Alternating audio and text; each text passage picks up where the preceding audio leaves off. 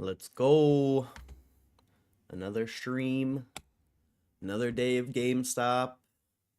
All there is news about them selling France and Canada and, the Bitcoin things. But I saw this article. It mentions GameStop. I don't think it's anything about GameStop, but kind of interesting. So, civil servants are leading the American resistance with GameStop as a guide, Virginia Heffernan. The most ferocious response to Elon Musk's cope in the U.S. is also the most disciplined. It's a sustained act of civil disobedience. Do not let Rocky Mountain Power. Let's see. By the civil service. Amid the malignant lies of the current regime, federal workers are steadily telling the truth. This strategy is more methodical than it first seems. One sec, I'm trying to get the chat going here too.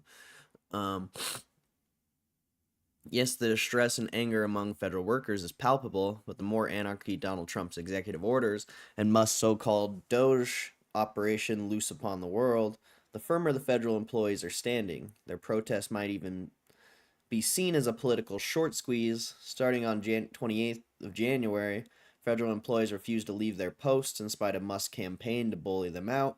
On the subreddit for federal employees, they exhorted each other not to quit. Their rallying cry soon became "Hold the line, don't resign." Although 2 million workers were pressured to quit, only 75,000 of them took what looked like a sketchy buyout deal. Let's see. Let me get this chat.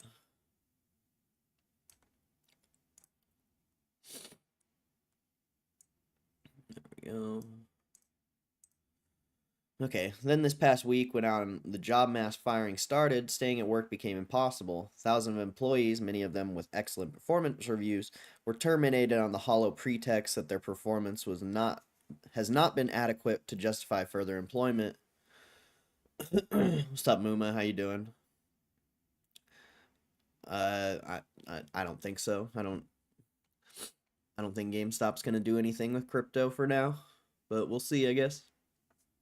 But as these employees cleared out their desks, a vocal group refused to vacate their faith in the civil services excellence. They have, in short, opposed the lie that that they and their colleagues are being fired for cause. In this way, they've converged on the policy that Alexander something, the great Soviet descendant, called personnel non-participation in lies. On Reddit, one poster encouraged federal employees to think with a view to the public record. They should write letters. The poster urged, on behalf of the trash colleagues, it was imperative to put on paper that these colleagues did indeed have good performance despite the firing. Red thumbnail. Hey, I'm glad you like the thumbnail, bro. I came home and I'm like, yeah, I'm gonna make a new thumbnail today. And that's what I came up with. And it fits very well with the title. It's kind of funny. I was gonna do it with just the dude. I forget his name. Skeeter. Skeeter, they ain't causing no trouble. Hey, if you don't like America, then you can get out.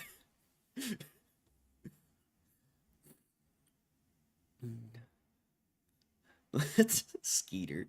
The poster offered a list of reasons to write these letters, among them that references help workers get new jobs, with the biggest reason to praise colleagues who have been fired under false pretenses is that, as the poster wrote, it is truth. Where does it start talking about GameStop? This campaign to tell the truth is not the work of the barricade types. Those being harassed, demonized, and fired are middle-class workers in agencies established by elected officials in Congress. Their remit includes conducting cancer research, preventing fires, and supporting veterans. By refusing to let Doge distort their service as a wasteful or inadequate, they've taken a stand that the rest of us should emulate. Solzhenitsyn believed ideology itself was built of lies. The delusion that human society can be remade from the top down by social engineers serving an autocrat is exactly the kind of program spelled out in Project 25 and being enacted by Trump's increasingly totalitarian executive orders. Right now, it's hard to imagine Musk or Trump will ever go bust, but emperors rise and fall. Those two have bet against America. What? What's up, Matt Romano? How you doing, bro? So our path is not to give conscious support to lies about anything whatsoever. Solzhenitsyn wrote in 1974 essay called "Live Not by Lies." Live not by lies. Though lies embrace everything, will be obstinate in the smallest of matters. Let them embrace everything, but not with any help from me. I don't know what this has to do with GameStop, but whatever. In more 25 terms, the civil service appears to be initiating a kind of short squeeze on the broligarchy.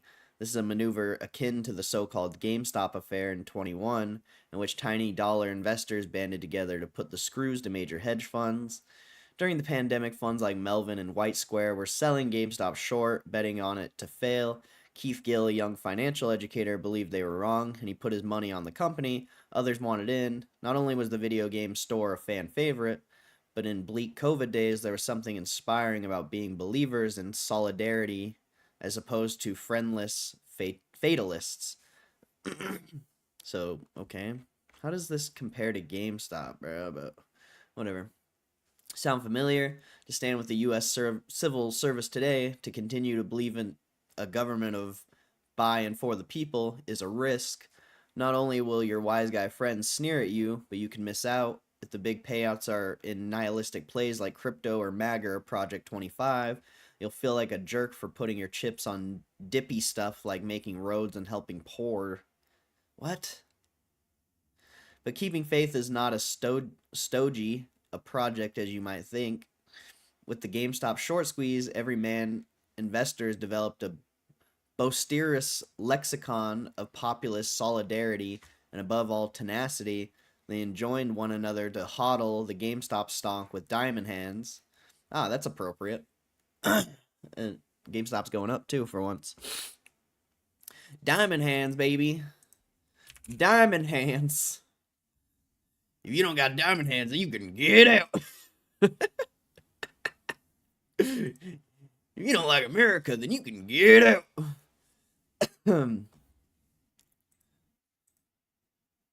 Ooh, decent candle to start the day.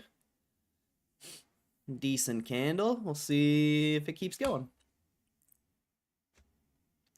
Their dominant slogan was just like that of the federal workers, hold the line, and it worked. When they held, they kept the price of GameStop high, and the hedge funds couldn't afford to cover their short bets. Melvin Capital broke down, as did White Square. But back to the federal employees. The second they received the 28 January fork in the road email trying to drive them out, thousands did what GameStop apes had done for 4 years earlier, went to Reddit. It was electric. A campaign to save America from Trump and Musk crystallized. When tyranny becomes law, rebellion becomes duty, posted one anonymous federal worker. Who knew that the fight against tyranny was me looking at some spreadsheet and trying to make Americans healthier? It was on, another said, it was on, they just created the imaginary deep state. They convinced everyone they were fighting against, and then it came. Diamond fucking hands. I like diamond hands. The GameStop words, you made me double check which sub I was in, someone said, with laughing crying emoji. Here's the ethic of holding fast to something you believe in, even while tyrants conspire to destroy it.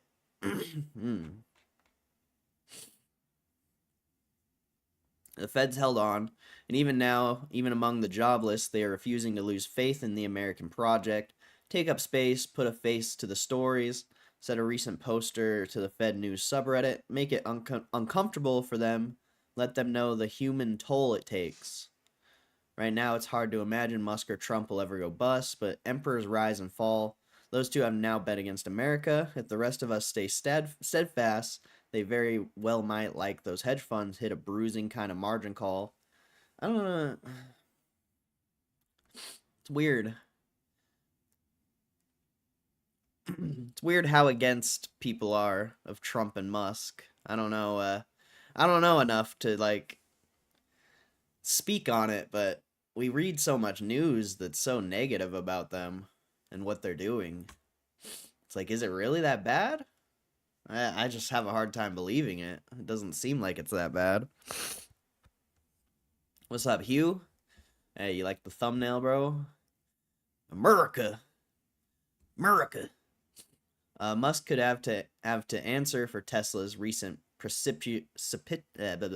precipitous, I don't know how to say that word, losses, there have been international boycotts of Tesla and creative, energized, and widespread campaigns against it.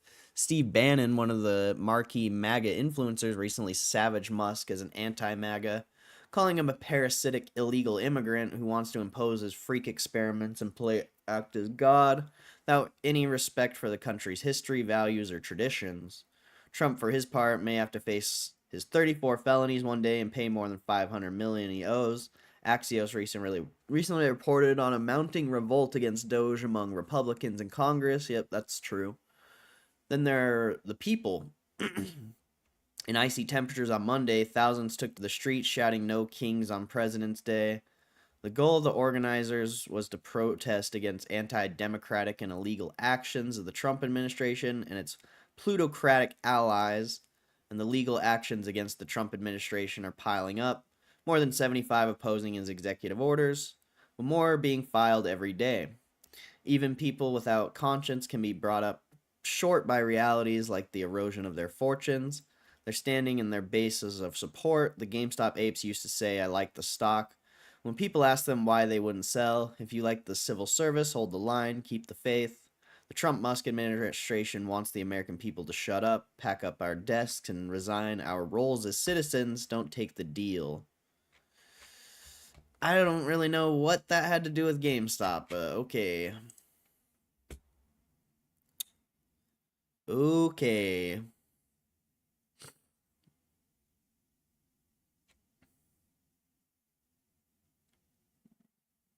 I keep seeing this news that the short interest has decreased by 5.6%. But when you go to Market Watch, it hasn't updated. So I don't know where they're getting that from. But that's a positive thing if it has, especially since the stock's been doing nothing but selling off. If the short interest went down while the stock's been selling off, like I feel like that's pretty positive. But I guess we'll find out. I think on February 28th is when it gets updated on Market Watch. So we'll find out then. My bad. Gotta get rid of those ads. Thank you, Matt Romano.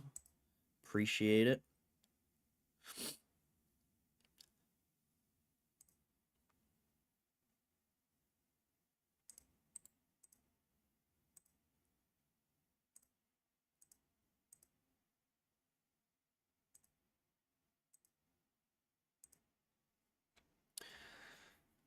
Crypto's chilling again. Solana's still absolutely clapped. And the Trump coin looks like Trump coin.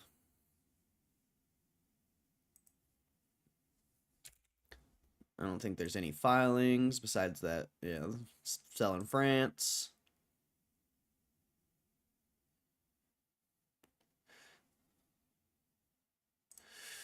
Let's see. Oh, what's up, Elvis? Just here to record members do his push-ups and drink water. Bro, I haven't been doing push-ups. I like just get zoned in on the stream and then I don't know, I just don't even think about it. So please come remind me more often. I would appreciate it. I think it's just the news sources you're reading. The hood loves my dude Trump and Elon. Yeah, hear about Doge dividend. Gay whites and trans hate Trump, and whites with white guilt hate Trump. Well, people just don't like that he's cutting government employee jobs, you know. That's really the issue. People are losing their jobs because of Trump and Elon. I think that's like the biggest issue. I don't think anyone else, of course there's people that don't like him, but when you're taking away people's jobs, of course there's going to be a problem, you know? People aren't too excited when they lose their job and they have, you know, a mortgage payment and rent and a car and yeah. So, it makes sense. It's not for nothing. You don't have diamond hands, you can get out. Doing great work. Chat got hella weird yesterday, had to dip out. Yeah, you're telling me, bro. You're fucking telling me. I'm trying to handle that, but I don't know, bro. I don't know why people like it's fine. Like it's cool to like, you know, have some fun, talk about some weird stuff sometimes, but like every day, all day, come on, bro. So, believe me, I left for the same reason. Like I still stayed until market close, but I was ready to get out for a while. But, you know, I don't know. Hopefully hopefully the chat can mature or something. I don't know. I don't know what it's going to take. I don't know what to say or do. I guess we'll find out. What's up, Seagull? Indecent? What's up, Indecent? Where does one produce said diamond hands? Diamond hands aren't actual hands. It's a mindset.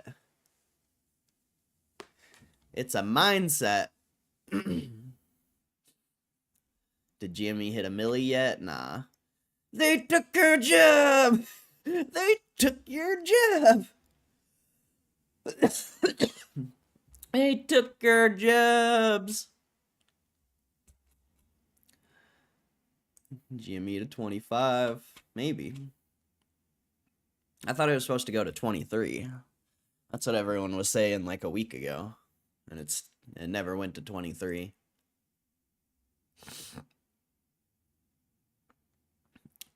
You want to talk about weird stuff? Then you can get out. You can get out. Oh, that's funny. It's funny, but I think it's keeping a lot of new people from joining. I don't know your footing on that. If you're pushing for more viewers, I mean, I'd like more new people to join, but it could also be, you know, the community too. I don't necessarily sit and talk about trading all day, so that could be part of the issue as well. But I agree. I think it's keeping new people from joining as well. I'm ready for 2 to 5 years of golfing. Amen. Or holding. Golfing. Isaiah, what's up, Isaiah? Diamond hands, be a man. Amen. Amen. If you don't got diamond hands, you can get out. Oh, shit. You actually got some decent selling on the indexes today. It's kind of sketchy. Kind of sketchy.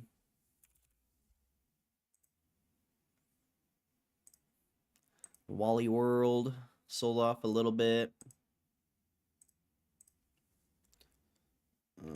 The Dow. Yeah, Dow's testing support again. That's going to be pretty bad if it breaks support and sells off. But as long as it holds this trend here from August to January, then it's not as bad, but it's, yeah. Dow breaking support right now like this, that's sketchy. That's sketchy, bro. The NASDAQ doesn't look terrible. The SPY doesn't look that bad either. But you need some serious bids right now, bro. What are these? These bids are trash. And the Russell doesn't look that great either, but you kind of broke out of the downtrend here on January 21st. So it looks bullish overall, but I guess we'll see. We're still just chilling at that pivot point, bro. Like, anything's really possible right now. Obviously, I'm biased and I'm pretty bullish, but anything's possible at this moment. See, Baba had earnings. Booking had earnings. Copart. What's up, Moose again? At the DME right now. Damn, that sucks. The DMV sucks, bro. The frickin' DMV. Are you Are you going there to confess your sins? Like in South Park? The DMV has made me whole again. Oh, Unity had earnings. People like that stock. see how that did. Oh, wow. Unity went nuts off of earnings.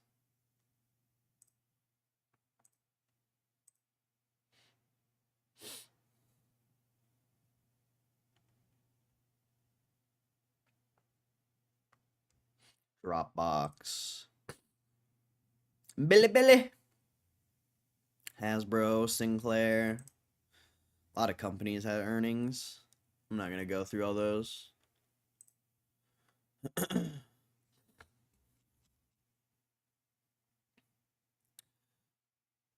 Just tell your dad your dad owns the property place and you don't need to stand in line with the pores.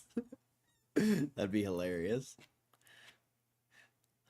My father owns this establishment.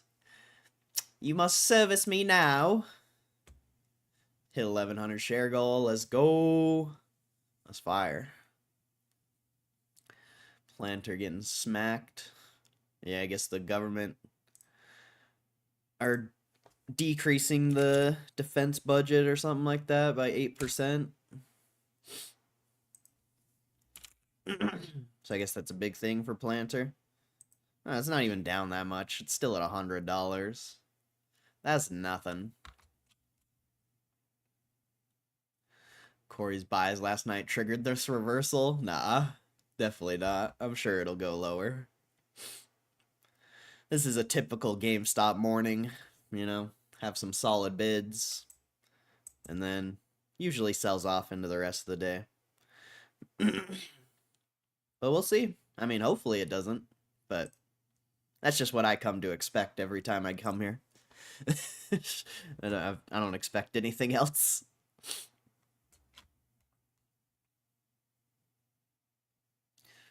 Walmart shares drop as retailer says profit growth will slow. I might want to read that. It's good to read about other retailers and see what's going on. Trump said his administration will check Fort Knox to make sure the gold is still there. What?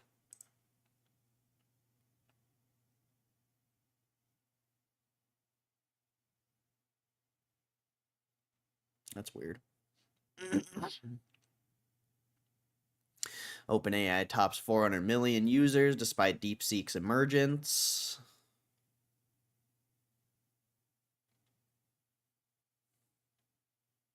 Alibaba shares pop 11%.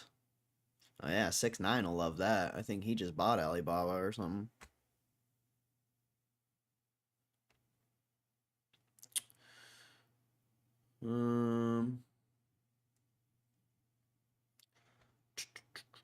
There's not much news. I mean, there's a lot of earnings still, but I don't necessarily. I mean, earnings is cool, I guess, but there's a lot. There's a lot. The dollar's down quite a bit. It's kind of weird that the stocks are down and the dollar's down. And oil's not up that much either. Like bonds aren't moving. Maybe it's because of all the Chinese companies going up. Could be rotation into China stocks. I'm not too sure though. Doesn't look like the index is up.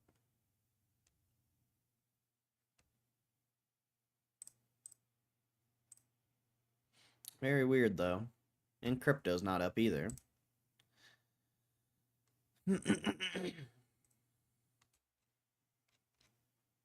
Very interesting time. Oh, Logan Paul's down bad, bro. Logan Paul's down bad. Wants to sell record-breaking Pikachu Illustrator Pokemon card worth $5 million. My guy's down bad. He can't scam anymore, unfortunately. So he's got to sell a Pokemon card.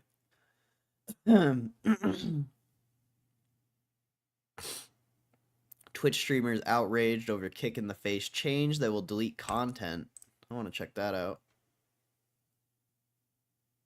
I feel like there's always something going on with Twitch.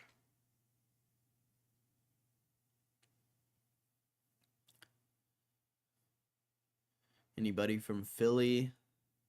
Thank the Lord, Philly sucks. I like Philly cheesesteaks. Does that count? Red week. Next week it goes up, I'm considering. I have no clue, honestly.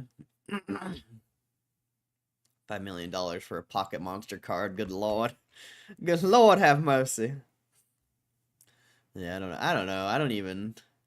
I found this clip. I was watching some Roaring Kitty streams the other day, and I found a clip that I want to share with the class. I think it's a good one. Let's see if I can remember where it is. Wait.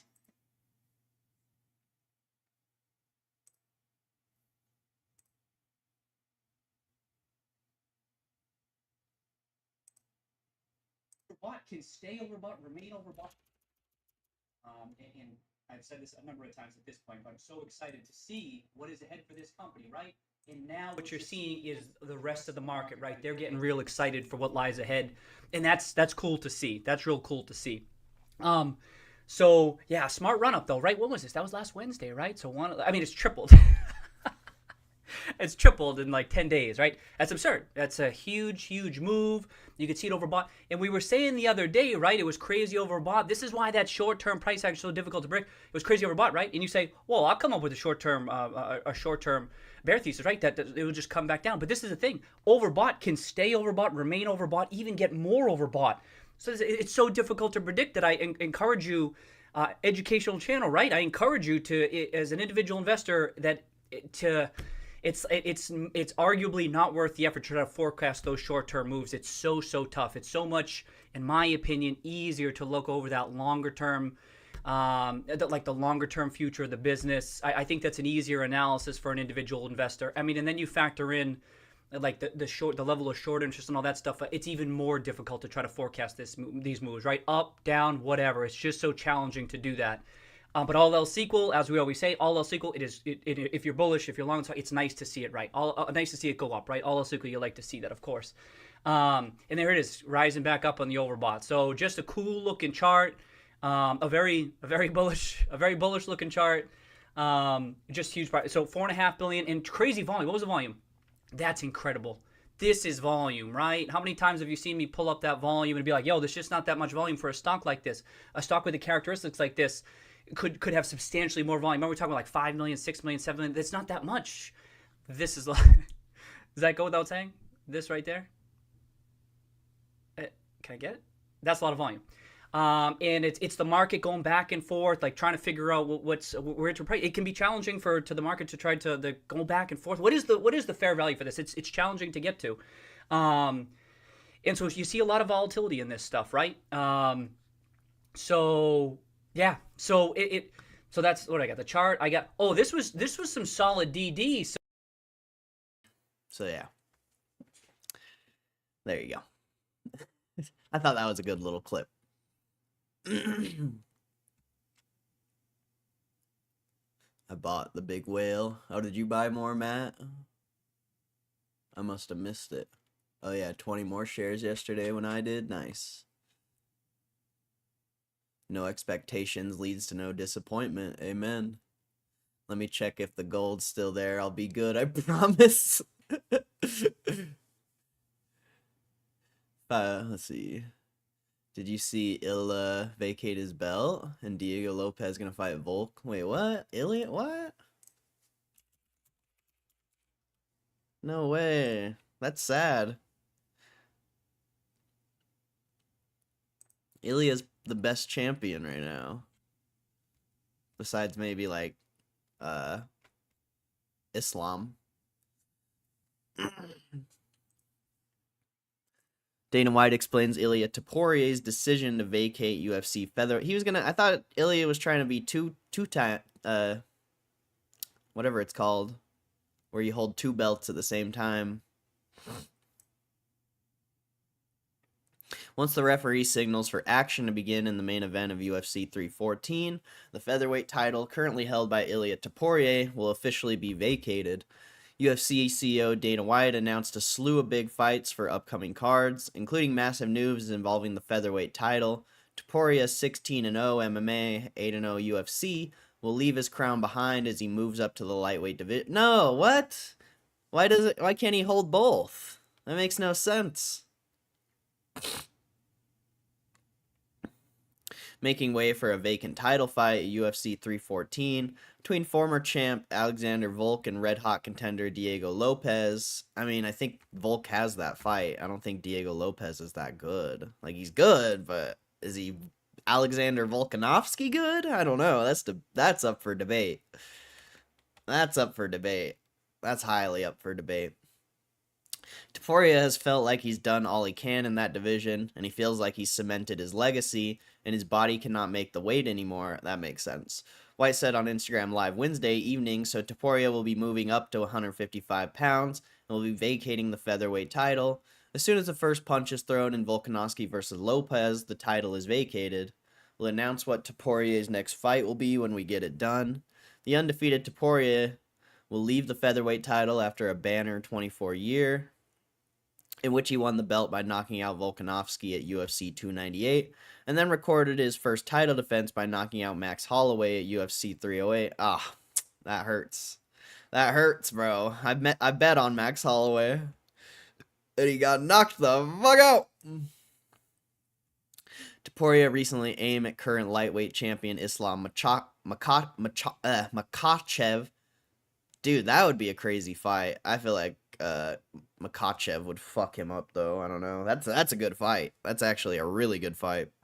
Stating his confidence in the result of a potential matchup.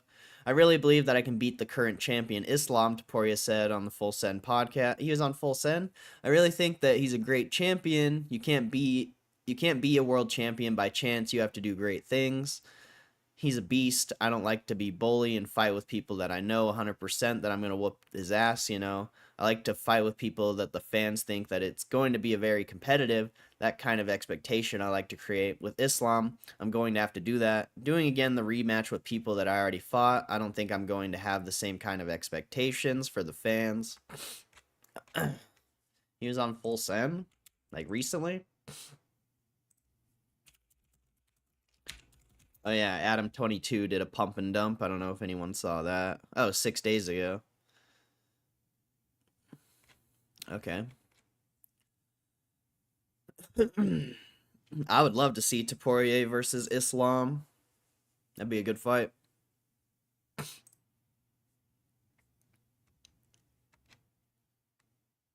I'm used to homeless people in NYC, but the vagrant drug problem out here is next level. Legit zombies in the street. Are you in Philly right now? What are you doing out there? I was looking for a Roaring Kitty Live I think you sent to me. He was talking about Long Short Squeeze about a railway company in the early 1900s. I want to listen to that again. I can't find it. I can't remember that. What's up, KCR? Hope you're doing good. Lopez is on Volk's level all day. I've been waiting for Lopez to hype this chance. Since his debut, he will beat Volk. Should be an amazing fight. Yeah, I think it'll be a good fight, but Volkanovski's good, bro. Lopez is good, but I just don't know how much Lopez has really improved.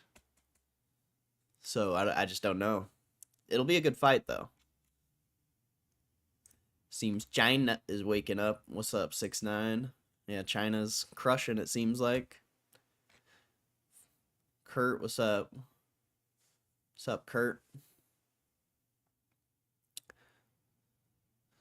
Just saw Ryan Cohen has only been following GameStop on X forever. Now he's following 2 accounts. Second follow is Bitcoin Magazine. No way. That's funny. Oops, that's not Twitter.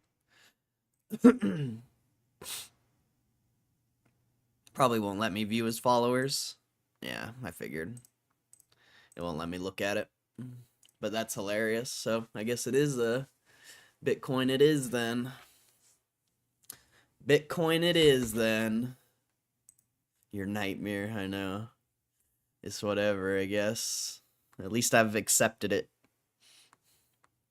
As long as it squeezes and they do a stock offering to raise more cash, I'm cool with it. It's not that bad in that scenario. Because then if they buy like I don't know, 3 billion worth of Bitcoin, and then they make another 2 billion off of dilution. They're basically at the same place, even if Bitcoin drops 50%, you know? So, I'm cool with it if that's what goes on.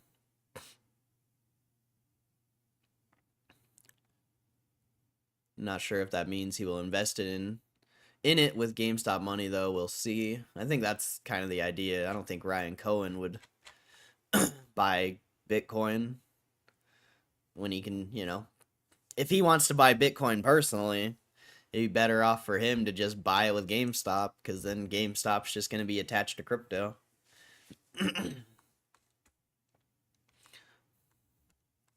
I'm tired of the Bitcoin tease. Just give me some news already. What is this, golf? What is this, golf?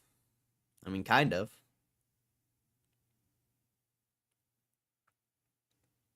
14-year-old dies after injecting himself with butterfly remains? What the hell? I don't even want to read that. That just sounds weird. Pokemon Presents 2025 date, how to watch and leaks. What's that? Pokemon Presents. Black Ops 6 fans want classic Black Ops 1 map remake, but it's not the one you think. Modern Warfare 2 and Modern Warfare 3 weapons just got huge Warzone buffs to compete against Black Ops 6 meta.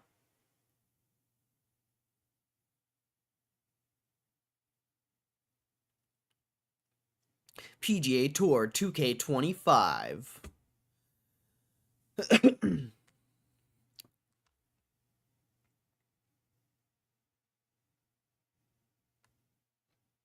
Will Smith puts XQC on blast for banning viewer who told him to make better content. I want to read that. That sounds interesting.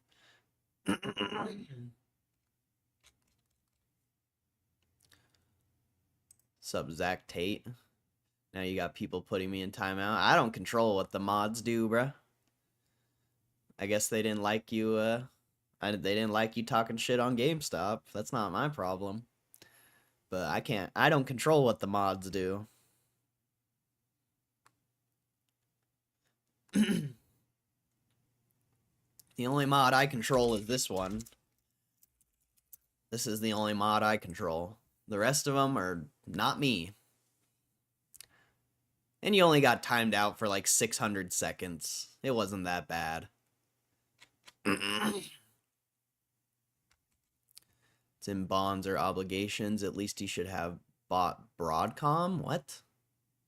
I don't know what you're talking about. Been edging for 4 years now. Gonna have a Mount Vesuvius level blow when I get actual news. That's funny. Kind of true, right? Well, I want to be a mod. Well, nobody's gonna be a mod. Pretty soon. Pretty soon, it's just gonna be me.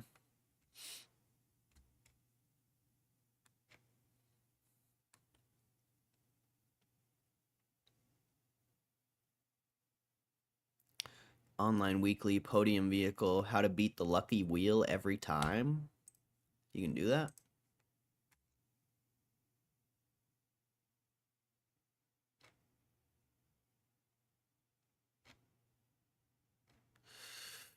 It's possible to follow a set of simple steps to guarantee you win this podium vehicle. While you may make a mistake on your first couple attempts, after you practice, you'll completely master a technique. Head to Diamond Casino, start a private session so the lucky wheel is fresh. Interact with the wheel and wait for the use to spin bar to pop up in the top right. As soon as it appears, count up to 4, then flick your analog stick up and then downwards. Enjoy your new podium vehicle. Alright. That sounds easy enough. I didn't know that was a thing.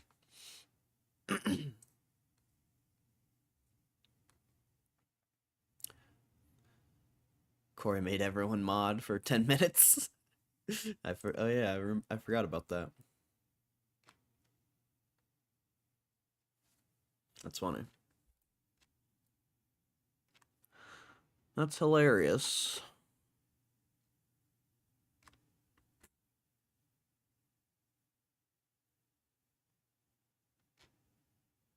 A lot of Pokemon Go news. GTA 6 fans are convinced they've found game's release date. Didn't I say it was October 7th or something like that? Pokemon Day 25 rumor is ridiculous, but players still want it.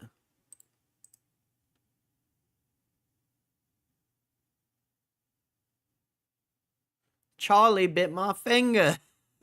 YouTuber reveals life update 18 years after viral fame. Charlie! Charlie! I see that he's following GME and Bitcoin Mag. That is a little different. Yeah, that's what Hugh said. Is that like a recent change? Like really recent? What is making the VIX move? The indexes are selling off, I'm pretty sure.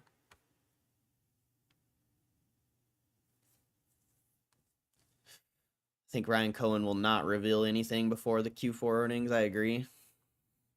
They'll probably reveal it on Q4, or they'll do it sometime after the earnings.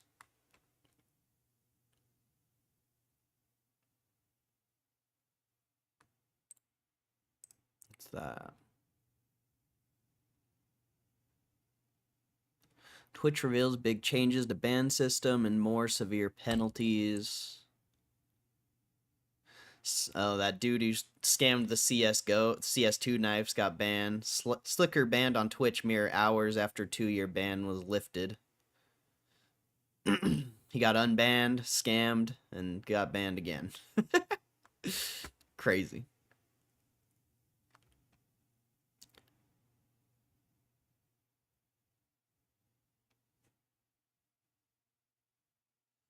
Alright. We've read most of those.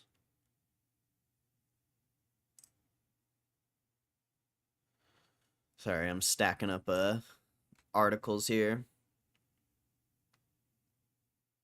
I think I already have that article. Just written by someone else. Mr. Beast, life is so much easier when you're broke. Oh man. Let's read that.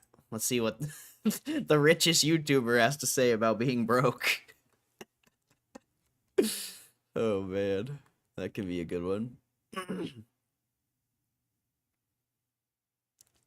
Ex-Bungie director's creepy text to female employees released. Released by Sony in ongoing lawsuit. Last of Us. We read that. Split Fiction is more It Takes Two, but with an unlikely inspiration. Oh yeah, this thing. This, like, I don't know if anyone remembers this AI pin, but I guess this thing is, it was really expensive, and now it's just gone. They're just getting rid of it. They're just cutting it. Kind of interesting.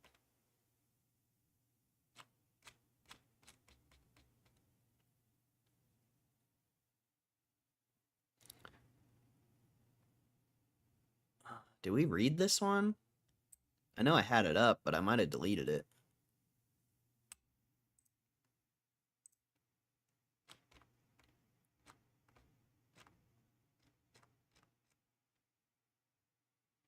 Console wars are over. We read that one, didn't we?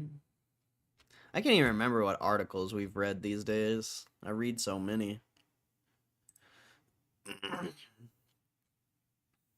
Twitch streamers' uploads and highlights can no longer exceed 100 hours. That sounds terrible. I think I already got a story about that, though.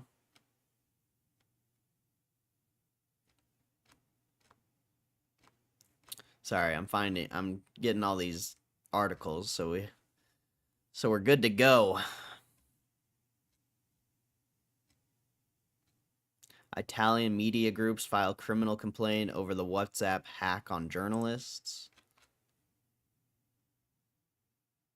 Twitch community guideline violations will now disappear from accounts after a set time. Nikola went bankrupt. We talked about that yesterday. Apple home buttons going away and the lightning cable. And we read all those.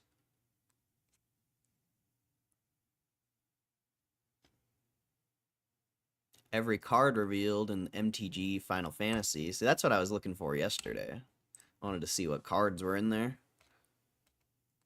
I might buy the Final Fantasy VII deck just for fun, even though I don't even play Magic. This shit is going slow. I got too many tabs open or something.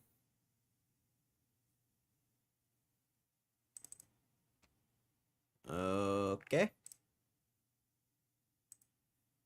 Am I still live? What the hell is going on right now?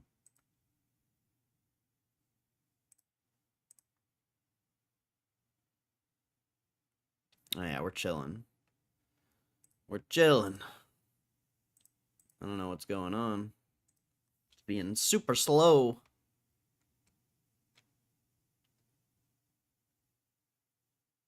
"13 years on, Ubisoft adds Steam achievements to one mainline Assassin's Creed game.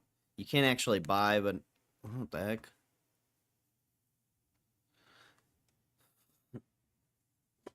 Survival game with the best car ever is sold over millions of copies. Pacific Drive? I've never even heard of that.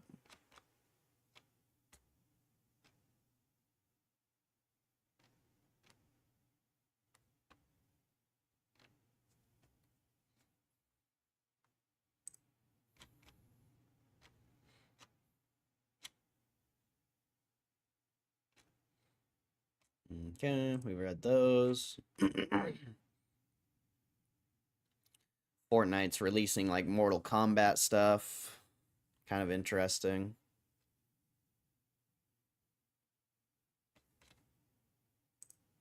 Alright.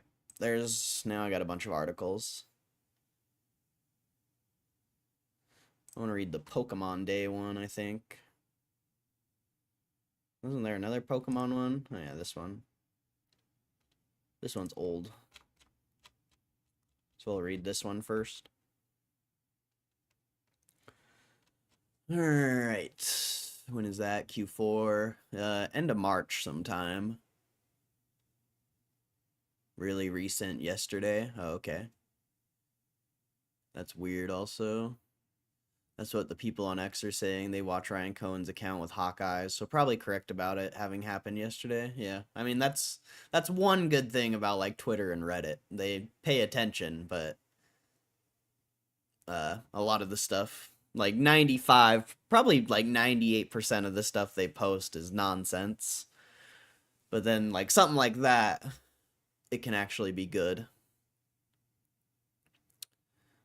What do you find strange about that?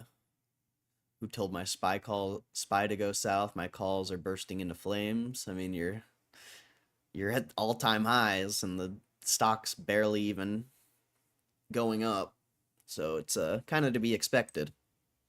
Playing calls right now is pretty ridiculous, actually. I mean, trading in general right now is kind of ridiculous.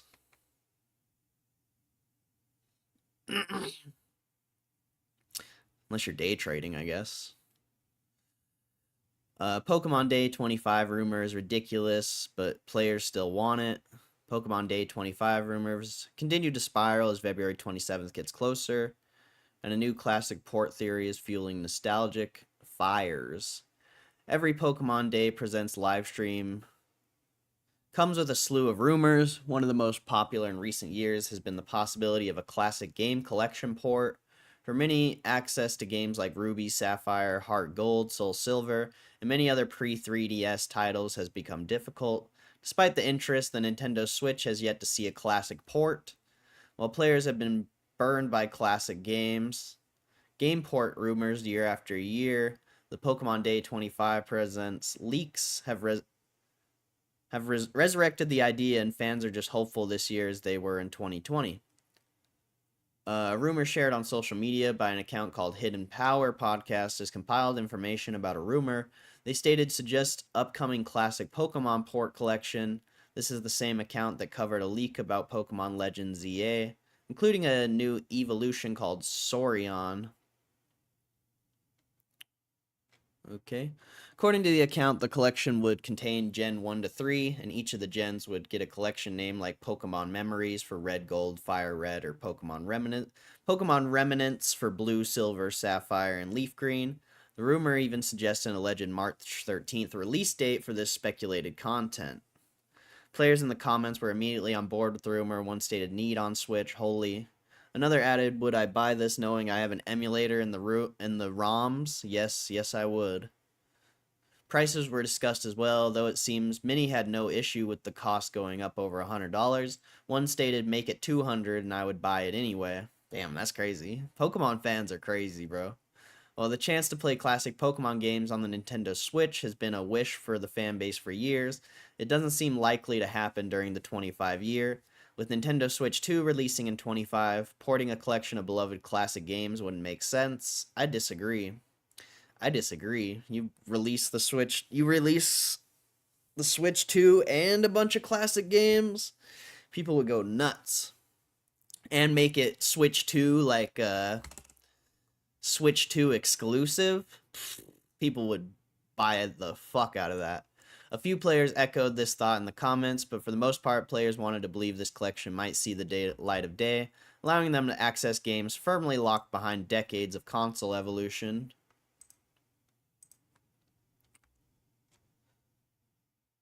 Super Stonk is weaponized autism at its finest. Just got to sift through a lot of nonsense hype, which is like most of it. I'd rather just not. 6ix9ine, a degenerate gambler? No, can't be. Ellen Degenerates over here. That's a good one. Ellen Degenerates. I like that.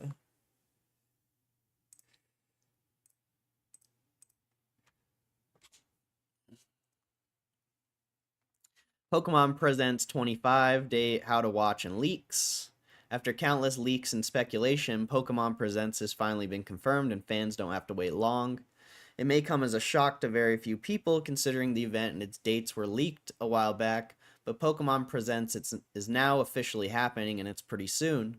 Players can expect to see a show filled with adorable Pokemon, some exciting news about the franchise's current and hopefully new games, setting out their plans for 25. So if you want to tune in, here's when it's happening, how to watch, and what could be revealed. Damn, we should watch this live. 27th. Will market it be open? Damn, we might be able to watch this live. That would be sick.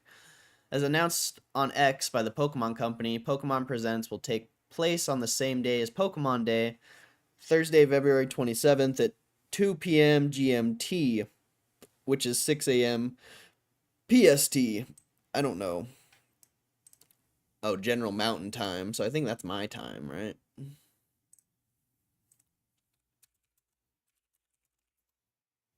4:06 p.m. Oh.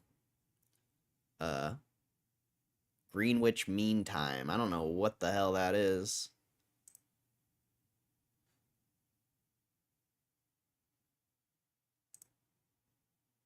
If it's 4 p.m. GMT to Mountain Time.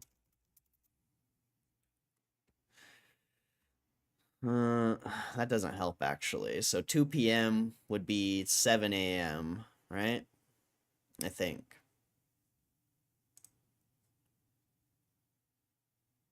Yeah. So 7 a.m. is when this is. General Mountain Time. That's the first time I heard that. I didn't know Greenwich Mean Time was a thing. Like, that's why I was confused. I'm like, the hell is GMT? I've never even heard of that. General Mountain Time. Oh, I'm stupid. Why is there 30 stations at the DME for only 5 to be open? That's how they get you. I learned Arizona doesn't follow daylight savings time the hard way. That's dope. General Mountain Time. That's so funny. For those different time zones, it'll start in the fall. Oh, I could have just read this. I wasn't paying attention. 9 a.m. Eastern time. Yeah, I'm dumb. So I guess I gotta wake up early on February 27th so we can watch this live. Live!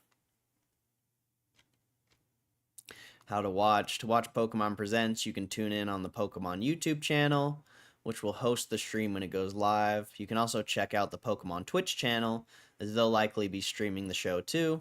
We'll also be adding the stream to this article when it becomes available, so be sure to bookmark this page and come back just before Pokemon Presents to watch the live show. Leaks, what could be announced. Of course, it bears mentioning that nothing has truly been confirmed for Pokemon Presents, but that doesn't stop leaks and speculation. It stands reason that we'll see at least something about Pokemon Legends Z to A during Pokemon Presents. After all, it was first announced in last year's show with cryptic trailer, and it gave a release window of 25. So with any luck, we'll see a release date and perhaps a new trailer for the upcoming mainline game. Many other Pokemon Z to A rumors have come around before the event, with some suggesting we'll be seeing a flying evolution called Saurion, though many fans aren't convinced these are accurate. Pokemon Go is one of the biggest Pokemon franchises right now, so it's almost certain we'll be seeing something about the game, likely upcoming major updates, any changes, and perhaps a new booster pack for Pokemon TCG Pocket. Oh man. Oh man. One leak also suggests a rare Prismatic Evolution TCG giveaway that would arrive on Pokemon Day, and therefore during the Pokemon event. Classic Pokemon port collection. One of the latest rumors shared on social media highlights that there will be an upcoming classic Pokemon port collection announced during the show containing Gens 1 to 3, with each of the gens getting collection names like Pokemon Memories or Pokemon Remnants. Many players wanted to believe this rumor was real, but the community will have to wait and see whether it's just a dream or reality. Amen. Amen. That's cool. I think you mean GME. My Apple Watch just has 4 widgets showing GME ticker. It's always GME time. That's fucking funny, bro. I'm also usually late, though. Correct 69, it's always GME time. GME just hit 25. Did it? I don't know. Did it?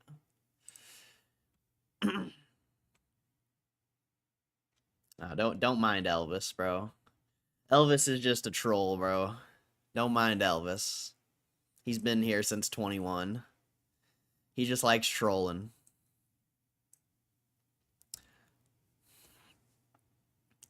Will Smith put XQC on blast for banning viewer who told him to make better content. Over the past few years, more and more celebrities have started popping up on live streams, some channels of their own showing off their gaming prowess to fans, while others just choose to join everyday streamers for different things.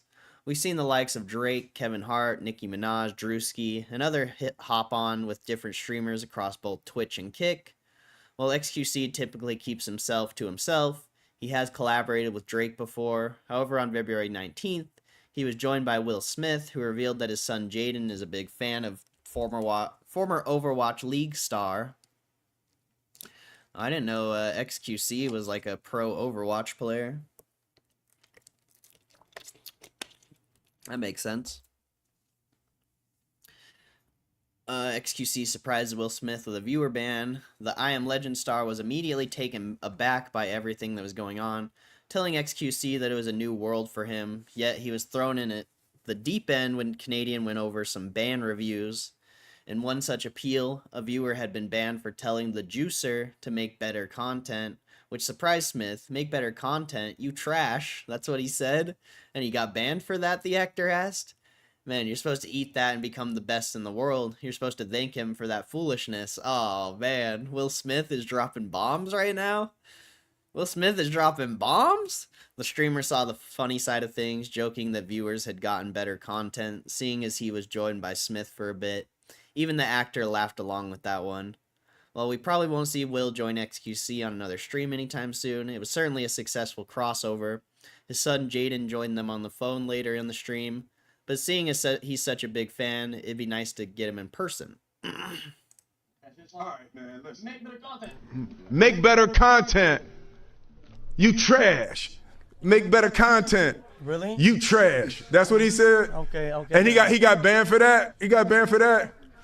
Man, you supposed to eat that and like become the best in the world. You're supposed to thank him for that foolishness. Well, today we got better content, so maybe Yeah, I know. he's working now, but he's banned. Thanks to It's him. like thank you for that. Thank you for that. Make better content. You trash. Loaded up on a speaker if you want to do it in here. Huh? We got your music loaded up on a speaker. Interesting. Interesting. Is that what I gotta start doing? Just thanking the trolls? You know, I feel bad for timing out John Tester now. Feel bad for banning John Tester now. Not really, but I haven't even banned him. I just time him out every time I see his name. Thank me. Thank you, Elvis. Thank you for coming in and trolling every single day. Thank you for your foolishness, Elvis.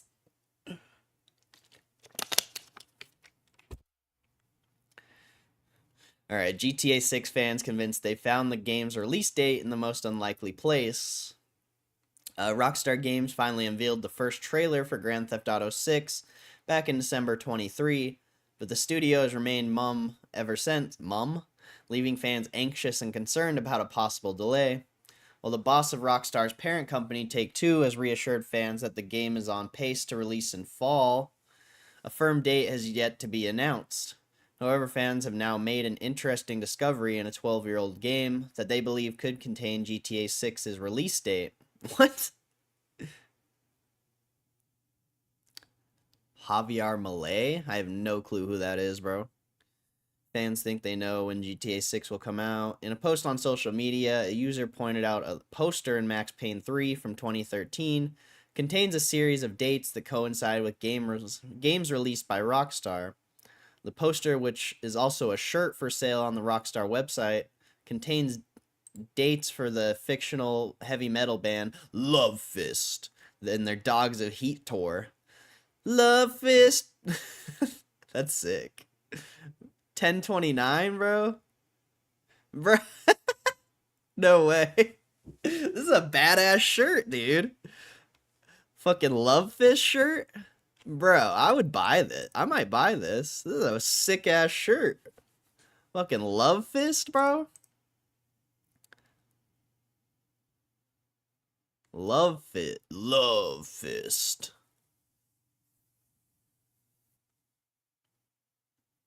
That's a sick ass shirt, bro.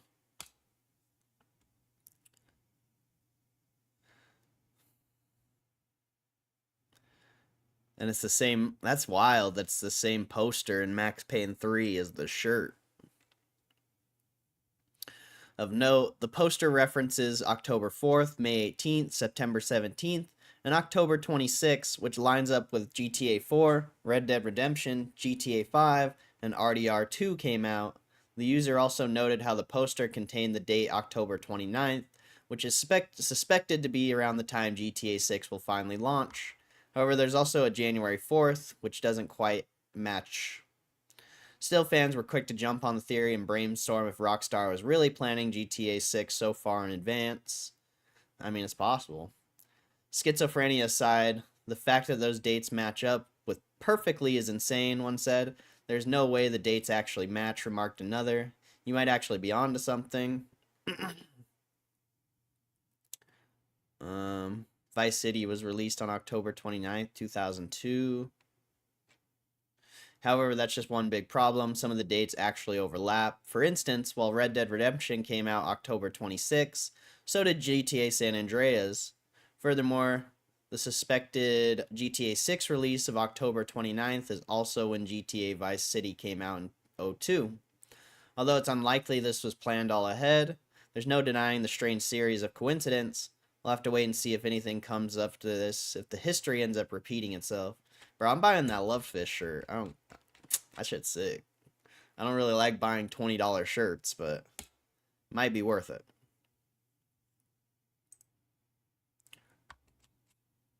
Sup, Kristen? I don't know if Zach Tate's in here anymore.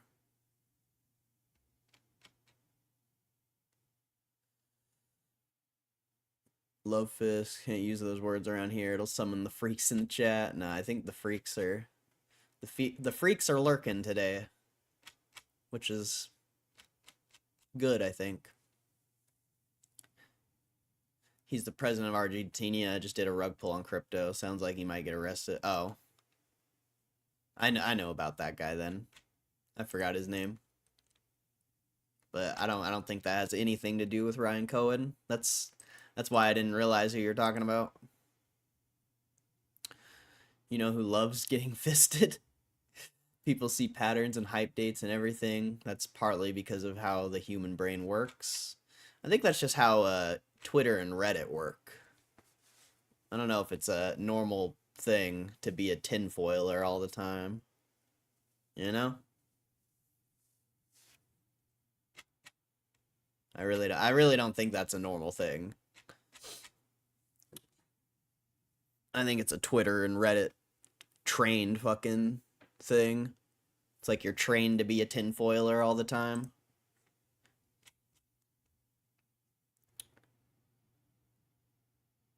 But I guess it's also just curiosity, you know? People are really excited for Grand Theft Auto 6.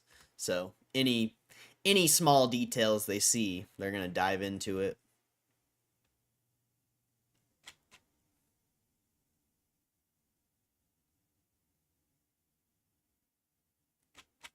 Sup, Caitlin? I'm a puppet. I owe you a puppet.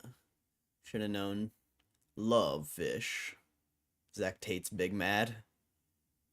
I'm such a sucker. My guilt runs deep. I don't think he cares that much, or else he wouldn't have left. I think he just wanted to come talk some smack. I mean, I don't know if he's still here or not. He could be a lurker, but you shouldn't feel bad when, you know, they're only in here a few minutes a day. If it was someone who was here all the time, you know, that would, then you could feel bad, but I only see that dude in here every now and then.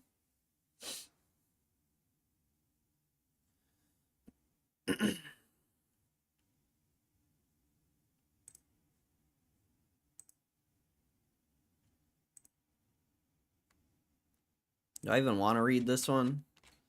I feel like this is a bad article to read. Whatever, we'll read it anyway. Mr. Beast, life is so much easier when you're broke. Mr. Beast, one of the most popular content creators and influencers in the world, recently sat down for a lengthy interview and talked about how his life has changed as a result of his fame and influence. In the interview, he claims to have less than $1 million in his bank account and says life was easier when he was broke. Jimmy Donaldson, better known online as Mr. Beast, has the most subscribed to channel on YouTube and has become famous for videos that often feature him giving away a lot of money or helping people in different parts of the world.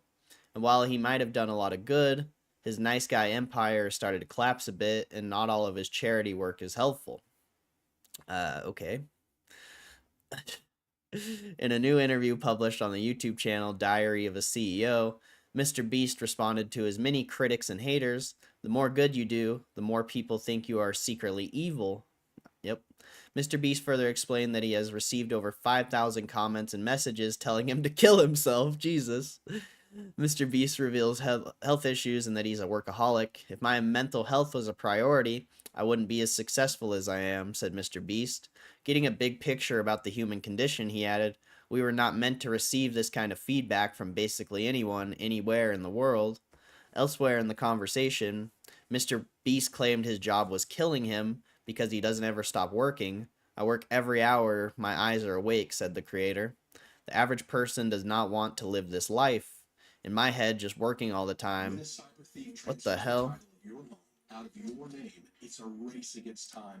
Bro, where is this ad? Fuck off with your ad, bruh. Where is it? Oh my fucking god. Fuck off, dude.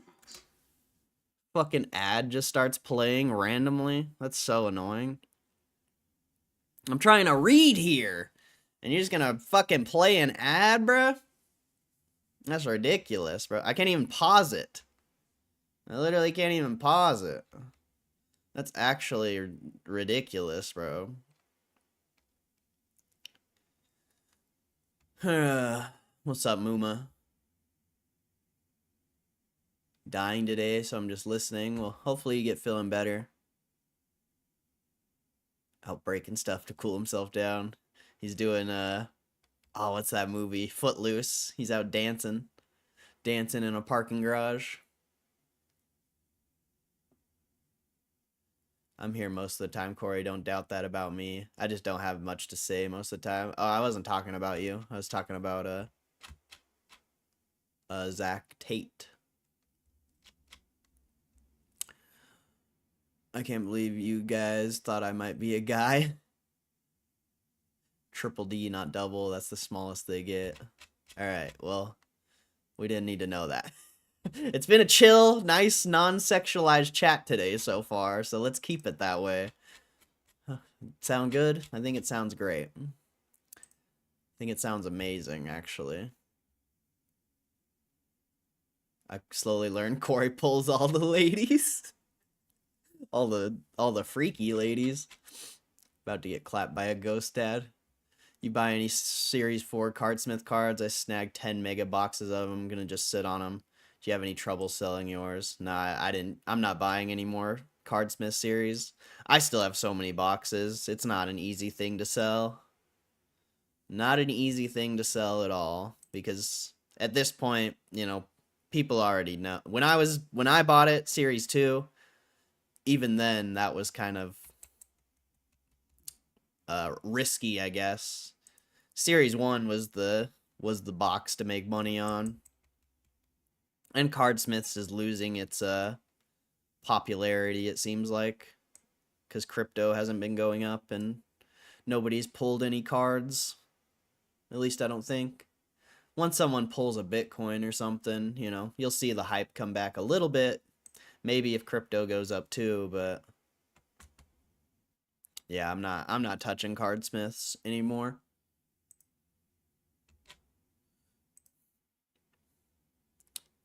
It's okay, KCR. A wise man speaks when he has something to say. A fool speaks because he has to say something. Sincerely, a fool.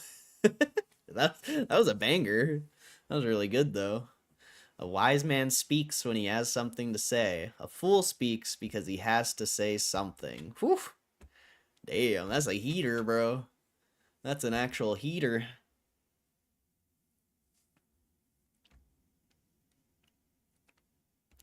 The average person does not want this life, in my head, just working all the time, and they probably just ask themselves, why am I working all the time? I don't do literally anything else. Making it harder for him to work, beyond the human need to sleep, is the fact that age 15, Mr. Beast was diagnosed with Crohn's disease, he says. I just get sick all the time, like random rashes and things like that. So it's pretty brutal, to be honest, and then it randomly clears up sometimes and just makes you very sick, very tired, it hurts like crazy. Because it gets very inflamed and it feels like someone's stabbing me in the gut with like a knife constantly. Yep. Mr. Beast talks money, beast games, and being broke. Still, despite the pain, mental health problems, and death threats, all this work has made Mr. Beast a lot of money, right?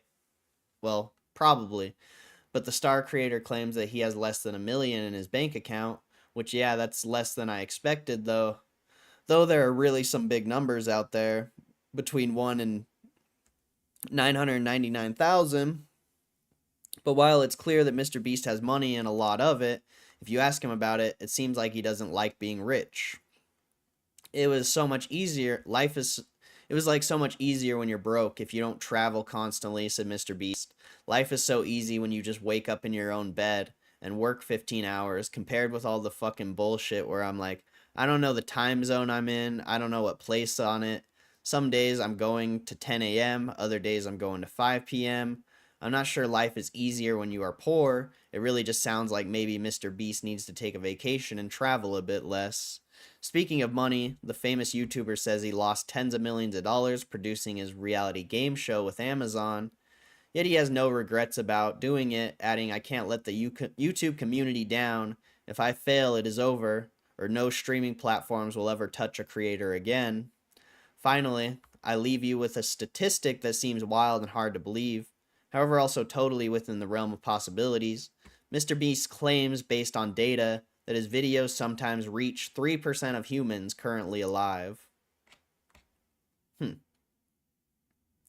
3%? That's wild, dude.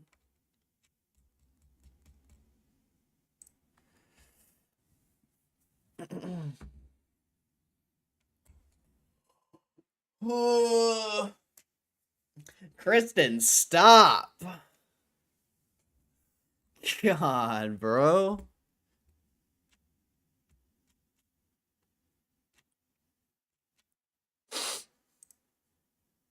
You're killing me right now, bro. I just had to Google G's for reference. God.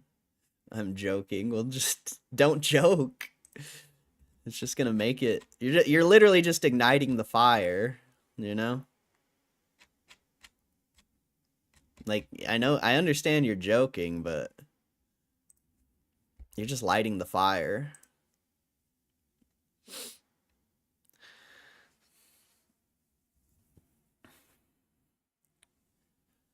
How about those Raiders? I don't watch football. I like when you get mad at me. Bruh. All I gotta say is, bruh. I'm reveling in the fact it's not me. Reveling. Get him. No. Just stop. We can go one day. I think we can go one day without it. I think we can go one singular day. Let's buy some GME. I bought some yesterday. Twitch reveals big changes to ban system and more severe penalties. Twitch has announced a series of updates to its ban system that will help longtime streamers while enhancing the consequences for policy violations. I love how I'm the only one who gets in the biggest trouble for it. I mean, we're trying to, like, kill it, bro. We're trying to kill it and not have it happen at all. That's kind of the thing. For many years, Twitch's ban system has been criticized for its lack of transparency and the reasoning behind some of its suspensions issued, something that even CEO Dan Clancy admitted needs improvement. On February 19th, the Amazon-owned platform revealed some big changes to violations and acknowledged that its prior ban system disproportionately impacted longtime streamers. As such, the site is now letting violations expire to prevent the number of unexpected permabans. However, it's also taking aim at frequent offenders by ramping up the consequences. Streamer violations will now expire on Twitch. According to Twitch, the prior system permanently counted every violation, including minor infractions against an account, something that could result in indefinite suspensions. Starting today, most violations will expire and drop off of your account after a set amount of time, the site explained. Most violations committed tend to be low severity, such as cheating in online games, and will expire in 90 days. However, higher severity violations, such as hateful conduct, will remain on an account longer and will expire in a year or two. Twitch believes this change will reduce the risk that streamers lose their communities and livelihoods for low severity violations. That said, severe violations will still result in permabans, but those indefinitely suspended for multiple violations in short time span will be able to appeal and apply for reinstatement after half a year. Streamers can now track their violations in the appeals portal, providing a new level of transparency. Twitch announces harsher penalties. In addition to violations expiring, the site revealed escalating consequences for users who frequently partake in harmful behavior. If you violate within the same policy category multiple times within the violation's expiration window, 90 days, 1 year, or 2 years, depending on the violation. The length of the suspension you receive for each subsequent violation will increase. Basically, if a streamer is banned for violating a community guideline and then is banned for the same infraction before the violation expires, they'll receive a longer ban the second time. Twitch hopes that these changes will limit the number of permabans they hand out, and streamers will be more likely to follow the rules. These policy updates were first announced at TwitchCon 24. More on the way, including a long-awaited feature that will finally tell streamers exactly why they're banned.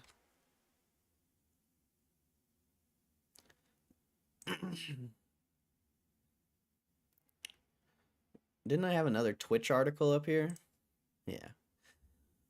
Twitch streamers outraged over kick in the face change that will delete content. Twitch announced a change that will limit the amount of video on demand and highlight storage that channels are allowed to have, sparking significant criticism for streamers. On February 19th, as part of a batch of updates that include changes to the moderation system and bans, Twitch explains their change to VOD storage as affecting only a small number of channels. We're implementing a 100-hour storage limit for highlights and uploads starting 4/19. This won't apply to past broadcasts, VODs, or clips, the platform announced on their X support account. Less than 0.5% of streamers exceed 100 hours, and this accounts for... it doesn't finish that. We're implementing a 100-hour storage limit for highlights and uploads starting 4/19. This won't apply to past broadcasts, VODs, and clips.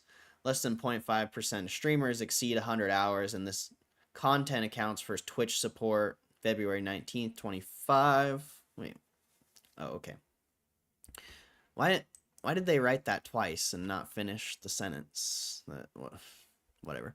In the post, they further clarify that when the rules begin on April 19th, the channel has more than 100 hours, Twitch will begin deleting that content, starting with the lowest viewed highlights. Streamers are encouraged to download any highlights or VODs they want to save before then to avoid deletion. However, despite Twitch's claim that these changes will impact less than 1% of channels, there has been significant backlash in response. I'm livid, said streamer Ara Peachy. This doesn't just affect less than 0.5% of streamers. This is a kick in the face to the most loyal, active, and hardworking streamers on your platform. Thanks for erasing our history with you. Yeah, that's, yeah. I mean, 0.5%. Yeah, you are affecting the biggest content creators on the platform with this. It's not really people like me that they're affecting. I mean, I don't stream on Twitch, but just an example. Speedrunning community devastated. The speedrunning community was particularly alarmed by the change, concerned that footage of all-time records would be taken down. This will be devastating to the speedrun community, said speedrunner and Twitch partner Bakba Soap. Tons of world records and times will just vanish. Speedrunning YouTuber Summoning Salt advised speedrunners to move their content to YouTube. PSA to all speedrunners, please download and upload all highlights to YouTube. Huge amounts of speedrunning history will be lost if we don't take action. Even if you're under 100 hours, play it safe and download. It's 100 hours for now, but who knows the future. Others question what level of cost saving would realistically be achieved if Twitch's claim that less than 0.5% of streamers would be affected. If fewer than 0.5% of streamers exceed 100 hours, what kind of savings are you getting from this policy? A commenter asked. Call me crazy, but storing video on a video streaming site is probably one of your main jobs. Another concern is the time period given before the rule comes into effect. With 2 months to download all their content, some argue it's not enough, and a petition has been started on Twitch's user voice service to delay the implementation. For example, Twitch streamer PH1LZA revealed that they are far above the 100-hour limit, with over 6,000 hours worth of highlights and VODs. Crazy. And that's a lot of content that's just going to be gone. As of now, Twitch has set the deadline for creators to be under the limit at April 19th, 25, exactly 2 months from the change being announced. Twitch has been trending on social media in the aftermath of the announcement, as well as other announcements changing the ban system.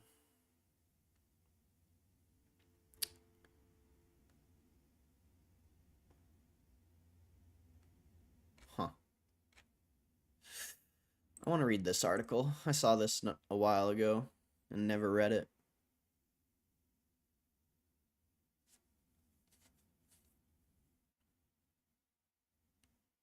And kick.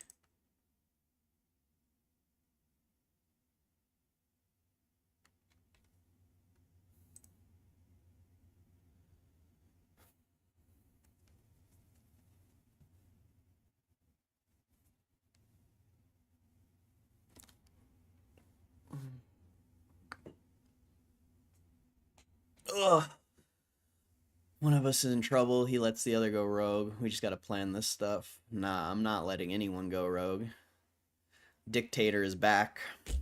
So, I mean, if you don't like the evil dictator, and this is your warning. The evil dictator is back. And meaner than ever. No mercy. No mercy this time. Y'all gotta watch Mark Rebellet's stream on Sundays at 2 p.m. They're the best, and you can catch a glimpse of me in the background. Wait, like, actually?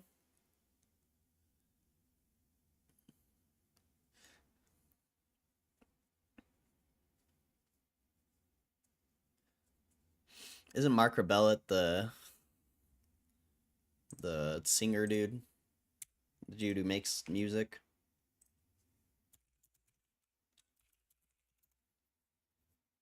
Yeah, this guy.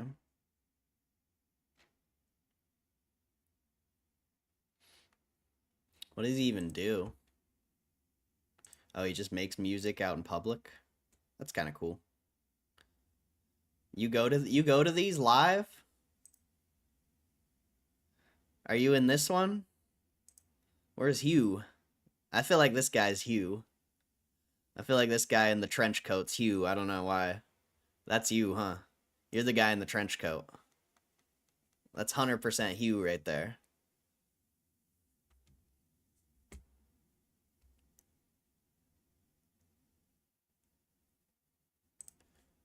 I'm wearing the big green hat. Big green hat. That's a girl, it looks like. So I don't know if that's you. I don't know if you're here yet. Big green hat. There's only one person with a green hat. Let's see. Oh, they're right there? Is that you? With the beard? Big green hat and a beard? We outside the end. A few streams back, you can see me right up front and center.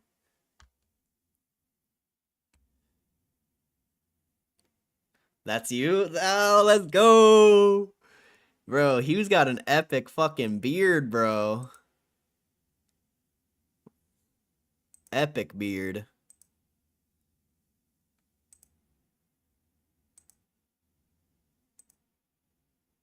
This is a good idea, bro.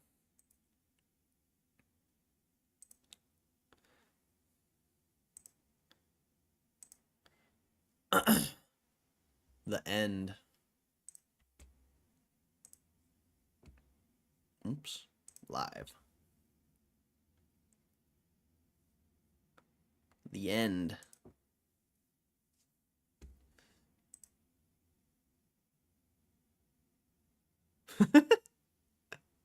Oh, this guy's a genius, bro. Few streams back, you can see me right up front and center. I'm trying to find you. Oh, is that you right there, bro? Right there? I found you. There's you. At least I think that's you. Go towards the end. Oh yeah, there you are, bro. There you are. There's Hugh. There's Hugh G. He's just bumping, drinking a Sprite or a beer, possibly.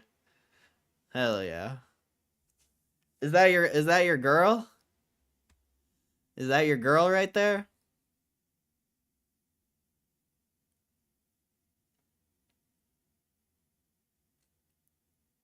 Let's go. So I didn't block everybody. Yeah, you you literally are like the tallest guy there besides this guy. You're literally the tallest guy there. That shit's hilarious, bro. That's what's up, bro. That's funny. That's cool that you can go to those live.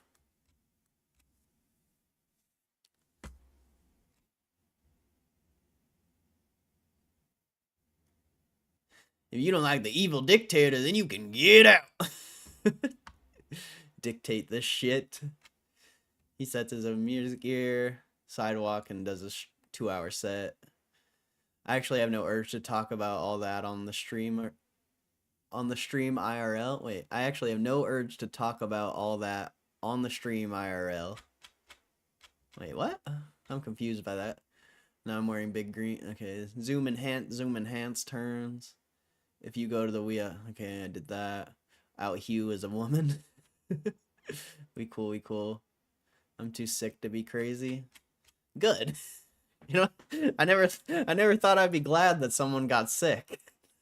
I'm just kidding. I hope you feel better. That sucks.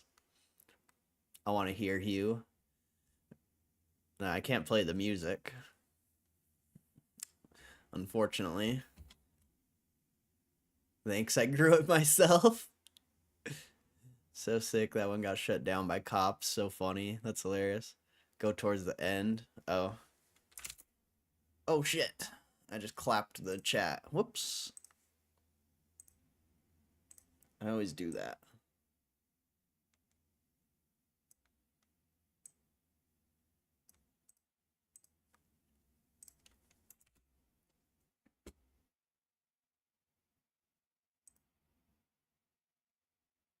Oh, I wanted to see the cop shut it down. I thought that's why you were telling me to go to the end. That's so legit, bro. This guy's a genius.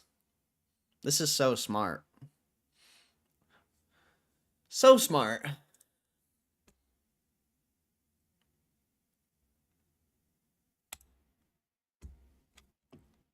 Where's Waldo? Hugh edition. That's my lady. Let's go. So pretty. Yep. I need Hugh G as my bodyguard. For real, though. For real, though.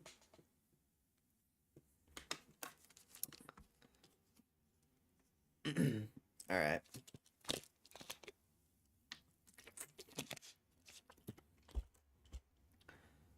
The beard is wild.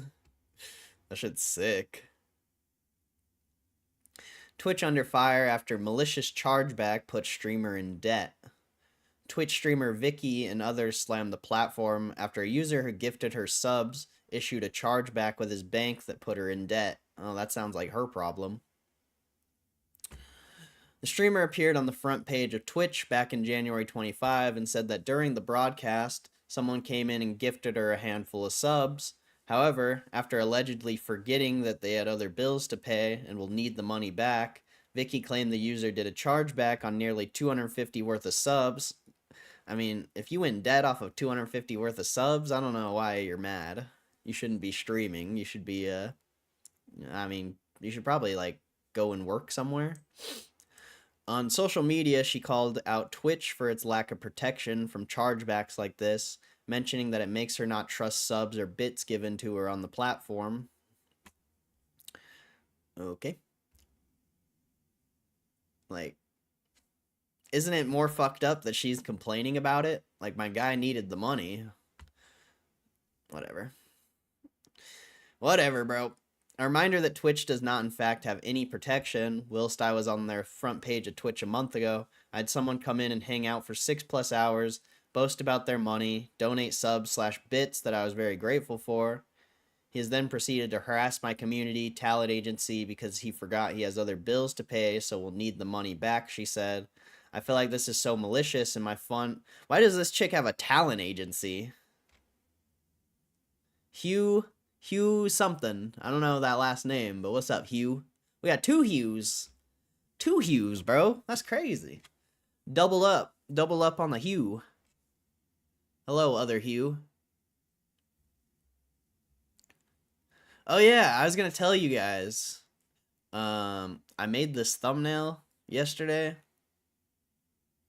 File Explorer. I made this thumbnail yesterday, and I was like, wouldn't it be funny if everyone in the chat had like a profile picture, and I was able to give every single character a face that like related to someone in the chat? Like the only one I know of is freaking Caitlyn. She has Trixie Tang, and I was gonna put Trixie Tang in the thumbnail, but I didn't. But I think it'd be funny if everyone had like a profile character. Oh, I guess I could do 6ix9ine. He has Jerome Powell as Salt Bay. I've never actually looked at yours until now. Jerome Powell doing Salt Bay. That's actually hilarious. What's Hughes? I've never looked at Hughes either. Oh, it's Beardless Hugh. And then Muma has a Lil Bill. I forgot about Lil Bill.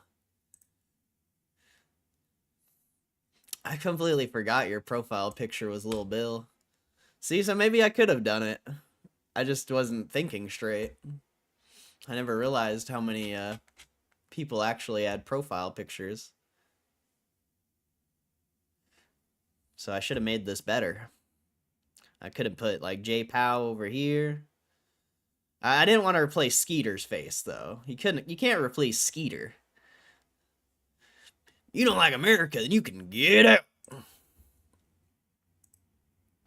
You can put Usher for me. I never even thought of that. Oh man, I fucked up. I could have made a way better thumbnail, huh? That's funny. I could have made a way better thumbnail. But for real, why does this chick have a talent agency? That makes 0 sense. If you're like worried about $250, why do you have a talent agency? Shit, I don't know, bro. If you want to replace Skeeter's face, you can get out. Nah, Skeeter, they ain't cause no trouble. Because he forgot to pay forgot he has other bills to pay, so will need the money back, she said in the post. I feel like this is so malicious, and my fun on the front page was dampened. I've been hit with a $242.32 chargeback. This makes me not trust any subs or bits coming my way. Twitch allowing chargebacks under these circumstances creates financial insecurity and sets a precedent for viewers to abuse the system. I don't know why you would be complaining. You got donated $250, and then, I mean, who cares if they did a chargeback? Vicky went on to reveal that the chargeback put her $111 into debt with Twitch, but as a post went viral on X, users flocked to her channel to use their Twitch Prime subs. You see, I can thank you for those. You can't charge back Twitch Primes yet, she added. This girl sucks. Oh man, this girl actually sucks. What chargeback is, like someone asked for a refund? Yeah, exactly. Like they donated and then I don't think you can do that on YouTube. I'm not sure. But yeah, they donated and then asked for their money back basically. I think you can do it on YouTube. Not 100% sure though. I don't know. But you can on YouTube. I tried. Hell yeah, that's hilarious. But yeah, I don't know. Like I don't even see why it would be a big deal, bro. Who cares? Whatever. I mean, I wouldn't care if you guys did it.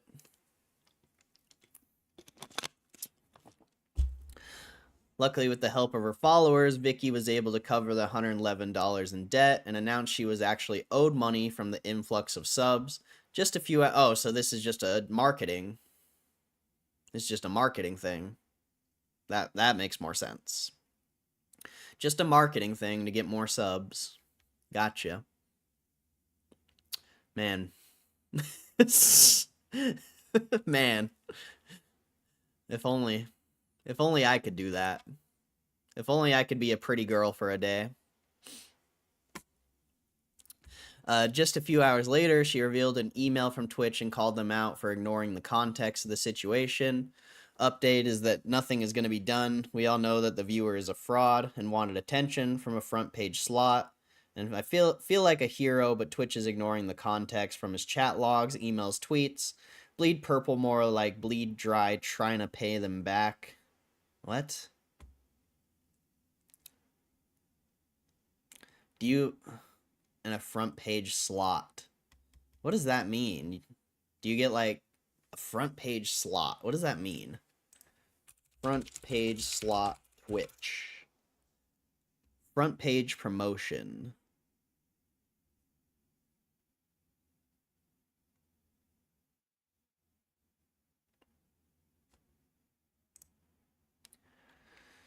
Front page facts. Getting boosted on Twitch's front page is a great way to expose your content to a much larger pool of potential viewers.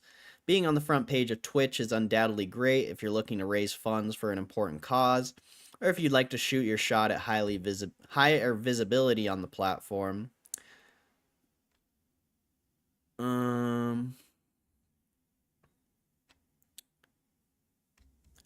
in the world?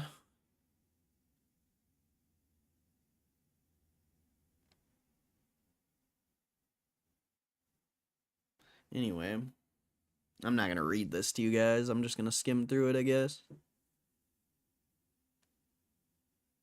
Must be a partner for 8 months. Be in good standing. Has maintained over 200 subs. You cannot have had a front page event spotlight for your channel in the past 6 months.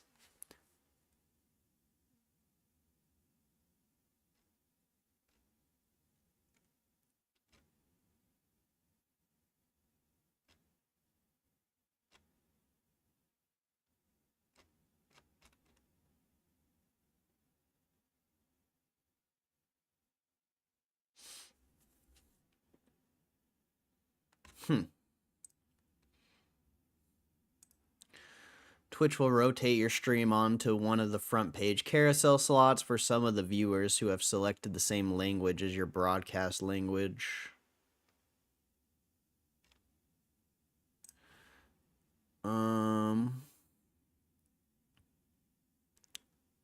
Short version, you have to meet load of requirements. Partner is one of the most basic requirements. Guaranteed slot, let's see.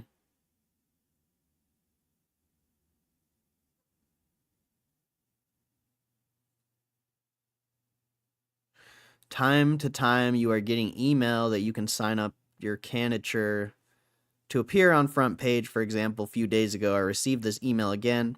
I believe it's mostly for partners, but I might be wrong. Didn't check if affiliate might apply for this also. If you want to apply... Okay, whatever. I guess I don't really care, but I was interested. Let's see. Is this almost over? Users then shared their similar experiences with gifted subs being refunded and called out Twitch for allowing it to happen so easily. Absolutely insane that this has been allowed to happen. Oh no! Oh no! Oh no! Someone asked for a refund! Oh! You can tell these people have never sold anything online in their life before. Another remarked, wow, ridiculous. Twitch should have said no refunds. There was no fraud. So there should have been no refund. I genuinely thought that the sub was the best way to support because we were protected by Twitch. That's so bad. I would rather have donations now since PayPal protects us better. This isn't the first time Twitch has sparked backlash with streamers on its platform. Back in September, various VTubers claimed the Amazon-owned site was bullying them after several big-name creators were banned. Yeah, that's ridiculous, man. Oh no, they asked for a refund. Whatever will you do? That's crazy. He wanted the $50 back from Friday. Thought the plane was crashing, so I sent the last 50 I had. I'd be scared to fly too.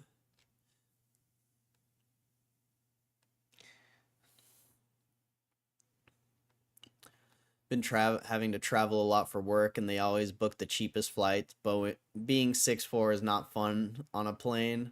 For real, they need to get you front row seats. They need to be chilling. How do you stand up on a plane? They fold you in half and carry your ass on. I stretch my legs out in the aisle, always tripping flight attendants. Yeah, you need front row, man. You gotta be getting those front row seats.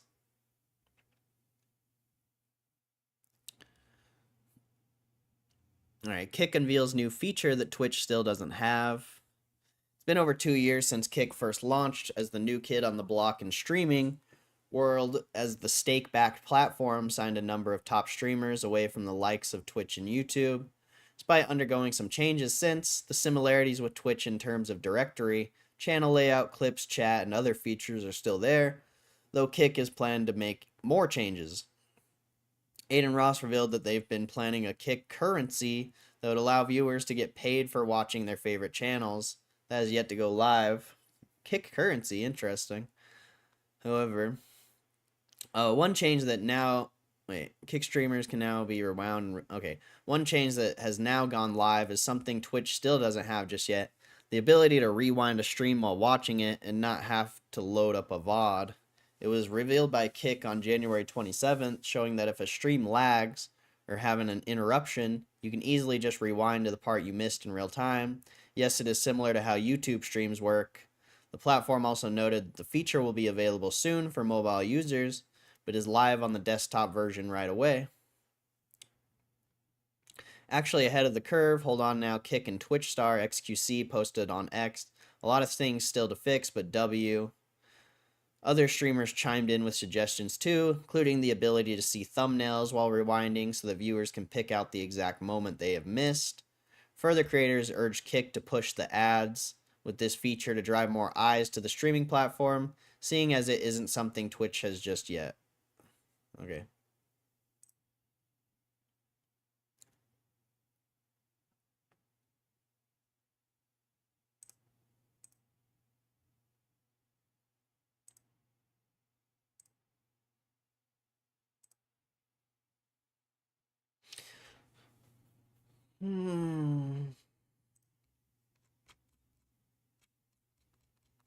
I swear we read this one.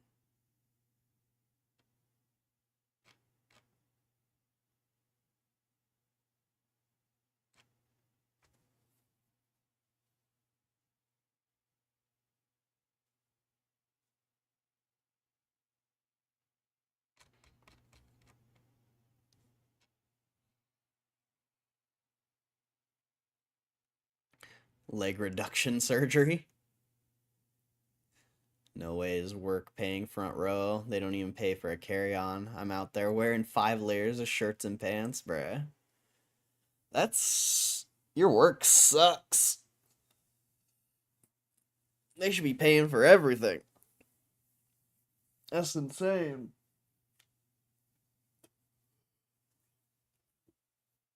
That's actually insane. What was the Intel article? Are they finally going bankrupt? Oh no, it's something about TSMC. We can read that one.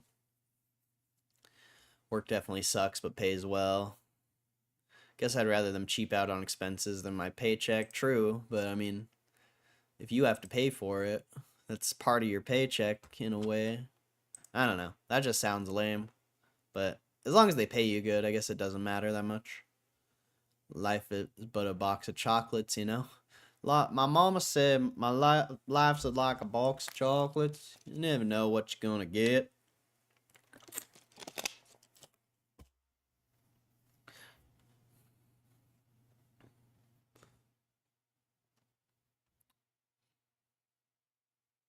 And that day, for no particular reason, I decided to go for a little run. Alright, so TSMC now said not to be eyeing up Intel's fabs, while other rumors suggest Intel could be split between TSMC and Broadcom. Last week, we reported of a Wall Street Journal post claiming that TSMC was in talks to take control of Intel's fabs in some kind of joint venture. Now it's being reported that is not the case. While yet more reports say that TSMC may indeed take Intel's fabs in a deal that sees Broadcom snap up the chip design side of Intel's business. Confused? You're not alone. Times reports that various analysts have responded to the Wall Street Journal, with one asserting that TSMC has no interest in the wafer fab facilities of Intel. Meanwhile, another Wall Street Journal report doubles down on the idea of TSMC taking over Intel's fabs and adds Broadcom into the mix. The idea is that Broadcom would be interested in acquiring Intel's chip design business if someone else, in this scenario TSMC, takes responsibility for the fabs. Thus, Intel would be split in two and cease to exist as an independent entity. If this all seems like wild speculation, it's probably not as crazy as it seems. Currently, Intel's share price is depressed to the extent that its so-called book value, or the value of all its various assets added up, is lower than its market cap, the latter being the total value of all its shares. In theory, therefore, there's an opportunity to buy a controlling stake in Intel shares and then break up the company through an asset sale and make a fat profit. Elementrix, what's up? I haven't seen that name in here before. Hope you're doing good. In practice, it's rather more complicated than that. However, the fact that Intel's book value is higher than its market cap means it's a nailed-on certainty that all kinds of outfits will be sniffing around Intel's books looking for an opportunity. No doubt that is why all of these rumors are emerging.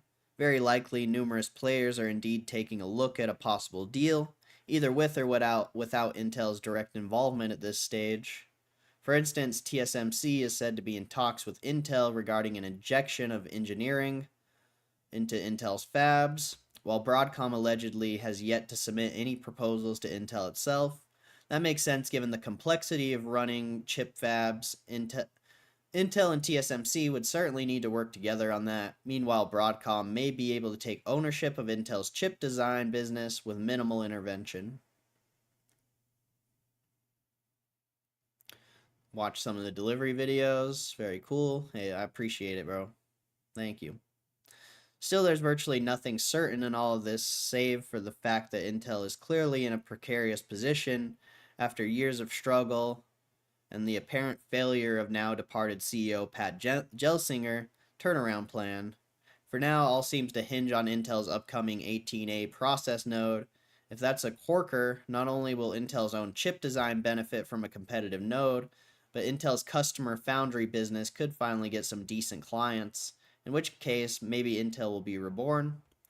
That would make for one of the great turnarounds in business history. Personally, I think it's more likely that 18A will be somewhere between a bit of a flop and mediocre. I can't see why Gelsinger would have left if 18A really is shaping out to be outstanding. Thus, it seems odd on that Intel as we know it may cease to exist in the medium term.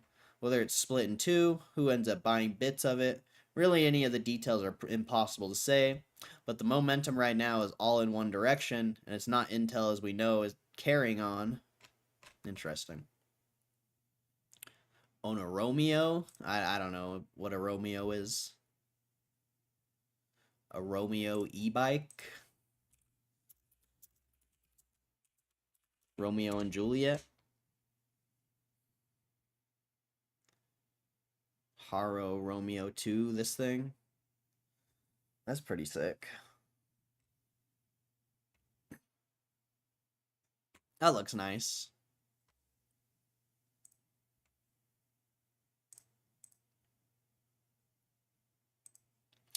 Alright. Xbox CEO confirms what we knew. The console wars are over. In case you didn't know, the console wars, the decade-long battle between multiple companies and their plastic game boxes, ended a few years ago. And while Sony continues to fight on with its PlayStation despite the war being over, Xbox CEO Phil Spencer recently confirmed that yeah, it's all over, and the company is no longer trying to steal users away with exclusives. I swear we read this already. Over the weekend, Spencer sat down for a lengthy interview with Xbox Era, in which he discussed his favorite games, talked about what various Xbox studios are working on, and dished on the industry at large. And he was also honest about Xbox no longer being a part of the console war, as it shifts to selling Xbox games on other consoles like PlayStation. I would love to make all of the money for all of the games that we ship, right? Like, obviously, we make more on our own platform. It's one of the reasons that investing in our own platform is important. But there are people, whether it's their libraries on a PlayStation or Nintendo, whether it's they like the controller better, they just like the games that are there. I'm not trying to move them all over to Xbox anymore. The last quote about not trying to bring everyone to Xbox anymore is a very telling one. And for sure, Xbox hasn't really been competing with Sony or Nintendo for a few years now. That kind of stops when you start selling your games on their platform. But this is confirmation from Spencer that Xbox was once fighting in the console wars, and that it no longer is part of that battle.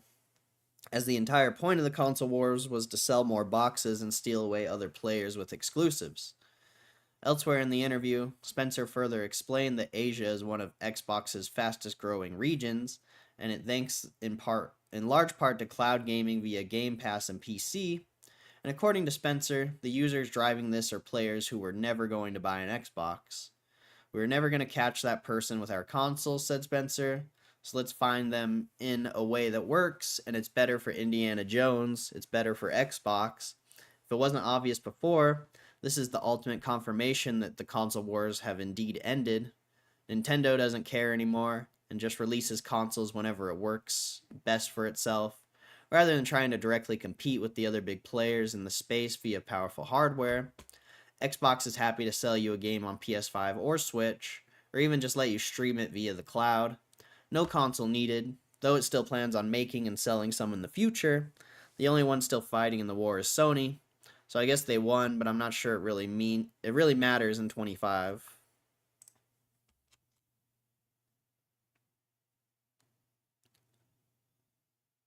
I love my one wheel, but would love an e-bike for more practical commutes. $1,700, that cheap as hell. How fast they go. I think there was one that was $3,000, and then it all depends on the battery. If it's 48 volts, it probably goes like 30-ish. If it's 60, probably goes above 40. And then if it's a 72 volt, then it's gonna be crazy, depending on the motor and all that. I'm gonna get a Stark Bark or whatever it's called when spring comes. It's like 11K, I think. Ever heard of it? No. I don't know what a Stark Bark is. Stark for 11K? That sounds terrible.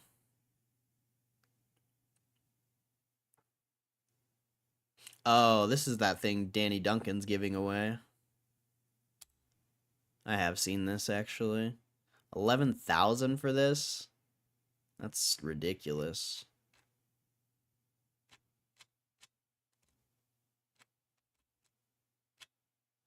It's nice, obviously, but I would never pay 11 grand for an e-bike. No way. Might as well just buy a real motorcycle at that point.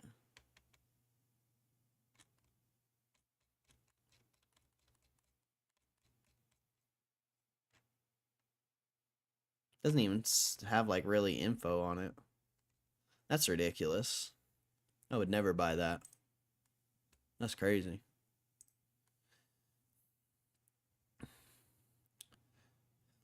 You can get a Suron for like a used Suron for like $3,000 and then upgrade it for like 2 or 3 more. It's gonna be just as good. Or you could buy an already modded out Suron for probably like 5. Someone who doesn't want it anymore.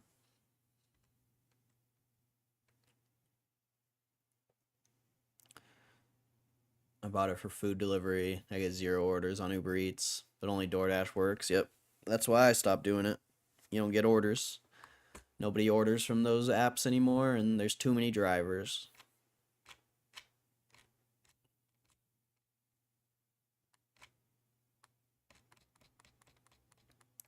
See, every card revealed in MTG Final Fantasy.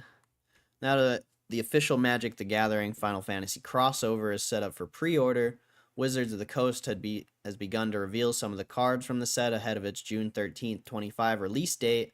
Let's take a look at every card that has been revealed so far. So far, 19 Magic crossover cards have been revealed, with some of them having multiple designs due to there being various cards that are able to transform between multiple forms. All 16 mainline Final Fantasy games are included in the set. However, there are 4 receiving special treatment via lead commander decks, which include Cloud from FF7, Terra from FF6, Titus from FF10, and Y'shtala from FF14. Here are all the cards that have been revealed so far. Ancient Copper Dragon. Deals combat damage to a player. Roll a d20. You create a number of treasure tokens equal to the result. Cecil Dark Knight. Cecil. Whenever Cecil deals damage, you lose that much life. Then if your total is less than or equal to half your starting life total, untap Cecil and transform it. Suppose this is my fate as Dark Knight. Soon I won't feel remorse for my actions.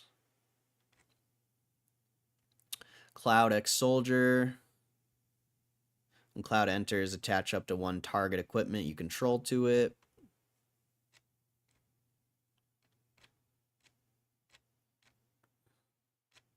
I don't know Magic that well.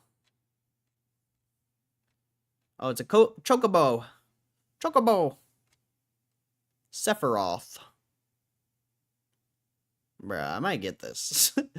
I don't even play Magic, but I might be getting this. Shiva. Shiva's in Final Fantasy VII, too.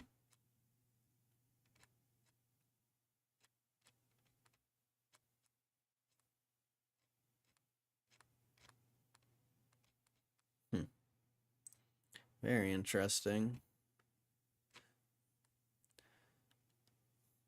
Leifuk Thunder e-bike. One of my buddies has it. The golden color? Nah. There's so many e-bikes now, bro. I don't even know how many. I don't even know. I haven't looked at e-bikes in years. I'm not really interested in buying another one.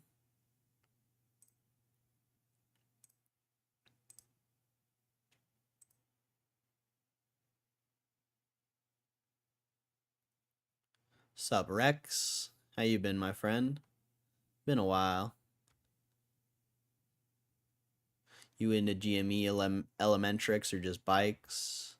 My uncle finna buy me the Start Cordell when I go to Minnesota. He was gonna buy me a car, and I was like, yo, let me get this instead. I would take the car, bro. I don't think the bike's a good purchase, to be fair.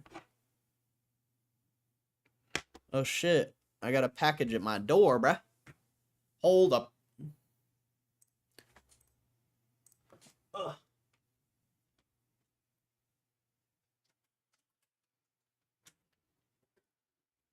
And it's snowing.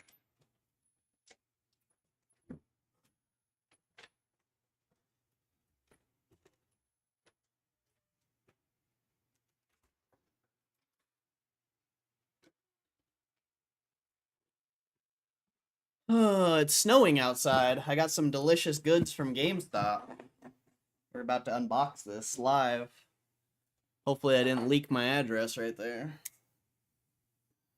Again.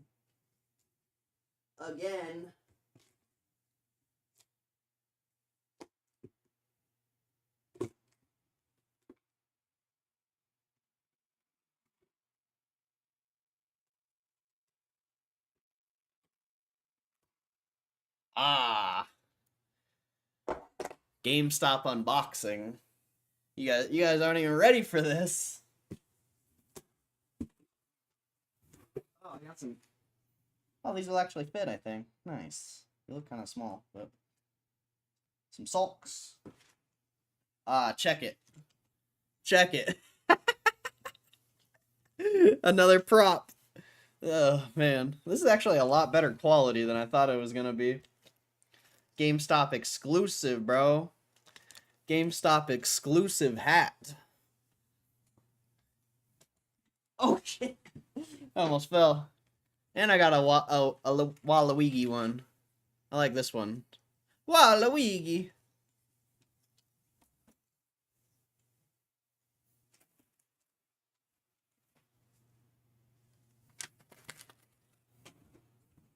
And my cat got a box, so she's happy.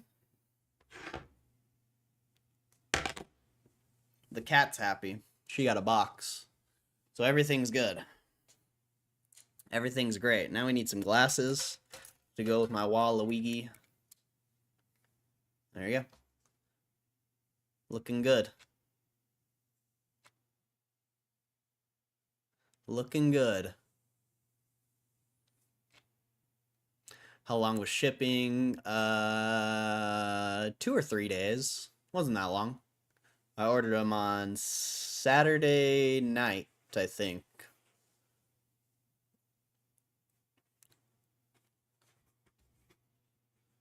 Let's see. I can feel it coming in the air tonight.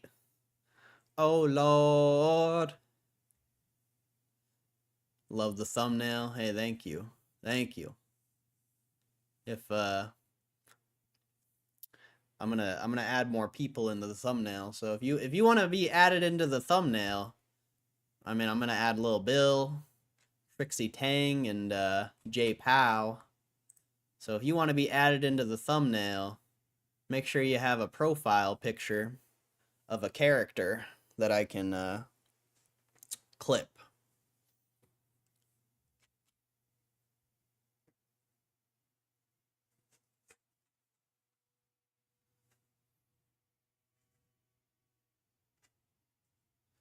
See, Gme, me and Rex are not the same person. Hugh, I apologize.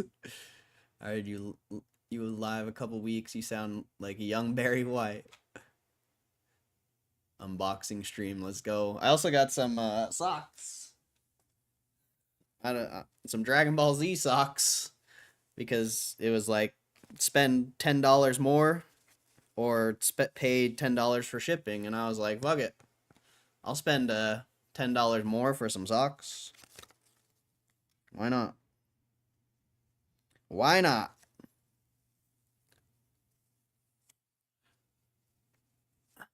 Stupid socks.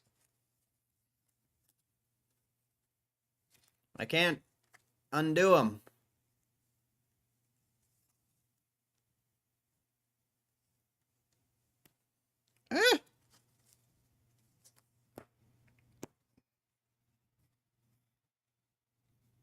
There we go. No, let me go through this. Oh wait, I got a box here. Here. Have a box. Have a box, kitty. We got I wonder if these will even fit. They look kind of small. We got some Goku socks. We got a Dragon Ball. We got Vegeta. We got the suit. I forget what the suit's called. And then I got Omega Shenron, which are probably the coolest socks. I hope they fit. And I don't really ever wear ankle socks. They don't even fit. Oh wait, they do fit. Nice. Hell yeah. They're actually comfortable as fuck too. They're like the cheapest socks ever, but I kind of like them. I kind of like them. It doesn't even feel like I'm wearing socks. Interesting. Who would have thought GameStop had good socks? I mean, they're the shittiest socks ever, but like I kind of like them because I hate socks. I absolutely hate socks.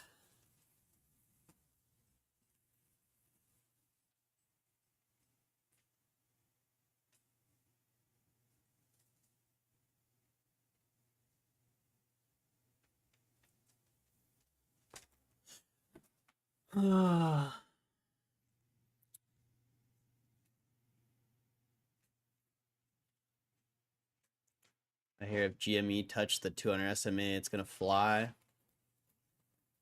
Where'd you hear that from? What technical YouTuber did you hear that from?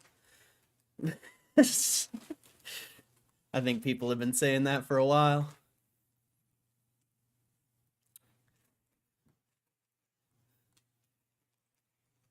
The short-term price action, the technical indicators, all that stuff is pretty meaningless, to be fair. Do you believe in the company or not? That's really what it comes down to.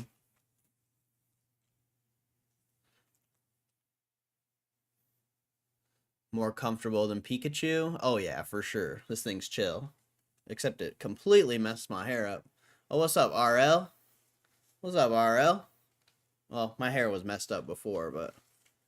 It's like a conductor hat or something like that. I don't know how to describe it. Oh, there's a thing in here. Maybe that's why.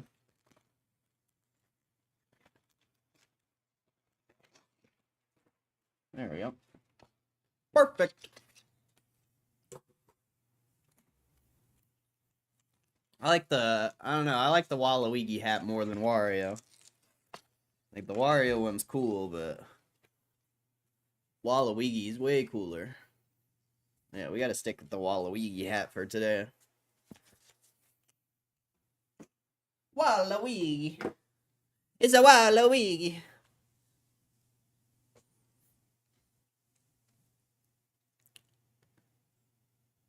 Looks like Temu Themo Vaughn with those hats. Compliments. These aren't Temu. This is a GameStop exclusive, baby. This is GameStop exclusive. This is what real G's wear. You know, everyone says I'm not a GameStop supporter. But then I buy GameStop exclusive hats. You know, I might be a GameStop. You know? These are legit. That's why I bought them. Like, they have other ones. They have the Luigi one. They have a Mario one. They have a white Mario one, which I really like the white Mario one, but it's not GameStop exclusive. I had to buy the GameStop exclusive ones. You can get the other ones on Amazon. So it's like, I had to get the GameStop exclusive. Of course. Plus, I mean, Waluigi, bro. How could you go wrong with Waluigi?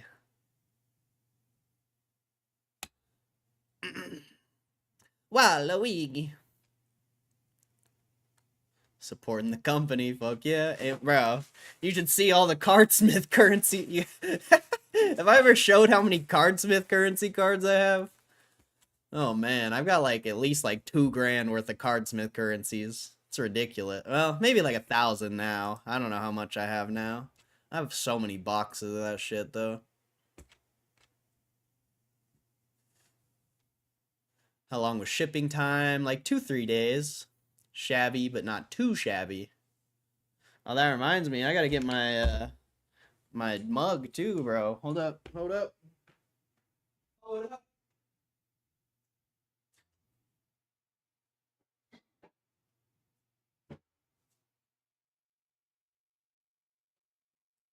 I got this fucking mug from GameStop too. It's like the Mario block. Kind of cool. I got it for free basically with GameStop Pro. So that's pretty cool.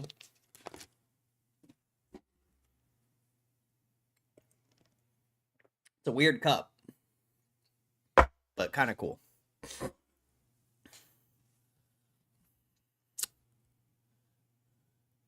Shabby, but not too shabby. Looks dope. Thank you. Thumbnail me. Well, get a character on your profile picture. Whoever you want to be. Whatever character you want to be, you got to get it on there.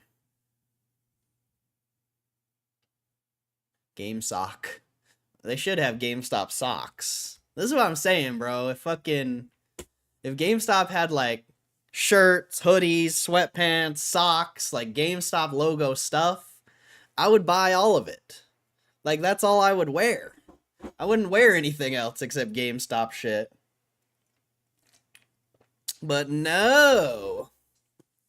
They don't want to print no apparel for me. For some reason.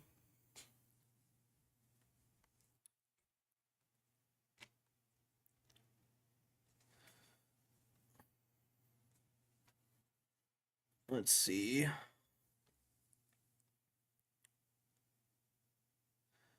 Chillin' during GME correction. We're 200 SMA, buy the dip. I mean, we'll see. I've been buying, but we'll see what happens.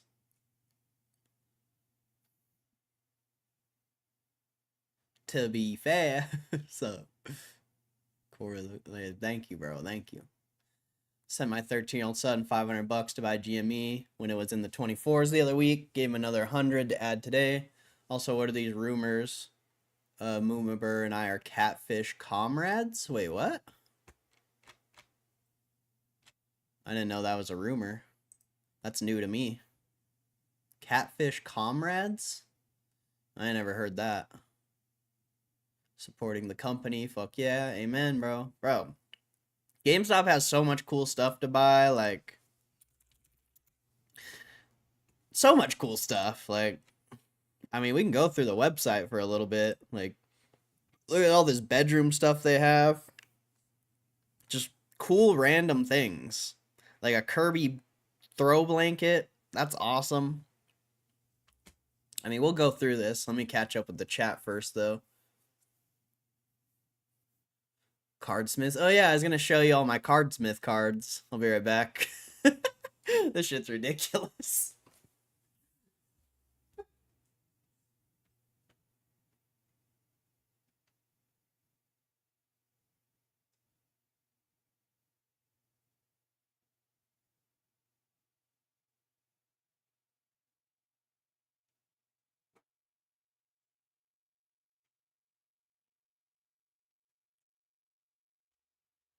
Kitty! My cat's just chilling on the packing paper, bro.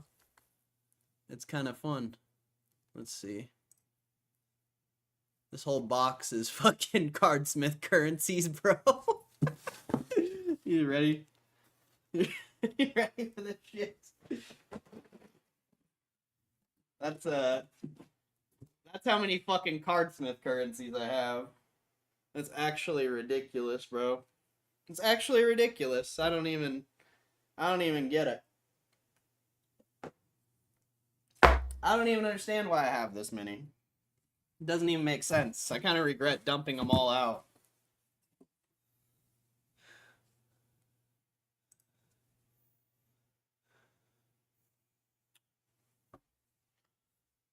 Let's see.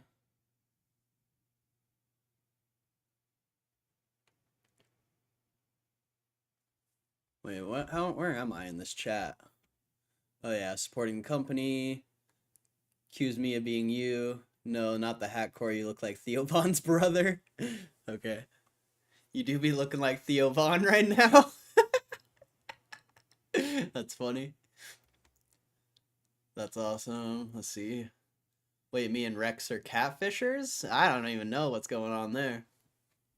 That's a new one for me, too. Way to go, supporting the company you're invested in. Respect. Amen, bro. You got to. You got to. Dude, I know it doesn't matter much because of Ryan Cohen's tweet. Oh, I don't know what you're saying right there. Discontinuing all the apparel makes me think there's a rebrand coming. Possibly. I hope they bring back some fucking apparel, bro. Like, I need new clothes. Straight up. I need some new clothes. And I would love to buy, like, nothing but GameStop shit.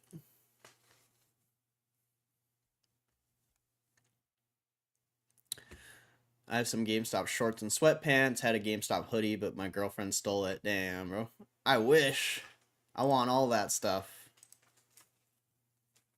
Red Hulk in GameStop on Monday. Son of a bitch. Cost me $35. Damn. Yeah, I mean, GameStop's not cheap by any means. It's not cheap, but I mean, most things aren't cheap. Cardsmith cards I'm amped on, but I got a bias. For a brief moment, I thought you bought puts on GME. GME looking like Timu.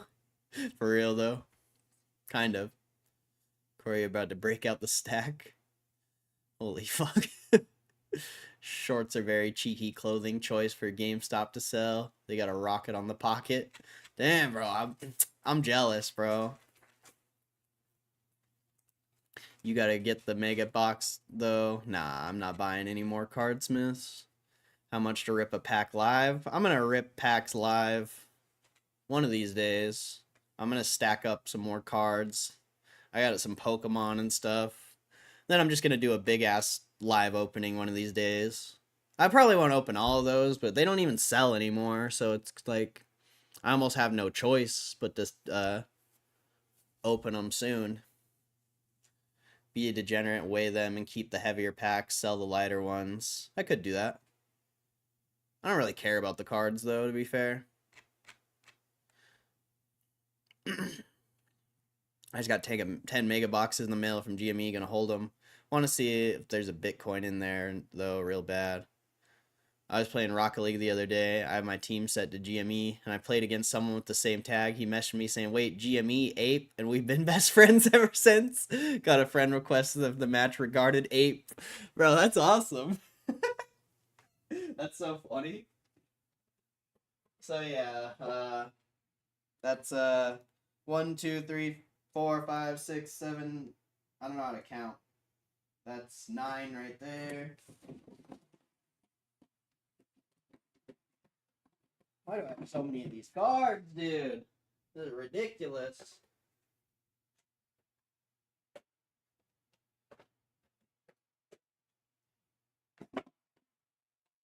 There are too many of these cards.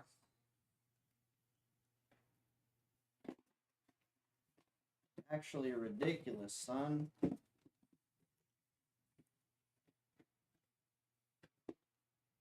Why did I dump them all out? That was such a bad idea. That was such a bad idea to dump all these out. 2, 4, 6, 8, 10, 12, wait. 14.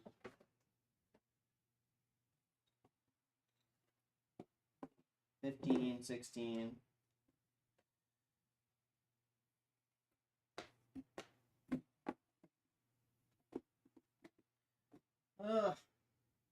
This was not a smart idea by me. I regret dumping all these, but whatever. Whatever. It happens. Oh yeah, I got 3 boxes of the Series 3. I bought a few of them and then they sold out basically like right after I bought them, but I didn't even really want to buy Series 3. I just kind of did it anyway.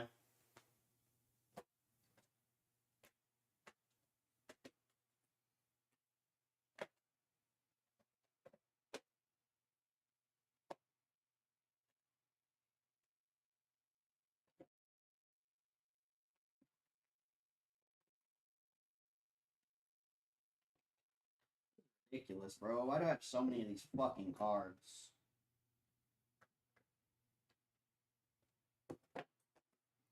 That's 32, 34. I still have 36 of these, dude. And then 3 of those. 30 fucking 6, bruh.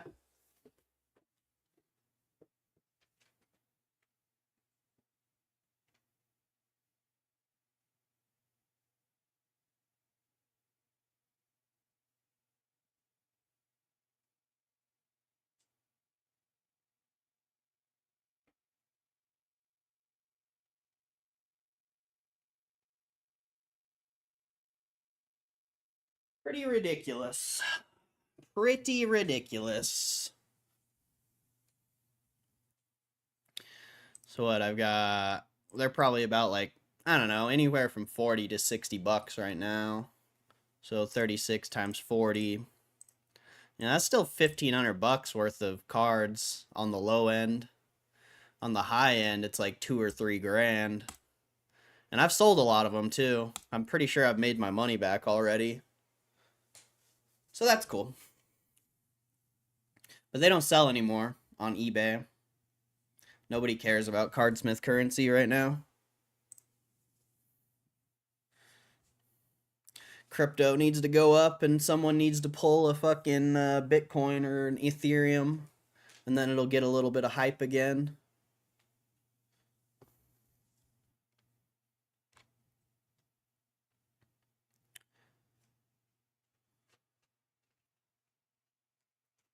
Like 10K right there for real. Maybe one day. Maybe one day it could be 10K. But definitely like 2 or 3 grand.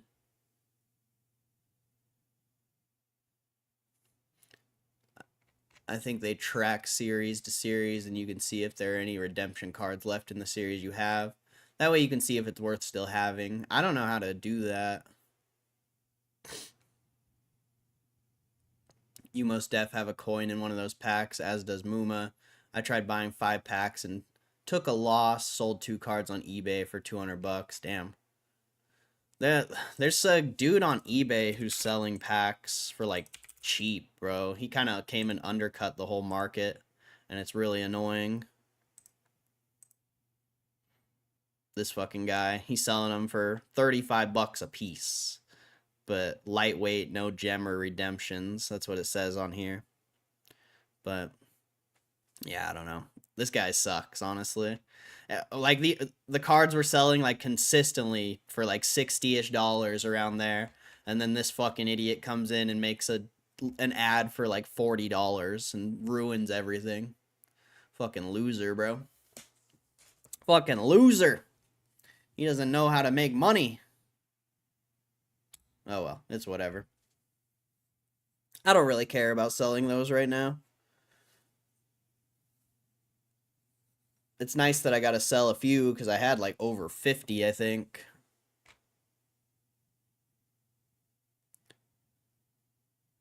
If you can figure out how to track the series, let me know though.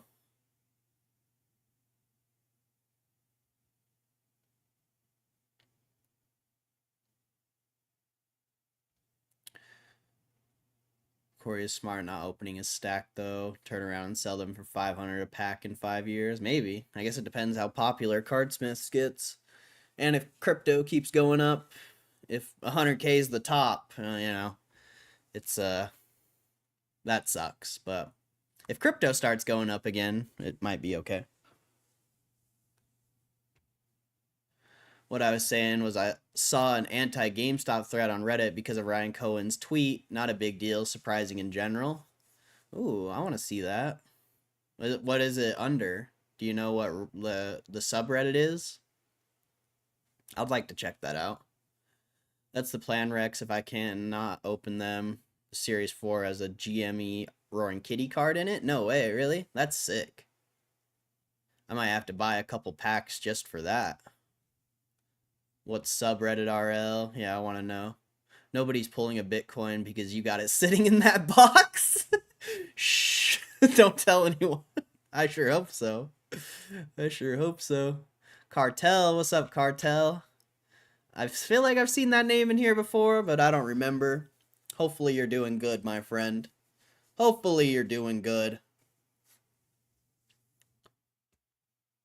I'll have to check again. It was this morning. Yeah, let us know what the subreddit is. I'll check it out. Long-term investment, amen. I mean, it's kind of like it is a long-term investment, but it's also a gamble, you know. Who knows if Cardsmith currency is actually going to pop off.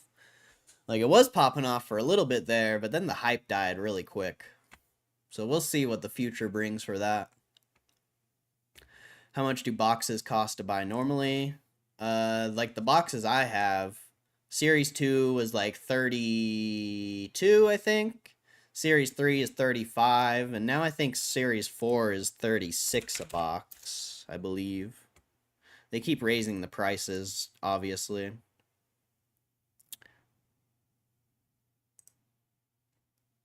Yeah, 36 a box on Series 4. Whoa, these are all sold out? Damn, Series 4 is already sold out? That's crazy. They're already coming out with Series 5?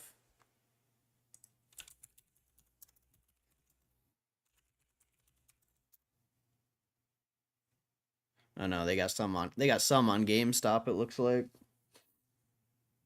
but they're all sold out on Cardsmith's website. So that means they're probably releasing Series 5 soon, most likely. That's what happened with Series 3 at least. Like right as I noticed that they were sold out on the website, so I bought those like 3 packs from GameStop, and then they sold out. But doesn't mean it's going to be a good investment or anything like that. That's up for debate. Highly up for debate. But it could be. I guess it just all depends how. I mean, trading cards are huge right now, but it's really all going to depend on crypto, I think. Crypto hasn't been doing anything, so nobody's excited about crypto, which means nobody's going to be excited about these.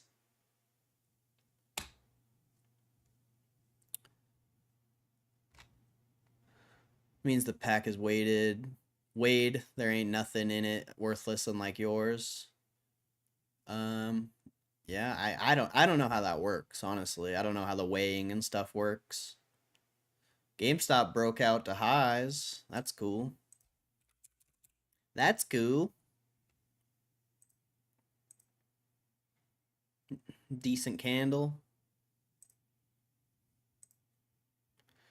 That's a pretty solid candle for the 15-minute right there. Obviously, that, you know, you're about to retrace the breakout here. And we'll see if it can reclaim 27. That's kind of what you're looking for here. Because if it just comes up and rejects this, sells off again, you know, that's typical stuff. But if it can reclaim 27 and start the climb, that's where it gets interesting again.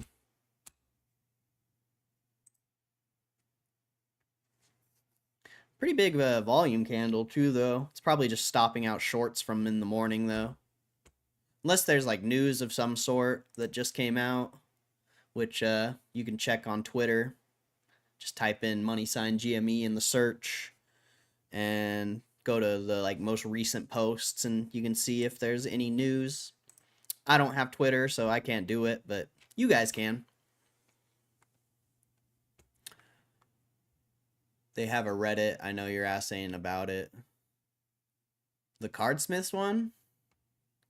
I mean, if it's about the Cardsmiths and like tracking the cards, I want to check it out. That's, you know, there's certain thing, you know, 99% of Reddit is bullshit, but there is, you know, 1% of things that is good on there. And that would be something I would be interested in, considering I have so many cards, or so many boxes, I guess I should say. How about my Series 4 for 105 for a Mega Box? Mega Box is the better deal. What does the Mega Box get you? Like six packs or 6 boxes, I guess. Probably 5 or 6.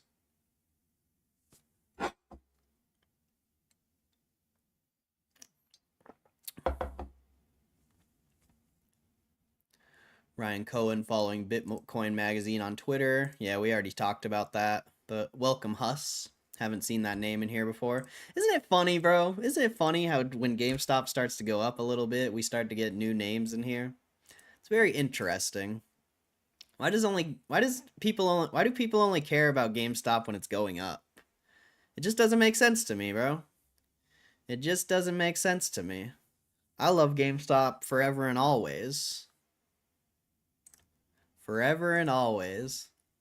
Let's watch the view count trickle up. Don't talk down on it. All right, I won't talk down on the traders this time. We'll keep it chill. We'll keep it chill.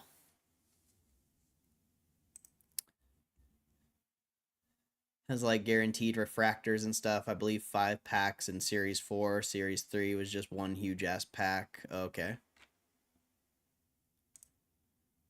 Let's go. Let's go, Cartel. GameStop is the ultimate love story. Romeo said, GameStop, you don't have to be alone. I'll be waiting. All you have to do is run.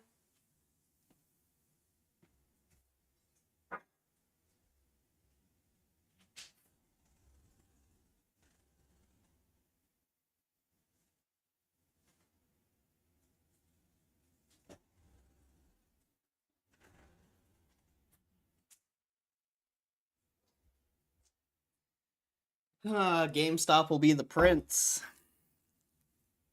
And I'll be the princess. Why not?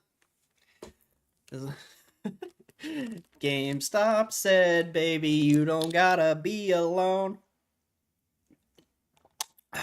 That's a very fitting song for this. Because all it has to do is run. And GameStop will be the prince, and I'll be the princess. And it's a love story. So GameStop, just say yes.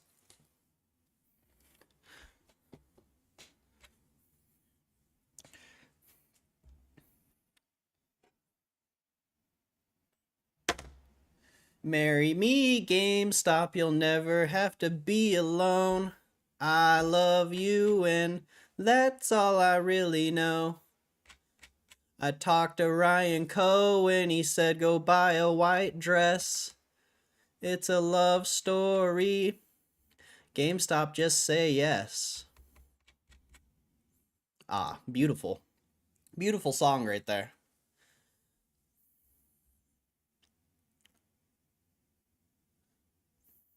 I've listened to you every single day and been holding GME for many years. Hey, God bless you, Huss. I've just never seen your name in here. So thank you. I appreciate it, bro. I appreciate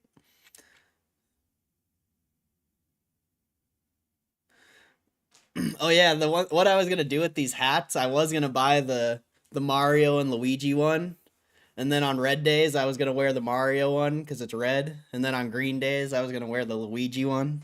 It's kind of a funny idea, but you know, I just ended up just buying the GameStop exclusive ones. Kind of funny. It would have been funny though to flip on the Luigi hat and be like, "What's up? GameStop to the moon, baby. What's good?" Yeah, you're getting some volume right here, bro. Some decent volume.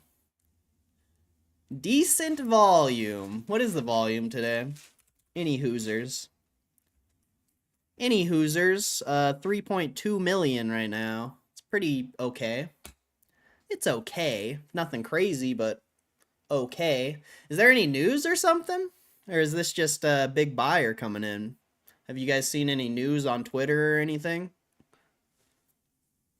Just to me, looks like a big buyer to me. You know, this was a breakout of... This candle was just, you know, shorts getting stopped out. But now it's just starting to look like buyers coming in. DFV tweet? Nah. You think? Probably not. Nah. Don't look like it.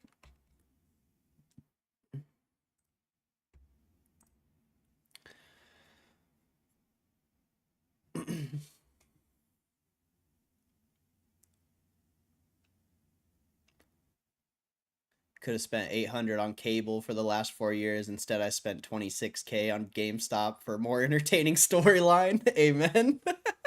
The fact they pushed out disclosure for 1 year is all you need to know. Wait, what? What do you mean by that?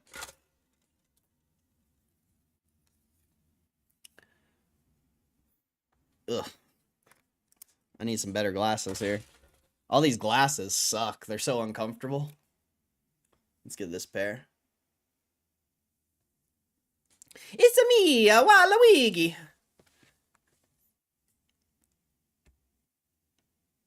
What do you mean by they pushed out disclosure? I don't know what you mean by that. What's up, Zach Tate? Oh, Kristen came in here and apologized to you, Zach Tate. I don't know if you were here, but she came in and said sorry to you. 100K in GME, let's go. Hey, there's 2710. This frickin' trading view is slow as hell. Kristen, if you're still here, apologize to Zach Tate. He's waiting for you. He's here to finally receive the apology. I don't know if you're still here or not, but he's here for you. That's hilarious. Bullish engulfing daily candle. GME to 1900. That'd be crazy. Nothing on X. Okay. Rex. Just GME things. Yep. I mean, just buyers, bro. This is what it's all about. Like, the selling is weak as fuck. The selling is trash. But anytime, bro, this is what, I don't know. As someone who looks at price action every day and we watch this stock every day, it's just so obvious that there's real buyers in this stock, and anyone who's shorting it or selling it is just someone who FOMO'd into it. Maybe maybe like January 14th, that was like a real seller. That was a real seller. But any other day, the past like month, there's been no sellers in this shit. Like real sellers. It's always buyers, bro. It's always buyers. And the sellers, all the paper hands, they start taking profits, and all the people who FOMO'd in when it went from 26 to 30, they started selling. It's just, I don't know, bro. I could be wrong, but there's real buyers entering this stock. And if you can't see that, I don't know. I don't know. Maybe I'm crazy, but I look at stocks all day, every day, and watch price action a lot. And you never see this. You never see this, man. It's so rare you see this. And it's interesting, bro. It's so interesting just watching buyers come in and buy. Like real buyers. We'll see, though. We'll see.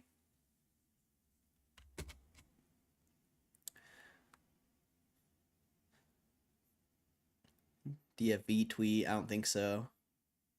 Only people wondering what's happening. That's fair.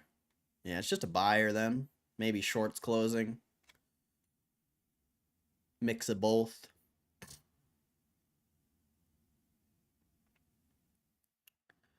Sus that you know all the lyrics to Taylor Swift songs.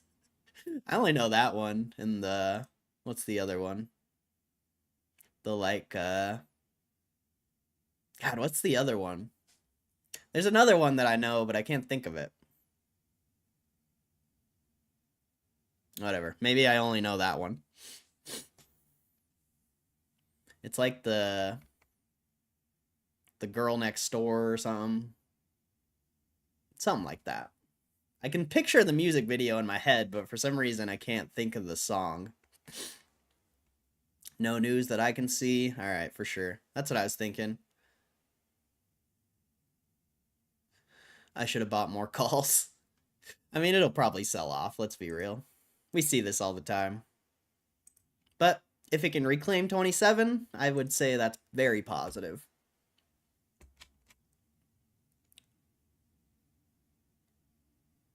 Someone dumped 450,000 worth of GME 30 puts expiring tomorrow. Rip. Sucks to suck. That's what they get for playing options.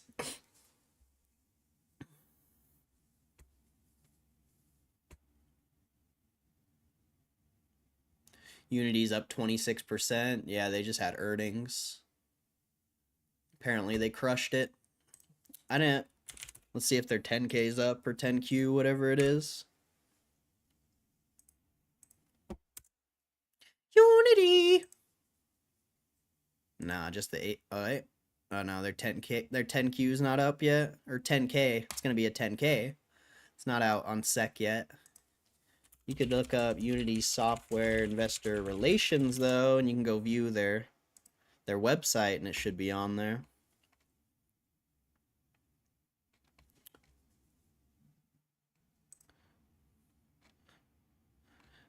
GameStop said, baby, you don't have to be alone. Let's see. Free cash flow, 106 million.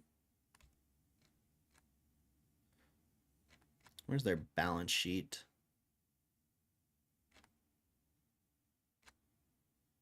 Oh, wow. Unity might actually come back, bro. They lost 253 million last year. This time around only lost 122 million.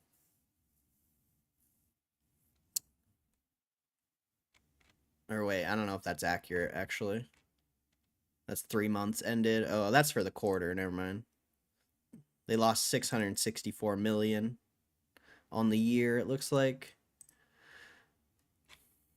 So it looks like they're somewhat improving, but still losing a lot of money.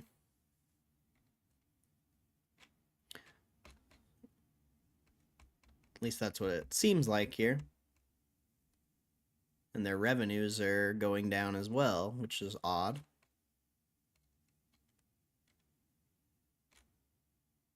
We'll have to wait for the actual SEC filing. I think that's what it is, though. I think they lost 664 million. Which, I mean, stocks can go up even if the company's still losing money. Especially when they have 6.7 billion in assets. You know, 600 millions. It's a lot, but they can still turn it around. GameStop tapping the old support. God, that candle looks fucking nice, bro. That's a solid hour candle. That's solid, bro. Solid bids. We got to reclaim the support here.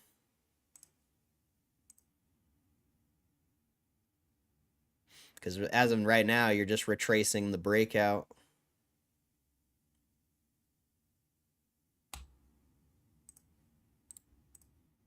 To the downside.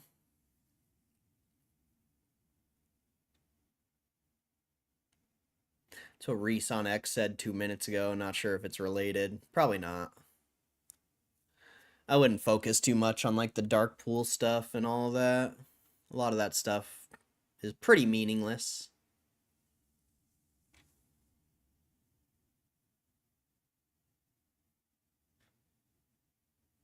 Take flight glasses. Oh man. We're still like in the fucking lobby of the hotel, bro. We ain't even close to taking flight. I was hella upset, of course. I guess she's not here again. Or else I would have made her apologize to you. Black Eyed Peas. Pump it. Let's not pump it. Let's crush Corey's green line. You're gay, Caitlin. Time to FOMO. GME about to go parabolic. We're, I don't know. I don't care about short-term price action. It's all about the long term for me.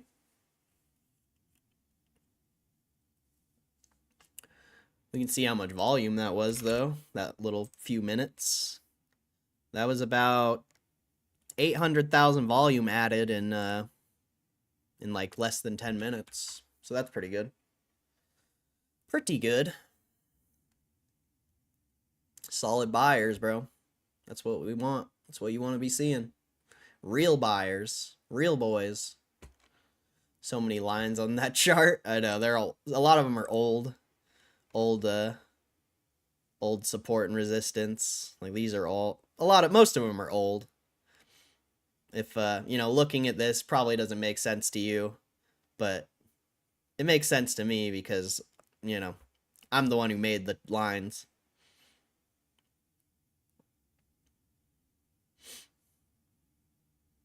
But most of them are old. Like a lot of them I could delete and not really care about, but sometimes old support and resistance and old trends become viable again. Not all the time, but it happens frequently. I mean, I don't know when I drew this line, but look at that. Literally top ticked it. Literally top ticked it. Like to the exact penny. So, I mean, you know. I've been around the block once or twice.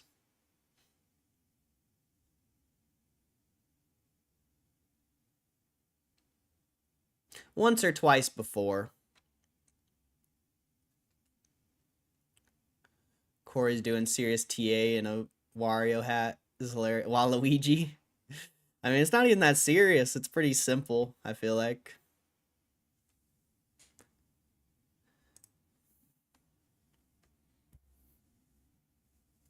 Pretty simple. It's all market structure. That's the difference between my TA and most other people's. Most other people focus on like an actual number, you know, whatever it may be, technical indicators, yada yada. Like most of my technical analysis is straight up market structure, which works for every single stock because stock markets have structure. That's really what it comes down to. It's all structure.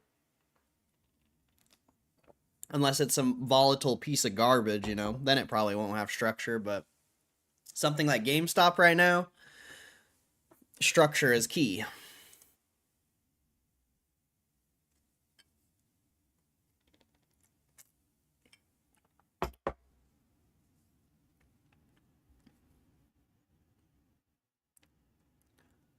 Tap Corey's green line. Yep. Top ticket. Top ticket. Nah, I'm not gonna sell though. I don't care. I ain't scared. GME 4% rookie numbers. Let's get to 8. It might happen. I mean, the volume's slowing down a little bit here, and you approach the old support. So there's gonna be a lot of people selling here because they got screwed over by FOMOing into the stock from that Bitcoin news. So there's going to be a decent amount of sellers here in these 27s. But we should be able to get up there. It's nice to see it holding the 27. Very nice. Insert Charlie Kelly Pepe Silva meme. I don't know what that is. So I'll look it up and then I'll insert it. Insert here. Oh, this one. That's who that is. Okay. I see. See, I know the memes when I see them. I just don't know what they're called.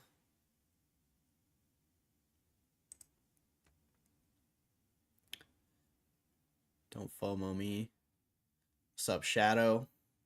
Ready for it to get walked down again? Maybe. I mean, if it can hold 27, that's very positive. Very positive. But we'll see. We will see. Cisco Kid was a friend of mine. Cisco Kid was a friend of mine.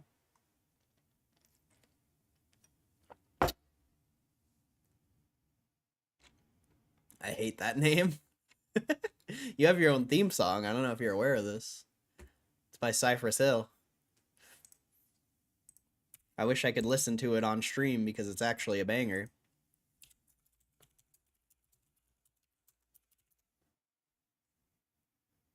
It's got Method Man and Redman in it. Here, I'll throw it in the chat for you. Oh, I wish I could listen to it right now. It's such a banger, but you guys can listen to it. Oh, wait, I guess I can listen to it. I can just mute the mic. I'm gonna mute the mic for like a second and listen to this song because it slaps.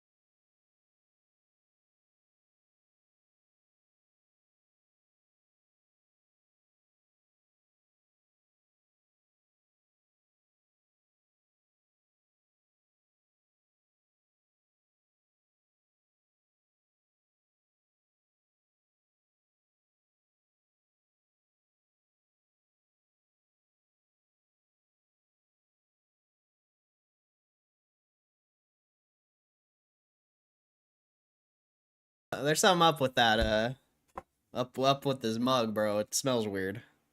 I don't know if I should be drinking out of this thing. I might die. I might die.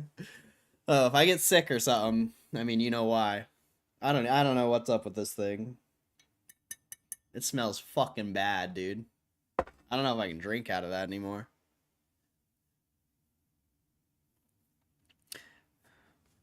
GameStop giving me AIDS, bro. They're trying to kill me with their cheap mugs.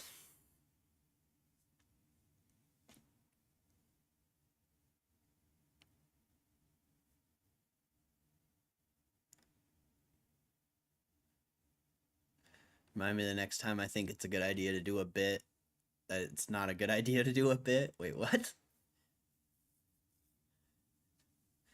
Mo asked 2750. I mean, you got to get past 27 first.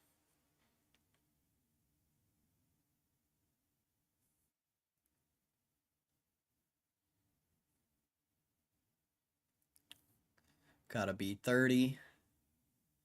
All right, peace out, Shadow. Have a good one, bro. Have a good rest of your day, my friend. I'm just being a wise ass. 30 can suck my balls. 30 in the chat. Let's go. Is there really 30 people in the chat? What's up? Hope you guys are doing good. Hope you're having a fantastic day.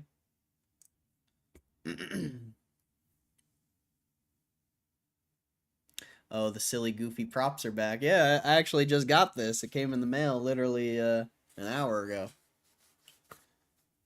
Opened it live on stream. I got a Wario one too. Ah, it's me, a Wario. Haha. It's me, a Wario. I can't do the Wario. Ah, ah, ah, ah, ah. I just don't like the Wario hat as much. The Waluigi hat's where it's at, man.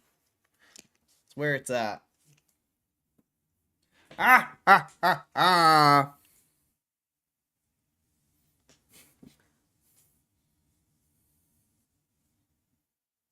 Gonna go buy some trading cards at GameStop. Let's go.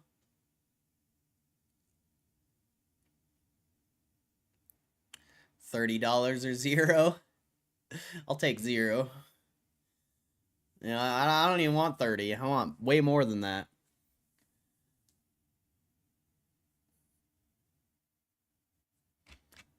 It needs to be way higher than 30 or zero.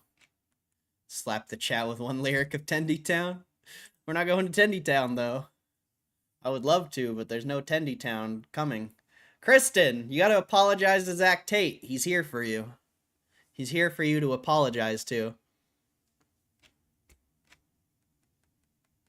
I can't believe Caitlyn still isn't a mod. I can.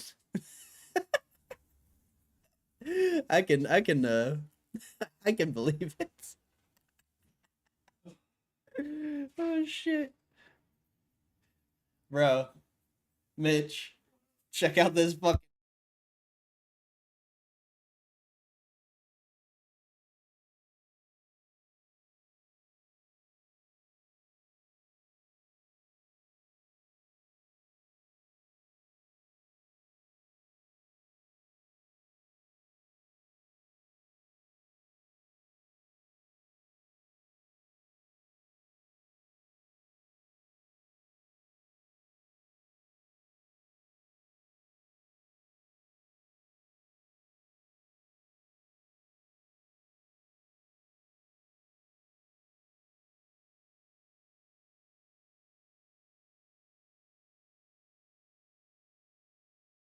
good stream props. Yeah, it's sick as fuck. Nice grab. Wow. Next time we play Mario Party, you gotta wear those. Be funny. My chat says what's up. What it do? Fucking trade man life. Working the trade man life. Why I work the not trade man life. Working 9 to 5, you're working none to 5. I mean, I stream hours, but it's not. I don't know. It's not really work to me. I'm just like chilling. I'd rather do that than fucking manual labor. This shit sucks though. You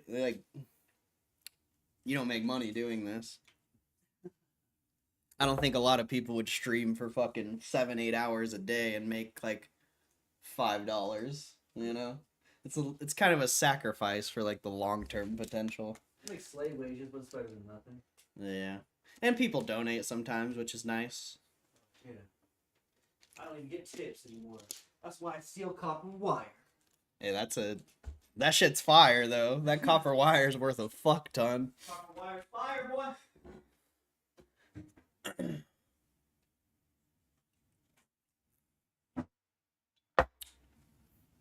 That 8 gauge. All right, let's see. I got homies holding with $32 cost basis. Got to make them whole again. Oh, I think it'll go back to 30 eventually. I'm still at 33.80. That's not bad. Corey likes it better when I'm quiet. Mid status gone forever. I mean, I don't like it when you're quiet, but it's definitely less sexualized, so that's appreciated. You can still talk and stuff. I don't care. Gonna go buy trading cards. Let's go. If it doesn't kill you, it makes you stronger. Keep drinking the moldy cup. It doesn't smell like moldy. It's just, I don't know, man. Whatever it's made out of.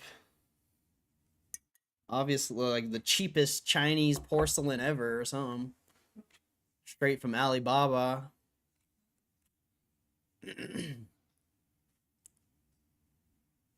That mug might have been the for the Amazon delivery guy. And I even washed it too. That's the messed up part. And it still smells weird.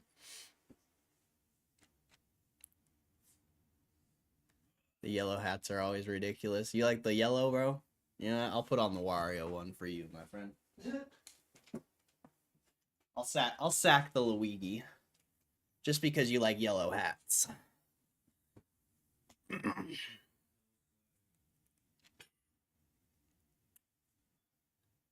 Zach, I love you. I'm sorry. Hey, nice. That's what I like to see. Zach Tate, she has a rabid son who will yell at you for chatting to her. Jeez. I shouldn't have clapped you. Felt guilty for like 49 hours.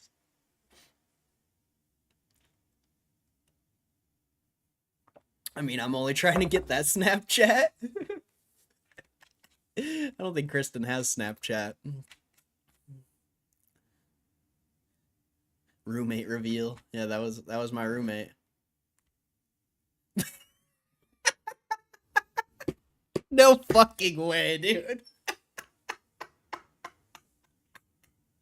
That's so fucked up, dude. Holy shit.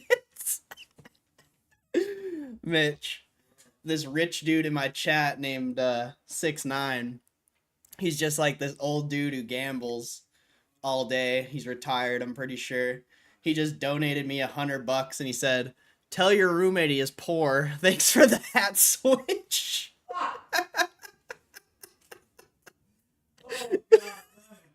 That's fucked up, 6ix9ine, bro. That's actually fucked up, bro.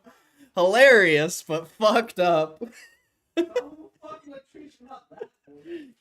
6ix9ine, he's an electrician. He's not that poor. He actually makes pretty good money. Electricians crush. But that's fucking hilarious and fucked up all in one go. That was fucked up and hilarious. He laughed, so. My mod says she loves you. Love back. He says he loves you too, Kristen. Your roommate sounds like me talking about scrap and copper and shit.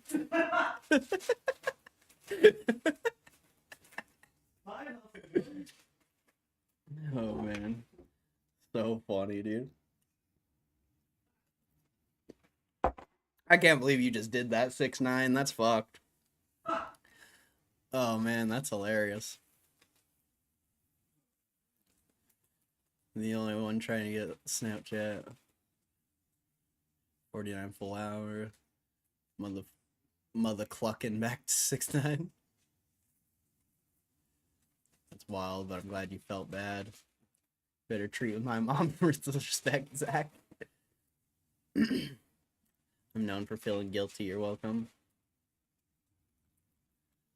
Next clap is on me. You say who I am, I'll do it. You gotta do it. I take back everything mean I said about you. You're legendary. I do have a Snapchat, so my niece can use my phone and use it. I hate Snapchat. My mod wants you to get on the stream, so here, you take the driver's seat. Yeah, they want to ask you questions, I think. I'm trying to eat. Trying to eat right now, like You can put on some funny glasses, too, if you want. But it's me. there's the chat. If you got some people in the chat, throw some questions or something. But yeah, there's that donation. Ready? He calls me poor, doesn't even say to give me half of it or something like that, bro. Like, fuck is this shit? We got here. Oh, I love y'all too, fam. What's good in the hood? I'm going to a comedy show tonight. Y'all like comedy? You want me to sing? Auf der Heide blüht ein kleines Blumenlein und das heißt Erika. Heiß von 100.000 kleinen Bienelein. That's all I know. Who are you going to see? Ben Bankis. Can't say I know who that is. Y'all ever heard of Ben Bankis before? He's a funny guy. I'm looking really forward to this. He's really offensive. He pisses people off all the time. People run out of his show and shit. I can't wait. I hope someone runs out of this show because it's just gonna be funny. I hope he picks on me, just like homeboy picking on me right now, 6ix9ine. I hope this comedian just fucking roasts the shit out of me, dog. It's gonna be nothing but good times. But yeah, what are y'all up to besides not working? Like my ass, like my happy working ass. Got arthritis and shit, dude. At the ripe old age of 36 and shit. Life's rough. So, y'all to stay up, stay on top of the game, you know. Don't let life get you down. They're donating to you. Hey, make sure you tell me to transfer it too. I need every penny. Like I said, your boy scrapping copper and shit, bro. We're not even supposed to take that shit. I mean, I didn't just say that, but hey, I take that shit anyway. Hashtag save Mitch. Comedy show, man. Like I told y'all, Ben Bankis. Big fat Canadian dude. Big fat hairy Canadian guy. He's fucking hilarious. Ben, B-E-N, Bankis. B-A-N-K-A-S. Look him up on IG. You'll get some laughs, man. Like I do every time I see a guy. And he's smart too. Like he does podcasts and shit. Dropping knowledge on y'all. That's my favorite thing. I love comedians that are intelligent and funny, but usually the two go hand in hand. You know, usually smart people are intelligent. Kind of like me and this guy here. But hey, you know, not just comes naturally. Come natural. But Corey's being out-rizzed. Cisco's a girl. She's a psycho. Cisco? So's Gme, baby. Hey Cisco, that thon. I wonder how many of y'all are fucking old enough to remember that shit. She's not a psycho. Krista, GME baby's been in my chat since like 2021 when I used to stream back in the day. Ain't nothing wrong with a freak as long as you keep it in them sheets and not in the streets, you know what I'm saying? That shit ain't for everybody. You don't want that gift that keep on giving. What's my kink? Oh shit, you don't even want to know. I probably get fucking this stream. I get the stream banned right now if I told y'all my kink. Caitlyn, bro. Shit. Caitlyn, you're the worst, bro. I'm the type of guy to shit in your purse and not tell you about it. You know what I'm saying? That's my kink. That's a word to George Carlin. It's a George Carlin joke, by the way. Bro, Caitlyn's the worst, actually. Moose Again's here every day. Dude, So's Hugh. Dude, this hat and these glasses are actually pretty swaggy. Can't front. Stress relief. He's here a lot. 6ix9ine obviously is here every day. 6ix9ine. Who else is here every day? 6ix9ine. That's a great name. How can you not like a guy with 6ix9ine in his name? There's so many people that are here every day. Matt. If your name is 6ix9ine and you're an older gentleman, that's even more funny. Cause like 69 was like a thing. I don't know. I guess 69's been a thing for fucking ever.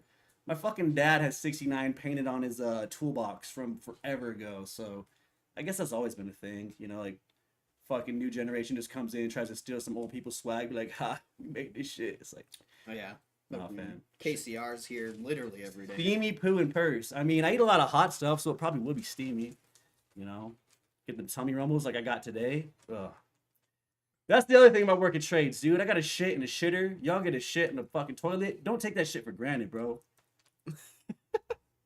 It's even worse when it's cold and they're hot. I don't know. It's worse when it's hot because then it really stinks, you know. But when it's cold, you're just literally freezing, trying to take a deuce. Every time I get out of one of those things, I just feel uncomfortable. I feel violated. I feel violated every time I have to shit in one of those things. So don't take your toilets for granted, y'all. That's on God, even though I'm not a Christian. But hey, you do you, man. Be good to people. That's all that really matters. And you know what? I got to go eat my lunch, fam. I might be back, but here's your boy Corey back. Love y'all. Thanks for the love. Peace. Hell yeah. That was good. That was good. They probably get sick of listening to me all day, so that was fire. Super guest feature appearance. That was fire. Zach Tate wants to know if you're the union or not. Which Unfortunately, no, but I might switch soon. he says no, but he might switch.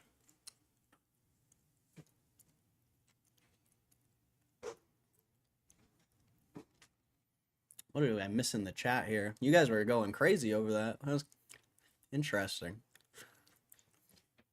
Yeah, but this is why I've been trying to get like other people to come on stream too. Like my one homie, he could come play live music.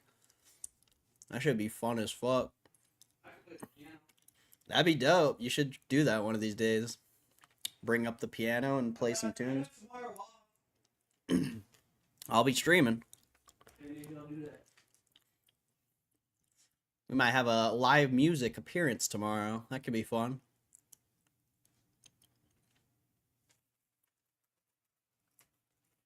Zach next claps on me. You say who and I'll do it.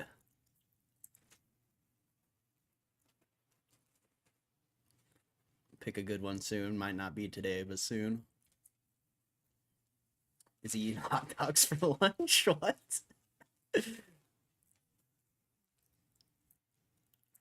I miss those days. Well, maybe if you weren't so nasty, maybe you could be a mod again.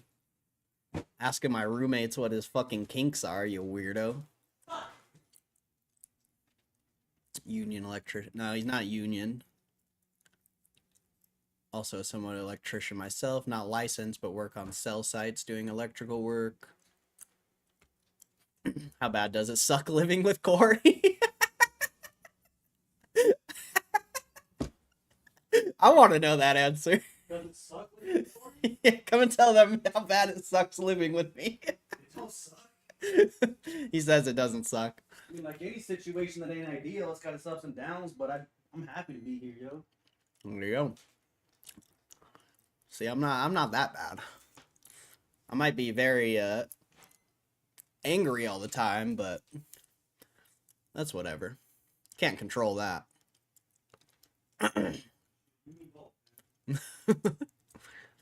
It's time to shine. It's my time to shine. No, he doesn't buy GameStop. He's he invests in like records and stuff like that. Collectibles. He's a collectible guy.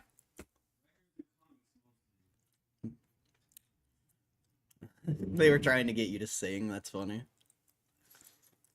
Sing a German classic, yo. That was hot. I love this new guy. He's funny. The chat likes you. Well, I like the chat. Corey being out-rizzed. His impressions are top. Didn't know we were risen, but I. Mitch is a star. Oh, you even strike a I don't even know what I'm trying to say. You even take like a quick glance at Caitlyn. That's Riz to her. Oh yeah. I want to hear about the comedy show tomorrow. She know, man.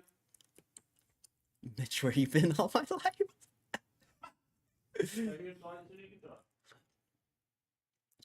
Put him on as a guest. He'll come back on tomorrow. He's got to eat and get back on the grind. Last half of the shit, baby. Mitch deserves this. All right, I guess I owe you I don't know, like $8 or something. I don't know how much it'll be like exactly when YouTube takes their part, but it's like $7 or $8. Got the Jewish taxes always. It's America. Oh well, I mean, I'll give you some of 6ix9ine's donation too. That's like 60. YouTube takes 30%, and then fucking Apple takes like 15. Holy shit. Yeah, it's fucked. That's way fucked. Yeah. Apple's trash. Like, I'm cool with YouTube taking their part, you know? I'm on their platform. They're letting me do this, but Apple should fuck off.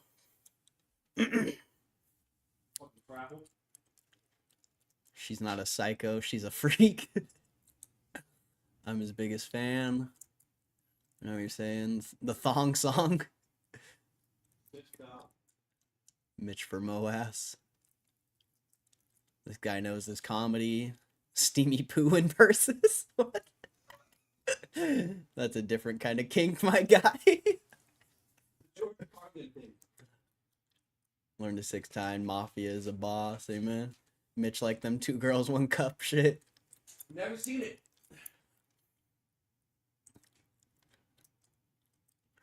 I unfortunately have. That shit's I disgusting. legit have never seen that. Consider yourself blessed, because it's not worth watching. That's what I hear. The Egyptians invented the 69, I'm pretty sure. My name in class. My name is a class my wife teaches. She's a sex therapist. Let's see. I want to know. Okay, all right. He really knows comedy. Yep. Who was that? I stepped away. That was my roommate. You got to do that shit. What state are you all in? Wait, what? I'm in Utah. My phone died. Bring Mitch back to me. He'd make a lot more in the union. That's what Zach Tate said. You're fucking right. I know. I get a lot of liberties from that though. I wonder if he's eating hot dogs like the glizzy gobbler. What? Look that up on YouTube. I've seen the glizzy gobbler clip. That like nasty girl. It's not hot dog, but it's chopped sausage. I'm not that easy, you asshole. That's just for you. I have all the OG Led Zeppelin, Black Sabbath, you name it. Pop was a rock and roller. That's sick. Those are... I forgot that they do that. I should have waited. My bad. Nah, you're good, 6ix9ine. You're good.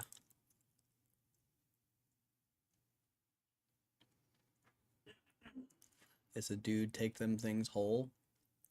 The glizzy gobbler, really? I've changed my mind. This is the... That's rude. You're rude, Caitlin.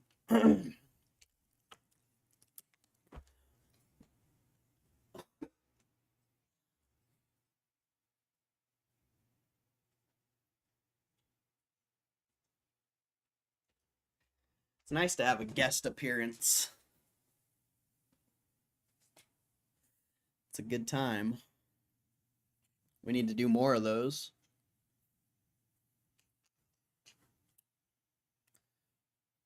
Dude, all I can smell is that stupid fucking mug.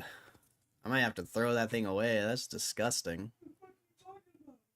That cup I was drinking out of, it smells fucking weird. You get it from GameStop or something? Yeah, it's just like some cheap ass fucking porcelain or something. You see it. It's in the sink. I can like still smell it. It's gross. I mean, I just fucking put soap in it, so I don't know how if it still smells, but damn, that sucks. I'm fucked. Lead-based glaze. Just drink a bunch of lead. You're gonna die or become a superhero. Well, hopefully the latter. Because I don't feel like dying. But being a superhero sounds cool. What's up, Kristen? Throw the mug away. I'm probably going to be honest. If you want it. Alright, you can have it. I'm not drinking out of that fucking thing. That's gross.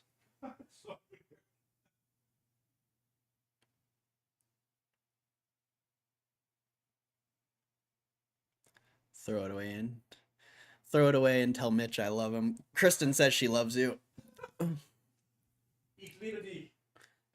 KO Corey to take over the stream. Knockout. Final round. Fight.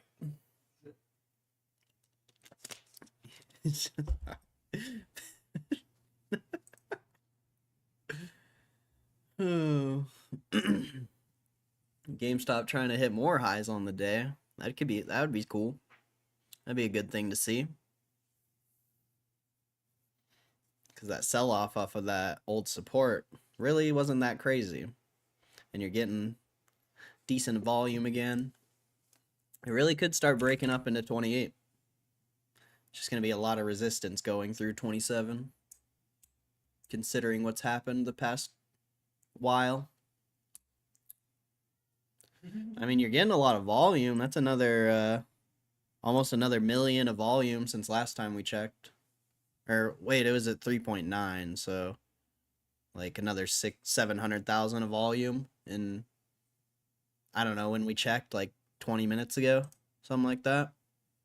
So the volume's picking up, good to see. My calls. Let's go. Let's go. Oh yeah, shout out 6ix9ine, bro. Thanks for the $100, bro. And everyone else who donated. 6ix9ine again.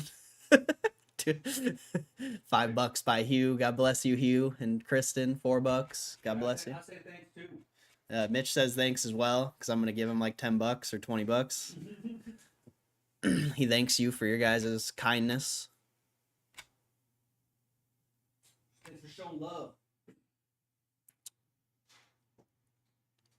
Breakout time. About to smash Corey's green line. Yep, testing it again. It's just old support.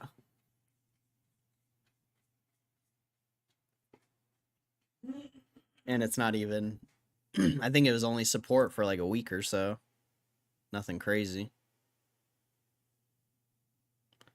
I guess it's probably more like a line in the sand than support.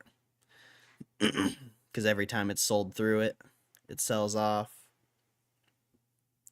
So maybe more like a line in the sand than support there.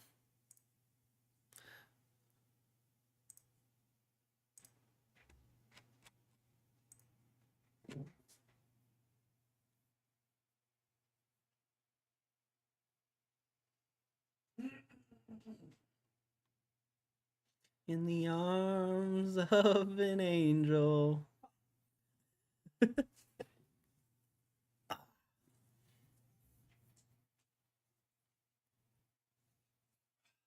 Great buy yesterday. You timed it well. Yep. Only 50 shares though, so it's whatever.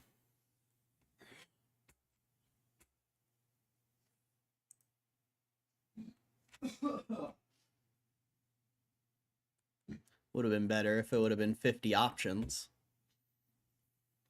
I mean, that would have been ridiculous, but we'll take it. We'll take it. Only 50 shares, the fuck? That's a lot.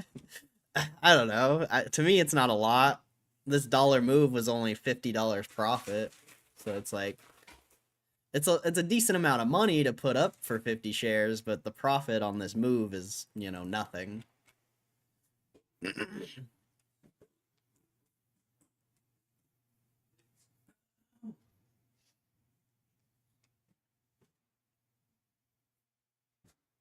Boss, yep. 6ix9ine is a boss, bro. 6ix9ine's crazy, my guy.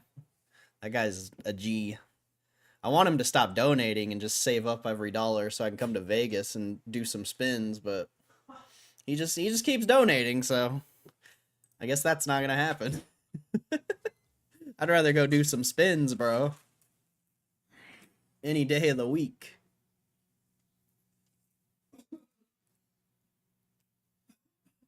Rex, I missed you. Yeah, I miss Rex too, bro. Rex is a good, what's the word I'm looking for? Contributor to the chat.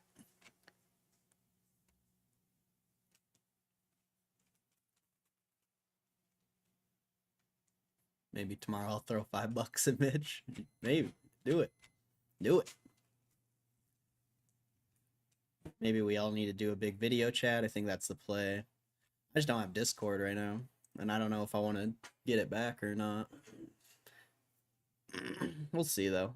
In the future, in the future, I'm sure it'll happen. But for now, I don't know. We can't all be 6'9", facts. Can't all be 6'9". That is my go-to song in karaoke. Arms of the Angels, really? That's an interesting karaoke song. Just randomly buy. Yeah, fuck that little profit, but just a lot to randomly throw. That's fair, but I have a lot of shares anyway. I'm just very confident that GameStop's still a good buy at these prices. Like, a lot of people think it's going to go back below 20, but I really disagree. I really disagree. We'll see, though. We will see.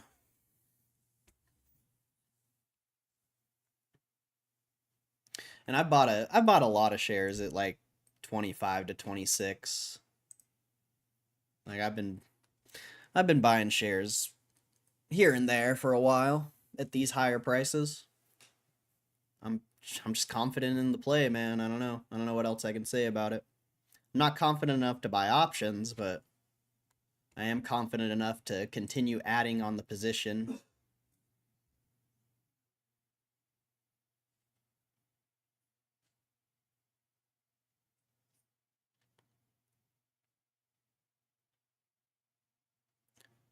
$27.42, word is out. I love Corey. I love you too, Rex. You should go to Vegas while I'm crashing on his couch for a bit. Are you actually going to? That's sick.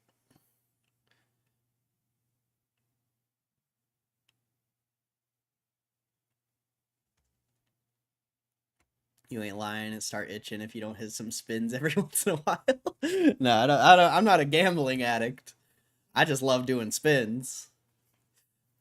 I'm not an addict.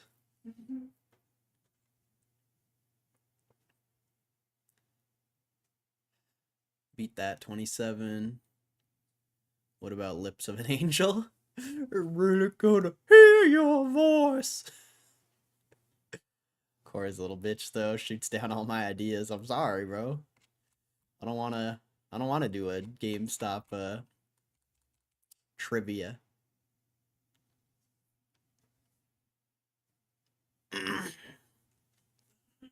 You'll have to talk with the rest of the chat.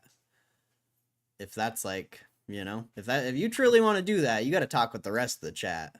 Because for me, I'm not really about it. But if the rest of the chat's about it, then, you know, there's no arguing. It's kind of gotta happen at that point. But there's a lot of people here who don't even care about GameStop. They're just here for the stream.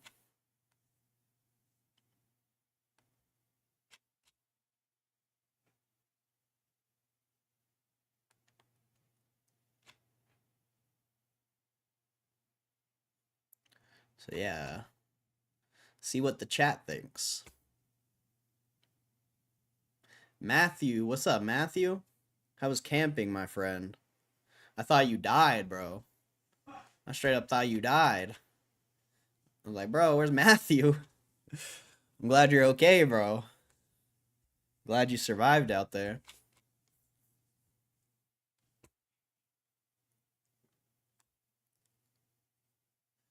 I sing that song anytime my dog's acting like a bitch. So all the time? Is your dog a girl? So you just constantly sing Hinder? I sure as fuck hope it doesn't. I mean, I don't want it to go down that low either, but anything's possible these days.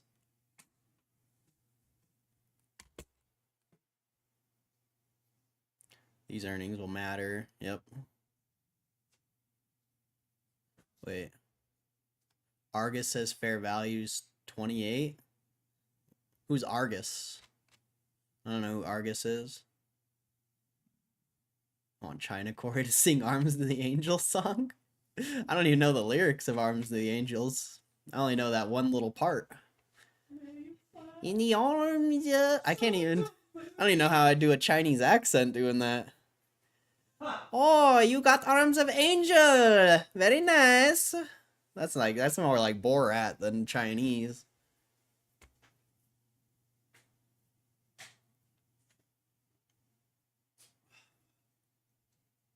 Corey's green line's now support. I mean, you're still rejecting 27.5. I don't know if it's support quite yet.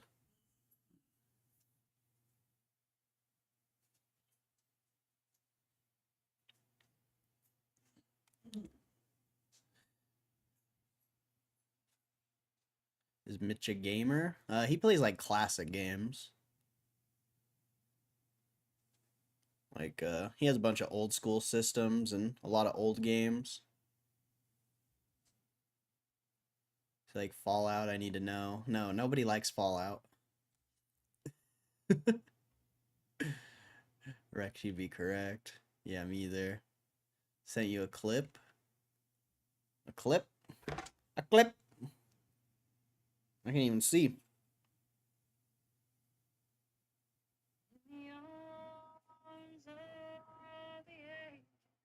This is you singing?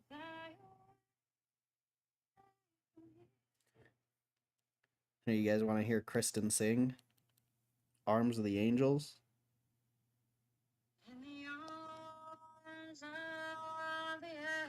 It's too loud. It's too quiet. From the storm.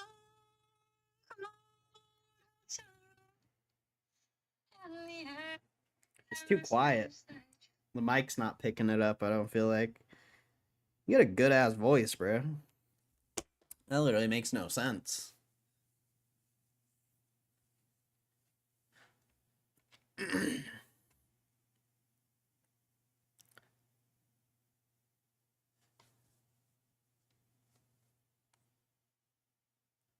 Boomer Matthew.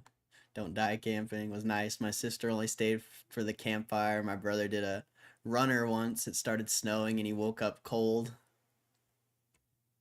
Me, this is fine. Nice, bro. That sounds like a good time. How long my guy been out camping? He's out for like 4 days, I think. In like negative degree weather. My guy Matthew's a savage, bro. He's an actual savage. Any good murders on your camping trip? Did your hair freeze? Well, I hope it's not a dirty clip. I sent him me singing it, open it up. I opened it. It's just too, the microphone won't pick it up. Maybe next time, can't win them all. Research group. I met a guy who goes stealth camping. Do you do this? Stealth camping's interesting. Gme about a run. Maybe. There's a lot of resistance in the 27s. We'll see, though.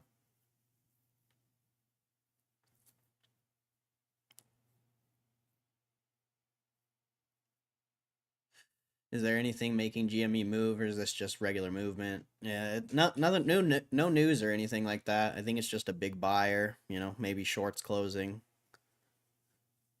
Typical stuff we see all the time. But like I said, if it holds 27, that's positive. That's really all you need to see. Is it holding 27? GME hit a milli yet? Nah. I mean, it hit a million. It hit a million volume the past like 40 minutes.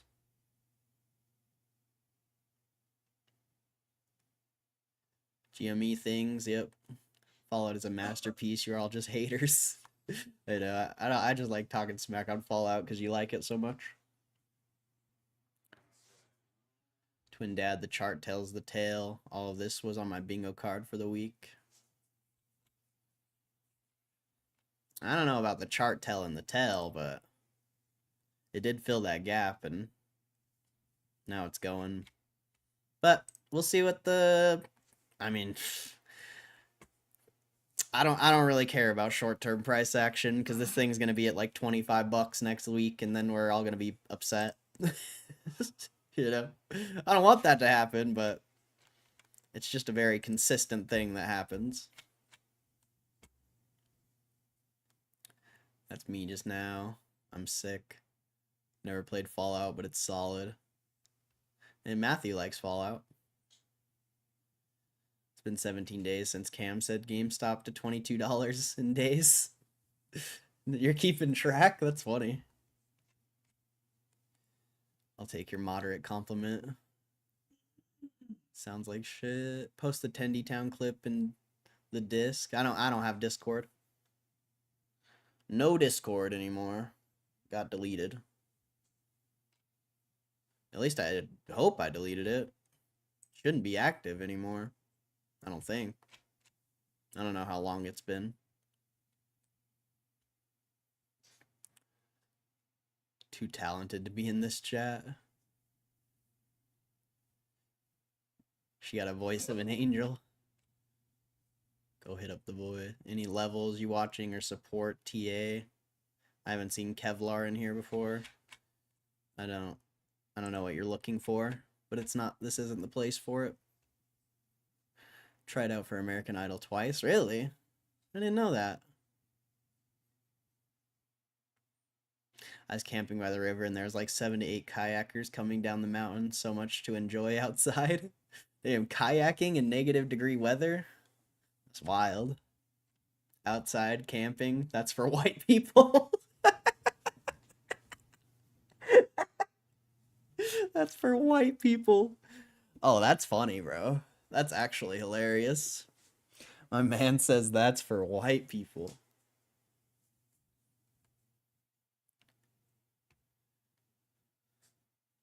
Brothers don't camp.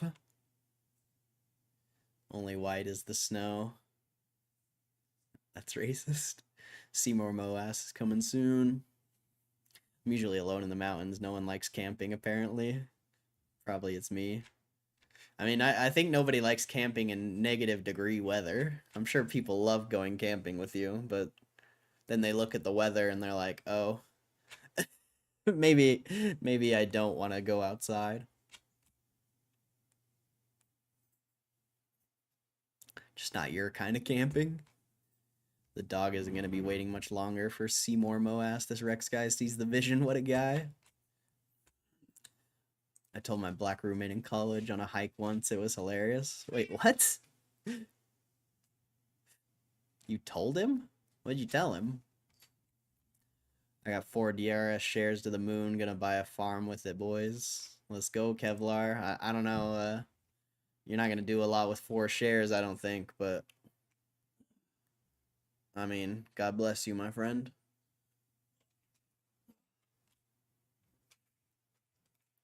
How do you check currency cards value? Probably just on eBay. Just go to recently sold.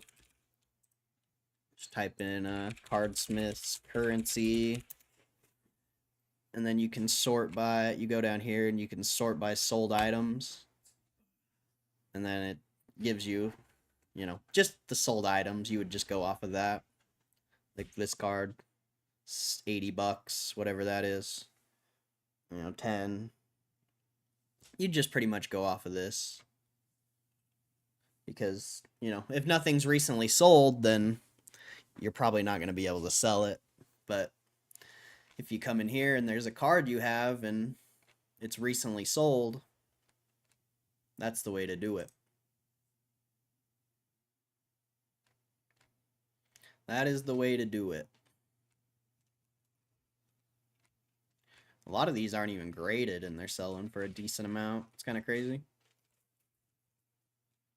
Damn, Ronald Reagan 1 of 1 sold for $2,000. Crazy. That's not even graded or anything. What series is that from? Series 4? Wow.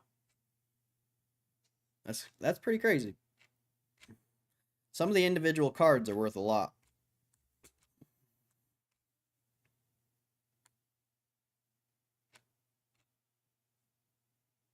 But yeah, that's the best way, I feel like.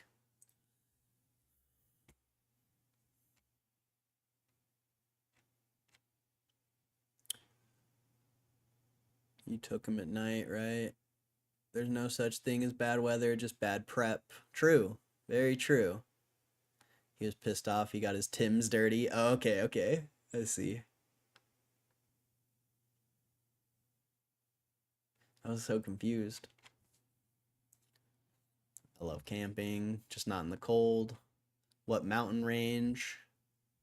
There's some crazy swarm of ladybugs. I took him on a hike. Oh, I got you. Swarm of ladybugs is a blessing. Yep, shout out 6ix9ine, bro. 6ix9ine is the GOAT. We're having a campfire in the icy rain. My brother using the chair as an umbrella. That's funny. 4 DRS shares, Kevlar. Where would the price need to be to buy a farm? It would have to be up there. Pretty up there. I mean, I guess if it went to like $5,000, you know, he'd have like 20,000. You could probably buy some land with 20,000. There wouldn't be anything on it though. It would just be land. You got any shares in GameStop? Oh yeah, plenty. Well, a lot of shares. A lot of shares. Lots and lots of shares. I kind of wish I had more at times, but I don't know. I could buy more if I want, but I feel like I got enough for now.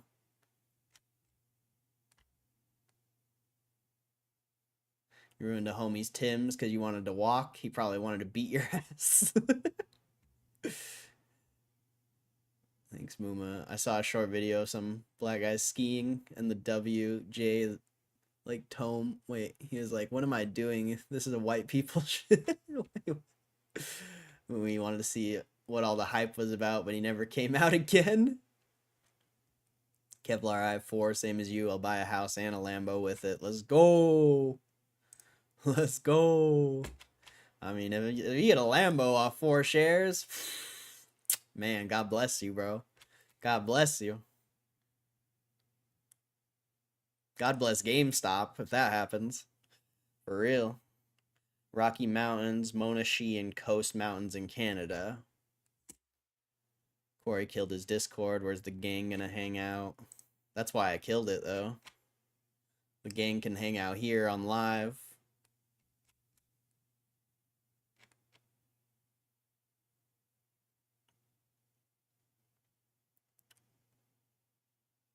Secret bat phone to reach Corey. That's funny.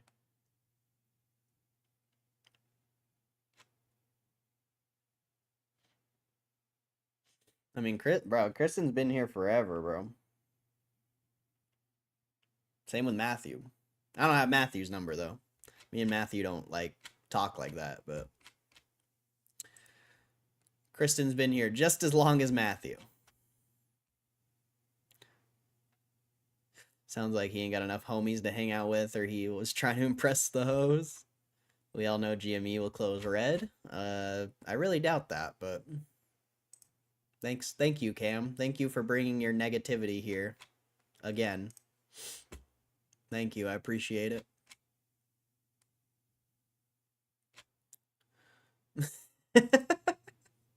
10 seconds? You're too nice. You're too nice. But you don't have to clap Cam. Cam's fine. He's here every day. You know, maybe one day he'll get sick of being a negative little Nancy. Maybe one day. Sean Stanford was a legend. Missed that guy. One time he accidentally threw his homie on my guitar and broke it. He told me he'd pay me back, and I was sad but fine with it. Sean Sanford? I don't know who that is.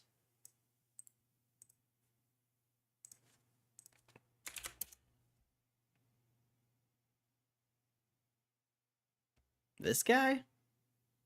I don't know who the hell that is, bro. I don't know who that is. All his buddies got mad that I didn't get pissed off and they made me call it the N-word. Jeez. We both have burners. I got a burner. I got a heater. A burner and a heater. Of course, gonna come in here with this bullshit. Facts. That's the Cam way, bro. That's the Cam way. Gotta ruin everyone's good time.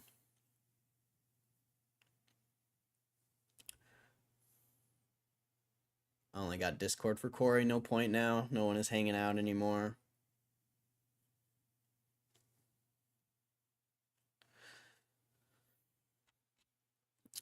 I just don't even think it's a good thing to be hanging outside of the chat, to be fair. I think it's better to just, you know, have this here and leave it at that.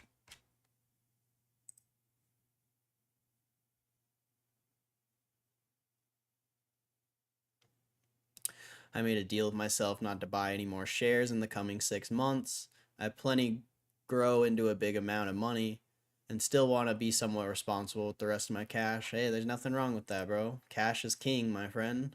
Cash is king. I mean, that, you know, I have cash on the side too. But believe me, there's, you know, part of me just wants to go all in and just not care what happens, but it's just very irresponsible for the position I'm in.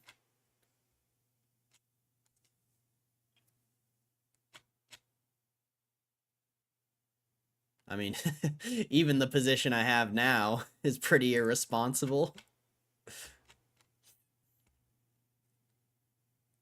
But it could definitely be worse.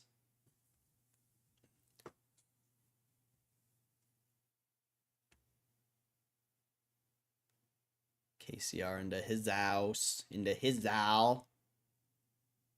KJ oblivious. Bing bang boom. Makes sense, you turd. I messaged you the other day. I just have set and forget boomer stocks. Hey, GameStop's a set and forget boomer stock. You just buy it and you set it and you forget it. And then you buy more when you feel like buying more.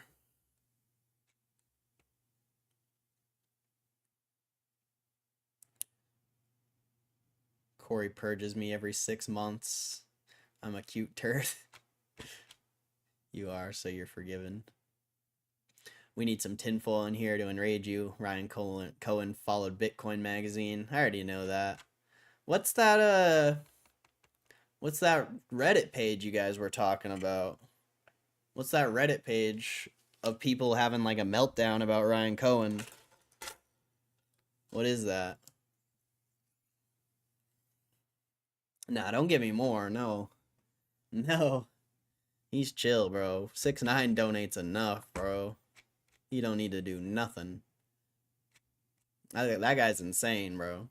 The fact that, I mean, bro, he's here every day, spending all day in the chat most of the time. Like, he don't need to donate. That dude's different. Like, just having people in the chat every single day is what it's all about.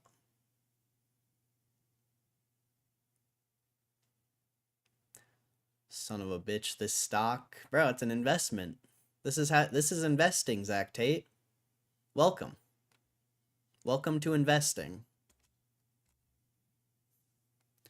To be fair, don't hang outside of the chat. Lots of serial killers around and about.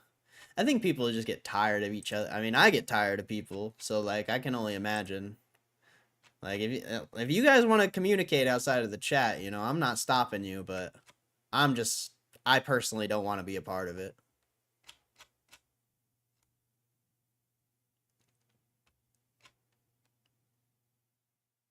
which I know I definitely should be, you know? It's kind of part of being a influencer or whatever, you know? I should be part of the community and be engaging with you guys outside of here, but bruh, it's I don't know, man. It's a lot. I barely even talk to people in the real world. So like having a bunch of friends on the internet world, it's like it's a lot. That's all I can say about it. It's just a lot.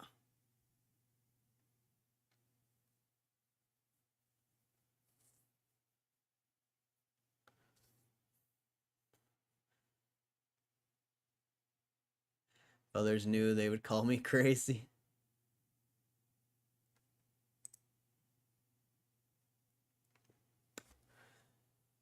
Matthew telling on himself. 5.2 million volume. Let's go. You like camping? I got a. You like camping? I got a whole cellar full of camping. I got a whole cellar full of campers in the. You like camping? I got a whole mess of camping down in the cellar. There's a murderer in the chat.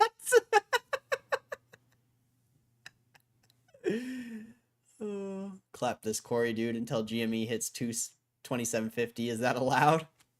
I mean, it did hit 20. Oh no, it only hit 2745. Never mind. I was gonna say it already hit 2750. I mean, it might have. Usually, trading view is not accurate, so it might have hit 2750 already. Facts, me too. Let's play Clue. Clue?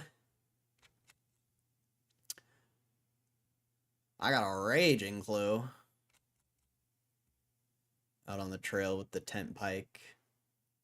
Tent set up in the morning, alright. Oh, the tent set up in the morning. Give him more. There are multiple threads going on, almost too targeted. Interesting. That's my thoughts. This bet is a calculated, irresponsible thing to do. Not going full retard by putting my whole net worth into it. Fair. I mean, I am. Like, the rest of the money I have control of technically isn't mine, so, you know. I'm definitely going full degen here. But I'm also ready if the worst scenario happens. Because, you know, even if the worst scenario happens, I still think GameStop's going to be a solid investment for the future.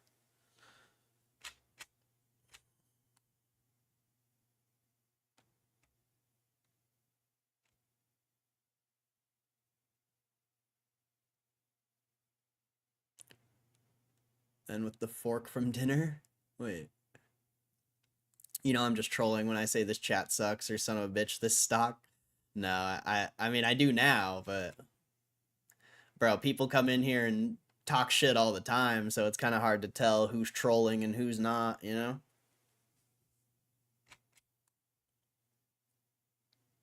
It's not as bad as it was, you know. For a while there, it was a lot of trolling, but lately it's been a lot better.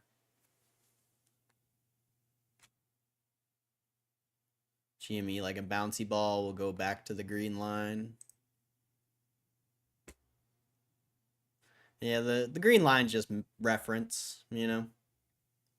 It's around there where the resistance is, the old support. It's not exact. Like, it was exact right here because, you know, that's day trading for you. But as far as the long-term price action, you know, it's not exact. It's hard to be exact unless, you know, you're hitting the trade. Because, like, most of the time, like, for me, my technical analysis, it's always the first test that rejects. Because that's just, you know, it's day trading. It's day trading. But then, the more it tests it, it's gonna stray away. from being like exactly correct.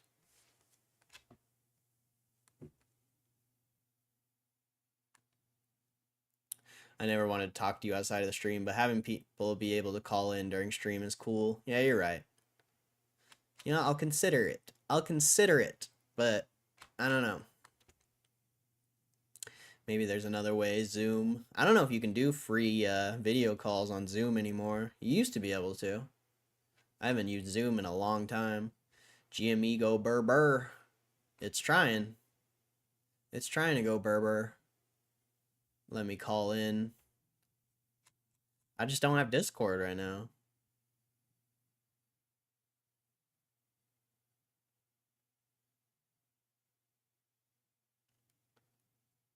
Just because we might look back in the future wishing we bought more doesn't mean it is not a retard thing to do as of right now. Yep, pretty much. But at the end of the day, it's investing, you know? This is investing. So that's what investing's all about. You put in money you're willing to lose for hopeful future potential. That's investing. It's kind of like gambling, but fancier word, I guess.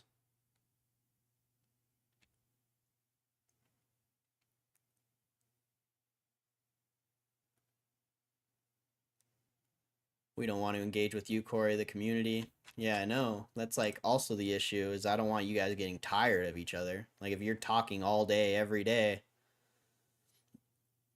someone's going to get upset about something. Something's going to happen. And, you know, I get it. Like you guys are adults, you can do whatever, but I just don't even, like I said, if you guys want to add each other on Discord and talk outside of the chat, go for it. But I'm not going to like have a Discord like community or anything like that because the community's here. This is the community. If you want to talk to people in the chat, come to the live stream and talk to the people in the chat. You know what I'm saying? Zach call in. You guys want a Zach call? I don't have Discord. I can't do a Zach call in.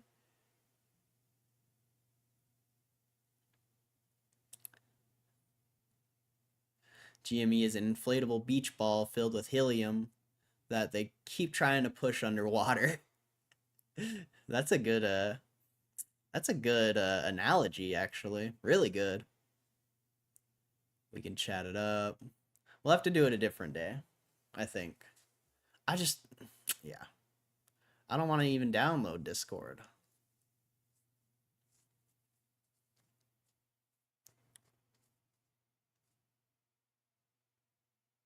TOS shows high of 27.45. Okay, so TradingView is accurate this time. A-Bone, what's up, A-Bone? Haven't seen that name in here before. I like this dude. Discord comment. Good for you, bud. Yeah, thank you, bro. Well, I don't know. This is the community right here. We don't need Discord. We don't need... I get the, I get the calls. I understand why you want the calls because they're entertaining and it's good content. But other than that, I don't know. I just don't find any value in Discord. I actually find it unvaluable. Like, in some ways it's good, but other ways it's bad.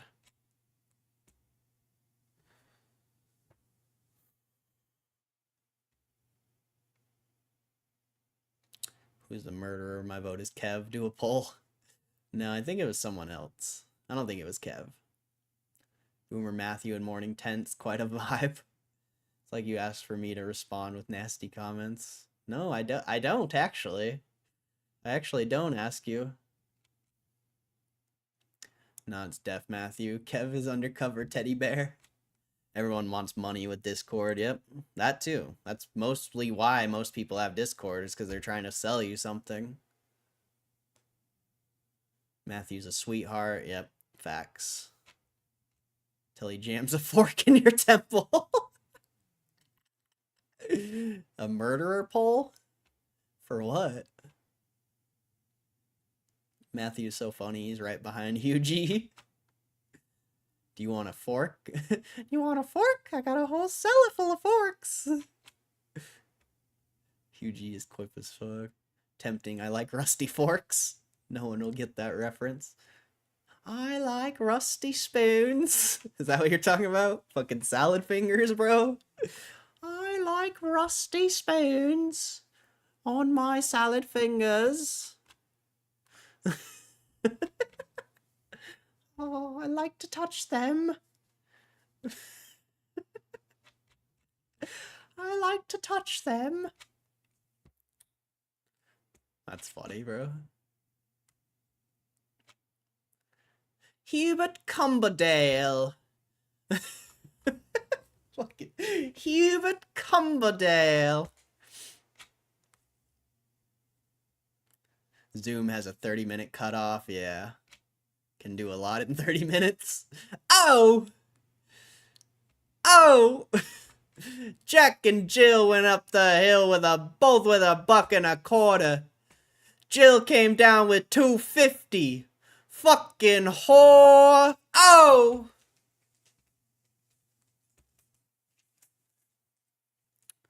I'm pissed now. Make him send his number and 6ix9ine can call. Corey, I really appreciate you. Without you, I'd be lost in all the hype talk and all the FUD. Your talk about the fundamentals is good for me. It's a rare thing in the GME community. I agree, and I appreciate you, bro. Thank you for always being here and showing love, bro, for real. I try to do what I can to, like, stay away from the hype and all that stuff because, I mean, I've been sucked into the hype, bro. That's how I kind of got here. And I know it's not good. As someone who spent so much time in trading, I know the hype isn't a good thing. So I'm glad I'm able to provide that. Sweet Pumpkin. Yeah, shout out KCR. They love talking about MOAS all day, every day. Yeah, but they also get clicks and stuff for it, you know? That's why they do it. They don't invest in GameStop. They don't buy GameStop. They don't care about GameStop. They talk about GameStop because they get views and clicks. You know? I mean, that's a small percentage of why I talk about it and why I stream about it, but I'm actually invested in it. You guys saw me buy 50 shares yesterday live. You guys have seen my accounts. Like, you guys know what this is, you know? That's why I don't have to talk about that stuff, because I'm a real investor. All that MOAS nonsense is meaningless to me, because that's not why I'm invested into the stock.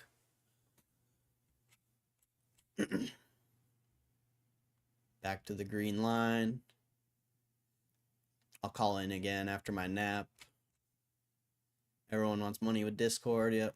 That's fine. I'd be interested in talking to you about why you're skeptical about calls and puts for GME, and we chat about some interesting things, and I would be mainly to get knowledge about stocks. I mean, I'm not skeptical about calls and puts. It's just I'm not trying to time the stock. If I want to buy more shares, I'll buy more shares. If I wanted to short the stock and make a trade shorting the stock, I would short the shares. I don't need to trade options. And the options are overpriced.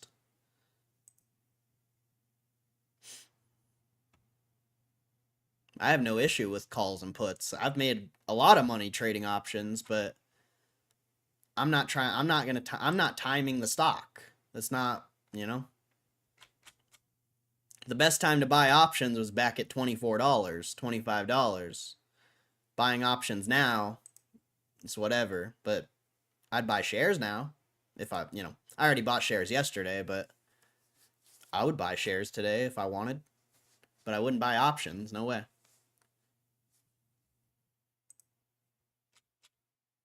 But yeah, I have no issue with options. It's just, I don't need them. I don't need to make, $100, $200 on a trade here and there, and then next week lose $100, $200. Like, that's not interesting to me. What's interesting to me is putting all my money in GameStop and seeing what happens. If I wanted to make little profits, I'd already be crushing. But, I was probably the only person talking about selling when we were up at $34. And I didn't sell a single share.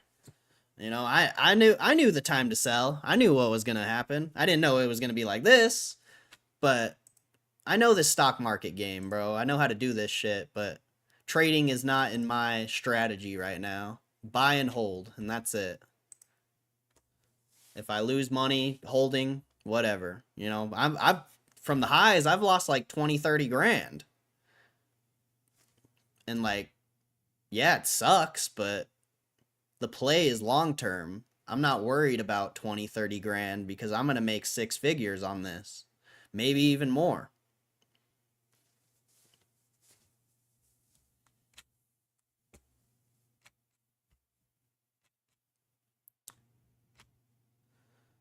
Oh my god, I love you. You're my favorite. Hubert Cumberdale. You want to get on Discord call, you can get. You want to get on Discord call, you can get out. You can get out. Oh shit, that's funny. How many people are in the stream today? I feel like the stream's kind of popping.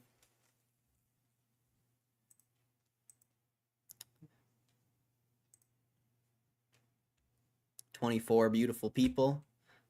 And we had like 30 in here one time. That's pretty sick. Pretty dope.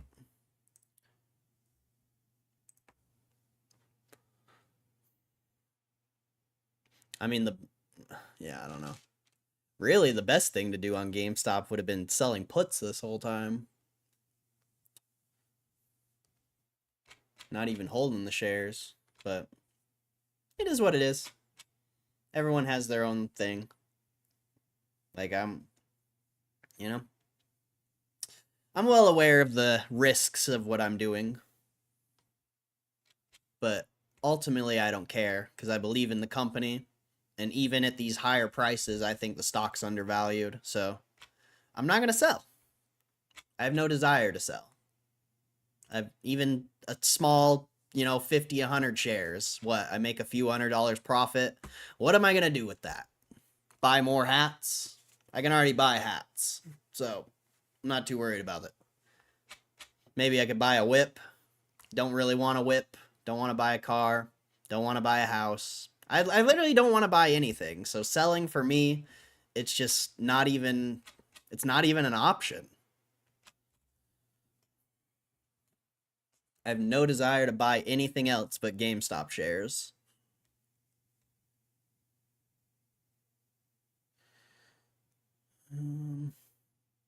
Why do you get to call in and nap? The fuck? Who naps? Who is the chat murderer poll? That would be a lot of names. We need more Corey Dice Clay. Little boy blue. Because he needed the money, huh?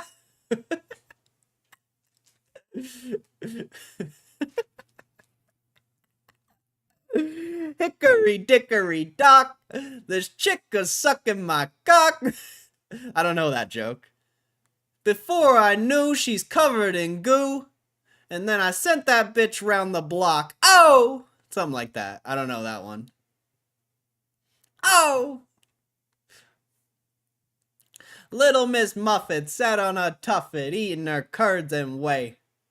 Along came a spider. Along came a spidey, sat down beside said, "Hey, what's in the bowl, bitch? Oh!" Triple D's and G's. Well, I'll vote Matthew, except Kristen. Zach, be nice. Don't make me clap you and feel guilty. I'm excited for Chris 10 call. Gonna be wonderful. Such a sultry voice. I think it's because I'm jealous I can't be at home right now relaxing. There's a lot of people that are at work right now in here. I think most people are working while they're in the stream. I work remote. Yeah, I'm pretty sure like most people are working. I'm the only one who's not. I'm just here to entertain you, I guess, or attempt to entertain you. It's the shiz. Do you watch One Piece? Nah, I don't really watch anime at all.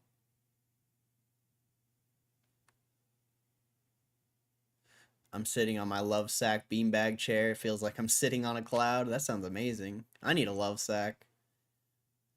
You assholes relaxing, feeling good while I'm pretty sure I'm being punished by God. Oh yeah, I forgot you're sick. Oh, that sucks. That sucks. Well, I want to learn about when and when not to do that, and why one would at a certain time. I'm not knowledgeable enough to do all of that.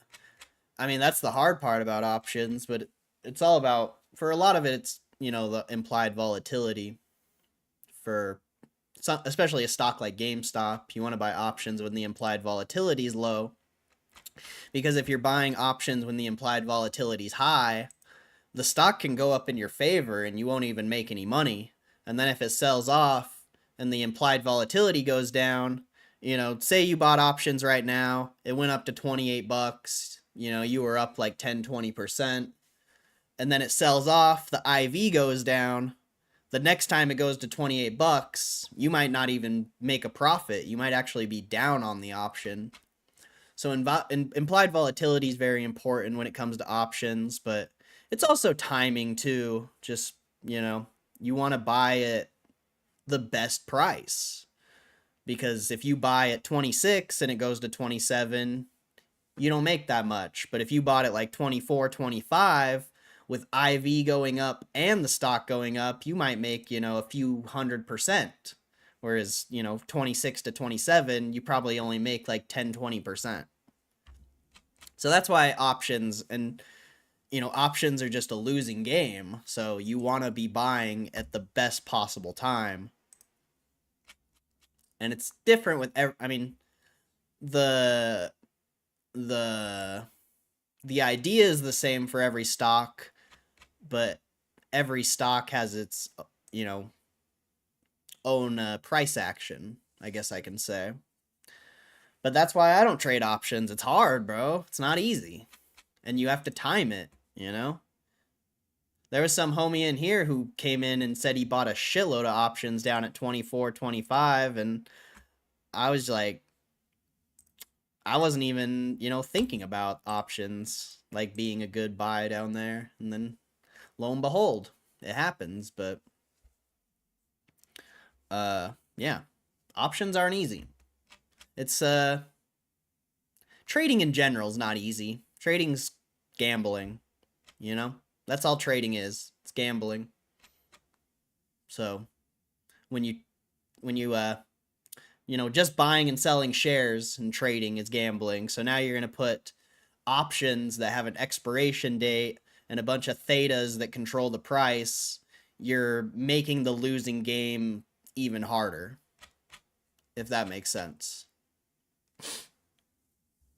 Sure, the potential to make a shitload of percentages on options, don't get me wrong, like, I've hit 1,000% options. It's possible. You can make a lot doing options, but most people lose, bro. That's like the thing, is on like the internet, people make it seem like options is this easy game, like trading's easy, you know, all they do is make money. But in reality, most of those people, for one, don't even trade. Like, they're paper trading, or they're just showing their highlight reel, or, you know, more likely, if they do trade, they have way more losers than they have winners. All they're posting is their winners. Nobody talks about their losers, because that's, you know, how do you market and sell a Discord course or trading course or anything if you're talking about losing trades all the time, you know? It's all marketing. Literally. They talk about a stock, they get you to FOMO into it. You know, there's a 50-50 chance you hit. If you hit, you know, you're excited, you think that person is a genius, then you start donating to them, you buy their course, whatever. And then if you don't hit, you just get fucked and you're just another statistic.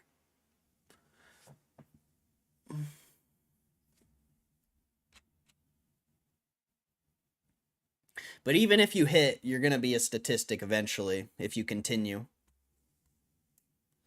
And, you know, there are profitable traders out there, but it's a tiny, tiny percentage of people. Like, just because you've made money the past few months doesn't mean you're going to keep making money the next 3, 5, 10 years down the road. That's what being a profitable trader is all about, is the long term.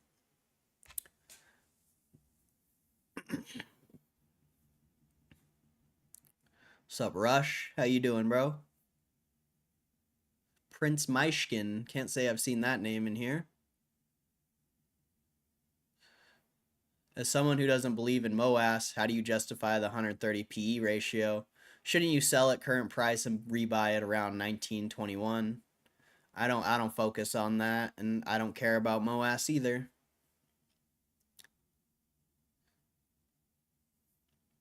And if I wanted to sell, I would have sold in the 30s. Not now. What's the point of selling now? This is probably the fair value of GameStop, realistically.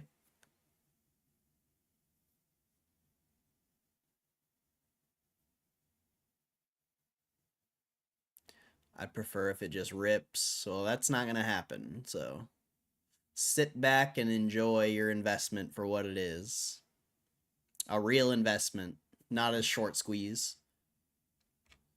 I'll never forget buying at 486. That's wild, bro. I can't believe that's real. It's wild. Zach Tate, pick a ticket and track it. Eventually you'll learn how to read it. Or not. Trading is difficult. Buying shares, though, and holding shares is easy. And what you should focus on first. Amen. Yeah, I think it's easier to trade options if you're focused on one ticker. For sure. Because then you kind of get familiar with the price action and yada, yada, yada. I can agree with that. You won't buy another DRS share? I don't DRS my shares, but I'll buy more shares, I'm sure, eventually. We'll see. I'd like a kitty tweet where he says, like, but like bastard, buy like bastards. That's not what this is about, though, bro. This is an investment. Roaring Kitty's just an investor like you and me. Sure, he's a legend, but end of the day, we're all in this stock together. You know? Roaring Kitty at $34. I wonder what Roaring Kitty was up at $34. 9 million. He was up over 50 million. So, we're all in this together, my friend. We're in it together.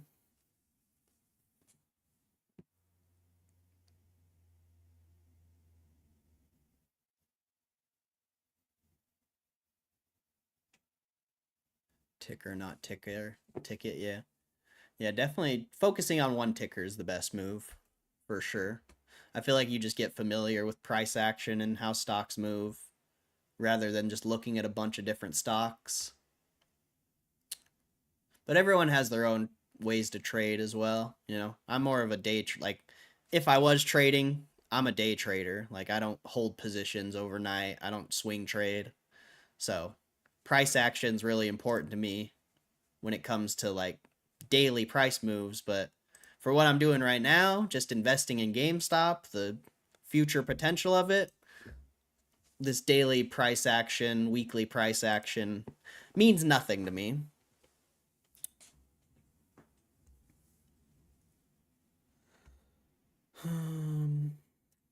Yeah, I bought in May when she was going nuts and never seen it back to those price. Yeah, that's what happens when you FOMO in during hype.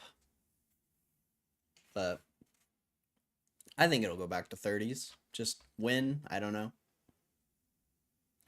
Corey can teach you a lot, my friend. I assume you're new to the market. Stay tuned and do not FOMO. Dollar cost average into positions and take profits early and often if your account is just starting out. I agree. I agree. What I'm doing with GameStop is complete degeneracy. Trust me, I know. But it's an investment, you know? I don't care if I lose on it. But I agree with everything 6ix9ine said there. Do not FOMO, dollar cost average into positions, take profits early. I mean, that one's debatable. It really depends on the trade, what you're trying to do. If you're just investing, you don't need to take profits. But if it's a trade, I agree. Taking your profits is smart. Fire off questions all day. I'm sure people will try and aid you. First stock I bought was DraftKings when it was at $62 and shit hasn't went back since. I just want to know more about all this. This is back in 2019, I think. I mean, that's tough. I think learning about fundamental analysis is really important too. I've never looked at DraftKings, but I imagine it's not like the best, especially back then. I'm sure it's pretty okay now. But fundamental analysis, seeing if companies are profitable, all that. It sounds like you have a problem with buying stocks when they're up too much and like you don't have any patience. No offense, but that's just like what it seems like. And patience in the stock market is very rewarding. Very rewarding, especially just starting out.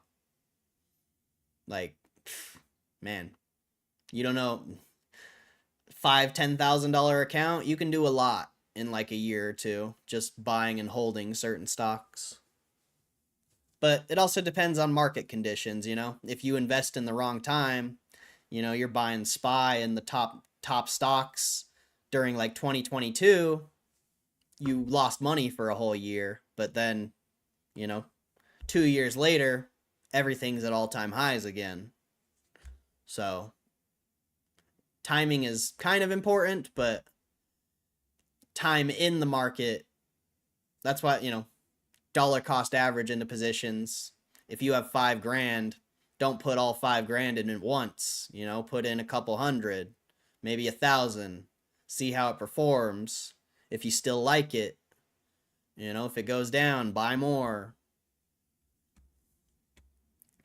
At work, not working. I'm on the grind over here. Let's go, Muma. He doesn't like anything good. Just give up now.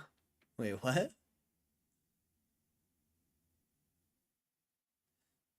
It's hard to ask on here because by the time someone reads my message, we've went over 10 different things. That's fair. I mean, I'm always behind on the chat. A lot of random shit pop off, Zach. It can be hard.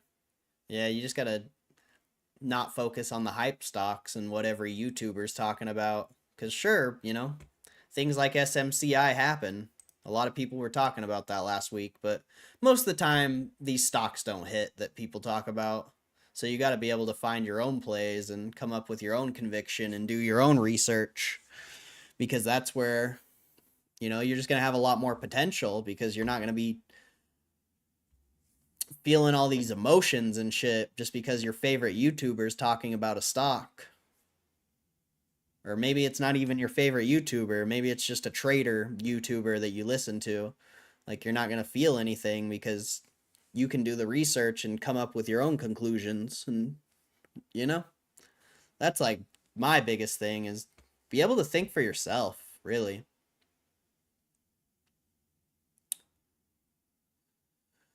Wouldn't have been the best time for options when it's down there because we know it's going to go back up. But that's the thing. You don't know it's going to go back up. You can assume, you know, that was the cheapest time to buy options, I believe. IV was the lowest it's been in a really long time, but you don't know that the stock's going to go in your direction, whether you're buying calls or puts. You don't know that. You see it now because it happened, but hindsight is a killer, I think. I think it's a killer for a lot of people in the market. I think hindsight kills a lot of people, because you shouldn't be focusing on what you should have or could have done. If you can't see the vision there in the moment and take the play, anything that happens is bullshit, really. It's not even real. The market is, what's the term? I have it in here. I think it's this one. Nope. Where is it? I forget exactly how he said it.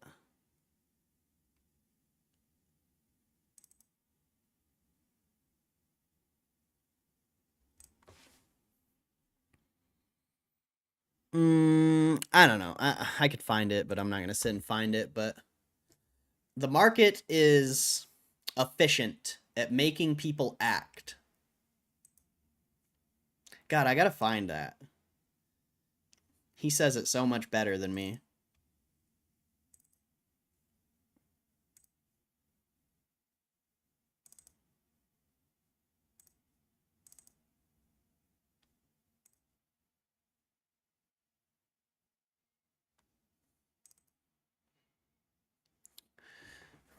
The goal here, you ready? You ready for some fucking real wisdom right here? The goal of trading is not to predict. The goal is instead to understand and anticipate. Anticipate the next move. Do this by understanding what the competition is doing. Understand who is winning and monitor their success and then join them. The market is not random. The market is not efficient. The market is effective. Effective at compelling market participants to act. It makes you take a move that you don't want to make. What I know right now, bulls are in control. Well, this is old, but bulls are in control. Move is super overextended, but it shows strength. Super overextended, I can short, right? Understand who is winning and monitor their success and then join them. Winners are the bulls. I want to continue to join them. I will buy any pullback given tomorrow. What experience gives. I can predict future winners and join them in advance. Usually that means fighting Momo, but you can do it with experience. I mean, that's... The market is effective at compelling market participants to act. It makes you make a move that you don't want to make. I think that's probably the truest statement anyone has ever said about stock trading.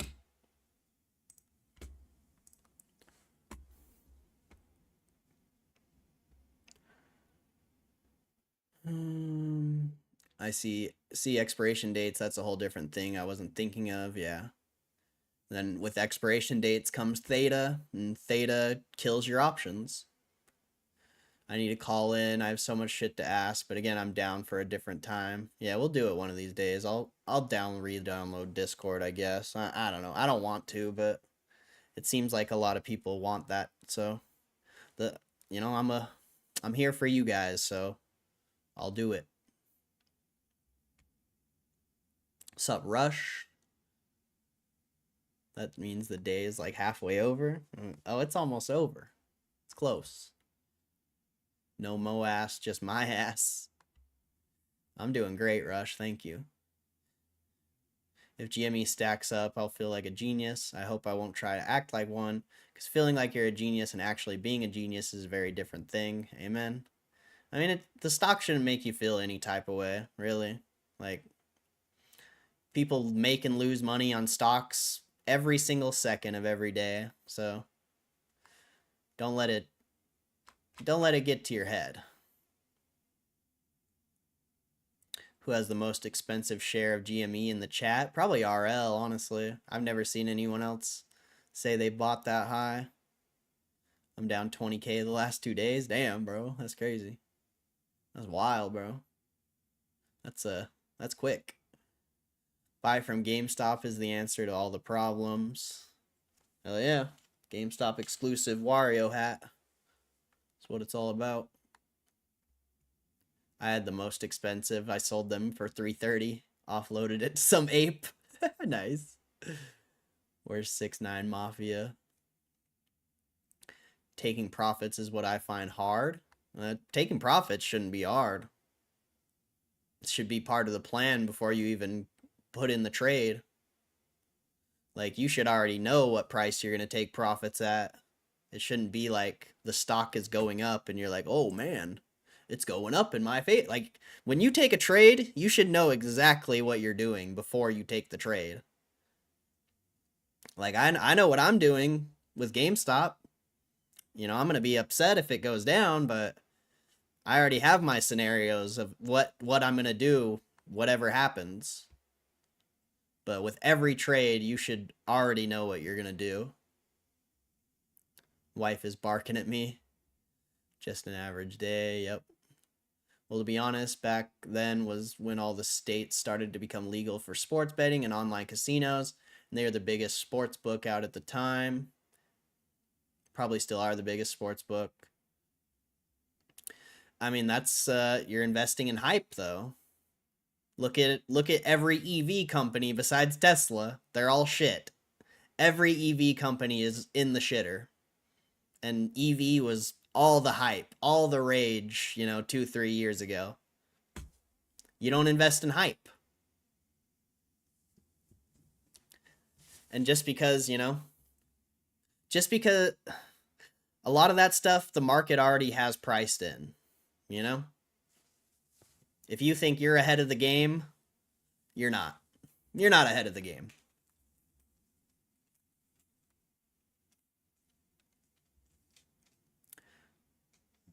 Yes, sir. Live to fight another day. Amen. So that's what I'm saying. Do you just buy the S&P 500 when you have extra money, or do you really try to time out good stocks?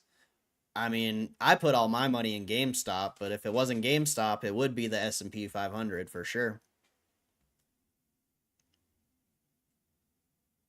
Or, top 10 stocks, whatever. You could learn how to do fundamental analysis and start searching for undervalued companies. Like, that's a thing that you can do, but you'll never go wrong with the S&P 500, I don't think.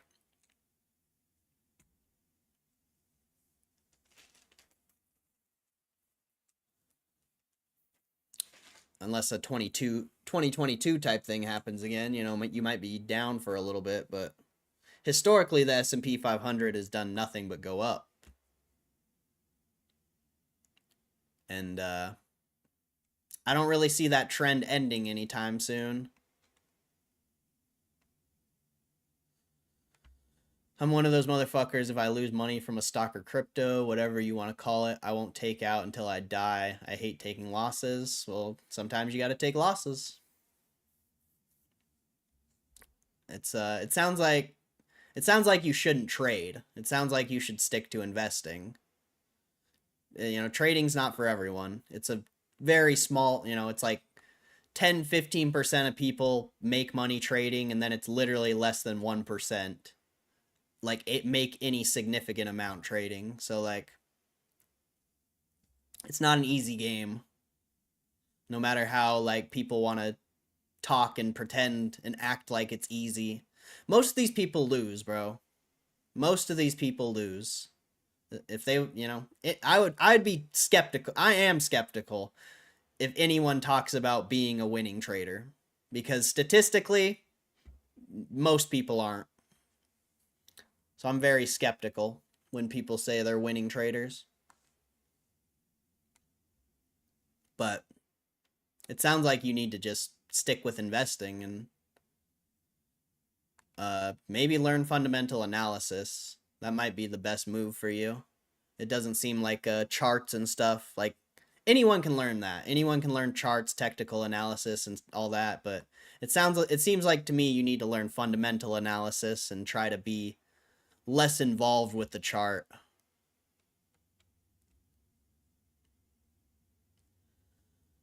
That's why I'm still holding DraftKings stock since 2019. The same goes with stupid ass crypto I got in 2017. Well, your crypto should be crushing if you bought the right crypto. And DraftKings 2019 sounds like you're following Stock Market Live, which, I mean, I respect Josh. He's one of the first people I started listening to, but that's, you got to learn to think for yourself as well. I don't know. That's just an assumption. I don't know if that's real, but you got to be able to think for yourself. That's why we call you Loomis, always moving money, Fugazi. I snagged Intel when it hit 19 range. Why? It's a historic support, according to technical analysis. Also, given the tariffs that are looming, they'd be the only U.S. chip maker, meaning they could have been cheaper. I mean, yeah, I agree.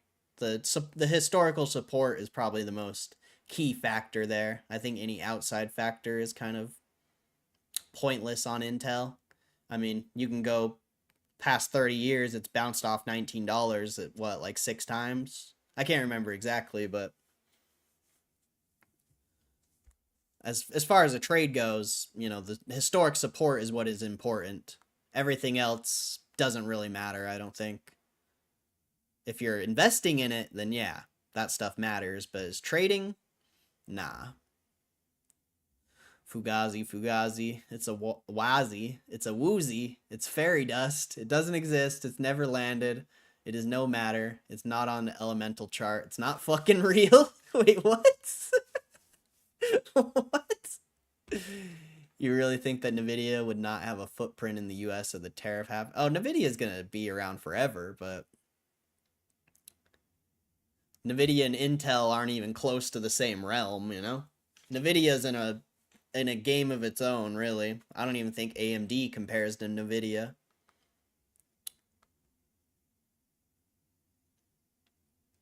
Ultimately, I already sold when it hit like $26 a run. I wasn't expecting, but I'll take it and buy again if it approaches that zone again. Not financial advice, just an example of a successful trade. Yeah.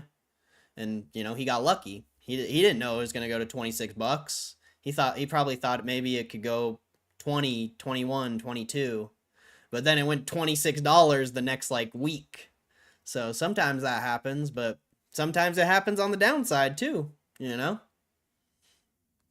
Sometimes you buy a stock and then it goes against you more than you think it's going to go. GameStop, probably the perfect example, you know, back up into the 30s. Everyone and their mom thought it was bullish, thought it was going to keep going up, thought it was going to squeeze to 40s, whatever. And then next thing you know, 2-3 weeks later, you're trading at $25. So, yeah. But, that's why stop losses can be important, you know? But that's why I don't swing trade, because I'd rather get stopped out on a day trade than a swing trade, personally.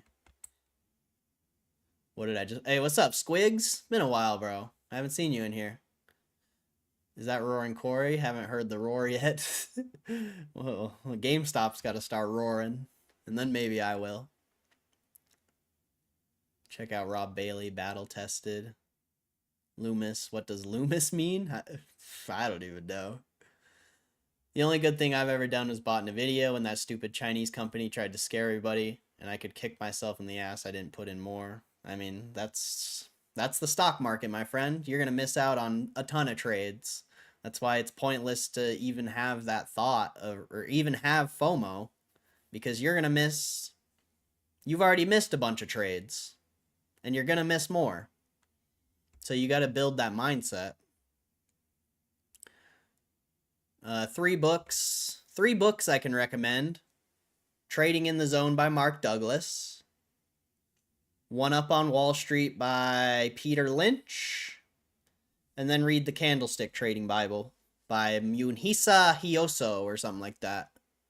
Those are the 3 books you need to basically be a trader. Or understand trading, I guess. It takes a lot more to become a trader. But those 3 books will help you a lot. You buy calls when a stock is oversold? Not really, because if the stock is oversold, that means bears are in control, and you're betting against the winning team.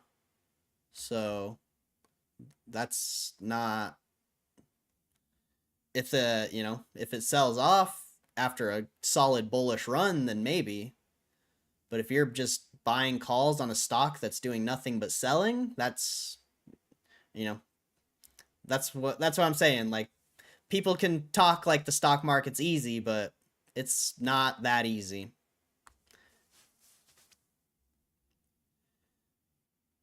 Squig83 ain't seen the props yet, or hits 200 MA. Yeah, I disagree with that.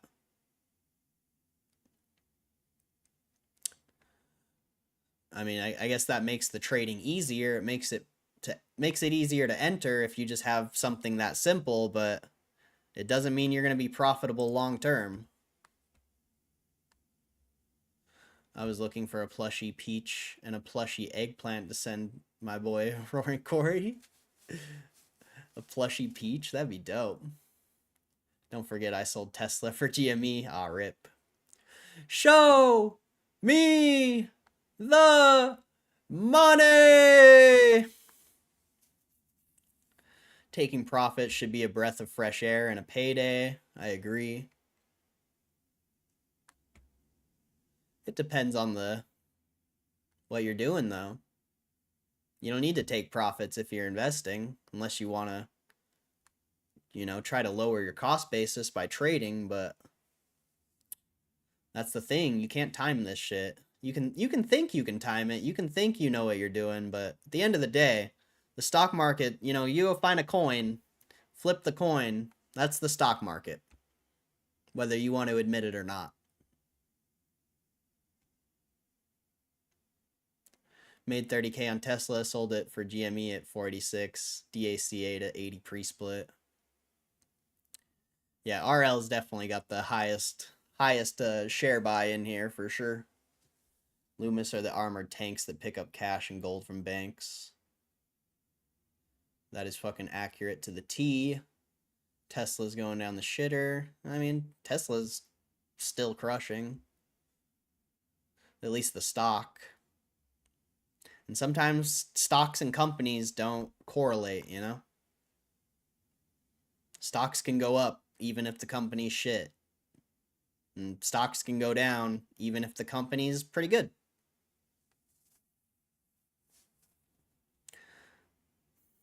It's not an easy game. As much as everyone wants to pretend like it is, stock market's not easy. Like I said, most of these people don't make money. I've lost money trading. It's easy to lose money trading. Just as easy it is to make money, it's a lot easier to lose it.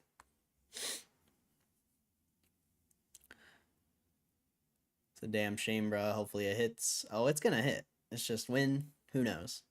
Gold looks rough here, and they're about to look into Fort Knox. Corey, is the gold there? Oh yeah, I saw that. I have that article up, actually. Is the gold there? Where's the gold? Oh, man. If you buy hype, you will always be behind as fuck. Amen. Amen. For sure. Especially if you buy and hold.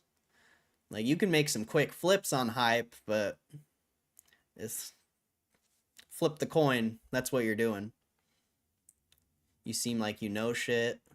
Bro, I've been in this stock market game a long time, my friend. A long time. I've done it all. I've literally done it all. The only thing I'm really not that good at is fundamental analysis, but I'm learning. I'm learning.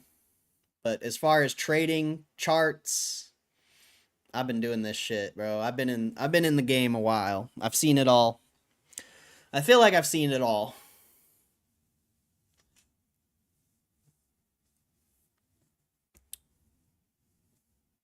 Been working with the earpiece in, but love to hear people learning. Amen. They've been calling in the gold they've lent out for 1.5% interest since 1970s. What the fuck is he dressed as today? You don't like Wario, Kev? You got a problem with Wario, bro? There won't be any gold, just a bunch of IOUs from former presidents. Is the gold even there? What is gold doing? I never even thought about looking at a gold chart. Wouldn't it be like bullish for gold if the gold wasn't there? I feel like that would be bullish. Supply, demand.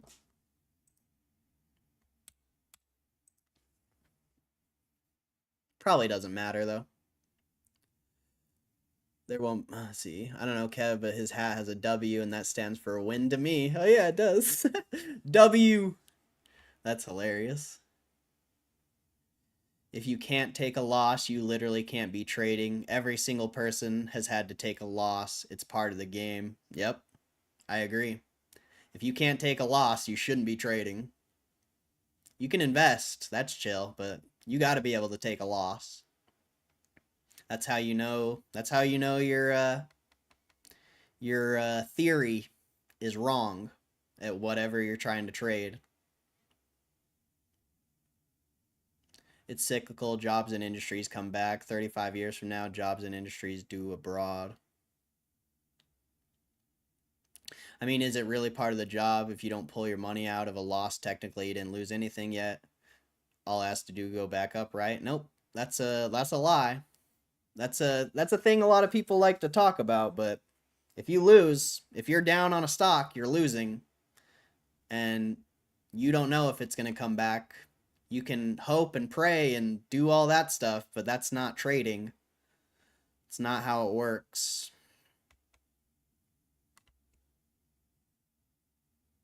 But you lost. Whether you like to admit it or not. You lost. Sure, it could come back, but you still lost. You're just not accepting it, I guess. Which, you know, the stock market's a long-term game, you know. This is what the stock market was made for, is investing. It wasn't made for trading. So, if you are down on something right now, it's not necessarily the end, but if it takes 5-10 years for you to get back to your cost basis, there was a lot better of things you could have put your money in.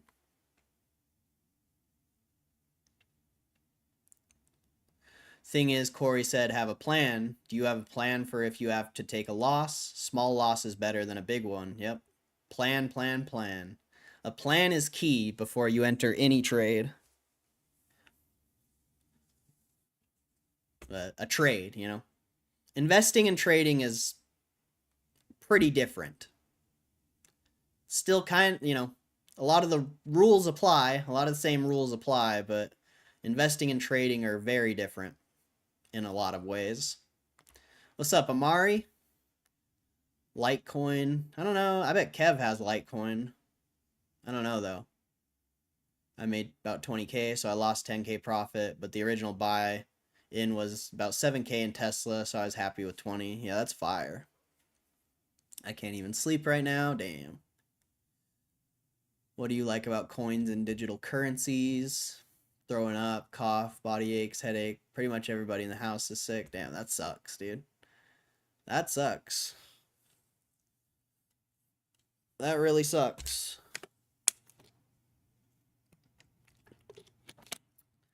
I just got really lightheaded out of nowhere. That was weird. Oh, it's hella weird. Ugh, that was weird. That was super weird.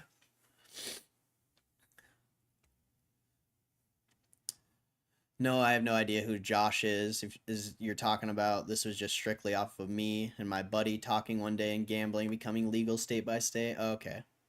Okay, never mind then. It was just an assumption, but yeah, that's why you know, hype isn't your friend in the stock market. You know, GameStop was hyped there for a little bit, May, June. But it's not hyped now. Nobody cares about GameStop now. And that's why I love it.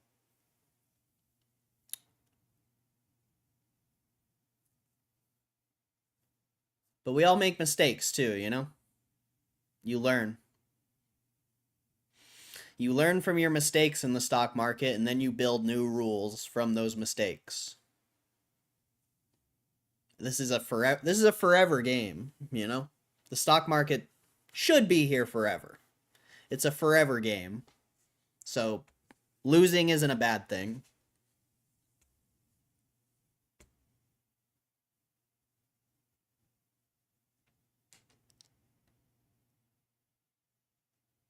Corey just mentioned some books. I think he should write his own trading book with his current strategy. Every page just says, I hold GME. That's a good book. I like that strategy, bro. Might be the best trading strategy in the stock market. I don't know. Debatable. I mean, I feel like I would have made a lot if I was day trading GameStop, but that's, you know, hindsight. Hindsight. Doesn't mean I would have. Watching Coinbase get clapped after earnings and Bitcoin running. Nice. Is Coinbase getting clapped on? I saw it went down on earnings, but I assumed it would just bounce right back up. No, it's not even down that much. It's not even down that much.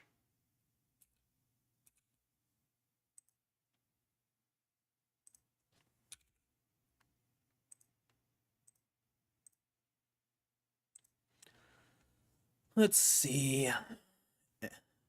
Seems like the flu.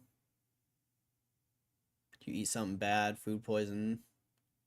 Was it the chicken bake that gave you food poisoning or the double chocolate chunk cookie?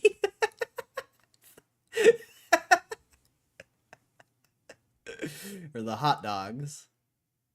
Or the pizza? My daughter got sick first, and after about 3 days, we started showing symptoms. Damn. Some little germ machines that live with you. Stock goes up, my relationship goes down. Tesla's fall will be Elon himself due to somewhere in spectrum.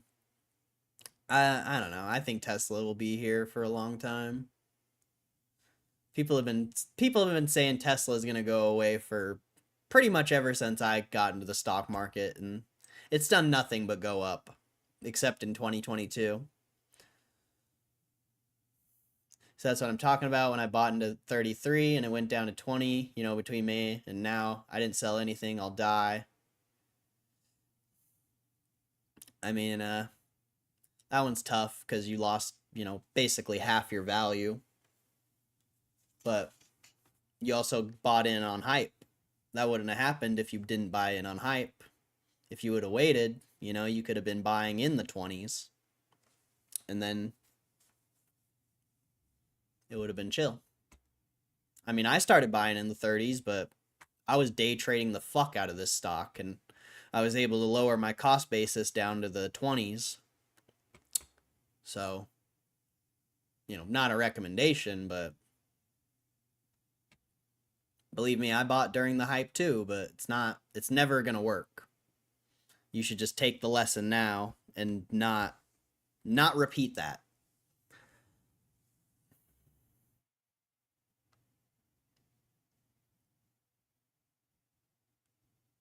$5 apiece.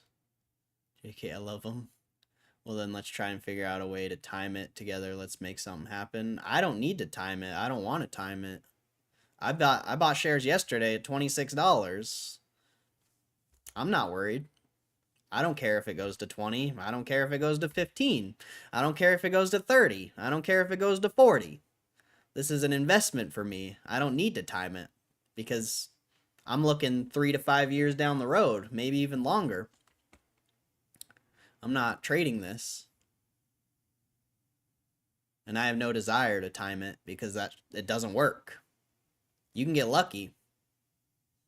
Getting lucky happens all the time in the stock market, but I'm not a big fan of luck.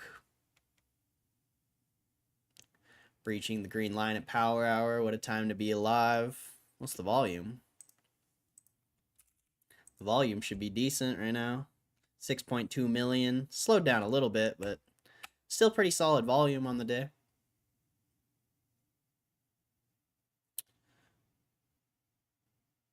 My 2-year-old would have you mailing him back in 10 minutes. Does anybody have a good series to recommend?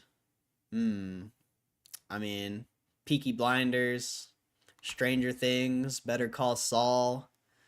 I feel like most people have watched those, though. Those would be my top 3 picks, though.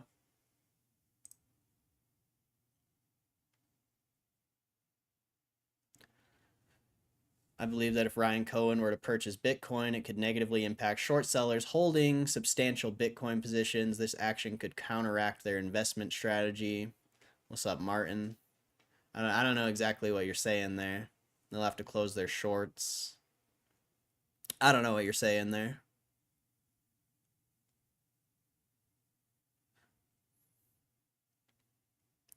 Gold supply hasn't changed. If it's not there, it's somewhere. Fair. Just no romantic series.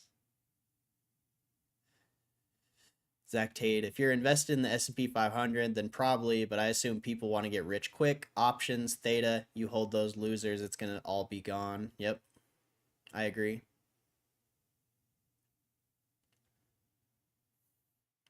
Not to sound like an asshole, but when you say they don't correlate, kind of like GameStop, GameStop's at fair value right now, so the fundamentals are correlating with GameStop right now. But I think the future potential for GameStop is what the market's not pricing in. But as of right now, I think GameStop's at fair value from a fundamental perspective. But that's the other thing. The market prices in the future potential of stocks. You know? The market is usually prices in what's going to happen before it happens. It's just in this scenario with GameStop, I don't know that the market's priced it in correctly quite yet. We'll see, though. I could be wrong.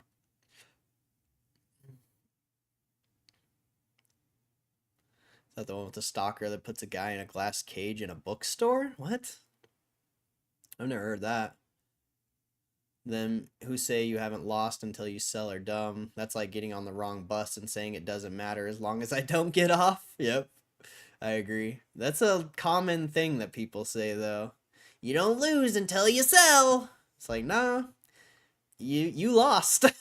If the stock doesn't go back to your price, you lost. I found myself rooting for Joe by the second episode. Prison Break or Blacklist. Cooking show. It's pretty epic. Oh, what's up, Small Fry? That is how I can tell a newbie from a pro when they say that. Yep.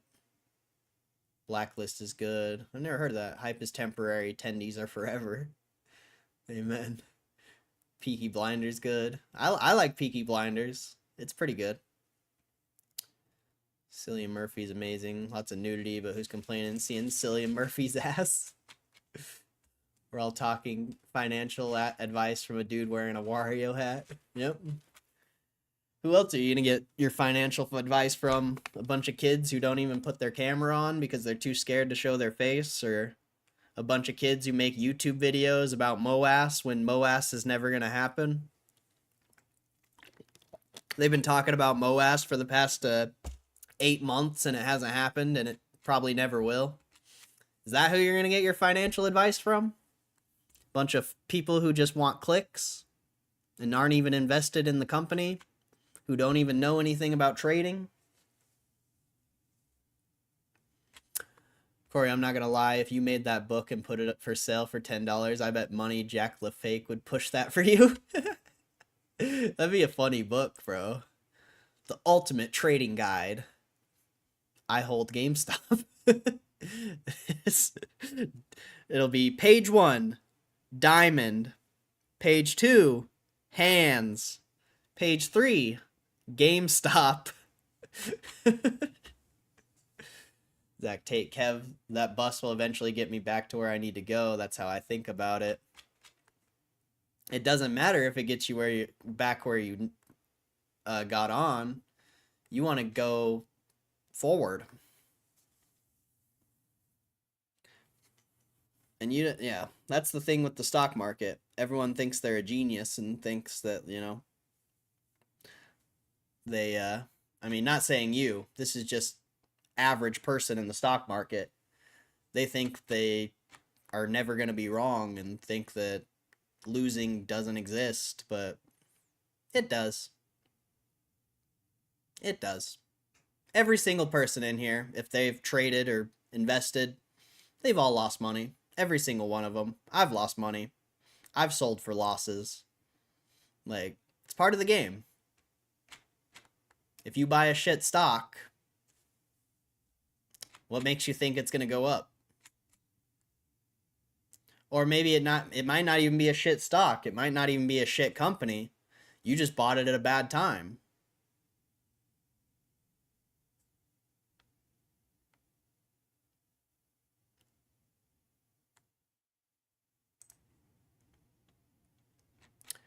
Try watching Peaky Blinders. I like Power and Ray Donovan. Peaky Blinders is very good. I liked it. I think it's weird that, a third of the show is just them pouring drinks and smoking cigarettes, but I like the story. It's a good story. Take a little walk from an ancient town, from across the tracks.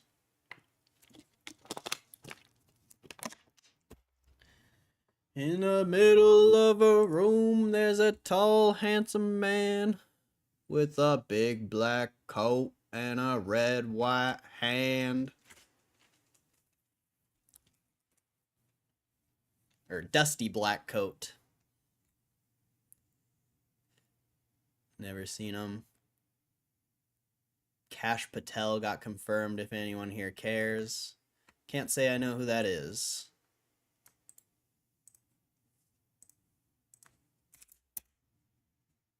Senate confirms Cash Patel is Trump's FBI director. Gotcha. Gotcha. If you haven't watched Stranger Things, there's 4 seasons to binge. Stranger Things is one of my favorite shows. Straight up. I've thought about watching it again. It's so good, bro. Stranger Things is so fucking good. It's ridiculous. Better Call Saul's amazing too. Now let's cook him. I was just looking at that. Yeah, but now you're late for work and the boss fires you. Yep. What a glorious time to be alive. God bless America. If I'm being honest, I would have cashed out on GameStop if I was at even money and put it into Nvidia a few weeks ago when I bought in, but again, I didn't want to take that L. I think that's just a bad mindset to have. That right there shows me you don't believe in the company as an investment. So why are you even here? Why do you even care about GameStop? Like Nvidia's up 10x in 2 years. Like that's not even a rational decision. You're going to trade for something that has potential to go 10x for something that's already up 10x? That makes no sense.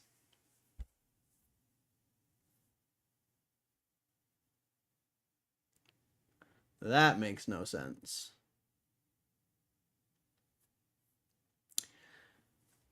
Musical Hamilton? Kev, you're right there. I don't know, I just think of it as taking a loss on something when I don't even need that money that I put in. Doesn't make sense to me. I'd almost rather wait and see what happens before taking a big L. I don't know. I just don't think that's the best mindset to have. Especially if you're buying things like DraftKings at like $62. You know, I don't know what else you've looked at, what else you've bought, but it sounds like you are, like I said, it sounds like you don't have like patience. It seems to me like you see something going up, especially when you brought that like penny stock in here. You see someone on YouTube talk about a stock, or you see a stock's going up and you think it's good. Just because a stock's going up doesn't make it good. And, you know, it might be a good stock, but maybe that's not a good price to buy it at. Alright, peace out, Rex.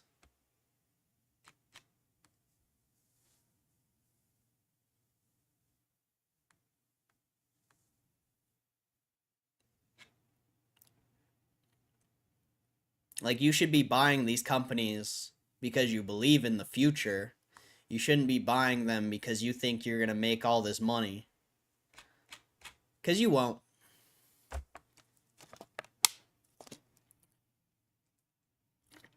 You can get lucky. Anyone can get lucky. But I think you're too focused on the money, which can be a problem.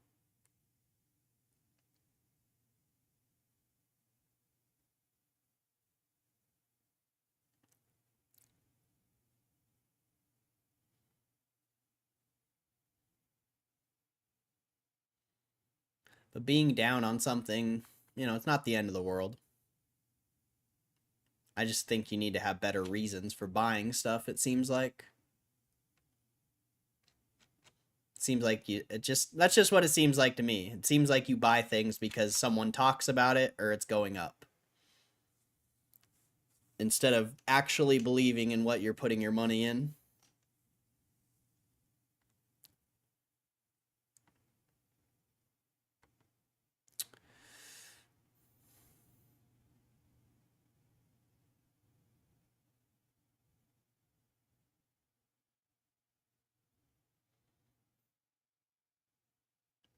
Future.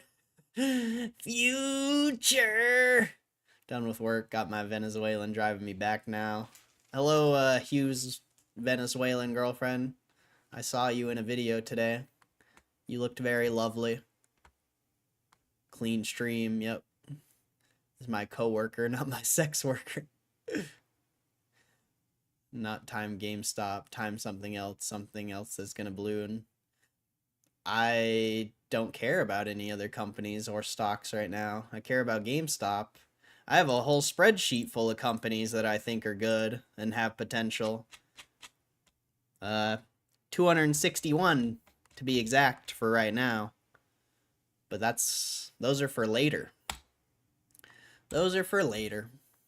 GameStop is the play for me right now. I'm not interested in literally anything else.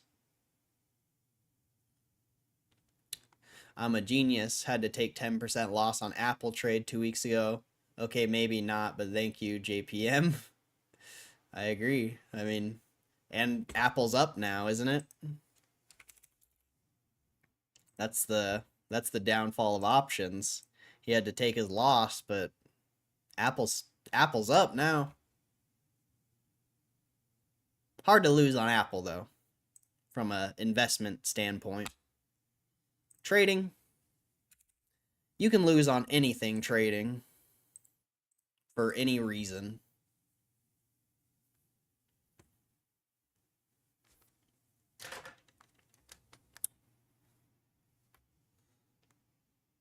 Ever since I moved to this city, my life went from 0 to Espanol real quick. I lost about 6K so far. People that don't want to admit their losses are good at mental gymnastics, I guess. Yeah. I mean, or they're just, I don't know. Most people who talk about winning trades are trying to, like, sell you something or whatever. Because there's no reason to even, like, talk about trading. You know? Like, it's boring. It's so boring. That's another thing. If, like, this should be boring. This shouldn't be fun. Stocks should be boring. That's how you make money. Boring makes money. People who have fun and get excited about things in this market get clapped.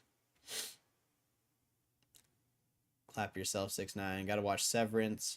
Breaking Bad universe is #1 for me, but Severance probably best thing on TV right now. Is it on Netflix?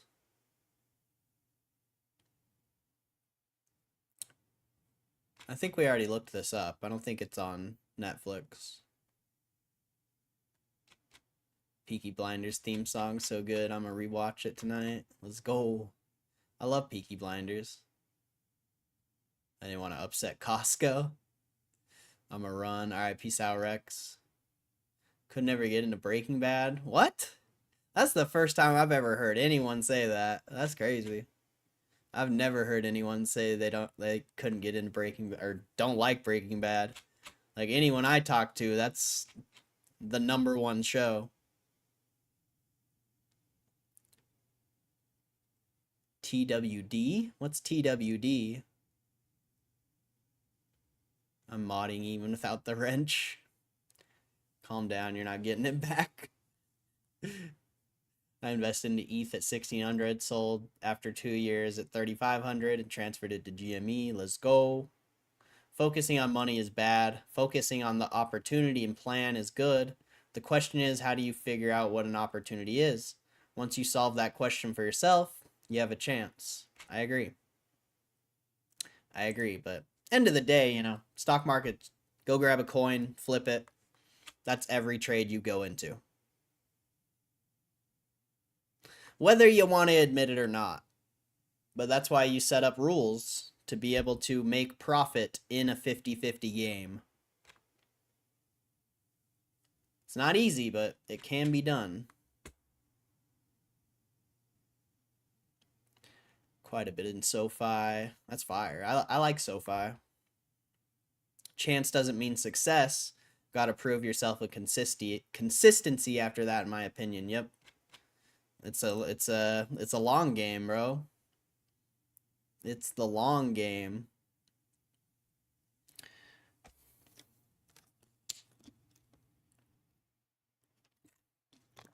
If you make like 2 or 3 grand one year and then lose 2 the next and 4 the next, you're not doing it right. You're better off just holding the SPY and going to work. You'll make a lot more. Apple TV. Dang.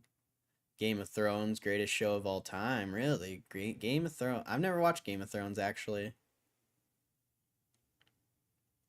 Just like how Pokemon cards are boring or crazy cards are boring to some, the market has spoken and large number of people still interested in stocks. Yeah, but a large number of people lose.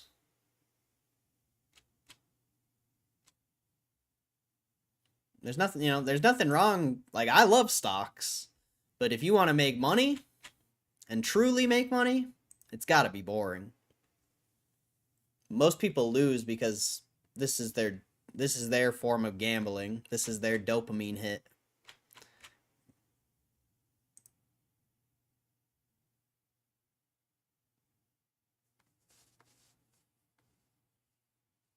Get a crash and half people won't look at stocks anymore. Yeah, I agree with that for sure. Who said that? Ban! Ban! I'm all about sexy scenes, but Game of Thrones is too much. I'm with you on Breaking Bad. Really? You don't like Breaking Bad either, Squigs? Interesting. Just didn't fill me in fast enough. It's life, though, Costco. Not every day is explosions and madness. It's a progression. Yep. Oh, Walking Dead? You like Walking Dead over Breaking Bad? That's crazy. Walking Dead kind of sucks. Like, the first, season's really good, and that's about it.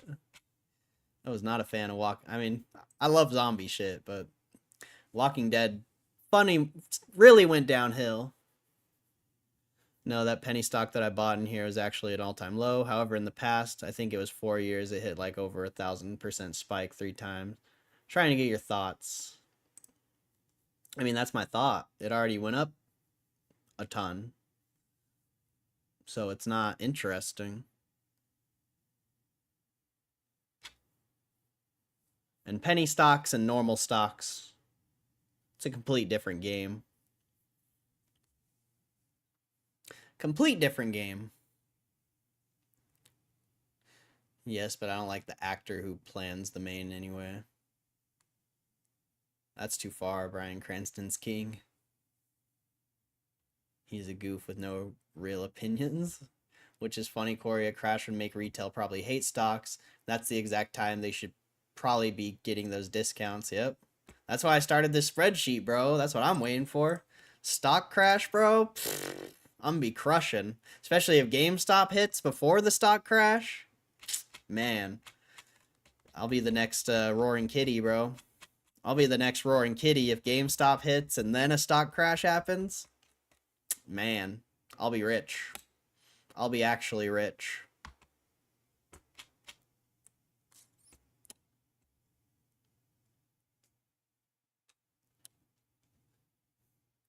But yeah, I mean, that's, a bunch of people, that's a bunch of people buy stocks while they're up super high, whatever. Then the crash happens, they get clapped, they sell all their stocks and never look at it again. When, you should probably be buying some stocks now and saving cash for something potential. Some potential event that could bring in, maybe shorting a crash. You could make a lot of money shorting a crash, or you buy the dip on a crash.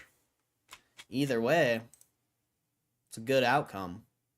Shorting the crash is a lot harder, of course, but if you have the money ready to go when that event is coming, that's amazing. Which most people don't. Most people just go all in.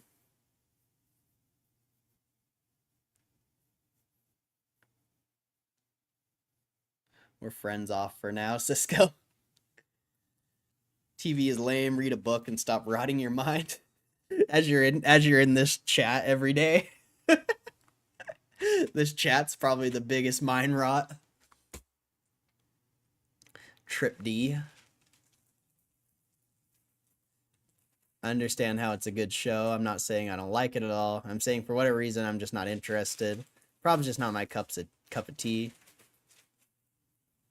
I think Breaking Bad is for the people who lived a life that is relatable. That show is a great depiction of addicting life drugs bring. Do not talk shit on Daryl Dixon, Rick Grimes, Glenn Rhee, or Negan. Oh, I'll talk shit on all of them, especially Rick Grimes. Jesse is the best. Tried to watch it again a few months ago, but my friend died from alcoholism right after, and I just couldn't watch. That's fair. Take Breaking Bad very personally, but Bryan Cranston hate is wild. I have this in my ears. I read or gamble most days. Used to be the news, now it's this. Nice. Well, I mean, this is kind of like the news, right? We read a lot of news.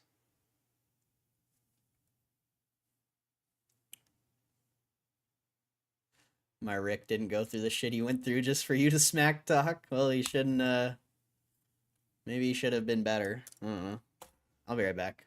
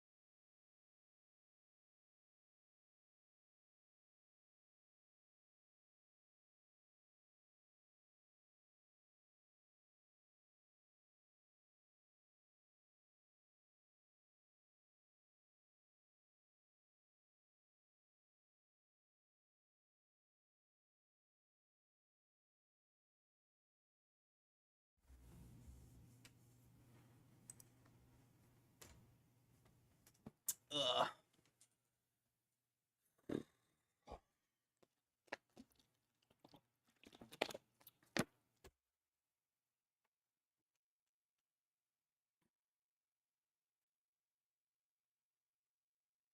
Yeah, I don't know.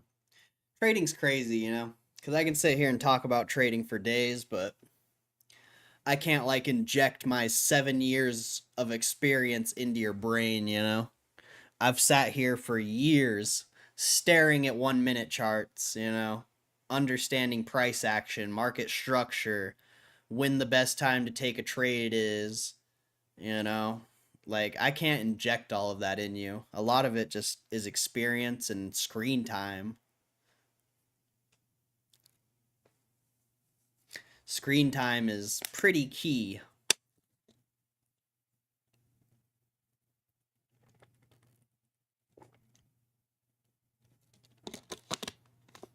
Like, I probably have more screen time in the stock market than a lot of you guys have in your favorite video game.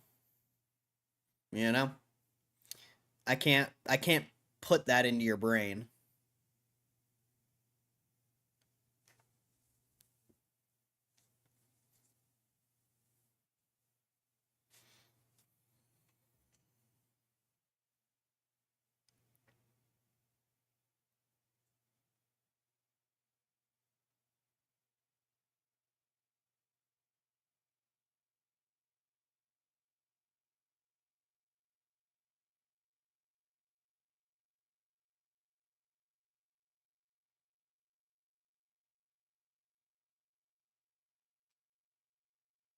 Crazy how many of my teammates are gone because of drugs, so it could be good, but I just don't want to watch it, I guess.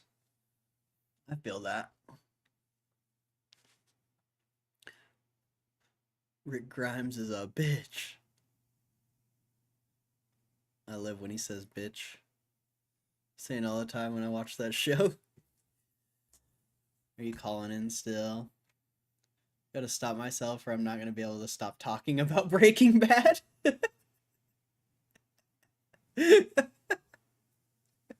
That's funny as fuck. I ain't never gonna stop talking about Breaking Bad.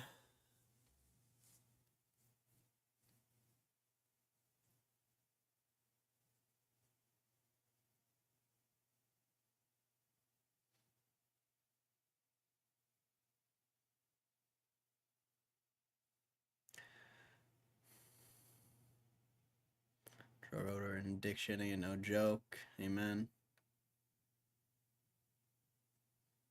Change the subject. The odor of my drugs ain't no joke, but I stick to the weed. I think we just became best friends. Do you like guacamole? I want Jesse to call me a bitch. Jeez. Rewatch tomorrow. Severance book club with friends? Really? Can't type. Dude, I gotta get Apple TV. It's that good?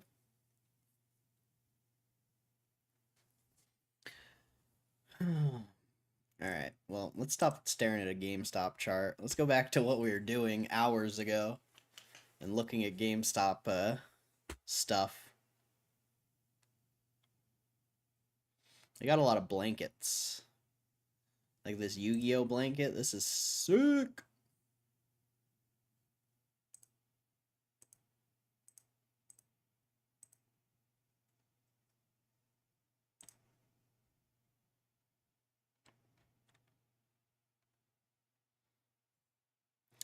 Snow globes. Got a Minecraft nightlight. Like, this is pretty sick. It's $40 fucking for a nightlight, so a little too expensive, but it's still badass. Get a Pikachu coin bank. Oh wait, I think that's like a. Oh no, it is a coin bank. Okay. Mario warp pipe pen. Some hooks. Like, they don't have that much stuff, but the stuff they do have is pretty cool.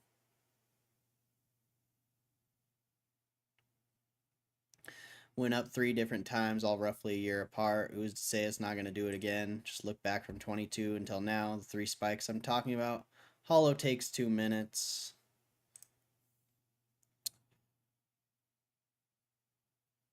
I mean, make the trade then. See what happens. I'm not going to buy it. I'm going to buy more GameStop. If I feel like buying anything.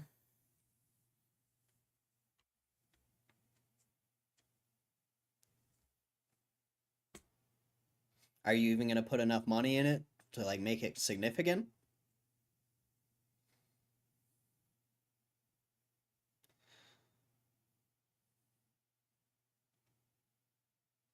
And then if you do, you know, you put $100, $200 and you lose half of it. You think it's going to squeeze again? I don't know. But, yeah, I don't know.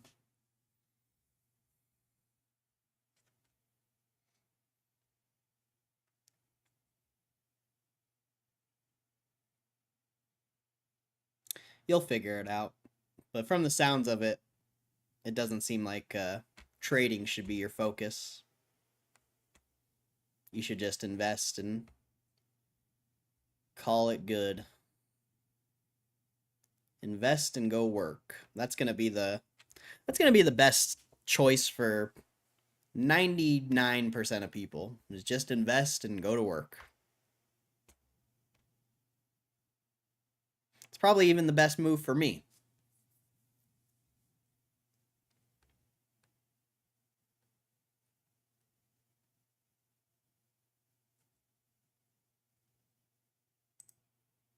You get a Lilo and Stitch ice cube tray. That was sick.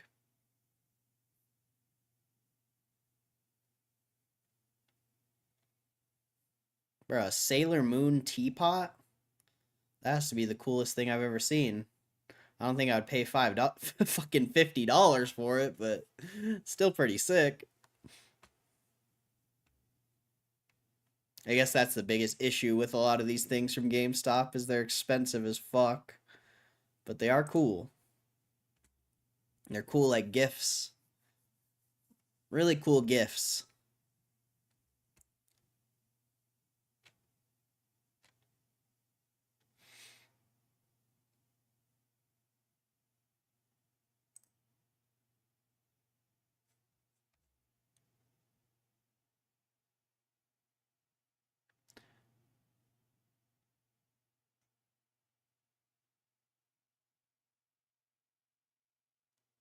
GameStop should just add all sorts of shit to their inventory. I'd buy a tractor from GME if they sold them.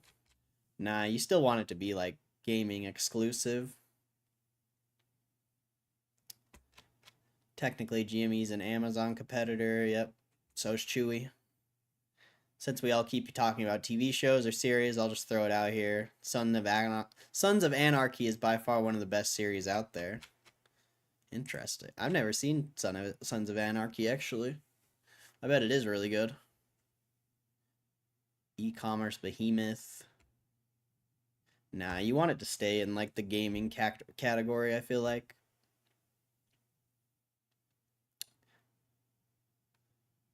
Sons of Anarchy's amazing. I got GameStop Pro even when I don't have anything to buy. I go in there once a month to get a free Red Bull with the $5 monthly credit. Nice. Aside from Peaky Blinders, Severance is the best show I've seen since Breaking Bad. Oh, really? You really like Peaky Blinders?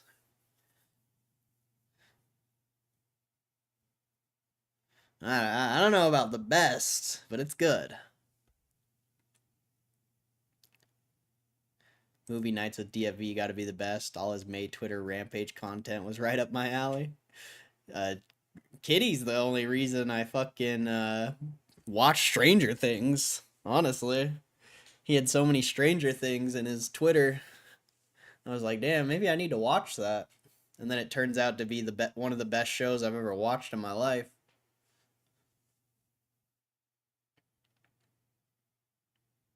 School Spirit? Never heard of that. High School Musical, it's my favorite. Get your head in the game. You gotta get your head in the game. Sons is good as fuck. Peaky fucking Blinders. Don't you be fucking with the Peaky fucking Blinders. Ray Bolton to die for. Such a great show.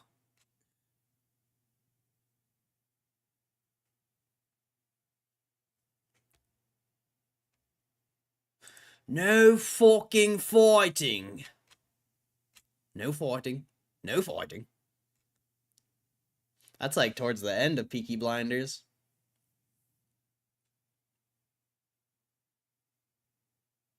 The Peaky fucking Blinders.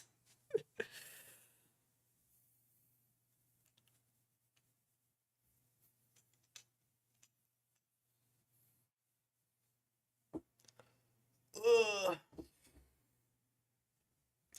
No fucking fighting.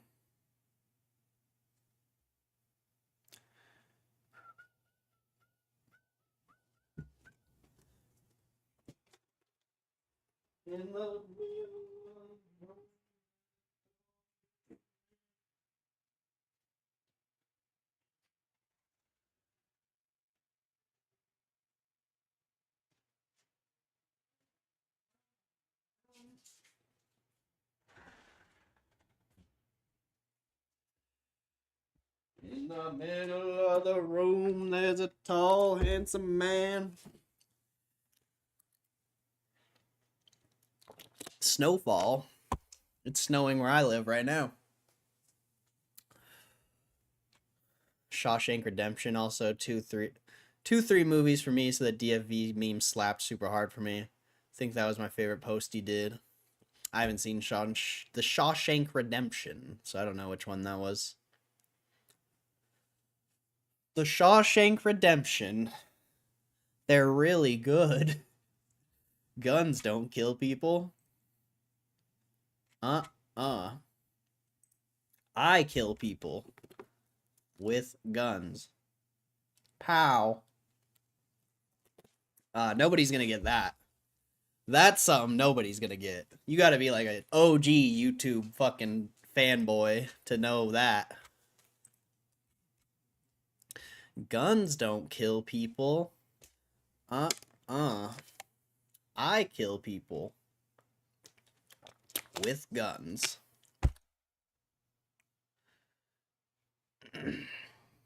Pow.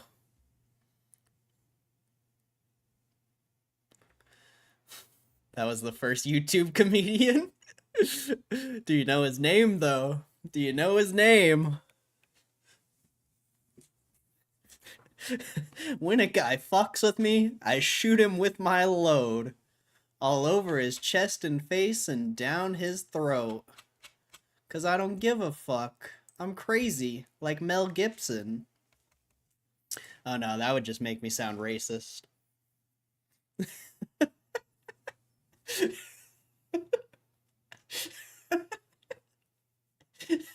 Does nobody even know? Does nobody really know what this is? That's funny, bro. That's funny that nobody knows what this is. Yo, punk ass gangsters, what you looking at? You think you can fuck with me? You better watch your back. 'Cause I have a lot of guns, and I can shoot them good. I'm like a menace from society, a boy on the hood. How do I remember that whole song? That's insane. I'm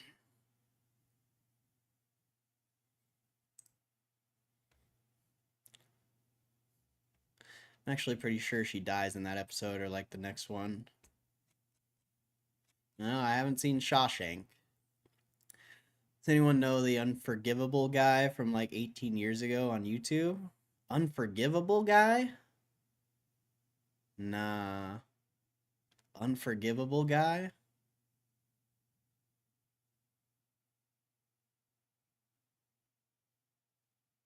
Unforgivable. I don't know if I know that one. I must not be OG then. I must not be OG YouTube guy.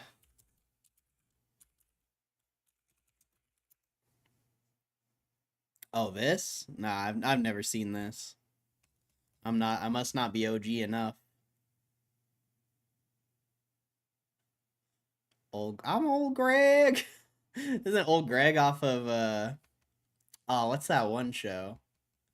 Fucking oh, I can't think of the show.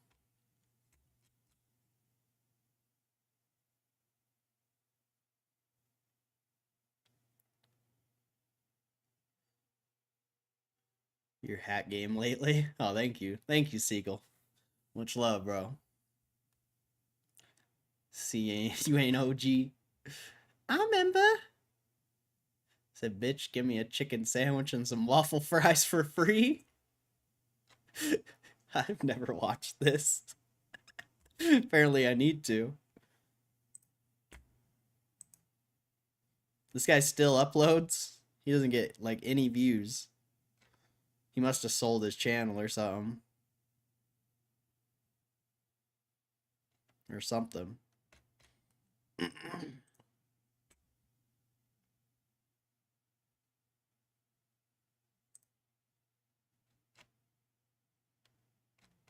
The original one? I don't know what the original one is. This one? Is that Unforgivable? Is that the OG? I mean, it doesn't seem like it, because those are 18. I don't even think they have them on here. Literally says number 1. Oh. I thought you said it wasn't number 1. I can't watch it on stream, they'll clap me. But I'll save it, and I'll watch it later.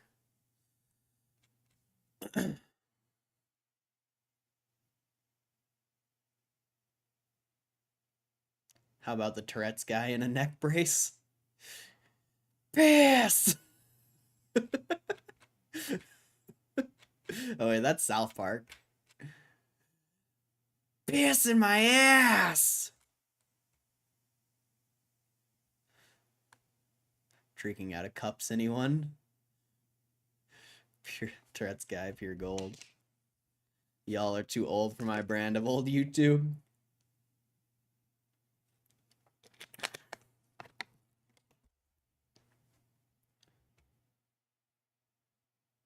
Said, bitch, you ain't no nerd. I could have swore you was. Watch it and mute it, or that's fine. Come back tomorrow and tell me about it. You're gonna die when you hear that dude says. I would like to play it on stream. I would like to. I just don't know if I'll get clapped or not. Because every time I do anything, YouTube claps me. I'm not allowed to watch other people's content for some reason. Or listen to it.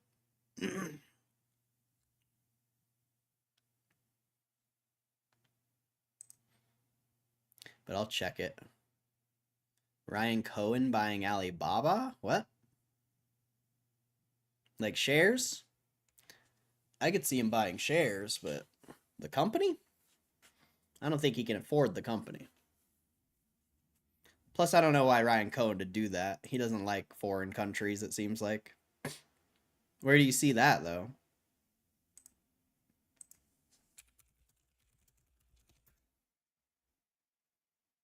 Ah, he did. He did? I didn't even know he owned Alibaba.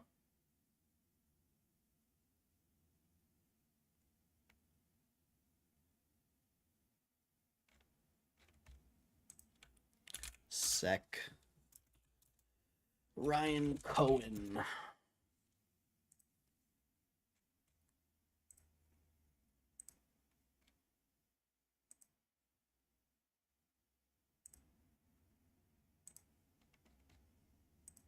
Would it be on insider buying?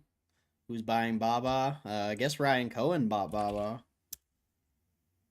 Tienes necesidad de velocidad. Well, he already had Baba, but he increased his position.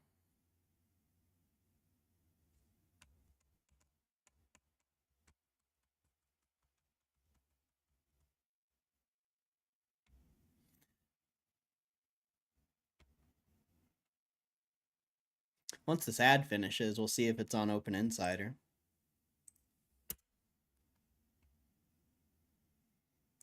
Not on Open Insider. Where would you find it? Well, Wisdom, maybe? Alibaba.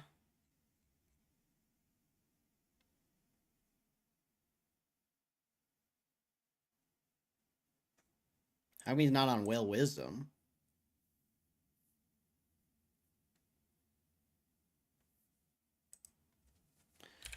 Ryan Cohen. RC Ventures.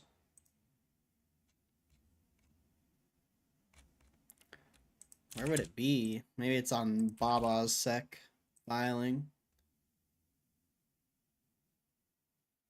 Ah, right here. Wait. Nope. How did they find this? Ryan Cohen.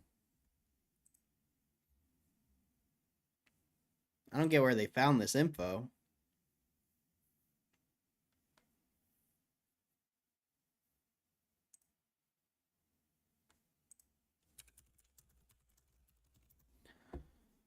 Ryan Cohen boosts Alibaba stake to $1 billion. I don't know where they found it. It should be on like Whale Wisdom or something.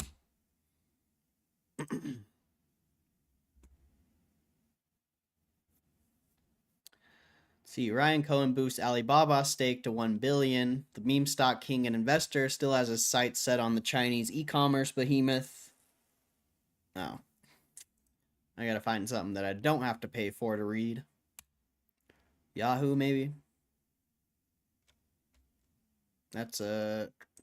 Where's the frickin' article to read, bruh? Here we are. Let's see. Ryan Cohen, known for his influential role in the meme stock rallies during the pandemic, has continued to increase in his investment in Alibaba Group. According to Wall Street Journal sources, his personal stake in the Chinese e-commerce giant now stands at approximately 1 billion, equivalent to around 7 million shares. Cohen's significant investment in Alibaba demonstrates his confidence in China's long-term economic growth. The Wall Street Journal had reported 2 years prior that Cohen had invested hundreds of millions of dollars in Alibaba. In 23, Cohen privately urged the Chinese firm to speed up its share buyback program, arguing that Alibaba's shares were significantly undervalued. He also expressed a desire for a long-lasting relationship with the company. More recent discussions between Cohen and Alibaba have taken place, according to insiders, but the specifics of Cohen's plan for Alibaba remain unclear. Okay. Where did they get that from, though? Like, there has to be, like, some sort of filing or something, right?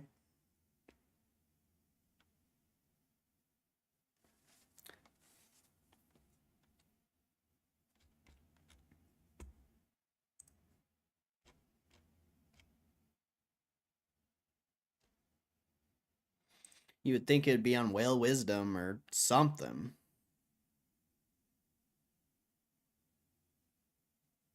Yeah, and there's a Seeking Alpha article from fucking 4 years ago about him buying.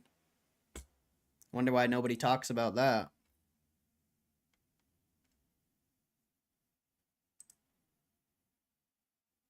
Yeah, I don't know where they got that from.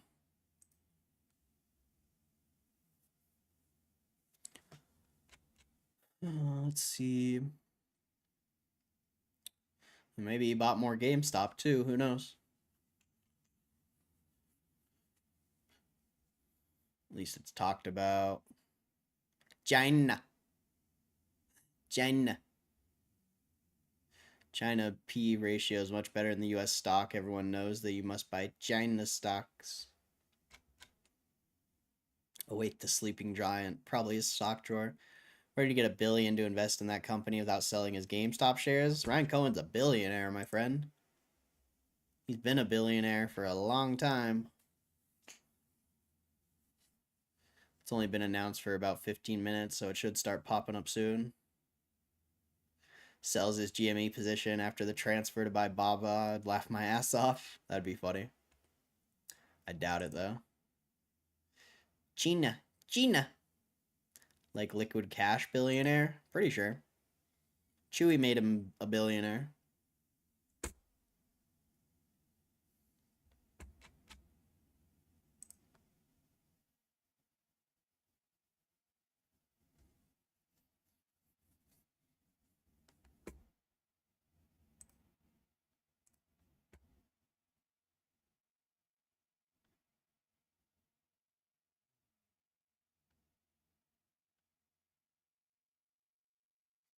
Also largest individual shareholder of Apple, yep.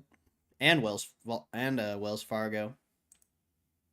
I don't know if he's the largest holder of Wells Fargo, but he's up there.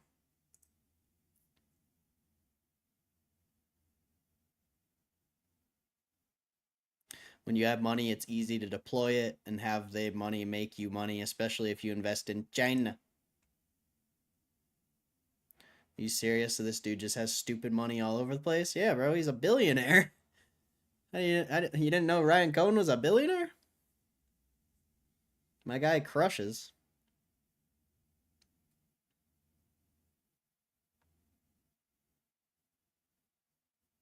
And he's at the helm of GME.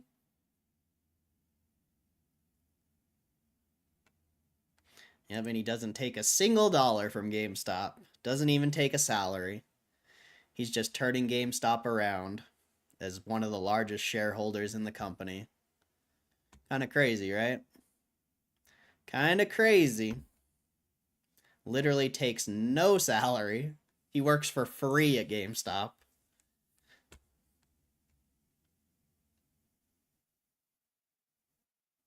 I think the SoFi CEO does that too. I think he just invests in the company. No salary.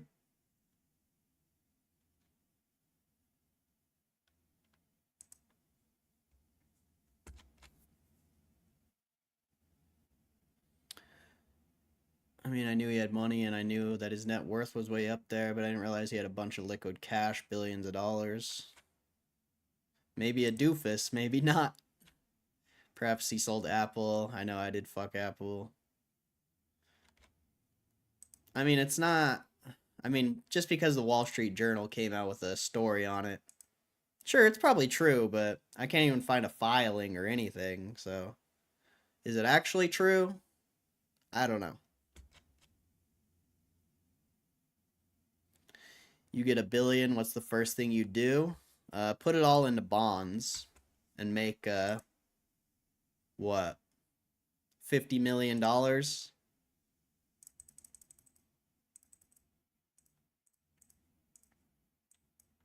40 million? That's the first thing I would do. And then go from there. That's in this economic environment, though. 5 years ago, probably just buy a bunch of real estate.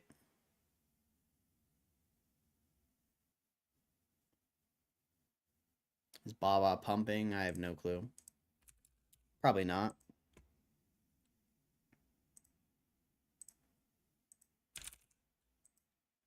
No.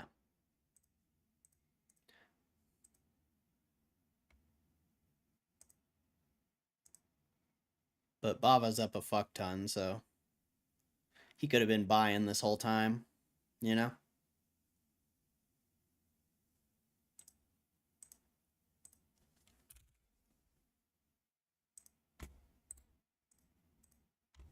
And there's the close, 2702, it looks like.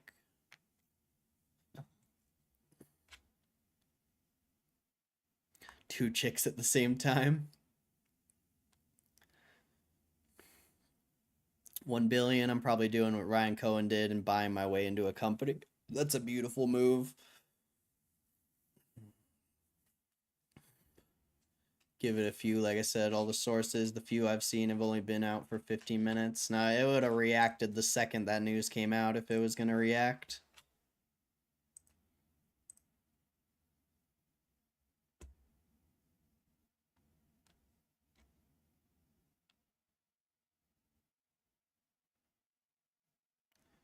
I wouldn't know what to do with $1 billion. I probably won't be working like Ryan Cohen is, though. These billionaires that keep grinding have my respect. Yeah, facts. Big facts. I mean, that's why they're billionaires, though. You gotta be grinding. Gotta be grinding.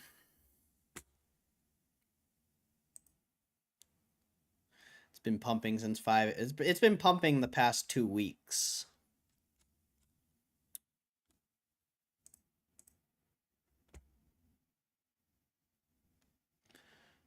I have Baba. Ba, ba, ba, ba, ba, ba, ba, ba.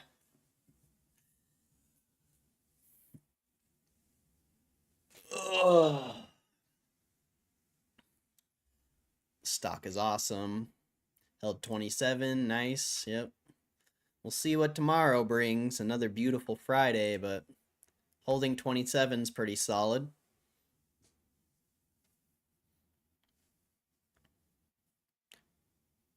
Market close. Ding, ding, ding, ding, ding. What's up, hero of the day? Hope you're doing good, bro.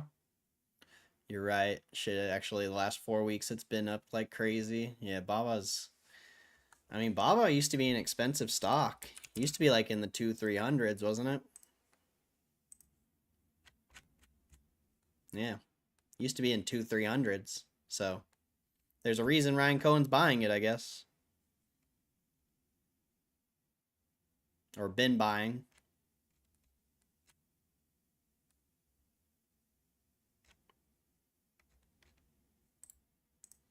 Kristen, you're the worst, bro. You're the worst, Kristen. You're the worst. Finally get my chat under control. And you come in here with your nonsense.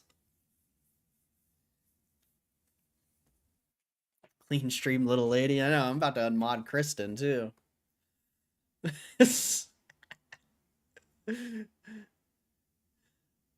Big money is rotating out of Nvidia and into China stocks, all about PE ratio and the economic outlook of US versus China. I mean, China's been down for a while, so it makes sense. Was it FXI's the China index?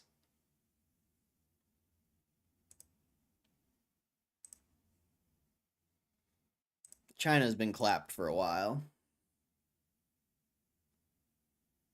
Still has a lot of ways to go to reclaim where it was in prior in the 2010s to 2020. But historically, back in 08, which similar economic time to now, it bounced off of this 21. So it's likely it'll keep going. We'll see though.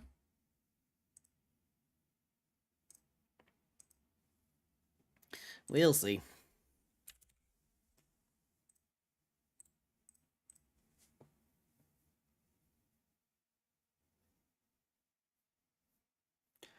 Clean stream, little lady. Facts.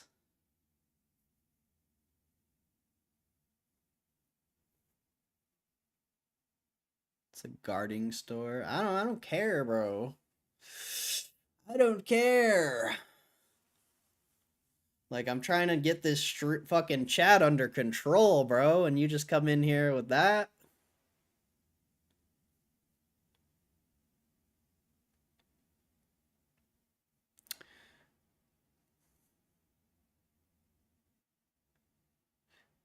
China coming out of recession. USA could be going into one. We've been supposedly supposed to be in a recession for the past, 3 years. So I don't subscribe to that. If I get punished, so does she. Save big money at Menards? What the hell is a Menard?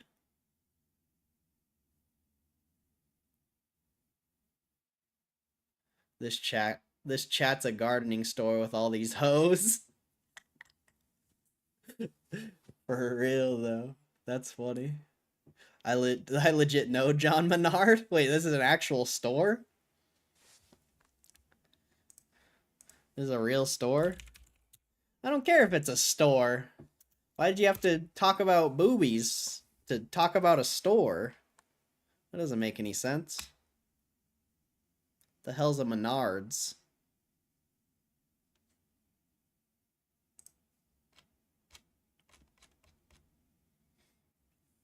Ah, I see.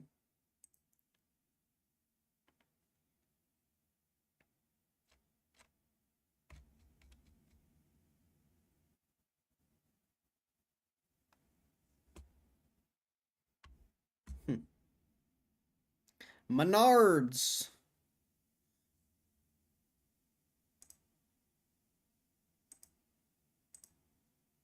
What a great name. What a great name for a store. Hugh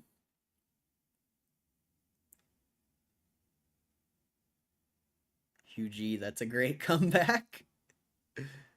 She needs to get clapped.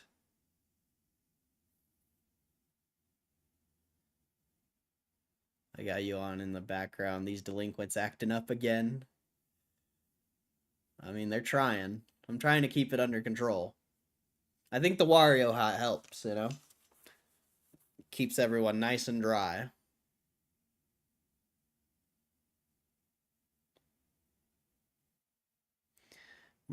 Menards is kind of like Home Depot or some shit. Okay.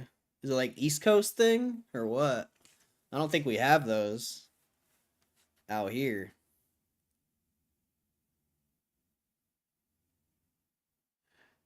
My mom told me to run when girls ask me that question. Oh, man.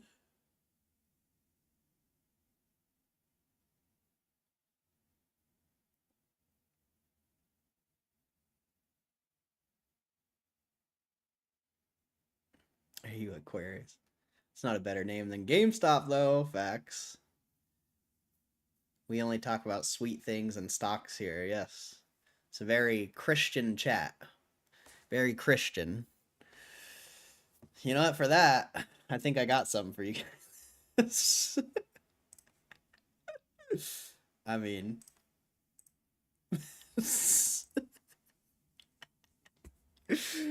oh, shit.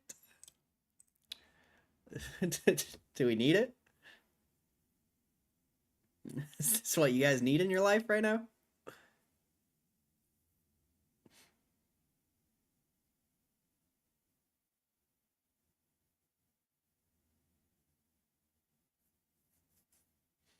Midwest, I guess. Okay. That makes sense. Thou shall respect the Wario hat.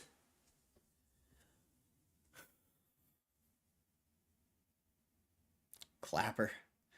John Menard is from Minnesota, I believe. Should be a Midwest thing. Okay. More of a spanking, not a clap. But you get it. Heading in the right direction. Imagine if guys would talk about our big dongs every day. I mean, we could talk about dongs all day. My dick bigger than a bridge. Yo dick look like a little kid's. My dick look like the Chargers, the whole team. Yo dick look like it 14.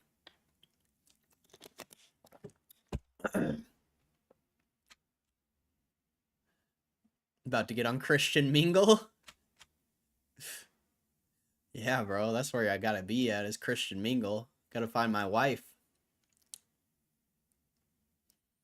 All these sinning girls. Gotta watch out for them.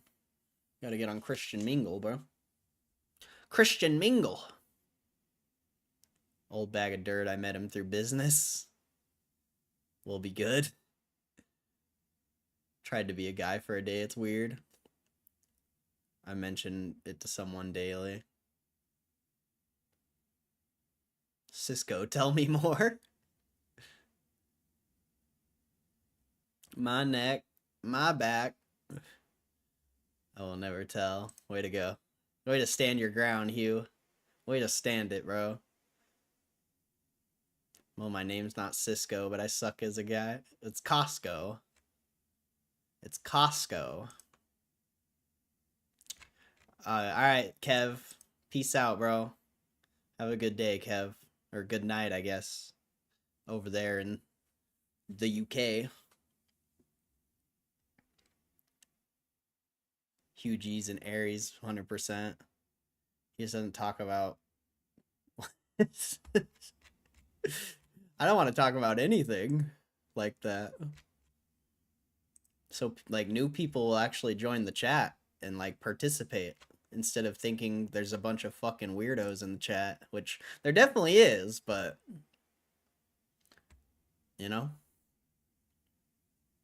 Not everyone wants to sexualize everything.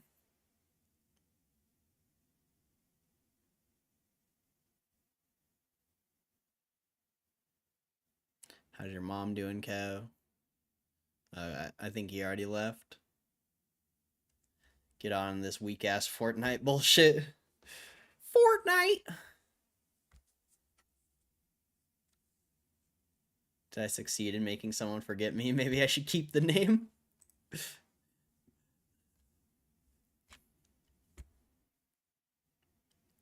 Fortnite Battle Pass? You gonna get that Mortal Kombat skin, bro? You need the Sub-Zero skin? Finish him.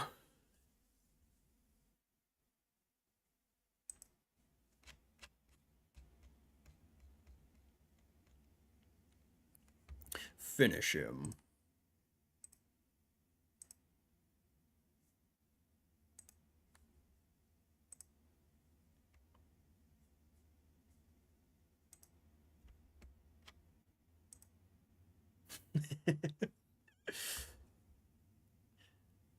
Costco has a great deal, 6ix9ine.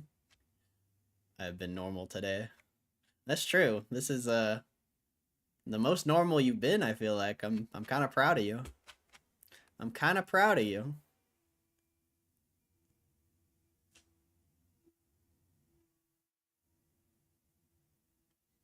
No one can forget a little brat like you.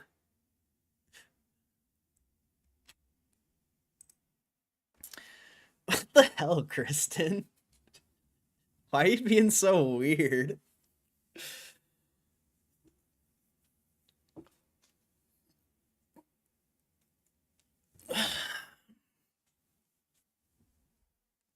Need more time, I guess.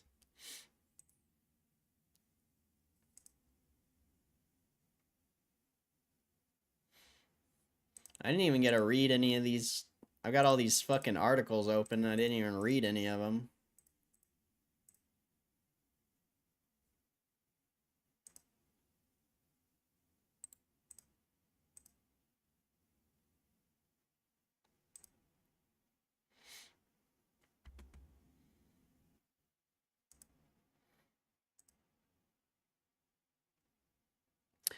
Hey, peace out, KCR. Much love, bro. Appreciate you always hanging out. Have a good rest of your night, my friend. I think it's these antibiotics. I feel so weird.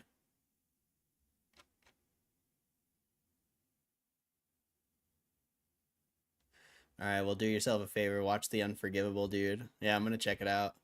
Peace out, Zach Tate. You have a good one, bro. Appreciate you hanging out.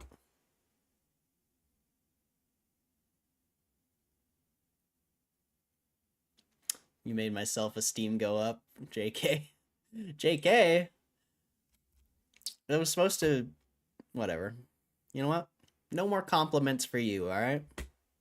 No more compliments for you. I'll see you tomorrow, probably. Alright, bro. I'll be here. I will be here. Don't forget we're doing a call at some point. I'm holding you to that shit. Alright, bet, bro. Bet. Bet.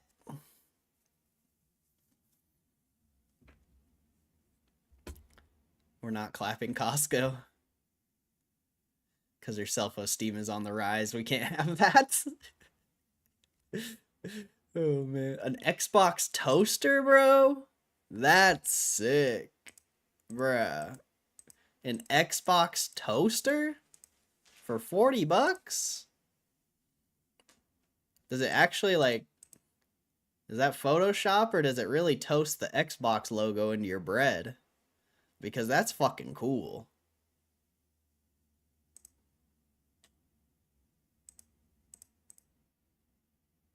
Bro, I want an Xbox toaster. This thing is sick.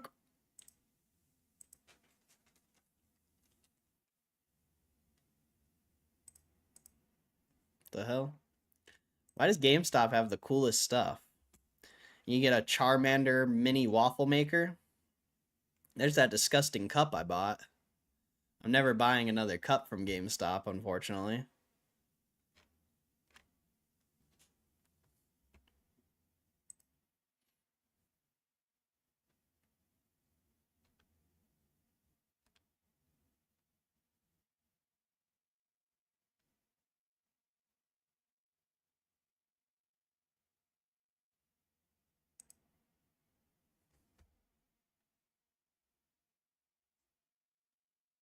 Made my self-esteem go up. Nice.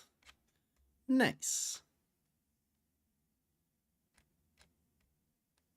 Oh, bro, you can get a Minecraft creeper toaster. That might even be cooler than the Xbox toaster.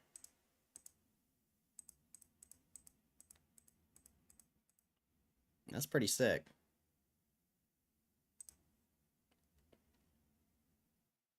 I can't stop laughing at the hat, my guy.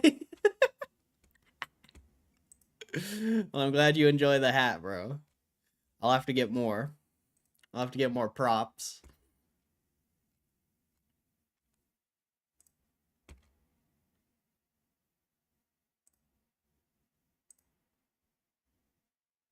Self-esteem is good. Can't clap that. I agree.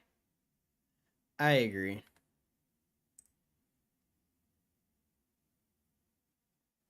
You get a Pokemon's Pikachu and Snorlax light-up figure. That's cool. You get the flux capacitor, bro. The flux capacitor mood light. That's crazy.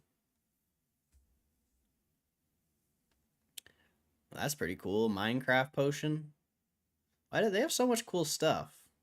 Oh, bro, I need this Minecraft sword. That's sick.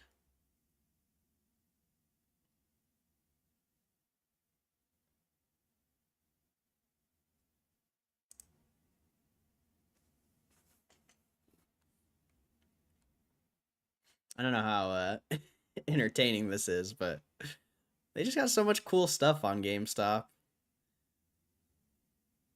A Pennywise mask. That's pretty sick.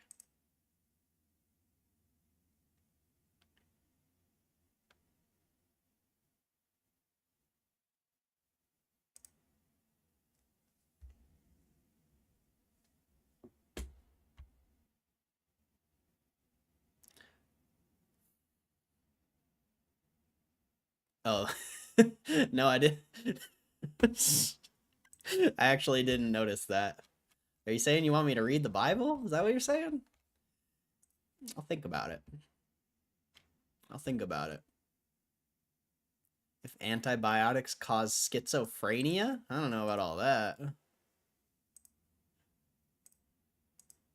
It might increase your heart rate. Psychosis is an adverse effect of antibiotics.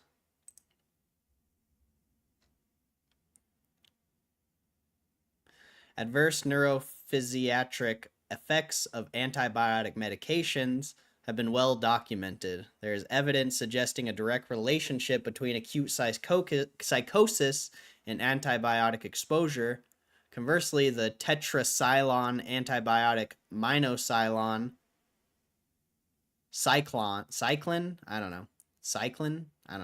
has been associated with improvements in psychopathology in patients with psychotic disorders.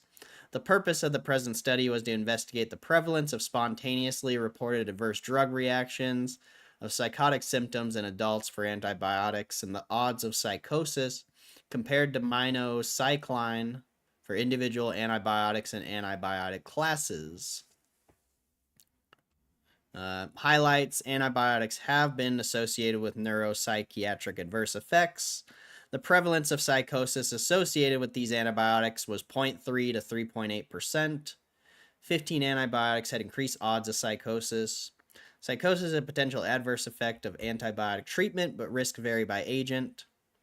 Underlying biological mechanisms of these associations are poorly understood. So, I don't think you gotta worry.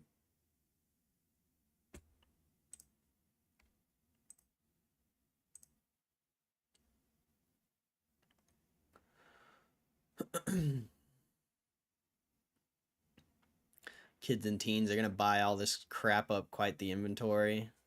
I mean, it's all expensive, man. And a lot of this stuff has been on here for so long. I don't even know, like, who would buy this stuff besides maybe, like, me.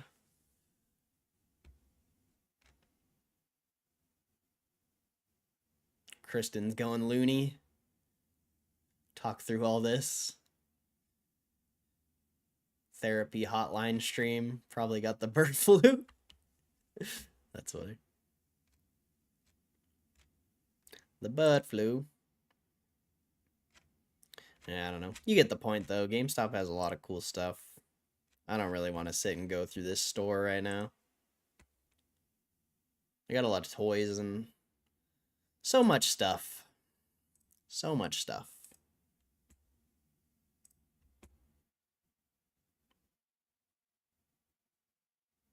And I have a million articles up. Let's read a few of them, because I don't feel like going yet. Although I should probably just go to the gym. Want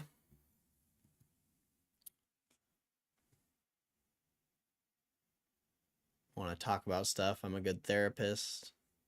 I don't have anything to talk about right now. I heard the Switch 2 is going to be amazing. Yeah, I think so. I think the Switch 2 is going to be sick. My Venezuelan is yelling at somebody on the phone and driving like crazy. Maybe I should have drove. Hold on tight. Hold on tight. Trump says his administration will check Fort Knox to make sure the gold is there. I can't believe I'm about to read this. President Trump said his administration is going to audit the U.S. gold reserves kept at Fort Knox in Kentucky. We're going to Fort Knox, the fabled Fort Knox, to make sure the gold is there. A drive to audit Fort Knox has gained steam from comments by Elon Musk on X recently. Over the past few decades, conspiracy theories have emerged from time to time about whether the government is being truthful about the amount of gold stored there because of the fort's high security. The Treasury Department gives the exact amount of U.S. gold reserves on its website and says there's 147,341,858.382 troy ounces in Fort Knox. I think if this administration presses for an audit, that'll be a good thing for everybody, says Alamos Gold. Treasury officials have confirmed that the gold is there at Fort Knox. Treasury Secretary Scott Benson on Wednesday told a Wisconsin broadcaster that the Treasury does an audit every year. All the gold is present and accounted for. In response to the question from CNBC, David Faber on whether there is gold at Fort Knox, former Treasury Secretary Stephen Mnuchin said, "The gold was there when I visited it. I hope nobody's moved it. I'm sure they haven't." Yep. I'm out for the day. I'm actually coming back this time. You can trust it. All right. Bye, Caitlin. Have a good rest of your day.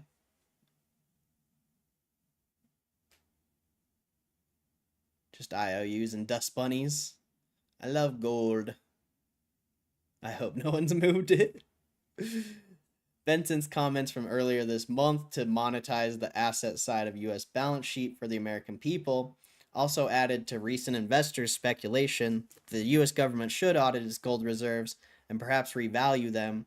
Treasury Department's current gold holdings are priced at $42 per ounce, a level that is set by law and hasn't changed since 1973. What? Spot gold on Thursday rose, hitting another record of $29.54 an ounce earlier in the session. That's bullion's 10th record high of the year.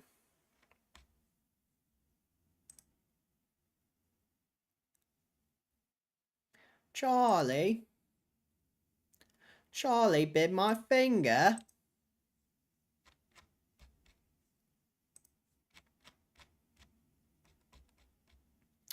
Let's see. One of the best deals in gaming won't work on Switch 2. If you are holding on to any Nintendo game vouchers waiting to use them on Switch 2, don't bother. The company recently confirmed the special coupons will only work for current Switch games. Who knows what the future will bring, but for now it looks like the best deals in gaming won't be making the jump to Switch 2.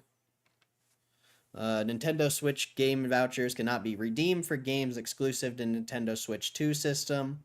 The Zelda maker confirmed in an update to its support page this week. So Mario Kart 9, new 3D Mario, or whatever else the company is planning to release on the new hardware in 25 won't be available for purchase with any existing vouchers you might have. These specialty coupons effectively let users pay $100 to redeem 2 digital games worth $60 each. So if you're buying 2 Nintendo games a year at launch, it's a pretty great deal, especially since new Nintendo Switch games rarely go on sale until years later. While you'd think Switch game vouchers only work on certain less popular games, that's not the case. Everything from Mario Luigi Brothership to The Legend of Zelda Tears of Kingdom, normally $70 qualifies. So it's a bummer to see the program won't continue on Switch 2. Switch 2 uninterrupted. Of course, not allowing them to be used with game exclusive to the new console could mean a couple things.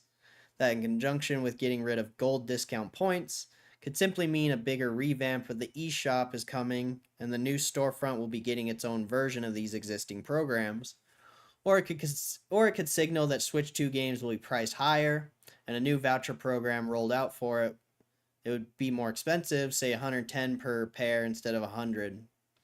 The worst case scenario is that Nintendo simply wants to soak superfans who will be buying the Switch 2 on day one for everything they're worth. After all, if you put down anywhere from $400 to $500 on a new console, You'll probably buy whatever is new and shiny for it, regardless of the deals involved. Hopefully Switch 2 ends up getting its own version of the vouchers. It was one of the cooler things Nintendo did this console generation.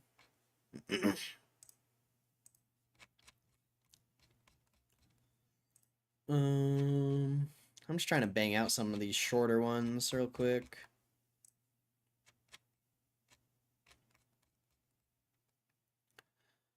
Bethesda refuses to announce an Oblivion remaster to spite me specifically, so I'm consoling myself with this Game Jam base. Oh, I don't know if I want to read this one.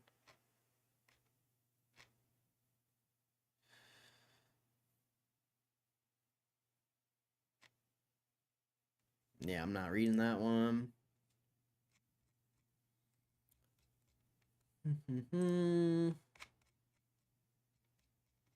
That's Walmart. Charlie. Charlie. We can read this one. Logan Paul wants to sell record-breaking Pikachu Illustrator Pokemon card worth $5 million.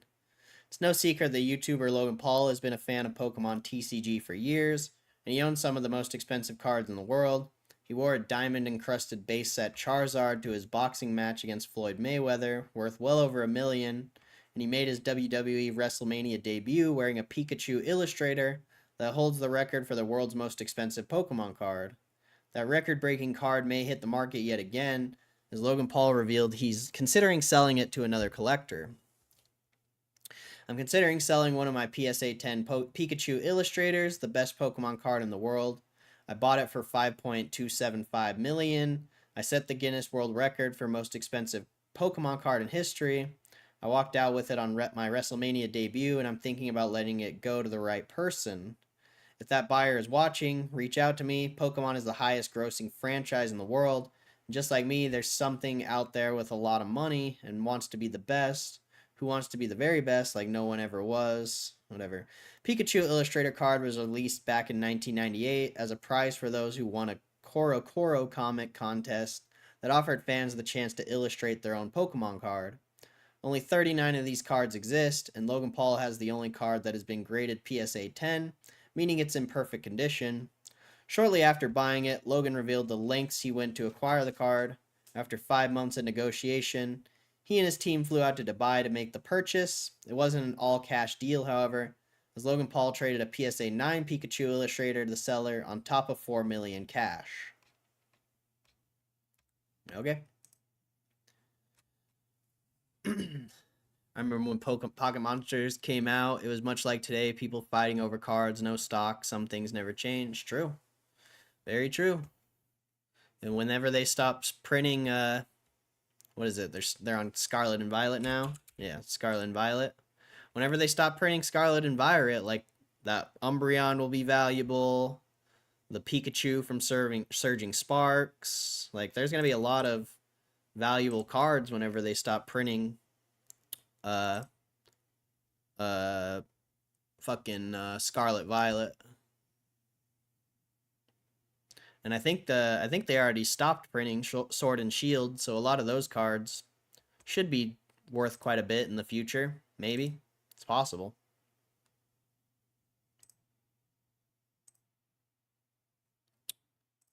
But yeah. It's very interesting. There's so many Pokemon cards, man. It's crazy. It's crazy.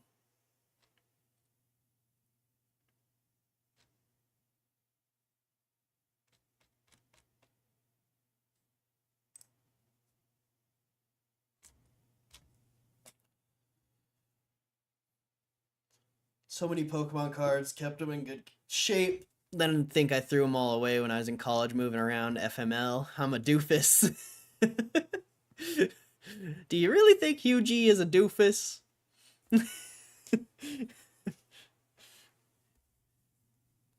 GME investors are going to be in full mode. Ryan Cohen spent $1 billion on China stocks and not GME. I'm trying to remember his Baba position before he upped it to $1 billion. I'm surprised you can't find it. That's why I don't even know if it's legit. Like, I'm pretty sure you can find the Apple position. Isn't it on Whale Wisdom?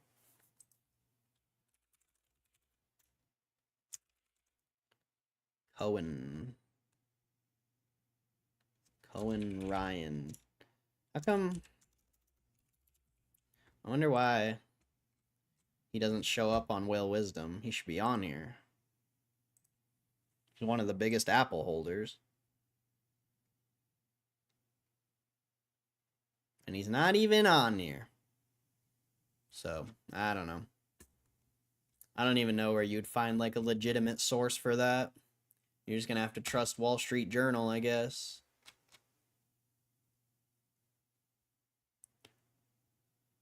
Probably fake news, to be honest. I can't find it anywhere. Yeah, I don't know, man. But you can't find his Apple or his Wells Fargo position either, so maybe he just doesn't have to report it because $1 billion isn't that much in those stocks.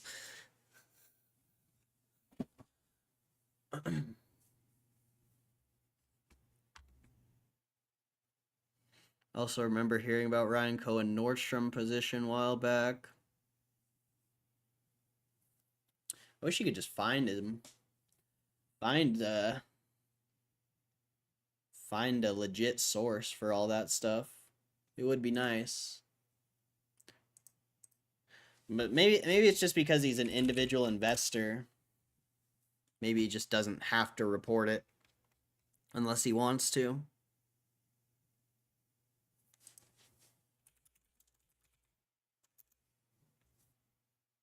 I mean, it's on CNBC.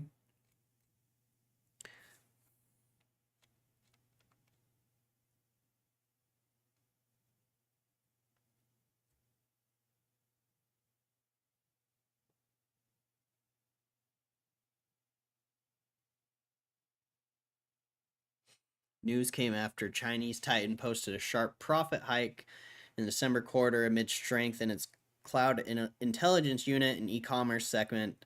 Shares of Alibaba surged 8%. Urged Alibaba to increase share buybacks. Yep.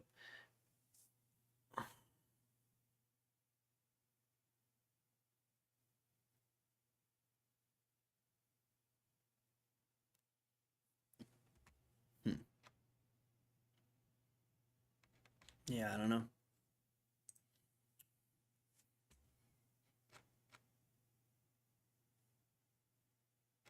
Wonder Ryan Cohen's stock positions.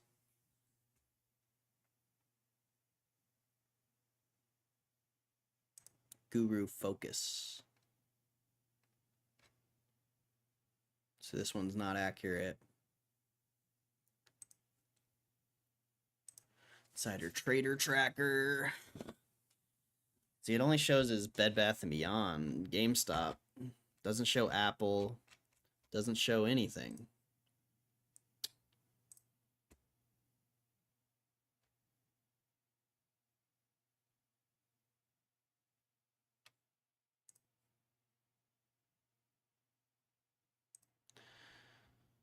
Let's see.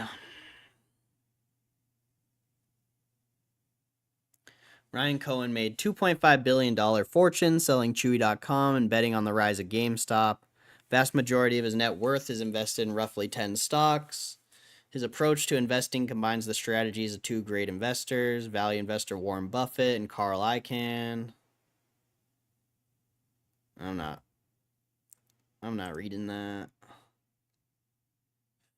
Yeah, I don't know if you can even look at it.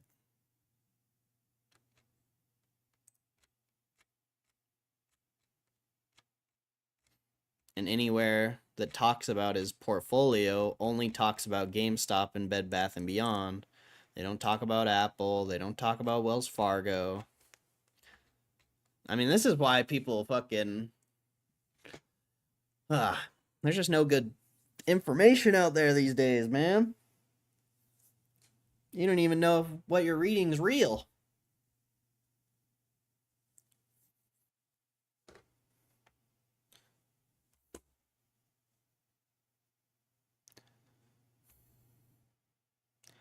Apes View Ryan Cohen reminds me a lot of Ryan Botana on South Park, if you get that reference. Brian Botano. I don't remember that.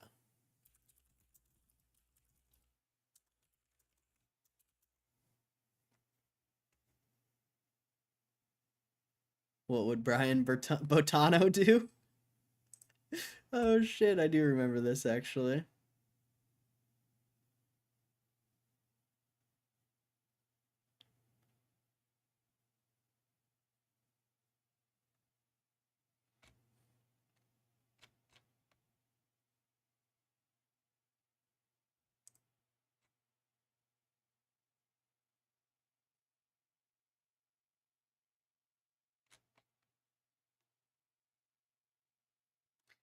I can't remember, like I can't think of this episode in my head. US government really thinking about buying a 20% of the Bitcoin supply? Where'd you see that? Was before your time, but Ryan Cohen changed his name on X to Warren Icon for a while. That's hilarious. Old South Park, the hero worshipped this ice skater and projected all this amazing stuff on him. Ryan Botan, that episode, like, I don't know, it just doesn't sound familiar. Spirit of Christmas. The Spirit of Christmas episode.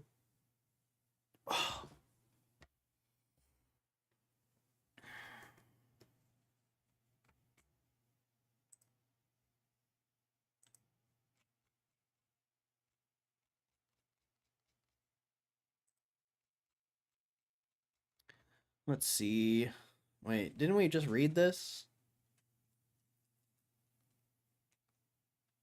We literally just read that. Charlie.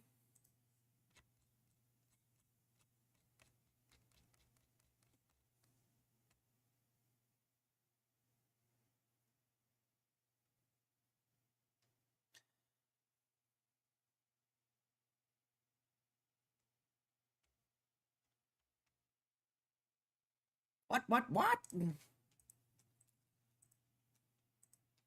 What'd the stream do today? 400 people? That's not bad. Not bad. Decent stream.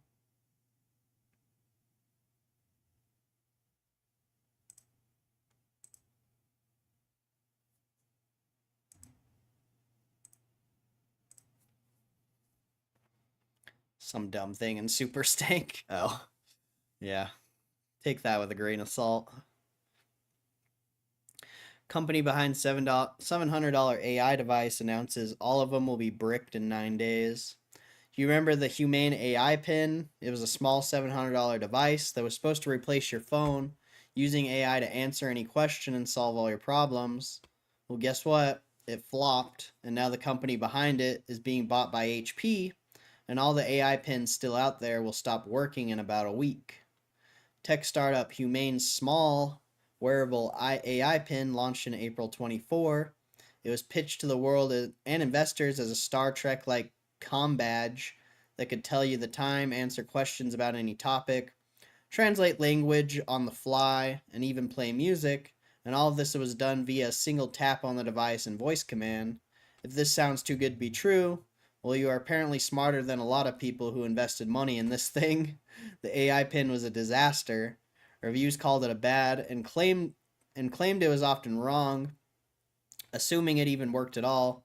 Others pointed out that everything it did was stuff your phone could do already, and your phone could do far more via its touchscreen. By August 24, people were returning their AI pins back faster than Humane was selling them.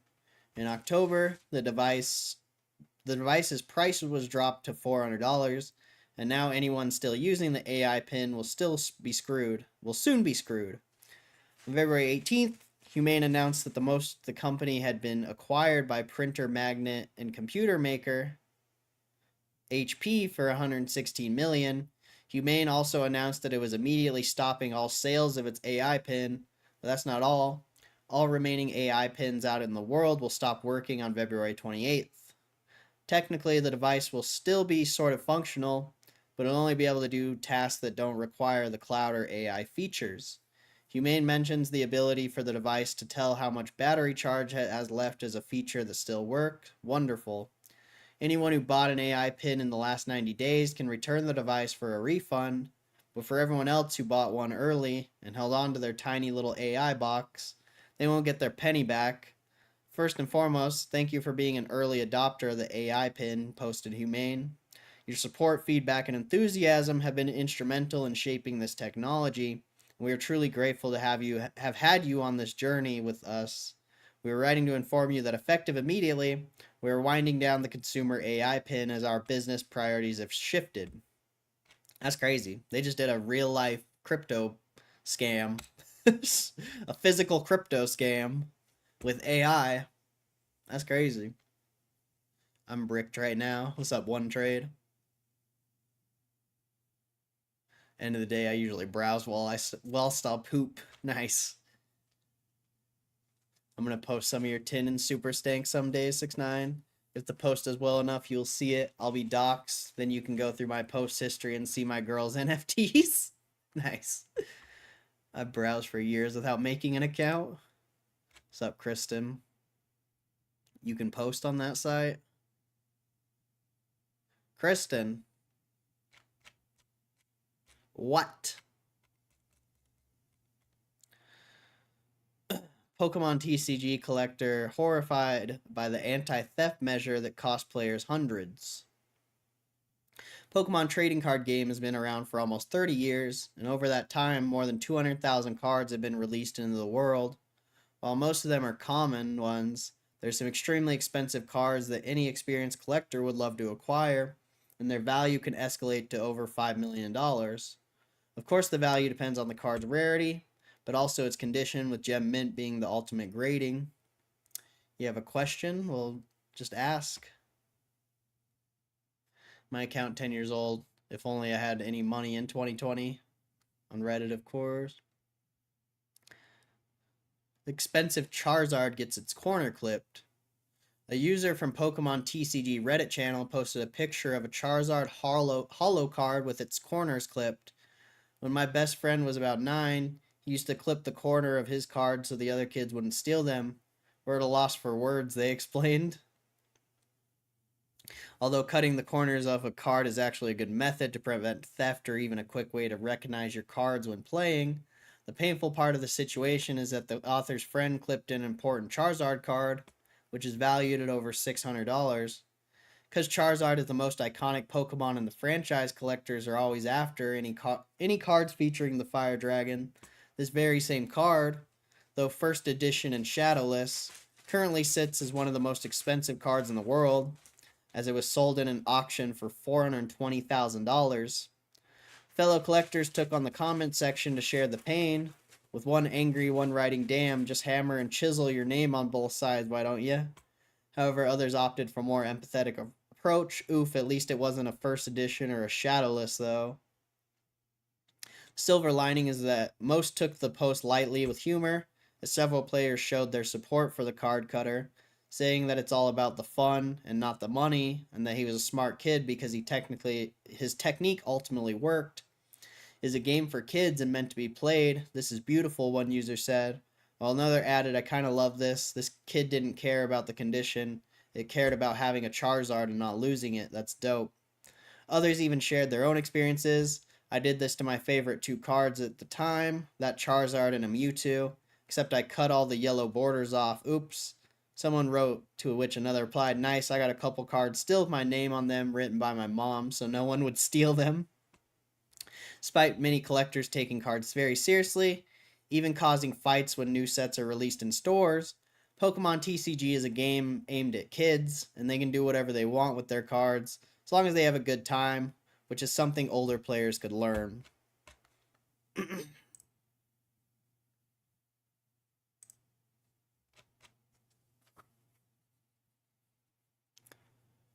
Just asking because of the karma restrictions. I don't know nothing about that. I bought Gme, then found out about meme side. I'm an anomaly, I suppose. Do you love us more than Pokemon? Oh yeah, for sure. I don't even like Pokemon that much. Pokemon's cool, but I wouldn't say I love it. I mean, it's just GameStop. GameStop got me interested in Pokemon the same way it got me interested in video games again. I never cared about video games. Like a year ago. And I didn't even care about Pokemon until like a few months ago. I had to make some questionable posts in the other subreddits to get enough karma back then. I remember watching Wall Street Bets purging GME people. Wall Street Bets GME battle was amazing. Still roars on to this day, as I understand. Got 60k karma now. You guys have most likely seen a post or two by me on front page. How come you're not posting about me? You're supposed to post on Reddit and be like, yo, this kid sucks. He's short GameStop. He's lost all his money.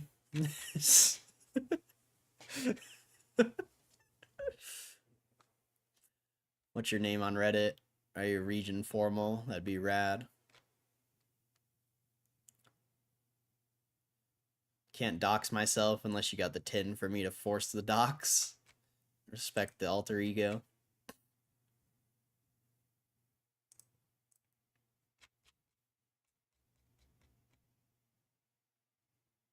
I could post about you and GME meltdown. Yeah, do that. Whenever the stock goes up again, be like, this kid shorted GameStop $1 million. See what happens. We'll get a bunch of kids coming in here. You short GameStop? Oh, that'd be awesome. Bro.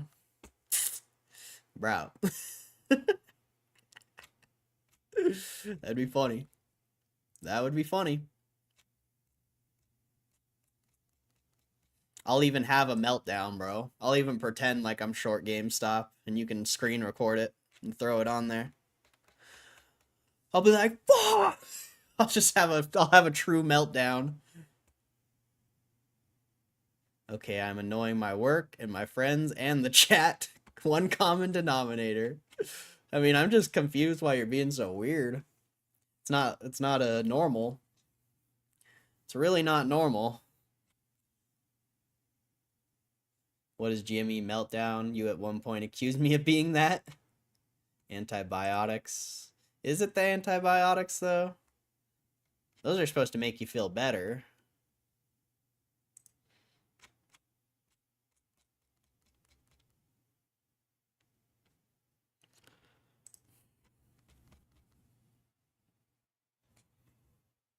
Oh, Lord. Ugh.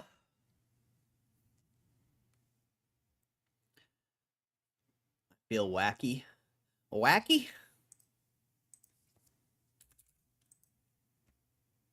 Maybe you gotta sleep more. Probably not sleeping. GME Meltdown's a subreddit for GME haters that love watching apes cry. Oh, man. That sounds amazing. I want to get on there.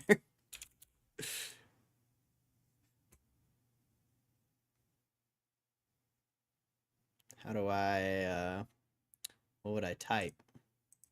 GME Meltdown. 33k members, huh?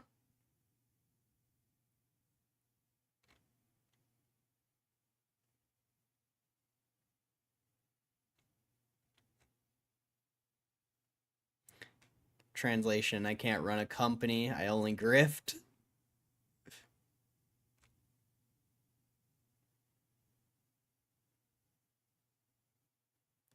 PP disappears for 3 bathroom breaks in 45 minutes, and while he's gone, the coin sells off 30%. Oh, these guys are pieces of trash, dude.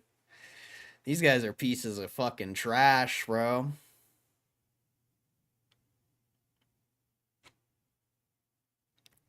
Apes get cooked by mod.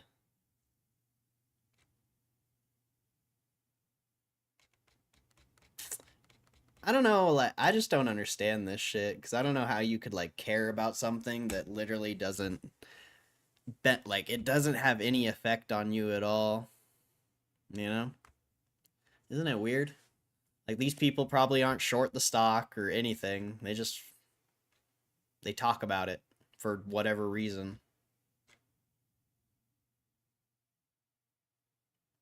They post Morant's rants on there. That's an L. That's an L.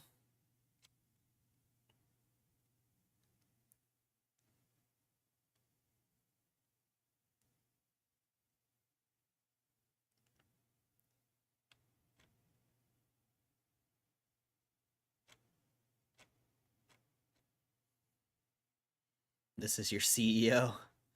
What a good guy. I like him. My CEO crushes. Crushes.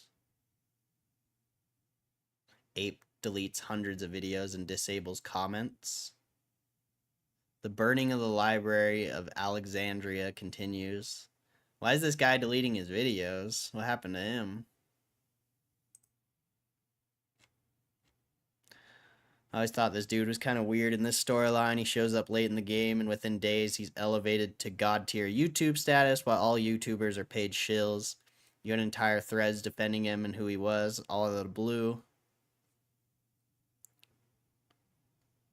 He was a mild-mannered, nice version of Morantz with a sympathetic backstory. He still spouted hidden, short, dark pool, fake short, shared horse shit, but he did it in a quiet, matter-of-fact way instead of shouting at the top of his lungs and insulting other YouTubers that didn't share his negative knowledge like Morantz does. He has a special needs daughter who he buys Pokemon cards for because she likes the pictures.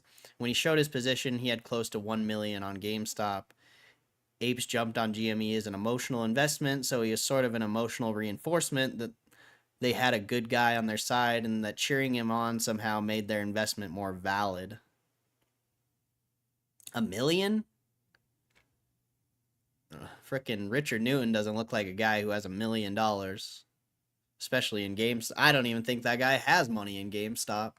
But I agree with that comment, bro. That comment is pretty accurate.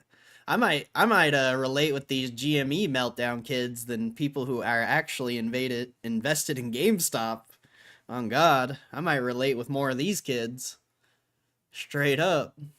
That's crazy.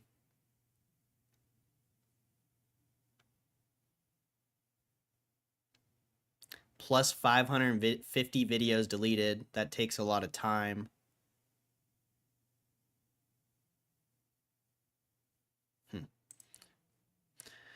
I mean, I'd imagine, Morantz and this fucking dude have alternate accounts to post on Reddit to talk about them.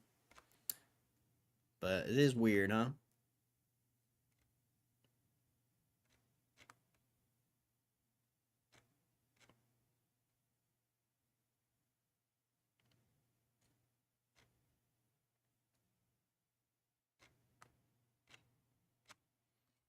Yeah, that shit's ridiculous. That shit's ridiculous. People who don't understand the stock market shouldn't talk about stocks. That's really what it comes down to. Like all these, yeah, they just shouldn't talk about stocks. They shouldn't even be allowed to. We sit and watch price action all day, every day. We see what's going on. Maybe we're wrong, but I see whales getting into this stock almost every single week while it sells off with nothing.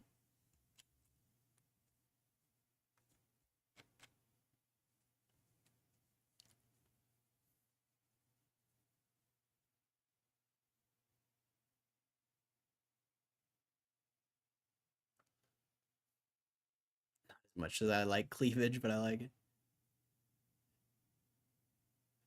I didn't talk to people for like 3 days straight. I don't know. Sometimes I go there to strengthen my resolve. They mainly pick on BBY gang now since it's such a dumpster fire. They should. Those guys are idiots. Cashing out on a crypto coin. I never understood why people thought that was a good idea to go to that ticker. It's because Ryan Cohen bought it. Ugh. And then he sold it. What is weird though, like, because I'm talking too much or about poop? You've just been saying weird stuff, like random weird stuff. And especially, like, you know, I'm trying to make the chat not sexualized, and then you come in talking about fucking big boobies and shit. I'm like, fucking Kristen, bruh. You're ruining my progress.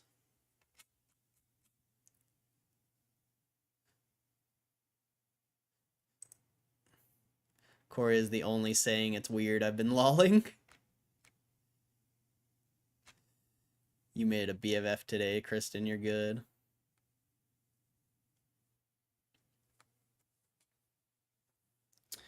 I know Menards is a thing. I looked it up.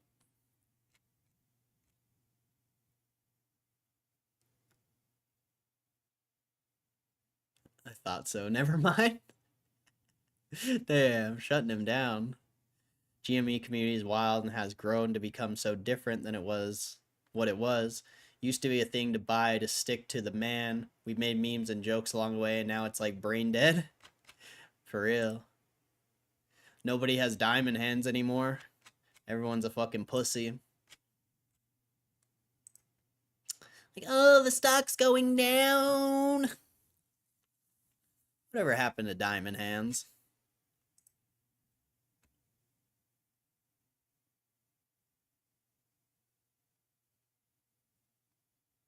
Kristen dumped UG. You are my BFF. Severance talk all day, every day. Heck with severance, unless it's from a job. That's exactly what severance is. 6ix9ine. It's a thing. I'm not worried about the Menards, bro. That's not the issue. You're supposed to be helping me make the chat better, not trying to ignite the flame that I'm putting out. I don't care about Menards. Hey, peace out, Moose again. You have a good one, bro.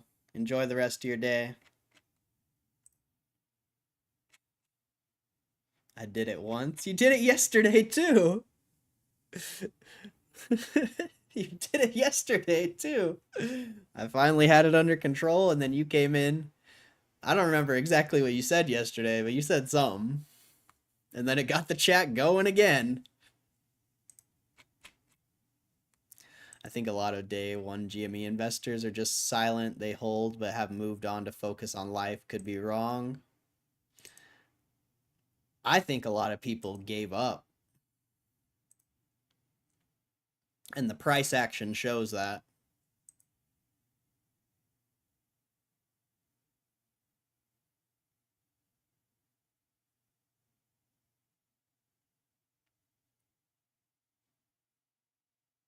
And if they haven't given up yet, they're giving up currently.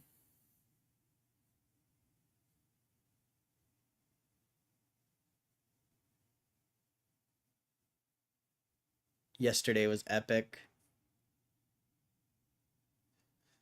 Yesterday was something. It was something.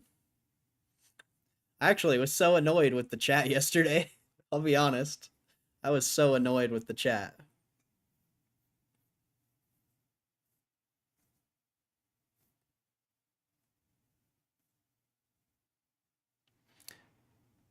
Save big money at my...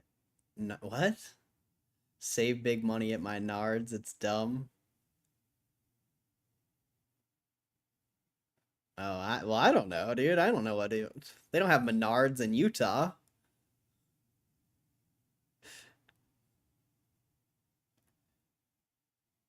Got me so horned up yesterday. My wife loved it. Oh my god.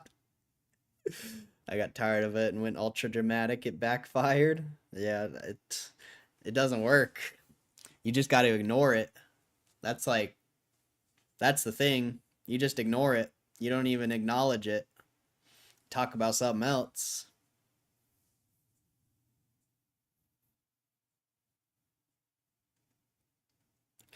My apologies, sir. Didn't mean to annoy you. Nah, you're good, bro. You're good. The chat was just... It was just a wild chat yesterday.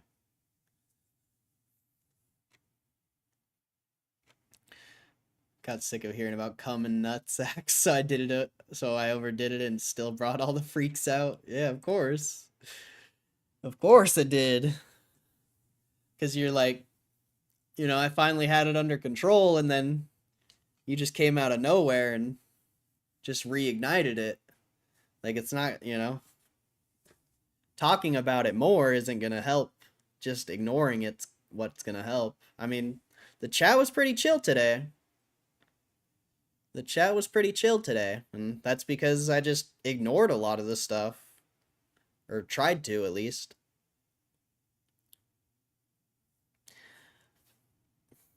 I could tell you were annoyed when you left at market close. Don't want to annoy you either, but it was amusing to watch it as a chat OG. It's not my brand to worry about, though. I mean, it just gets old, bro. It's kind of like, you know, talking about GameStop all the time gets old.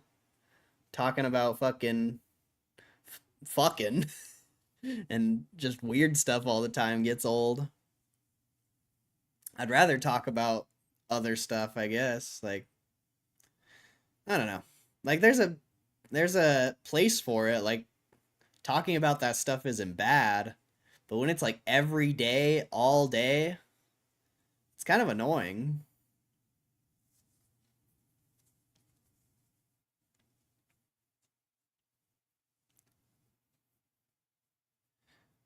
I was race baiting Muma a bit, seeing if he'd blow up.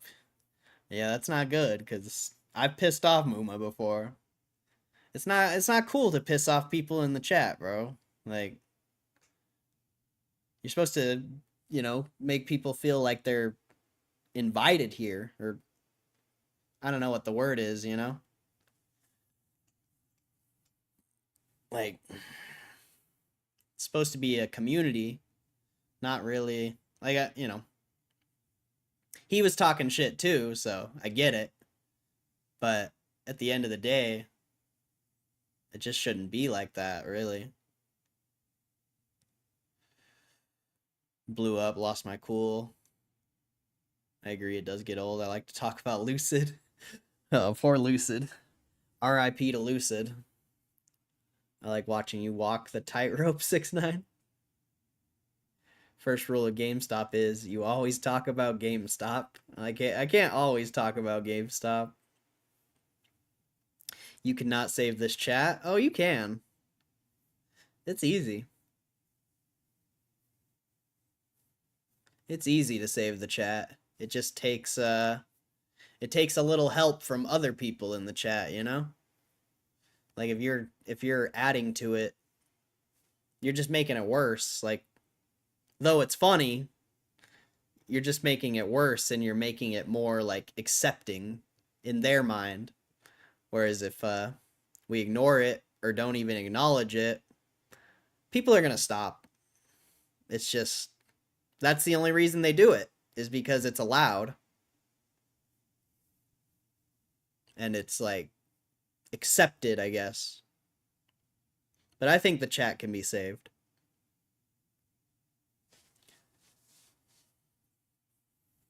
And if they don't, you know, if the people don't like it, then that sucks for them. Let them leave. I don't care. Like, obviously I want them here, but if they're just going to leave because I don't want them talking about nonsense all day, there's nothing I can do about that. Someone else will come and replace them, and they'll talk about something beneficial. Or, you know? Losing 97%. Yep. I can see that. I troll heavily, especially in tense moments. Not the best. I mean, it's fine to troll the chat, but trolling specific like aiming at someone specifically, that's, you know, that can be bad. It can be good, it can be bad. I guess it just depends who you're talking to. Like, if it's you and Hugh, that's chill, because you both have, you know, senses of humors, and you're not gonna get offended if someone says something. But for like anyone else, it's, you know, I don't know like what offends people, you know? Some people get offended really easily. Tried to help the Zach kid today. I don't know how much, if at all, he retained, though. He's new to the market, bro. So, it's all a matter of time. He'll figure it out.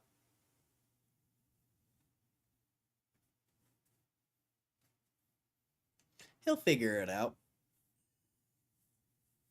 It's hard to help people who are new in the market because there's so much info out there. There's so many people trying to get that person's attention, you know?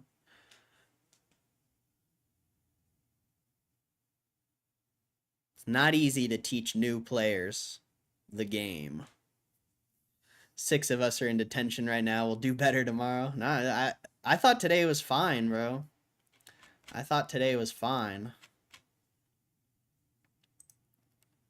Today was actually pretty chill. I don't even remember a time, like, there's a couple things, but it never got out of control. Let's put it that way. Today's world, everyone gets offended. It's unbelievable. Yeah, exactly. Exactly, bro. I'm only offended when the chat is out of control. Well, you're the mod. You're supposed to be clapping people if you're not enjoying it. That's why you're mod. That's what I'm saying. Like, you're supposed to be a representation of what the chat should be. And you have control.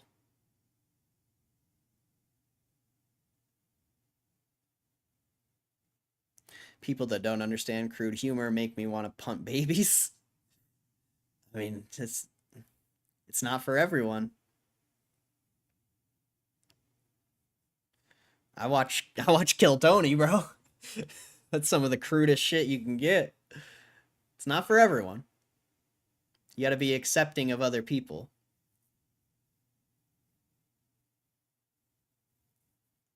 Love, peace, and chocolate. Love, peace, and chocolate. You know, come to think of it, it really is Kristen's fault when the chat gets out of line. I mean, sometimes. It's not all her, though. It's you guys, too. Rohit. Caitlin. Fuck, man. Kev. Like, it's not just Kristen.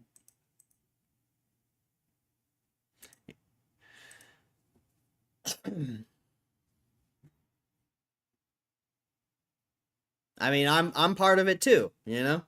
I'm the one who created this monster. Literally. I'm the one who opened Pandora's box, my friend. How do you think I feel? I'm the one who fucking opened it.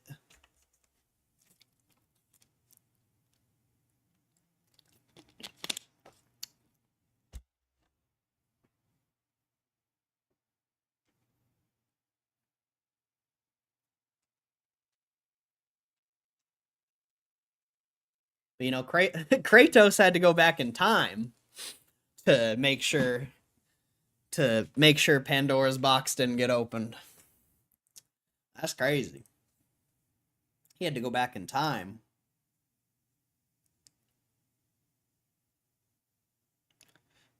Do better, Kristen. Okay, I will. Definitely not me. I mean, you contribute sometimes. Not very rare, but I mean, you're one of the only girls here, bro. Of course people are going to go wild when you say something crazy. Even if it's not that crazy. You're the mod and one of the only girls here. So that's just a double whammy. A double whammy. Smashing the derail button. I always laugh my ass off when out of nowhere, Kristen. I know, it's funny. Don't get me wrong, it's funny, but... Whatever. Don't whatever me. You know it's true. You know it's true.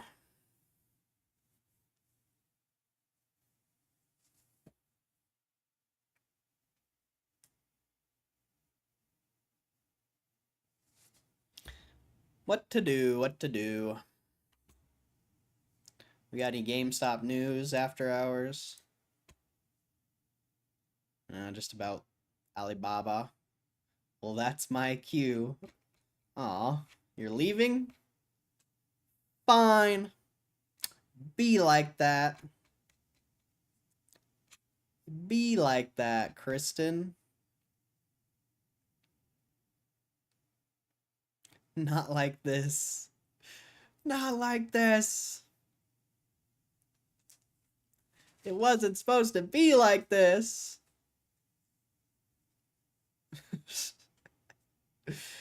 It wasn't supposed to be like this. It was just supposed to be a nice live stream. We were just supposed to have fun.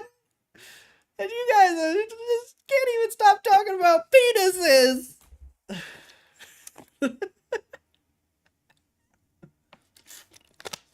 You guys just can't stop talking about cocks and marijuana and penises, and I don't get it, man. I don't get it. Aw, he's cute. Please stay. I think I might go here in a minute too. I don't know what to talk about. But the chat'll get better, bro. It's just gonna take some time. Gonna take some dictator Corey to lay down the law. And you guys can help too, you know? I can only do so much. But it'll get better. I think. I mean, it's gonna get better. I don't care. I'll clap everyone if I have to. If I have to, I'll clap everyone.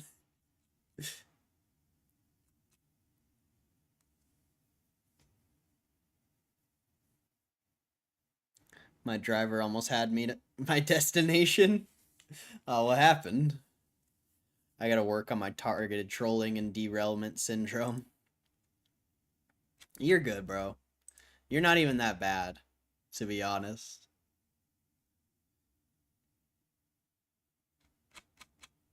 The only time I notice, like, it gets bad is when everyone's contributing.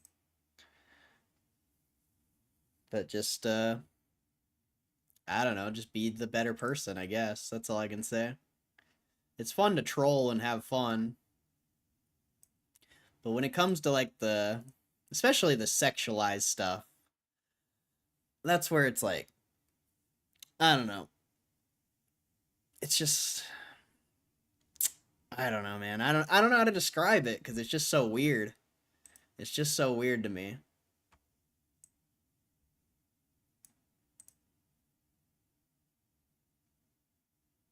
I dogpile on when I see chaos. Chaos! Chaos! Chaos!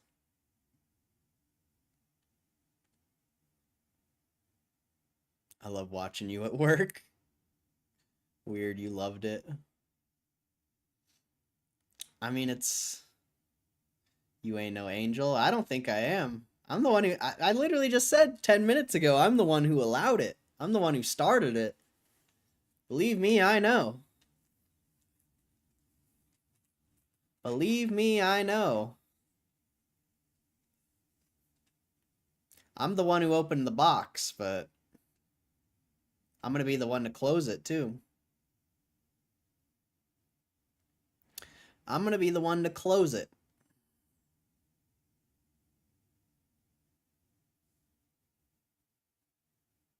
You ain't. You ain't God! You think you're God? You ain't God! Wait a minute, Corey. You're kind of the one at fault here, not Kristen.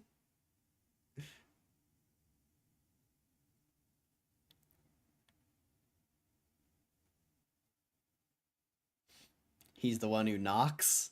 Is that what you said? He's the one who knocks? I've been trying to get better at it. I'm trying, bro. I'm trying. Shit's not easy.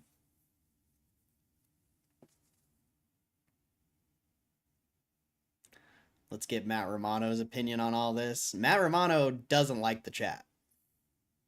I mean, he likes the people in the chat, of course. But when the chat gets like how it was yesterday, Matt Romano doesn't like that chat. I know for a fact. He literally, first thing he told me when he got in here today was he left because of the chat. Someone who's here every single day for a majority of the day, left because of the chat. So, I don't know. I feel like the chat's kind of a problem.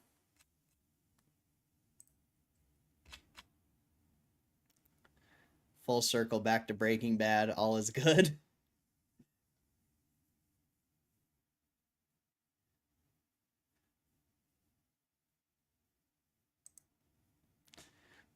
Gave my opinion this morning. Yep. Who's the worst? Ooh, that's tough. That's tough.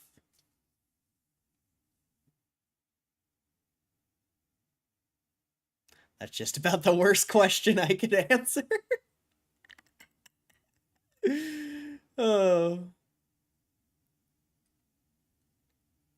Are you going to answer it, though? I mean, you can answer it and then just delete your message. I don't know who's the worst at this point. I think it's kind of a collective thing at this point.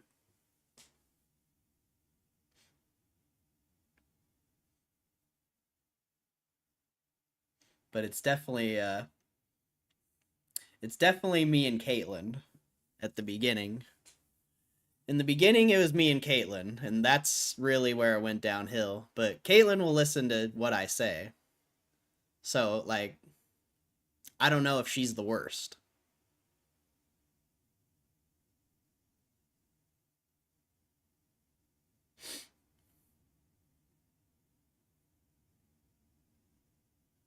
I'm not sure.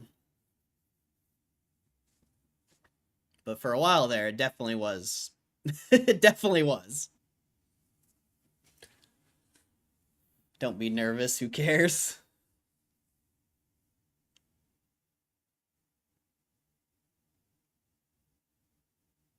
You should have seen Corey day after our phone call. Was disappointed and really hard on himself. Small fry for now would be a good barometer as well. Yeah, man. Fuck.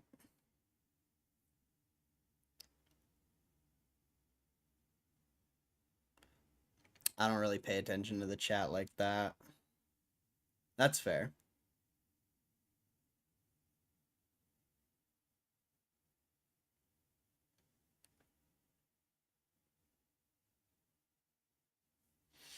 I think it's more of a collective thing at this point, though.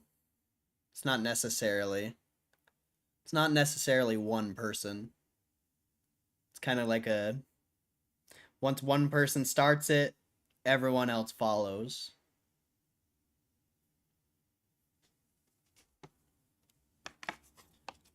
And that's why I've been trying to stay away from it.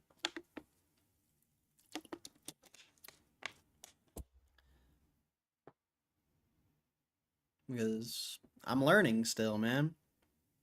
I'm still learning.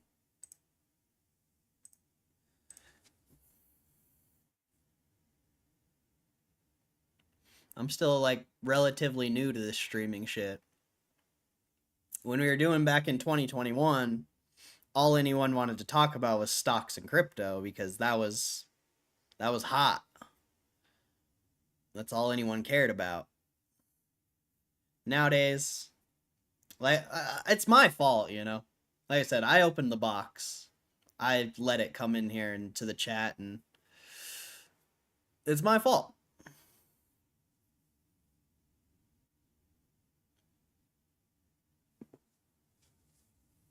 The circle jerk.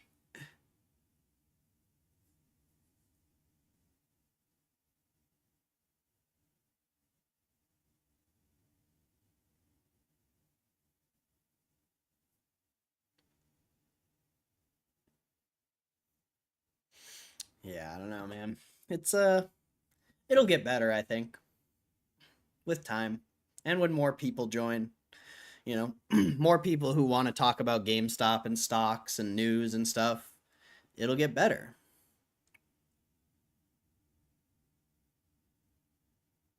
but it's got to get normal first before that's going to happen. I don't know if any new people are going to join if it keeps going the way it's been. How is today, Matt? Any improvements?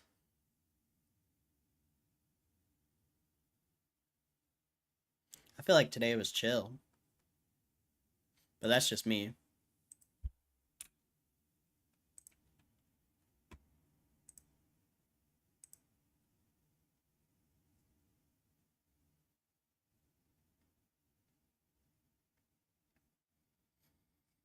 Oh yeah, bro, I forgot you donated $100 today. You're crazy, you know that? You gotta stop being so generous.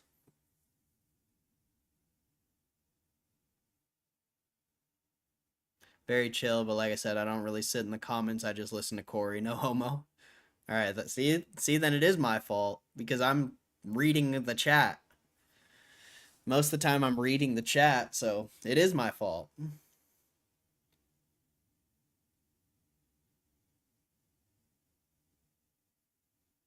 Also, when we get a lot of people in here and when the price is moving, don't talk down to those people. Probably a little turn off for newbies just tuning in.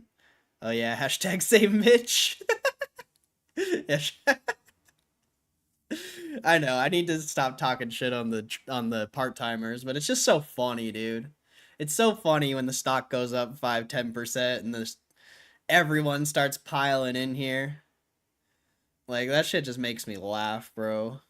So, but you're right. I gotta start being nicer to the part-timers and the traders.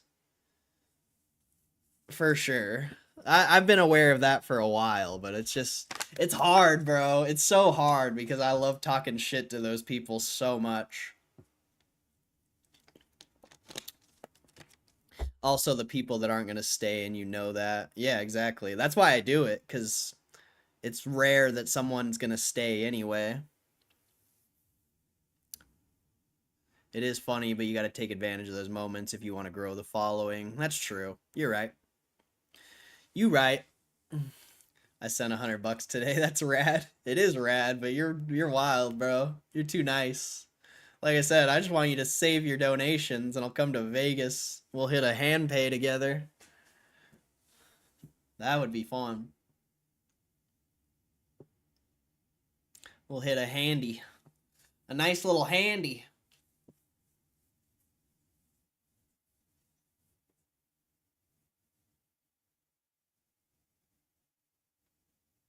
But who knows? Maybe, maybe if I was nicer to the people when the stock's going up, maybe some more people would stay. You never know. You never know. Likely, it's not likely, but maybe. There was that one day we had like 80 people in here when they released the Bitcoin news. And I was sitting watching, be like, why don't you guys hit the like button? And the likes don't even move. That's when it's like, all right, it's time to talk some shit. You can't even hit a like button, you know? If you can't even hit a like button, it's not likely you're going to support the stream forever. But yeah, I definitely got to take advantage more.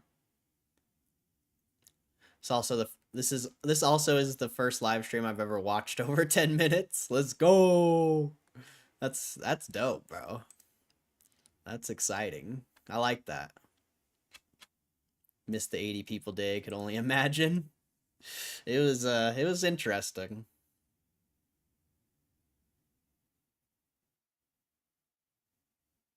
Those moments when the viewers go up, got to give some value, so to speak. So they do sub, like, and most importantly, hit the alert button. What is value to a person catching a live? I'm not sure. I suppose GME hype would keep them coming around. I don't know. So what, I just got to be like, oh my god, it's going to the moon! And just start freaking out. Where did my hat go? It's going to the moon! Is that what I got to start doing, bro? It's going to the moon! Just start having a meltdown. Maybe they'll post me on GME meltdown. It's going to the fucking moon, brother! Woo! What's up, Kev? I came back to a strategy meeting. Nah, we're just talking, bro. We're just chilling. We're just chilling.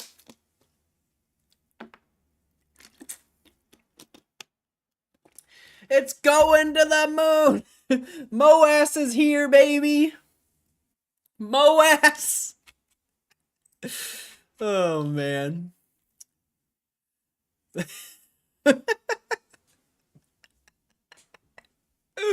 I mean, I'll try it next time. I'll try it.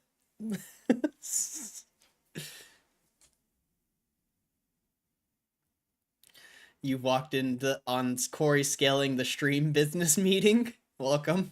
Welcome.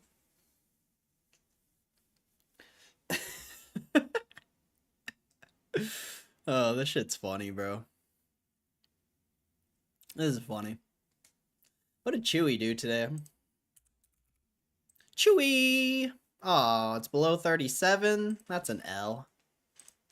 That's an L. It's still in the ascending though. Still on the ascent. Oh no. Broke out on the 4 hour. That's not good. That's not good. We'll see. We'll see what happens there.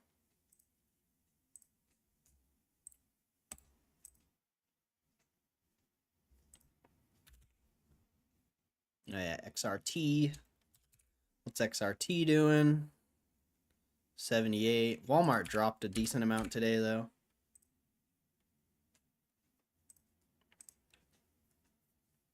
You know, that's going to drag down some of the retails. I would have thought you'd be happy Chewy went down. Nah, I'm not. I still have shares of Chewy.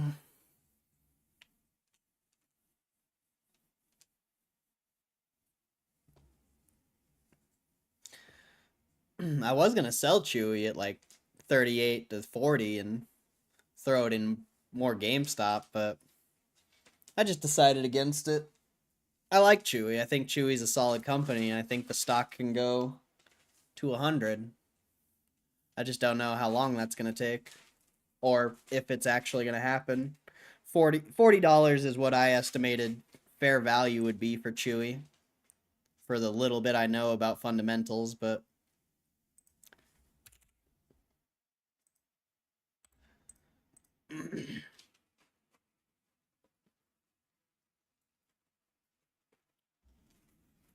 I bet if you scrolled Super Stank on Reddit at noon every day, views would go up. Gme investors' guilty pleasure is Super Stank. I could try it.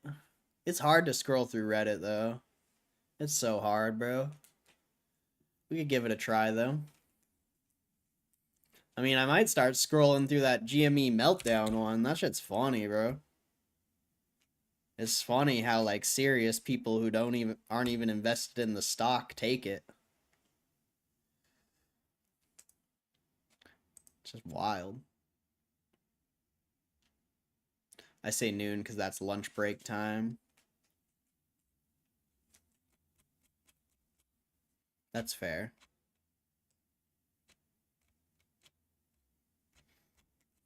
Yeah, maybe I'll start scrolling through some Reddit more and try not to talk smack.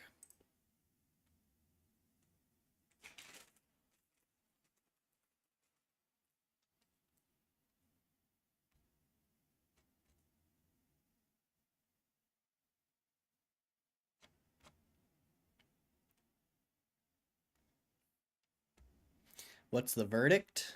What do you mean? What verdict? Guilty? Yeah, you're guilty. Guilty, Kristen. Guilty for sexualizing the chat and talking about triple D's.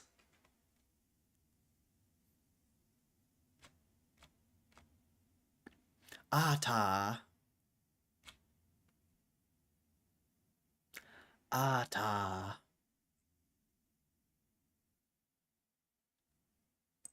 You know, I was technically a chess professional, but I didn't have a lot of time to, yeah, I had a lot of time to kill when I was home. So, and I got myself a PlayStation, played a ton of FIFA back then, and there was a GameStop near me that like they made a lot of money on me just buying new controllers all the time because I would throw them into to the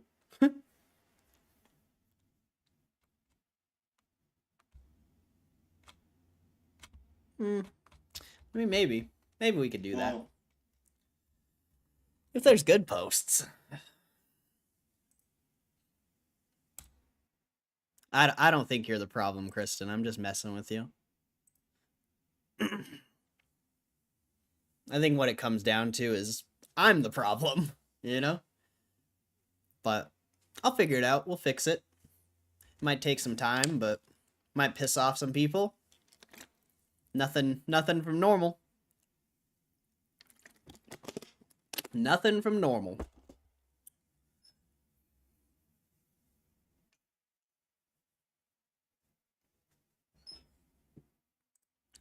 Scale of 1 to 10, how horny are you? Like a 0?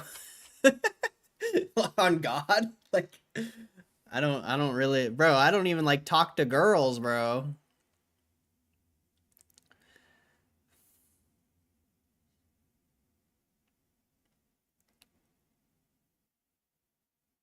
To be honest, Corey, I think as far as a stream goes, GME isn't it. I don't know. Why'd you time out 6ix9ine, bruh? Why'd you time him out?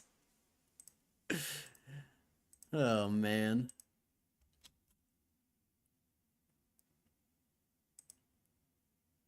I mean, this, GameStop's why I'm here.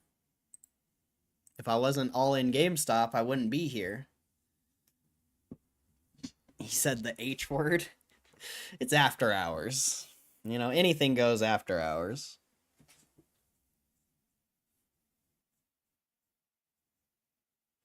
Anything goes after hours. If you want to grow a revenue stream, maybe pivot. I disagree. If I cared about the money, I wouldn't stream. I would go and work.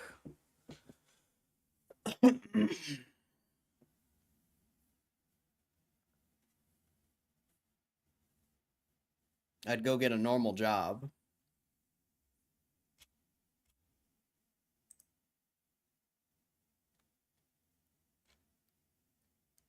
What's the issue then? The issue is nobody wants to stay in the chat because of how it is. That's the issue. Has nothing to do with what we're streaming or what we're doing. It's when the chat derails, nobody wants to be here. Did you get the Wario hat from GameStop? Yes, sir. GameStop exclusive, baby. I even got Waluigi, bro. I got Waluigi too, my friend. What, you think this is a game? You think we wouldn't get the Waluigi one too? Of course we got the Waluigi one. But what's up, Stress Relief? I think what we're doing here is just fine, Kev. I think what we're doing here is just fine. It just needs a little adjustment.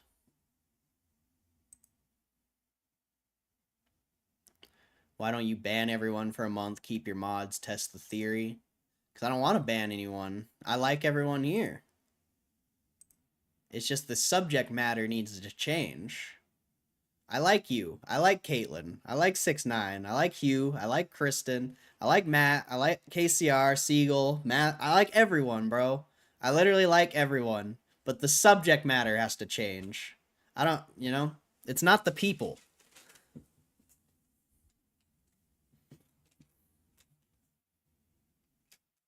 I've been sniped.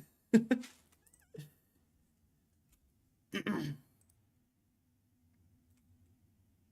know, Rohit, like, there's so many people, bro. I fucking love everyone. I didn't hear my name. I missed out a lot of names. I missed a lot of names. I'm sorry, One Trade.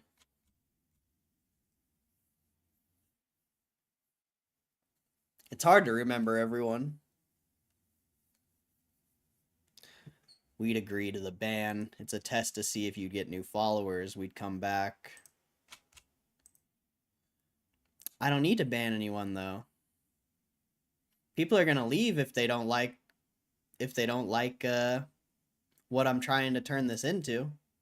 And that's fine. I don't need to ban anyone. They'll just leave. If that's all they're here for is to talk about fucking drugs and sex, then they can leave.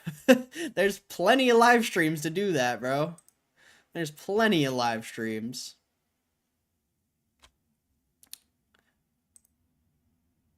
I want my money back. No refunds. All right, this ain't Twitch. You don't get refunds here. If you want refunds, you go donate on Twitch. I will be the sacrificial ban if need be. Nah, bro. Everyone's fine, bro. Everyone's fine. It's just the subject matter. It's just the subject matter.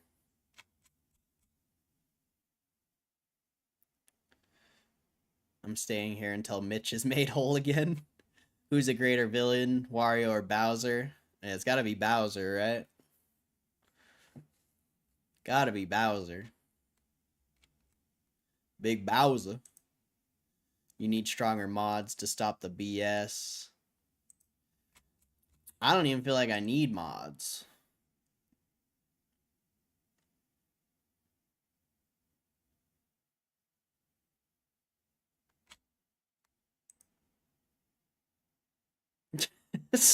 Kristen. My point. My point exactly.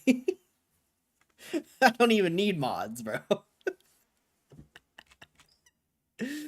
Oh, the mods are never here when I need them most.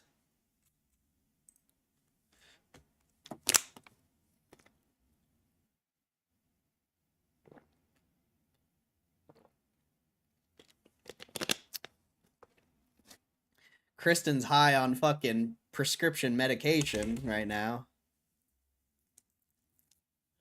So, you know. She's kind of AWOL. MIA. We tried that. Mass shooting.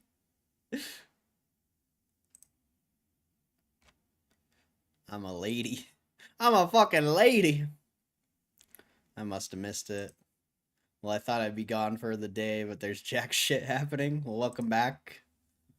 Welcome. Be nice to my moms. I can't. I can't. She's on one today.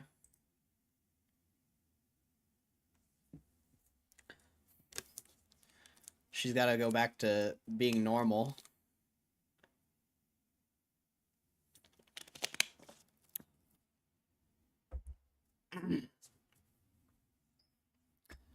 What kind of smack you talking? We're just talking about stuff. We're talking about you, all right? I fully agree chat is wild, but I think that's only part of it. What do you mean? What do you mean that's always part of it?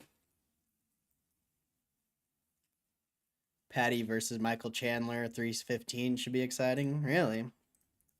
That'd be a good fight.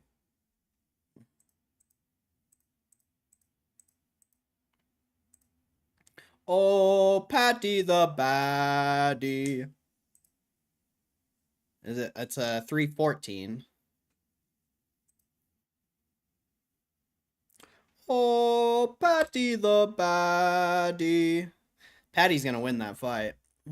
For sure. Michael Chandler kind of sucks. Not gonna lie. Like, he's a legend, you know. He's a legend. He's good. But I don't know. I don't know if he's got that. I don't think he's got that dog in him anymore. I think he's kind of a sacrifice nowadays. He's kind of a sacrifice these days.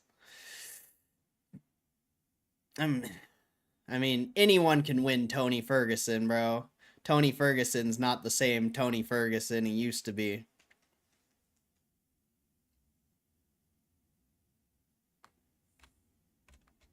They probably don't have the lineup. But I wonder what the line is. I'll be interested to see the line on that.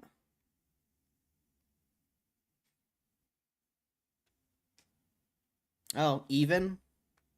Alright, well, I'm not going to bet on that fight, but I think they're sacking Michael Chandler for sure. I don't know if that's an even fight, so it's probably a decent bet, but I wouldn't make that bet. I wouldn't make it.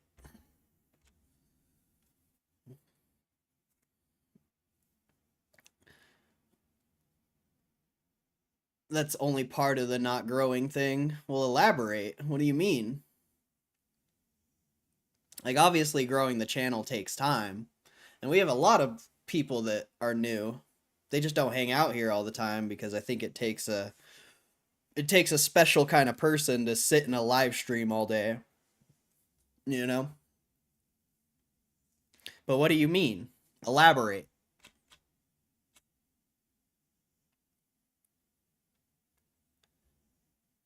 We're getting a stern talking to. I'm gonna be what you are asking. I'm ready. Alright, bet. Bet. I need evil dictator Kristen. You know, maybe not as evil as me, but close. This chat's always been off the rails. Always? I don't know. I don't know about always. I felt like the first month of the stream was probably the best.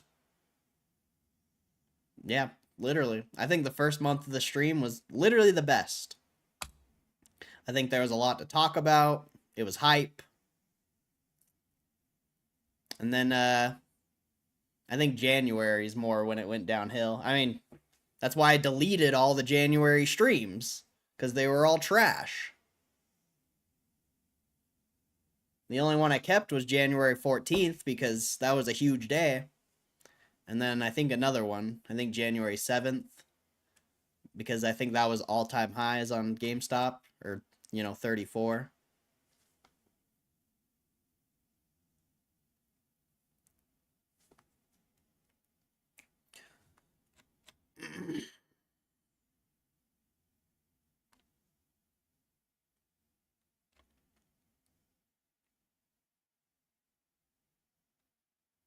All nice things, I presume. Oh, yeah, definitely, I don't even think we really talked about you. Oh, I said that me and you are the ones who turned the chat bad. That's about all I said.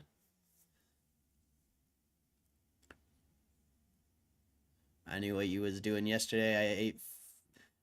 I ain't feed into that BS though. You're a boomer troll, I can tell. He was trolling you for sure, bro. He was. That's funny. He's still been putting in a lot of work. Oh yeah, for sure. Michael Chandler is a legend. Calling from Kev, love your guys' arguments. I mean, I don't know how to grow a stream. I just don't think it's only the chat BS holding you back. Well, of course, it's me too. It's my personality. But the chat makes people not want to stay here because I read from the chat. And anyone who's not engaging with the chat, they're listening to what I'm saying, Believe me, I know it's not just the chat, but the chat makes people not want to be here. I mean, what happened to Misty Blue? How come Trisha's never here?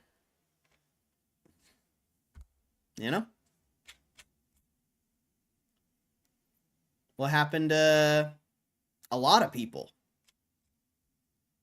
Those are just the two I can think of off the top of my head, especially Trisha. Trisha's an OG. She should, I feel like she's not here because of the chat. I could be wrong, but it's just a funny feeling.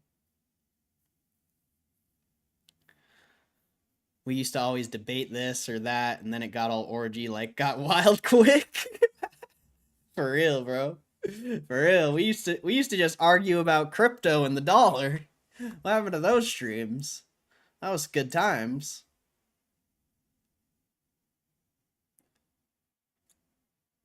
How many GME streams are there? What kind of views do they get?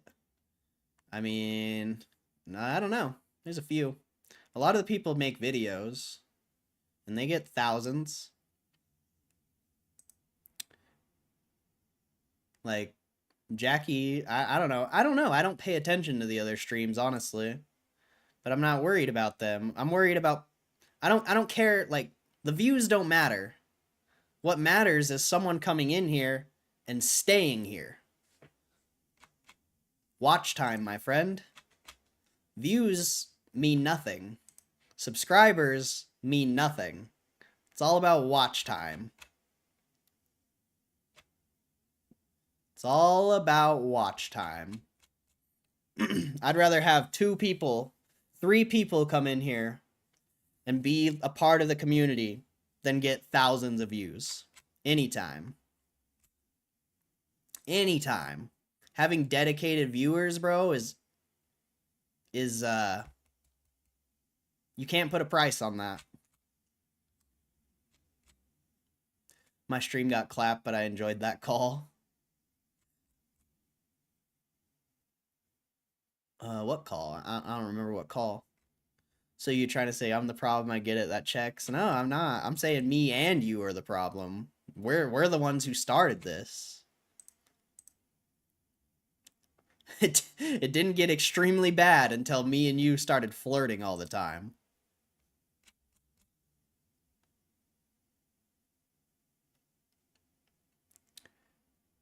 This ain't nothing. I'm trying to be logical about this. Well, I said this the other day. You need to more structure in your content, a schedule that keeps you moving, where you don't read chat to fill time. Bruh, it's hard to have structure. It's an 8-hour stream. Anything happens, you know? 1 minute GameStop is... It's not easy, bro. I get what you're saying, but for what this is, it's not easy. Like, the spontaneousness of it is kind of what makes it interesting, right? You guys loved when my fucking roommate came on stream. I didn't think that was gonna happen. That dude comes home for lunch every single day, and I've never even thought about asking him to get on the stream. You guys seem to enjoy that. The spontaneous stuff's interesting. And we do have structure. All I do is read news. And then Fridays, we do insider buying. Well, we've been doing it on Monday, but I'm going to start doing it on Fridays because there's been a lot of insider buying lately. It's like, there is some structure, but...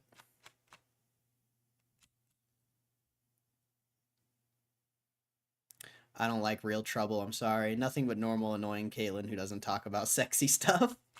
I mean, it's fine sometimes, but all the time, that's where it gets ridiculous.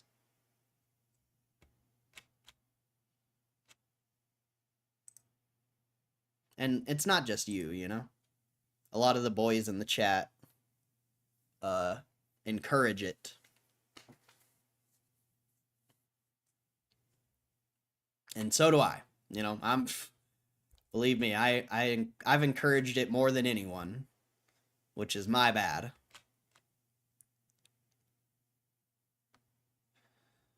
Don't feel bad, Kayla. It ain't no aggressive tone on this healthy convo. We hashing out things that need to be said. Amen. Hugh's call was the best. Yep. I liked Hugh's call.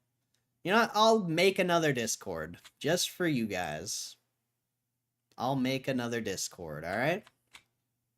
I'm not going to chat with you guys outside the stream, though. It's only for calls. That's it. I'm not going to text a single word to any of you. I mean, that's a lie. I'm probably going to text some of you, but I'll make another Discord.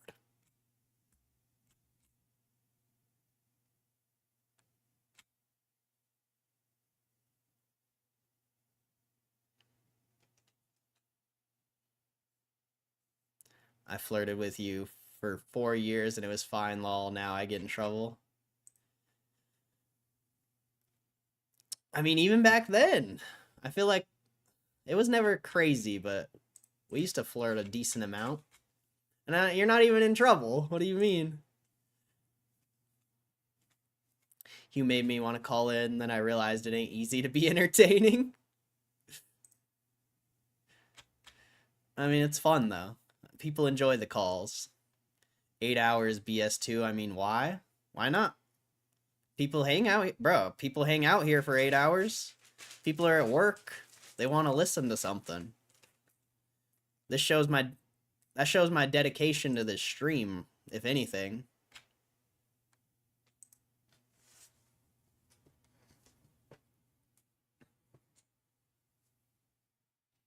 I realize I don't have to be here for 8 hours a day, but what else am I gonna do? I literally have nothing else to do. This is what I do, bro. This is what I was doing before I started the stream. I was just sitting here watching YouTube videos, reading news. Like, this is what I've been doing for the past year. Almost.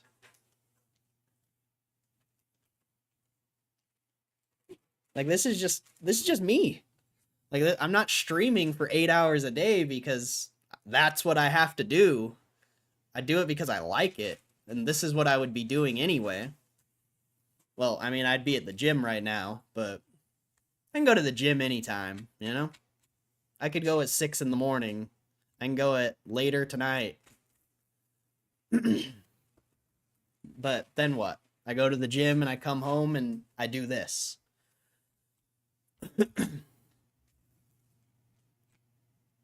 I'll try not to feel bad about Corey saying our flirting ruined the chat. JK, I'm not actually mad. Just feel bad that it upsets you like this. It doesn't really upset me, though. Like, it's fun. Trust me, it's fun, but it's gotta... Something's gotta give, you know? Something's gotta give. If this has potential to turn into anything, then I guess we'll see. I guess we'll see. Hashtag save Mitch. I ain't feel any type of way. I just want everyone to feel like they can be a part of the community and not alienated because of reoccurring topics, you heard? Yeah, I agree. Bro, when Matt came in here this morning and told me that he left the stream yesterday, like, that's crazy, bro. Matt's here every day, all day. I'm the only live stream he watches. And he left because of the chat. And, you know, he doesn't even read the chat. He just listens to me read the chat. So, it's just got to be a better place for different participants.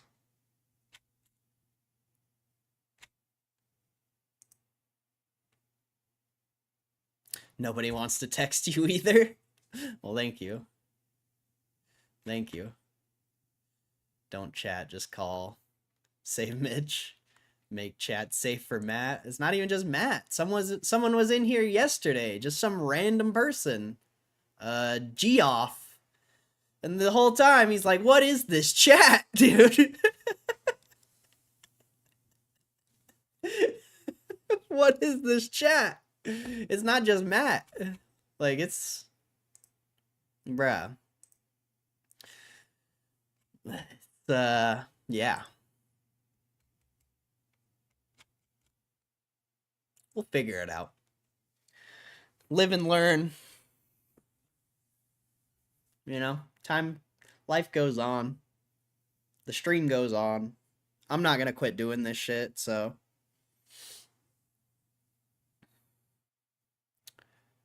We'll figure it out. We will figure it out.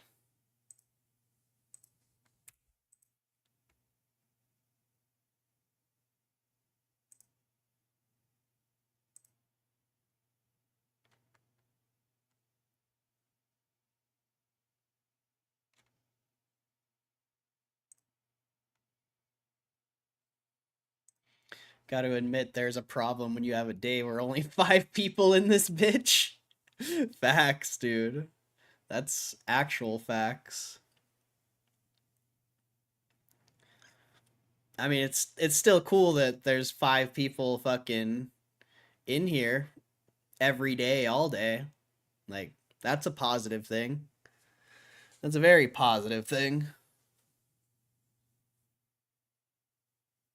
But the metrics are definitely showing how people feel about the stream. I mean, what? 2 weeks ago, we had 20 people in here all the time, consistently. Now it's more like 10, 15-ish. We still get, 20-ish people in here. Could also have some to do with the stock, too, The stock has a lot to do with it. Because the stock goes down, people get upset, people sell, then they don't care about GameStop anymore.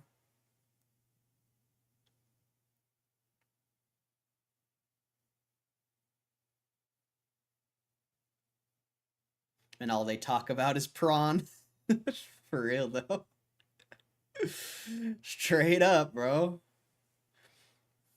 Straight the fuck up.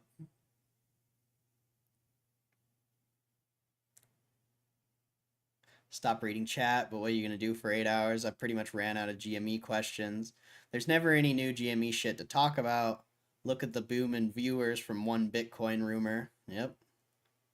And they were all just looking for a hype fix.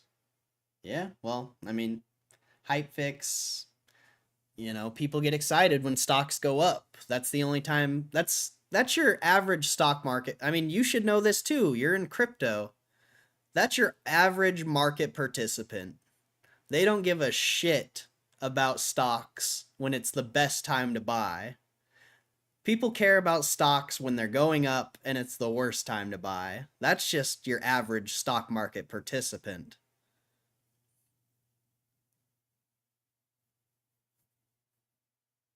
But I'm not going to stop reading chat.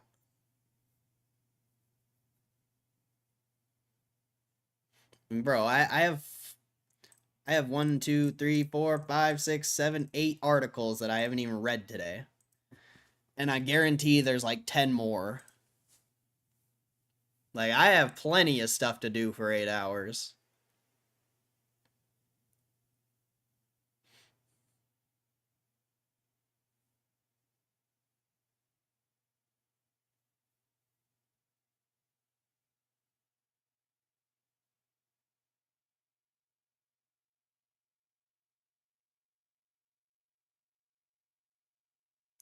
I know, all the crypto live streams I watch, I leave when the bull market comes. Retards everywhere. Yeah, then see, you've seen it. You've seen it. And GameStop's a popular stock. But what's, people don't have diamond hands anymore. People, they sell out of it. It keeps going down. They think they're going to time it. And then it goes up. They get excited about it and FOMO back in. Rinse and repeat.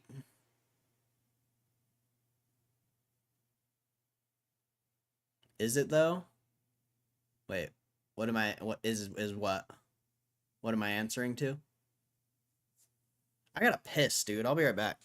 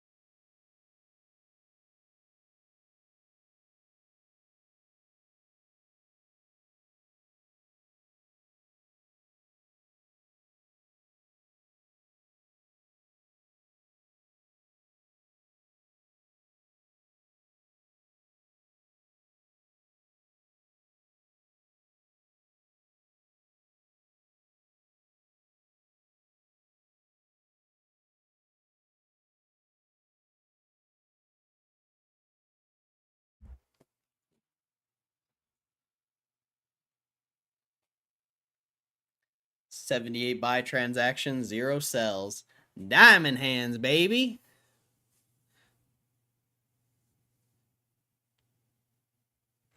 Is it popular as far as attention grabbing? Only the hardcore will constantly care.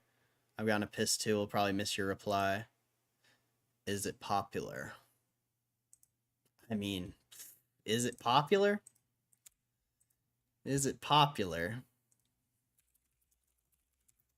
Is it popular? Is it popular? I think we just got to go to this live stream to answer that question. 2.7 million views. When the guy used to get like a couple thousand, I would say it's pretty popular. I would say it's pretty popular.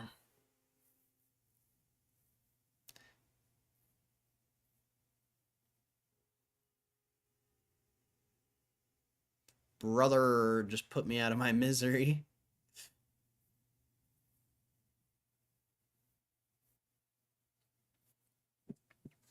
Oh yeah, I saw your message that you deleted.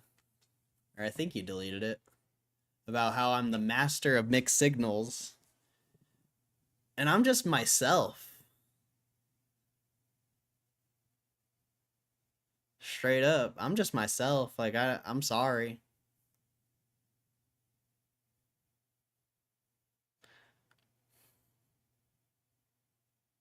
I don't know what you're talking about. Oh, you know what I'm talking about. I miss that dude Clark. Yeah, Clark was dope. Clark was a G. How come Clark never comes by anymore?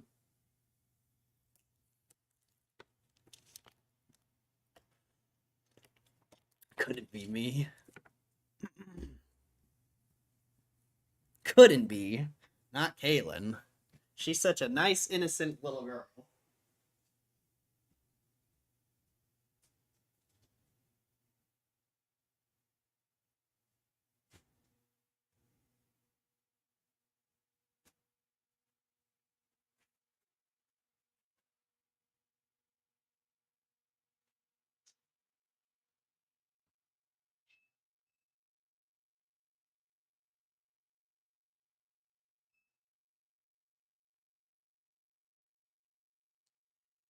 An innocent little girl. D-Ways? I don't even remember D-Ways. That name doesn't even sound familiar. D-Wades.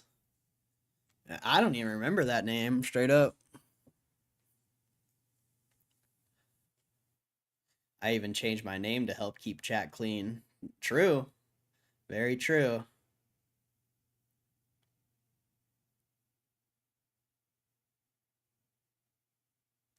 She is. Y'all just haven't met her yet. Oh, we've met Caitlin. We've met her. We're aware.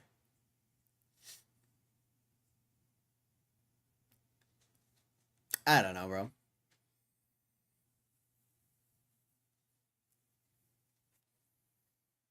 I don't know, man. I think it'll get better. It's all a matter of time.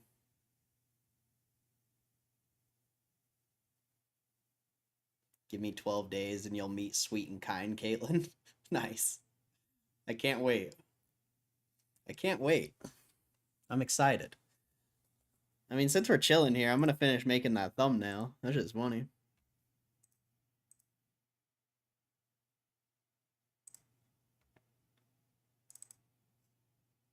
You guys can see how I make my terrible. All right, peace out, Hugh. You have a good one, bro. Much love. I was excited when I seen Rex in this motherfucker. He's my tinfoil homie. Yeah, Rex is chill.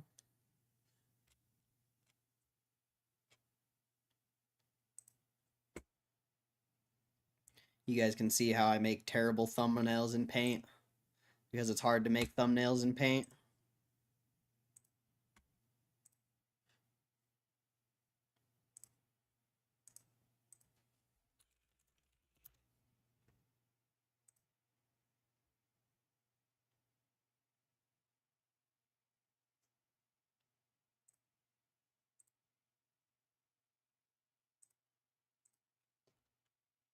Why are you using paint? Because that's all I have. I don't have anything else to do it. And it's just, I know how to navigate paint, so it's like... It's terrible, but it works. It's absolutely horrible.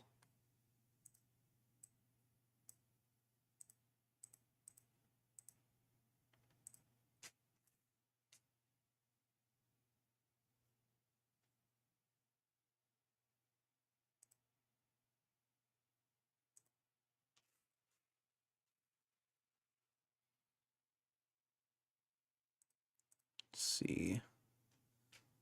Something like that. Canva's free. I don't know how to use Canva, though. I already know how to use this. Oh my god.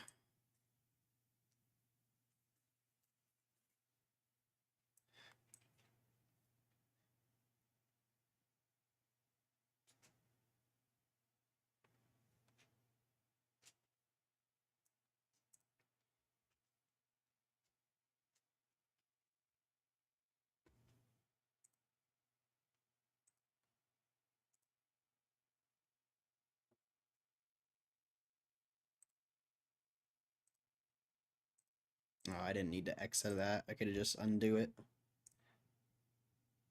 Stay in your old ways, Grandpa. I mean, I love Premiere Pro, but it's expensive. Or not Premiere, Photoshop. I love Photoshop, but that shit's expensive and I'm not paying for it.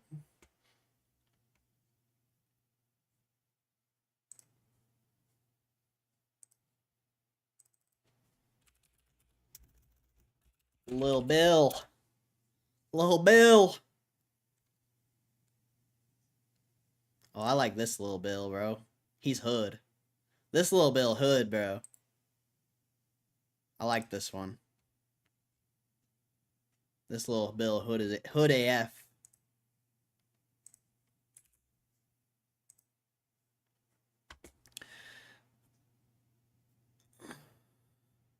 I think you could be too different to your average GME degen. They're all squeezed this, Moas that, tinfoil this, and it's everything you hate.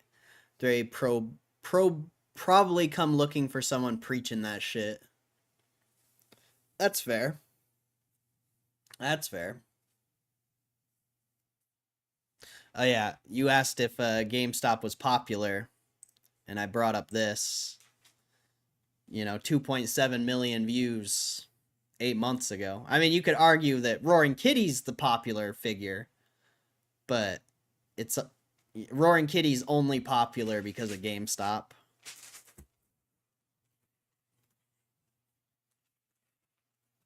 But there was over 600,000 people in this stream. Over 600,000 people when it was on. So I would say GameStop's pretty popular.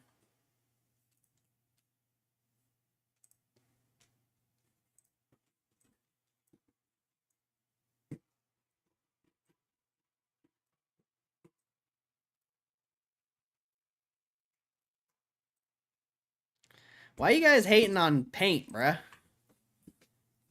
I get this shit done, bro. I'm a master of paint. A master of paint.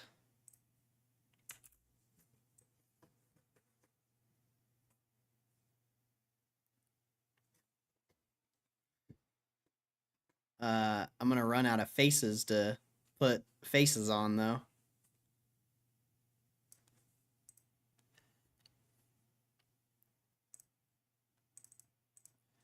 Hating on paint, bruh. I love Corey's innocent nature using paint. Innocent or stubborn. I could argue a hell of a lot with that circumstantial shit. We all know why he got them numbers back then. He got the numbers because in 2021, he was talking about GameStop, and then it went to the moon, and he stopped making videos about it, and people came to show their respect, and also the stock was squeezing. But what happens when the stock squeezes again? How many people do you think are going to come to this stream? Out of 600,000. You think maybe? You think just maybe we might get a couple thousand of that? I think we could. 600,000 people? Especially when I'm the only person who streams GameStop every day, all day. The algo loves me. I just don't think people love me, which is fine. Which is perfectly okay.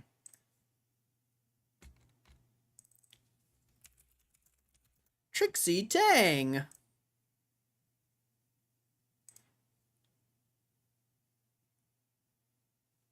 I'm not getting crazy Trixie Tang. We're gonna get fine as fuck Trixie Tang. Alright.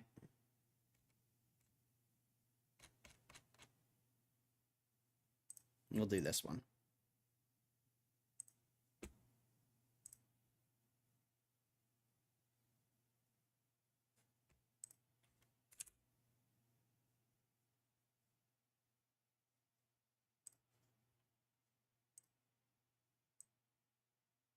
Trixie Tang. Except her hair's gonna get cut off. That's an L. Oh well.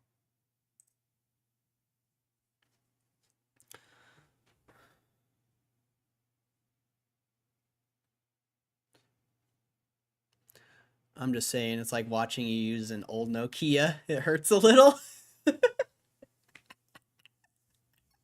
That's funny. Better not forget me, biatch. Biatch? Gme was even on the UK national news back then. So yeah. I mean, Moas is tomorrow. Amen. People love you, dummy. Some people do. Majority definitely don't. When I see you, I know you as a star. You can be funny as hell. Sometimes. Sometimes. I think the angry and depressed Corey takes over a lot. Which in some ways I can control, but a lot of ways can't.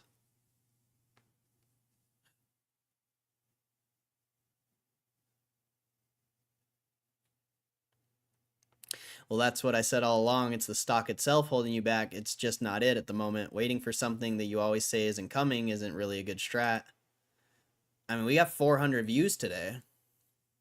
It works. This is a low competition thing.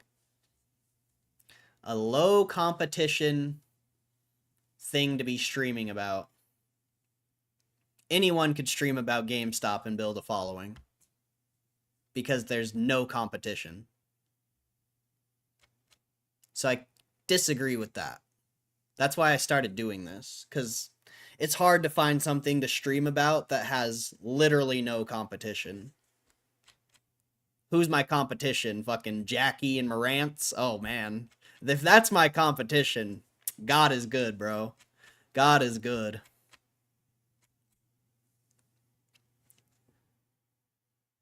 And I'm not necessarily waiting for the MOAS or whatever. You know, that's a 1% probability. It's just, it can happen. It's not what I'm waiting for, though. Even when that happens, I don't think the stream's gonna blow up off of that. This is just a low competition thing to be streaming.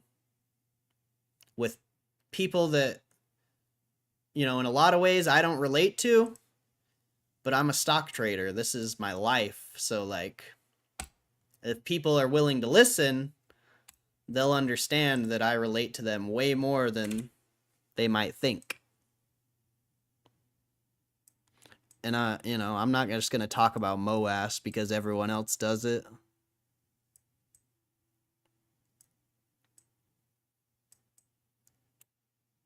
I don't know. There's nobody to put your face on, Caitlin. I'm going to have to delete. This sucks. There's no one to put your face on. You could be Skeeter. Skeeter! Oh, bye, Kristen.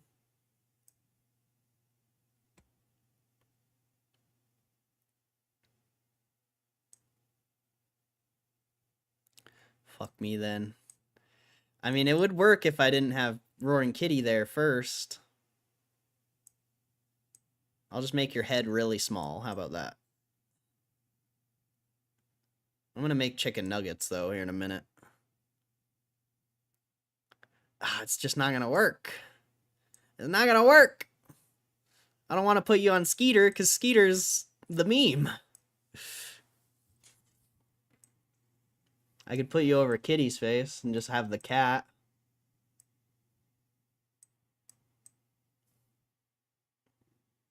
Fucking paint, bro. See, this is the issue with paint. If I was on frickin' Photoshop, there would be layers, and it'd be so much easier to do this. I'm gonna put you right here, I guess.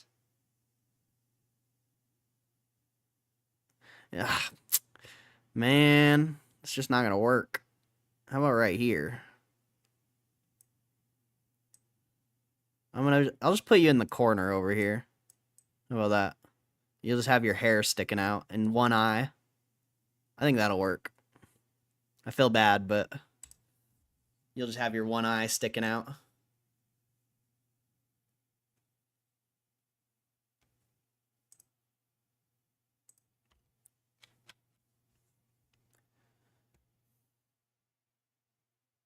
I ain't gonna lie, angry, depressed Cordell's an egghead, no offense, so I know. Believe me, I know. Why is there no competition? I mean, there's just nobody who streams about GameStop. Nobody is a real diamond hands investor. So there's no competition in my eyes. Everyone who talks about GameStop just does it for clicks. Not even real investors.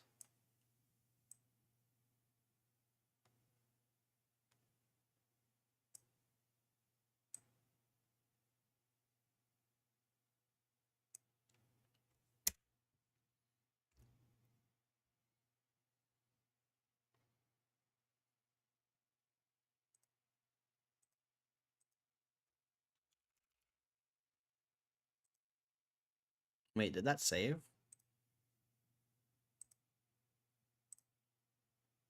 Okay, cool. Cool.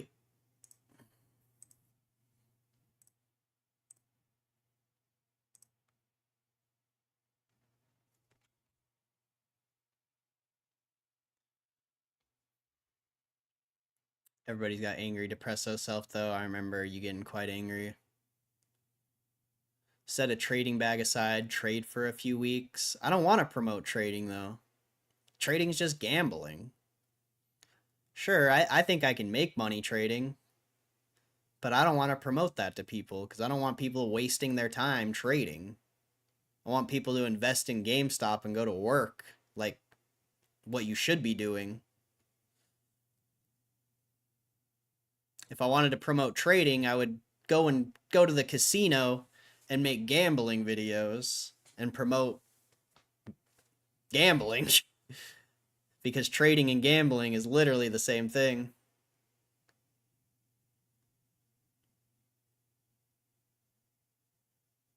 Obviously, just for content, draw them lines they all like and shit.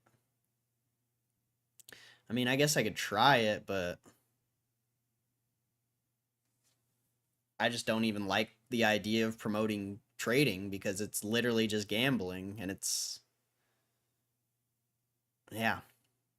I can't even guarantee that I would make a profit trading. I think I can. I think I could, but it's not a guarantee. And it's like, why would I promote that to someone?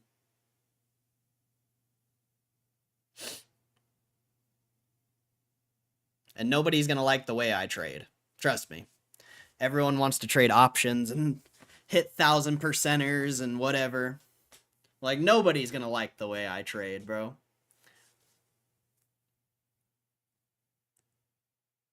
Leave me out of it. All I do is talk shit anyway. That's why I love you so much. You're here every day. Nobody puts baby on a corner. I didn't even get all that angry, though. I felt like it was a bunch of white people piling on a brother for trying to have a debate. About how the American dream is dead for someone who ain't go to college. Then Cordell started making assumptions. Like, damn, I didn't say I was complaining. I was just observing. Now, that was a... I rewatched that stream. That was just a big miscommunication. And people were just trying to, like, let you know that, like, it is possible. That nobody was, like, attacking you or anything. And a lot of the things I said, I was talking about myself. I wasn't even talking about you.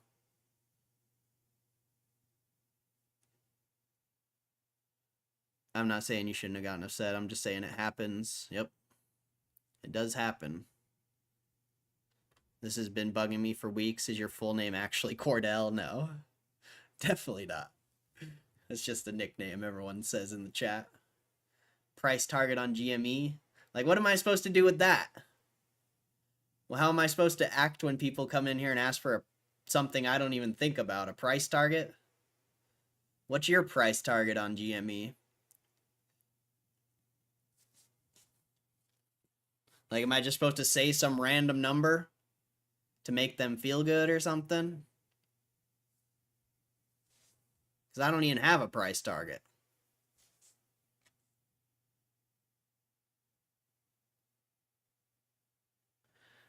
Was even funnier when Jay Powell came on the next day talking about how the U.S. public are feeling it. I know, a Cordell, so it was bothering me. Okay. I gotta throw my chicken nuggets in the oven. Hold up. Or my tendies. I know it ain't tendy time yet, but it's about to be.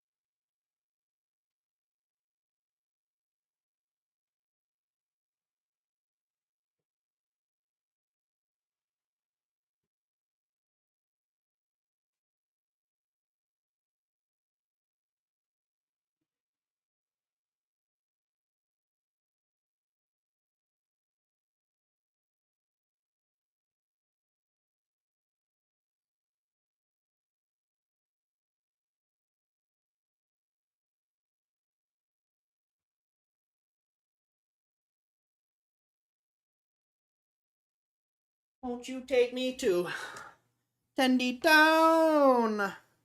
I want to take you to Tendy Town.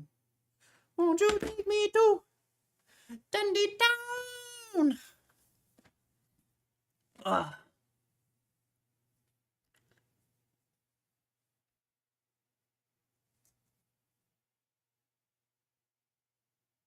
Won't you take me to Tendy Town?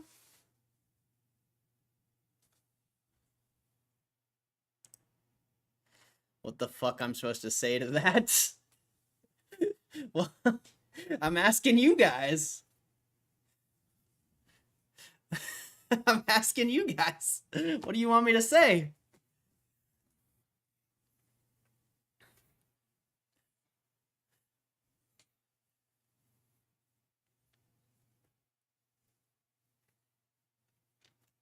Like, obviously that guy's not... Obviously anyone coming in here asking for a price target is never going to stick around. But what am I supposed to do? Am I supposed to be like, oh, it's going to the moon, brother! Make sure you go all in, brother! Like, this is the thing, like, I'm not here to, like, promote trading or gambling or anything like that. I'm here because I enjoy my investment and I want to see what happens. And because I'm here anyway. Like, I'm just, I don't know. I don't know. It's tough, man. It's tough. So when someone comes in here asking something that I don't even think about, what am I supposed to do? What the hell am I supposed to do?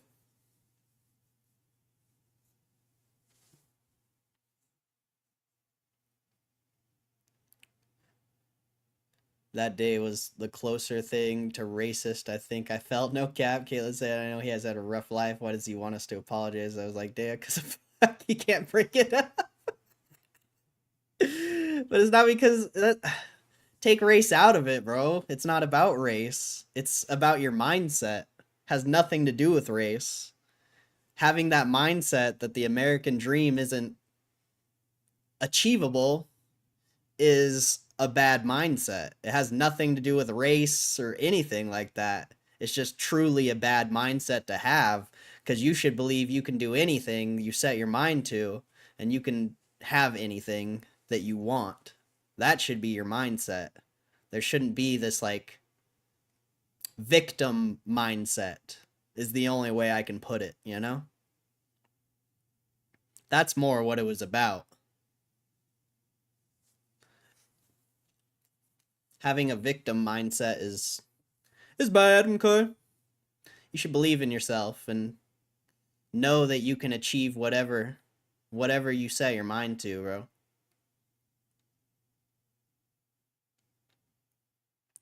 Struggle and have a conversation about it. Let's dogpile on a fool and tell him to stop smoking weed and gambling and being a degen. But I never even said anything about that to you. Like I said, I rewatched the stream. All those points I made, I was talking about myself. I wasn't even talking about you. You just took it out of context. Obviously, I deleted the stream, so you can't go rewatch it and see, but... I mean, you can take my word for it or not. But I literally wasn't even talking about you. I think the only time I said anything like that was to stop... I don't remember exactly what I said, but I did say something about you, like, making random plays on options. So I did say that. But anything else, I was talking about myself. And, you know, random plays on options, it's just statistics, you know? Anyone who talks about trading, you have losing plays on the table. That goes for anyone.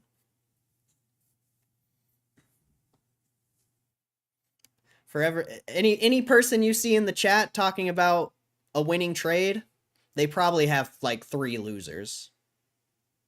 It's just statistics. It's nothing to do with you or anyone else. It's just statistically most people lose trading. You know, I could be wrong, but I can only go off stats. I can't, you know, I've been doing this a long time. I've been around a lot of people that trade, and it's just a common thing. People only talk about their winners.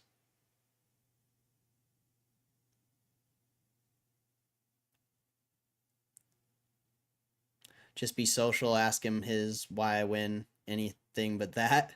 I did ask him his. That's literally what I asked him. I asked you guys, what am I supposed to respond? And then I asked him what his price target was, and he didn't respond.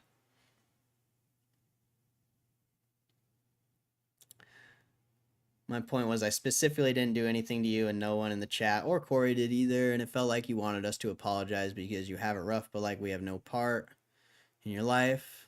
No, that's fine, bro. That's the past. It's whatever.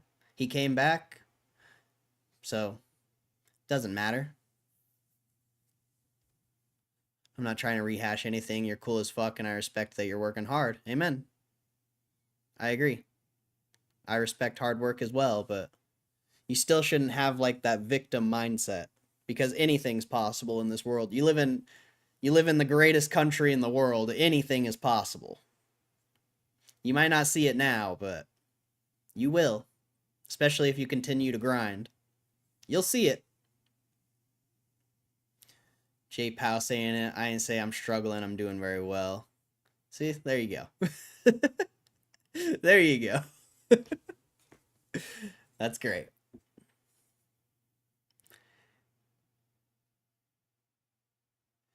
You were fully right, by the way. It's less likely to be achieved in modern times for multiple reasons. We're not arguing about this again. That's what we want. I tried to make him feel as guilty as I could. I mean, it worked. But then I went and rewatched the stream, and I was like, oh, I had no reason to feel guilty because I didn't really say anything bad. But I did feel pretty guilty at the time when it happened. Meanwhile, I've only bought calls once, $400 gone. I knew it would happen, but why not try if you have conviction? I mean, I don't know that. I can try to believe you, but I don't know.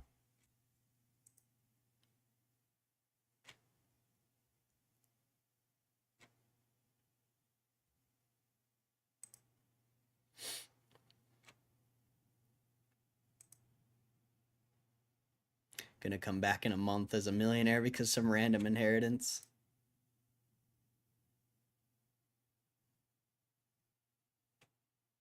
Easy for you. Sat on your golden throne. It got salty as shit, didn't it? It was pretty salty, but when I went and watched it back, I realized it wasn't as bad as like I initially thought. Cause I thought I said something like actually fucked up in the moment. And I was like, I don't think I even said anything that bad, but I didn't. It's just mindset, though.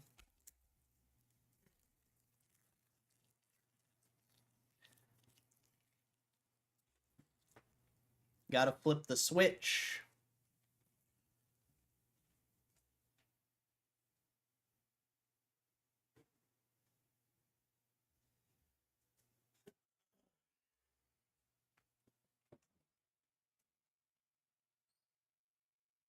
Good things happen when you believe good things are gonna happen.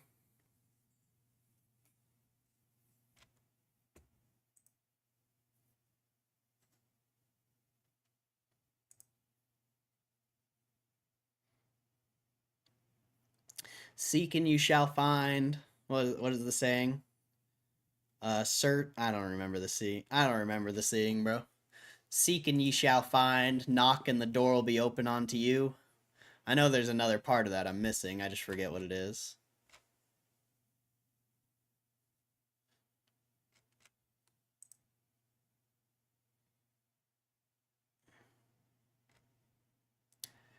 There can be miracles when you believe. Do you believe in magic? To me, a dude working hard to dodge all the stereotypes for black people is going to get mad when someone says I'm a pothead gambler. We from different realms is all. That's fair, but I wasn't even talking about you. I was talking about myself. I believe specifically when I mentioned weed in that stream, I said it's so much easier when you're not spending $400 or $500 a month on weed. And I was specifically talking about myself. If you thought I was talking about you, that's... I was specifically talking about myself. Because I've been through this shit, bro. I've traded the options, I've gambled, I've wasted all my money on weed. Like, if you think I was talking to you, I was really talking about myself. I've done all this shit. I've lived it.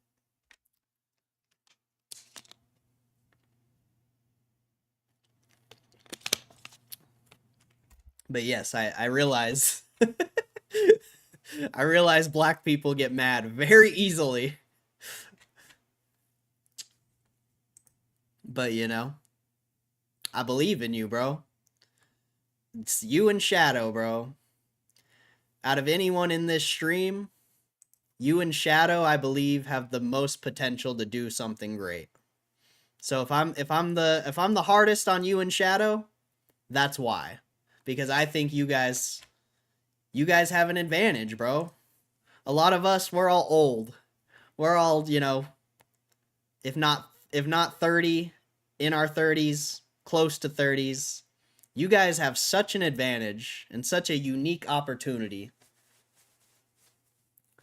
That's why I was grilling Shadow the other day. Because, bro, one little flip in that kid's mindset, dude, he's going to be fucking... He's gonna be next level, bro. One little flip of the switch, and that Shadow kid is gonna be fucking a G. And same with you. You're already a G, you know? But you can always do more, I guess. And maybe if it's not like working harder, it can be like changing your mindset and how you think.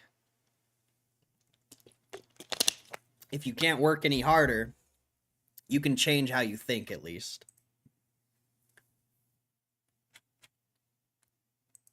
Why so many dudes die? We skip elementary school because they had recess and we ain't playing games.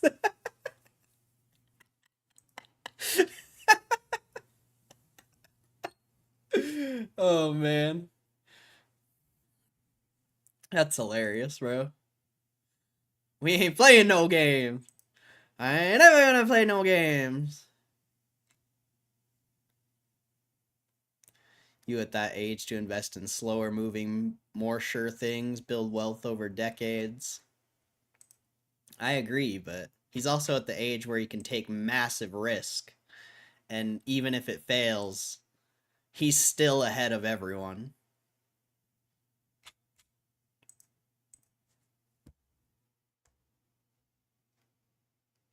Did my phone die? The heck? What the heck? But yeah. I don't know, man.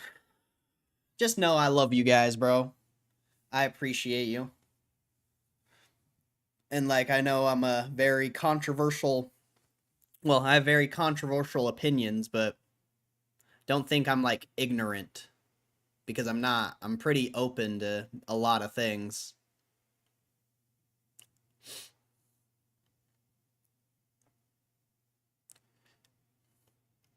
You had, let's see, 3 or 4 fails and he's one of us, though. Maybe. Maybe. That's my mindset now. The time to risk it. Yep. I mean, you should still have, you know, a normal investment strategy, you know, at least like 10-20% of what you're doing. But the other 80%, I mean, fuck it, bro.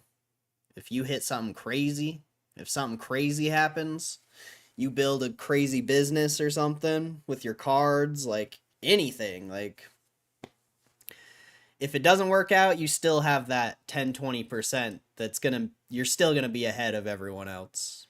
You can do everything wrong, but if you make like a little bit, if you have a little bit of good decisions over here, like you're gonna be ahead.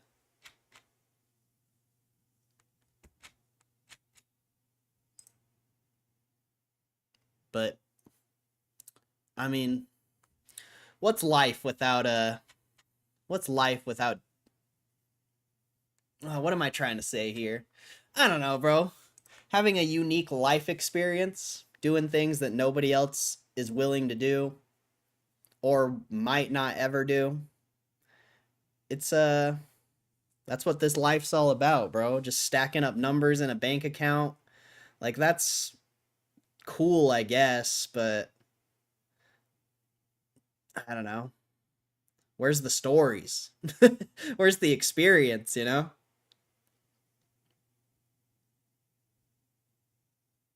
Where's the hardship?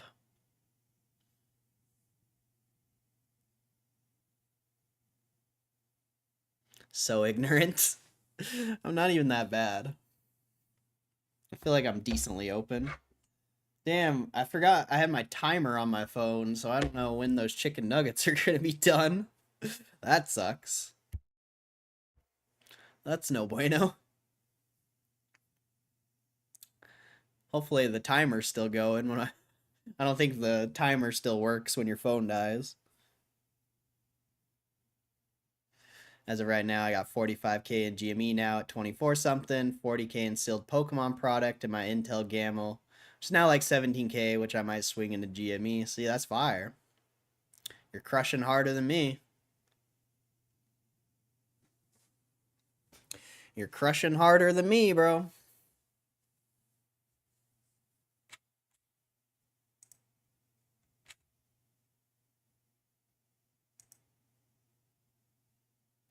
Warren Buffett made it. Probably had the most boring life ever. Yeah, but who wants to be Warren Buffett? That guy's lame. That guy's lame. And Warren Buffett had some amazing investments. So, I don't know. I would argue Warren Buffett's life is pretty exciting.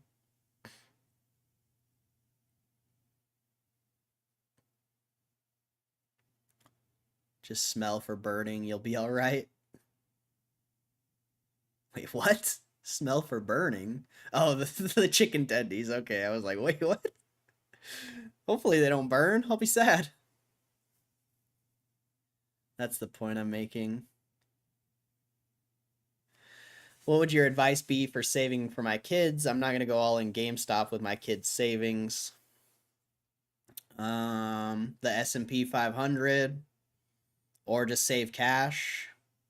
You know, maybe let them pick what they want to do. If they want to invest, let them pick. They know what's in. They're kids. They'll probably pick something like Roblox or like McDonald's or something. Apple, like fucking, you could let them pick. But S&P 500 or just save cash. There's nothing wrong with being cash. There's literally nothing wrong with cash.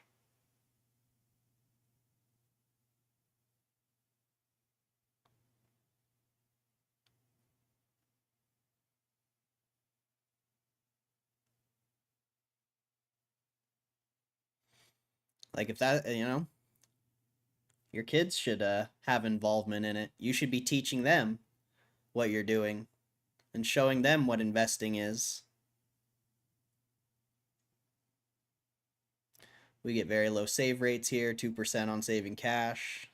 Doesn't matter the rates. As long as they're saving money. Maybe they don't want to invest, you know? Maybe you save them up some cash and they want to buy a car because they're turning 16 or something, you know? Like maybe your kids don't want to invest.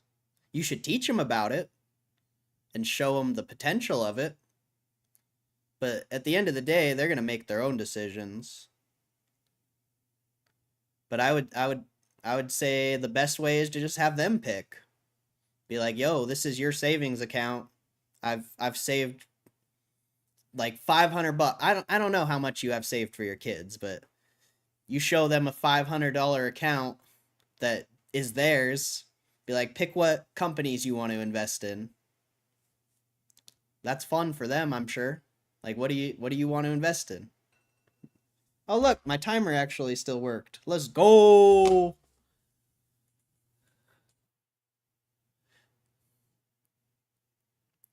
I'm about to make FB Marketplace post about the cards. I think I'm going to be busy moving them. Keep getting in packages daily. Oh, yeah, bro. I'm sure people are going to be going nuts on that. I don't know, though. I don't know. He's lame but exciting. You twist on 21, you're Corey. Wait, what? He's lame but exciting. You twist on... I don't know what you mean by that. Your nuggets? What the... I don't know what you two are talking about. So I'm learning very late in life. That's fine. They can have the money when they're old enough, and they can do what they want. But that is far from here. I appreciate it. Thank you. Yeah, man. I'd buy Apple and Amazon for the kids' money. Maybe that's what they'll pick. I don't know. Maybe your kids like GameStop. Maybe your kids like Sony. Let them pick. And then they get to see the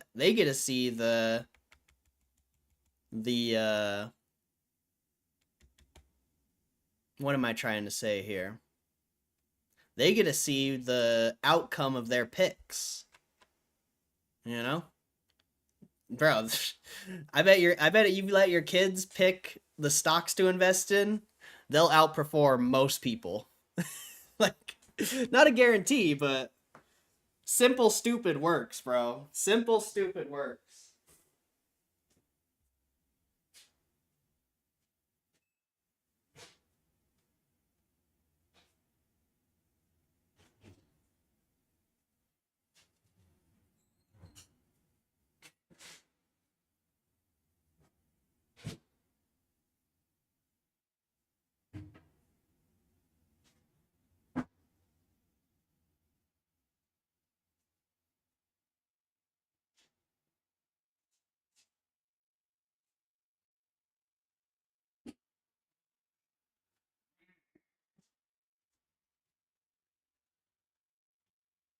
Call it, Corey.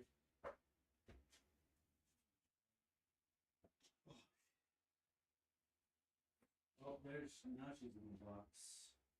Yeah, she had to fill it.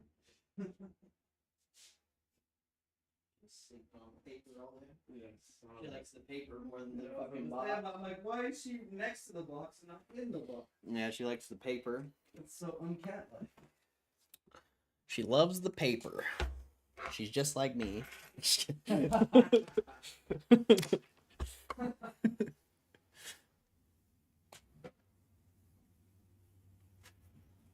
Those hats are dope, dude.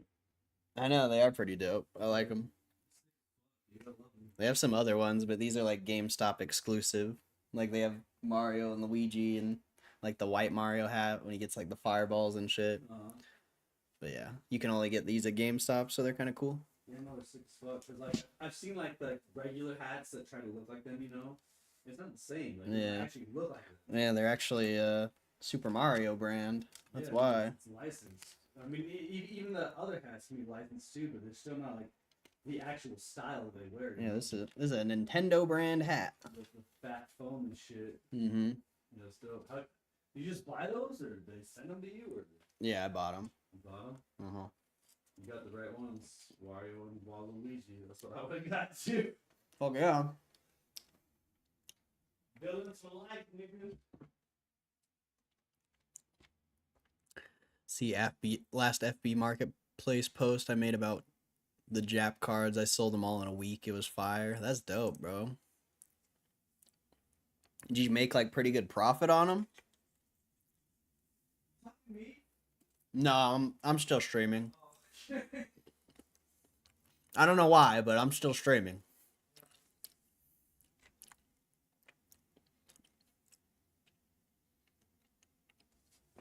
Spy. Yeah, the Spy. Spy's gonna be typically your best investment, but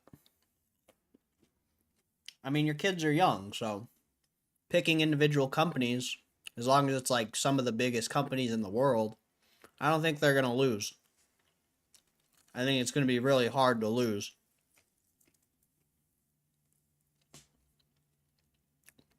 What's up, Squigs? Putting in the hours. Oh shit. I didn't even realize how long I've been here, bro.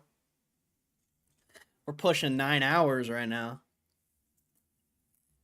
That's crazy. Overtime.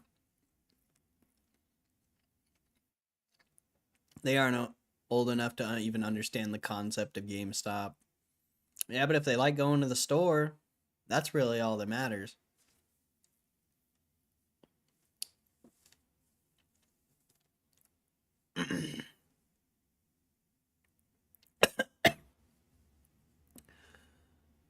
I had the same thought.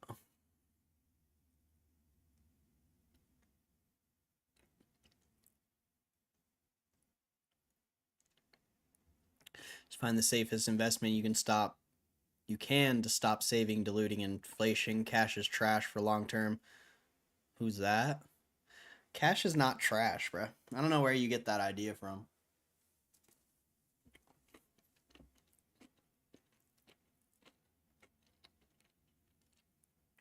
When crypto drops 50% and the stock market crashes 20%, I want to see you come in here and say cash is trash. Cuz I'll be buying the dip.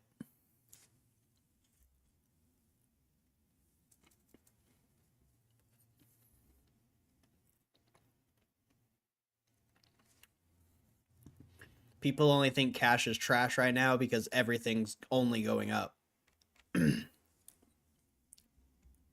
Other than that, cash is king and will always be king. Only 20%. That's still fire though, bro. 20% is pretty fucking good, bro.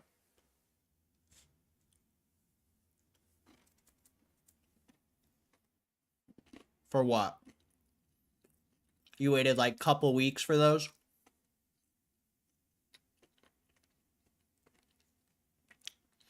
Mitch trying to come say hi again? No.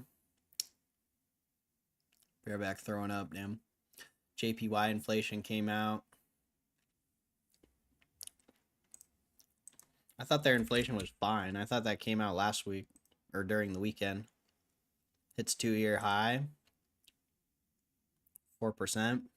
Haven't they been lowering rates though?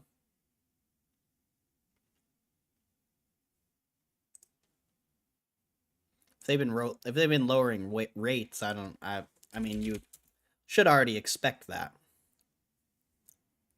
They're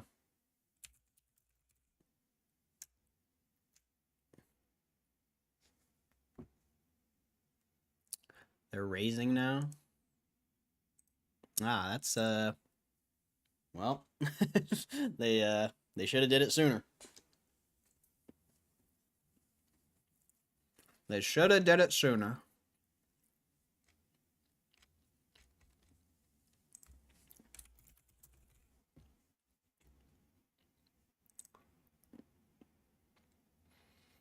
Where is it?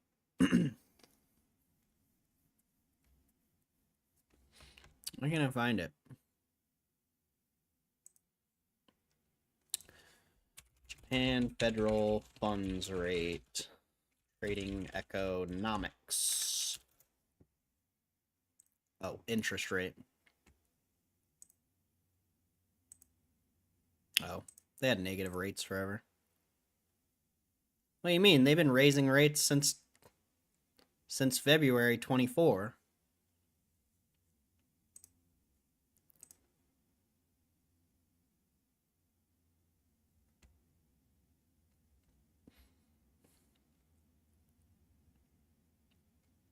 I guess they were flat for a while there, but I don't know.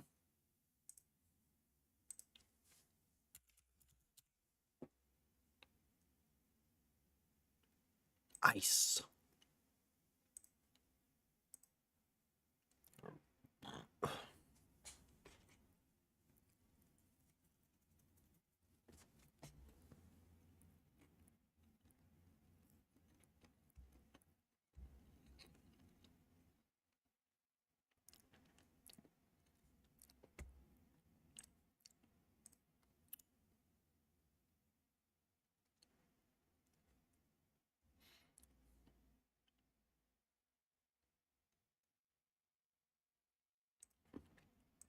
Yeah, I don't I don't know I don't know enough about Forex to put any weight on this, to be fair.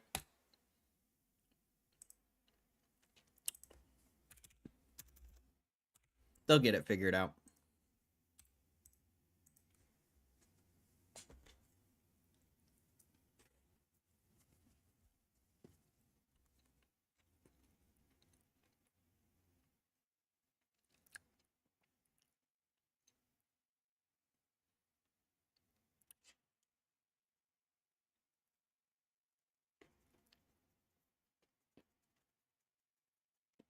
Yen carry trade. People have been talking about the yen carry trade for months. But I don't know about, like I said, I don't know enough about Forex to care about that.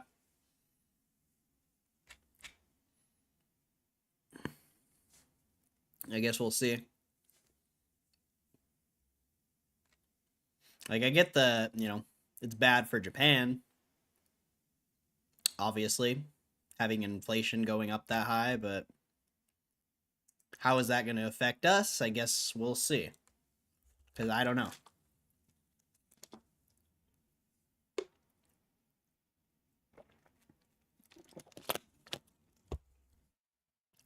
I said it's trash to keep long term. Why you only read half? Tell you what, put 50 away for 40 years. See what it buys you by then. I will. I've had cash sitting for the past 4 years, collecting interest on bonds. Sure, I haven't outpaced the S&P, but it's been just fine for me. Whenever the market crashes, it's going to be even better for me. But you're at $1 million 10, 20 years ago is still $1 million today. What it can get you, sure, it's less, whatever, who cares? It's still $1 million. It would still be useful.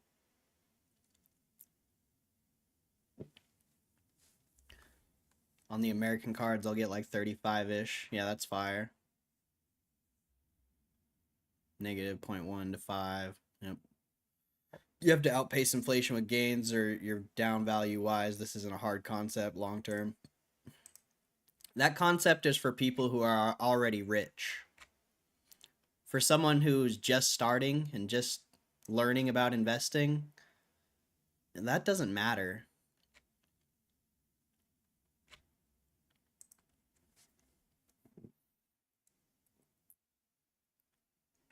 Yen carry trade is why I bought my first calls ever. I don't do Forex. I care about who borrowed yen to transfer into USD. Let's weigh a random person in this chat savings to some random dude that just saves $100 cash every month and not trading.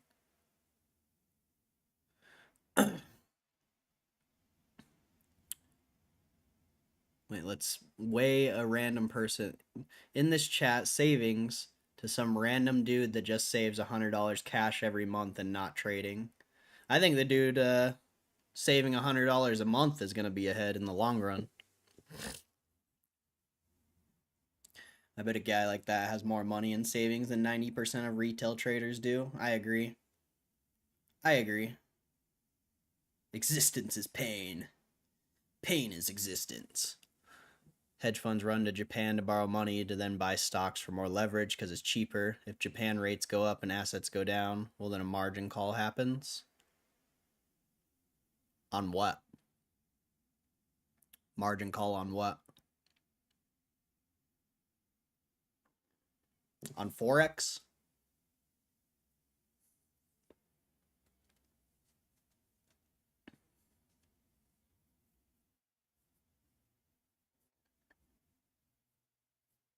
I'm being serious. Like, I don't... The Japan stuff has no, like... Literally no meaning to me. So I'm trying to understand. Like, I know how economics work, you know? Like, I get that. But a margin call on what?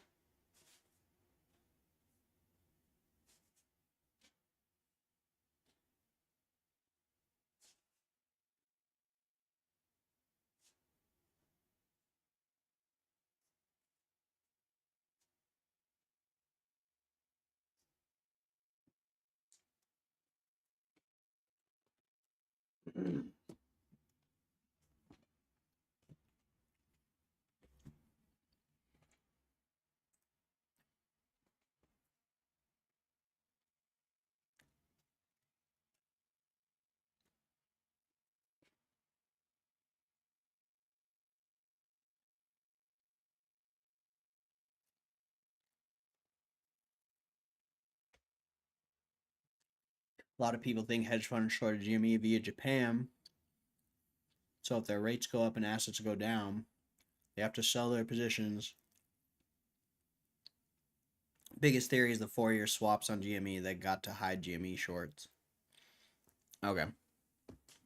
I see. I thought you were talking about, like, stocks as a whole. Like, the frickin' Japanese economy is gonna make, like, the US indexes crash or something.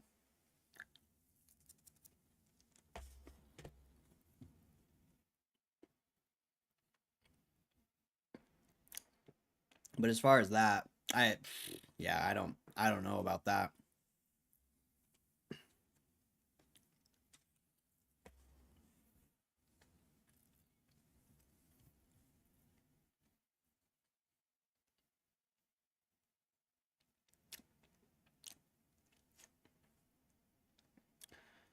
Couldn't get enough. Oh, what's up, Hugh? I'm just saying $50 under your pillow, getting no yield, won't buy you shit in 40 years. Cash is valuable today, but that 50 has to grow to keep the same buying power.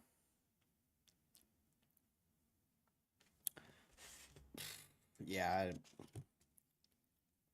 I don't know.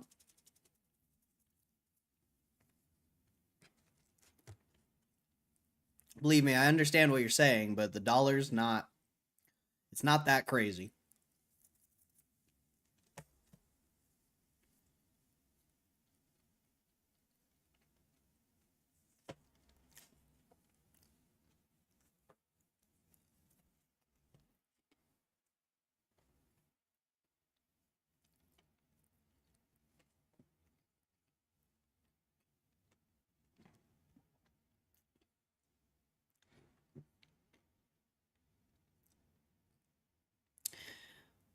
Just saw it was still going. I peeked in and thought he was editing the thumbnail for a while, but my shit was just frozen.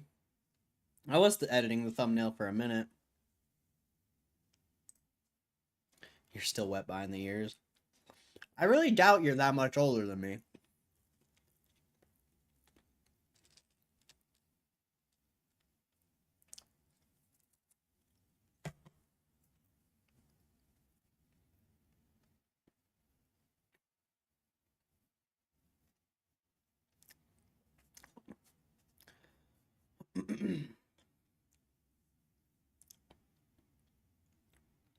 Like I said, the only reason you have that opinion is because you're up on stocks, or you're up on your crypto, and crypto's done nothing but go up for the past few months, and stocks have done nothing but go up for a year or two.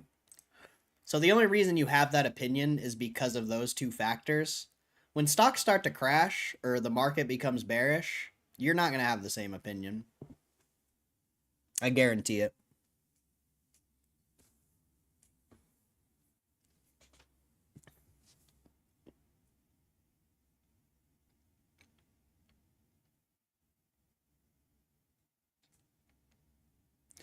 Just a fun theory to me. It would be rad if real. To me, GME is a holding company. Ryan Cohen's the next Buffett. It's not an opinion, it's facts. It's literally what J Pow talks about every time he talks lately. So, let's put it this way. Let's go on the SPY, the most basic example of anything. Let's go back to 2020. What was the low of 2020? $230. When was the SPY at $230? Back in 2017, 3 years prior. And, you know, that was even the high back in the late 2010s. So, if you saved every single dollar from 2015 to 2020, you would have got the same exact entry as if you would have bought in 2015. So, what's the difference between buying the SPY in 2015, then you wait for a market crash and buy it in 2020? Or 2018 exactly. Or 2020. 2018 was the trade war crash or something like that. I don't remember exactly what happened in 2018, but in my opinion, there's literally no difference saving all of your money from 2015 to 2020 and then buying when it crashes than buying all the way from 2015 to then and then getting wrecked when it crashes.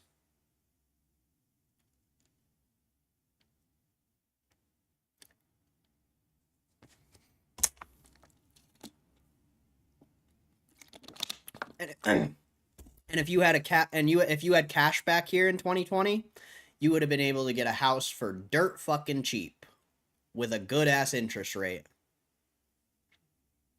So, is saving cash really that bad? When you look at that scenario, that's a 5-year window right there. Pretty sure saving cash isn't that bad.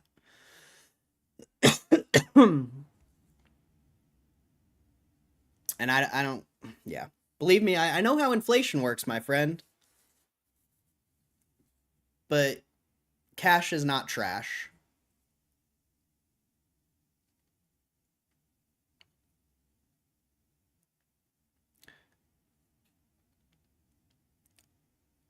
It's more a goods and services issue. Did the price of everything go down then? No. Exception, don't disprove the rule. Actually, prices for a lot of things went down. And then they went crazy.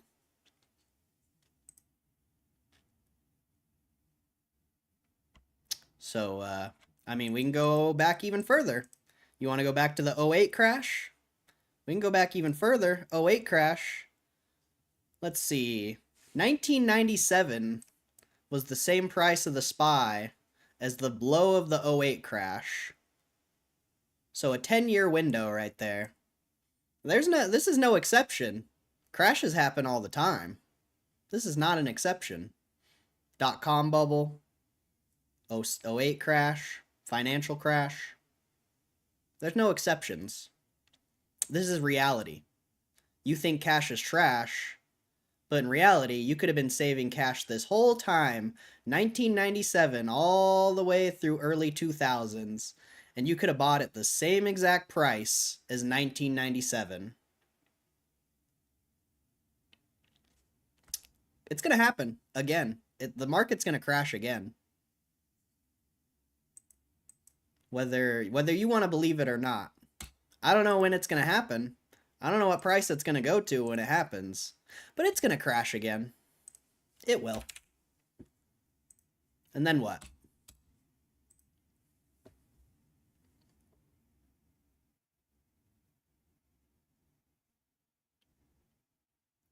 We ain't friends anymore. What happened, Crusto? Timed out when I've been on my best behavior. Doesn't sound like me, I would never. No, in reality, the normal people this issue affects ain't buying charts like us.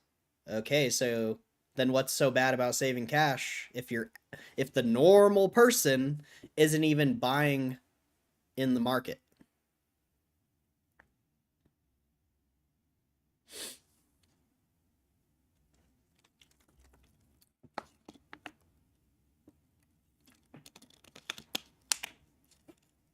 So you're saying savings pointless if you're not investing? Because I really disagree with that. I really disagree with that. I think savings where it all begins. I mean, I don't think that. I know it. I've lived it. Saving is where it begins. And then you start to realize what money actually is and what it can get you and how valuable it is.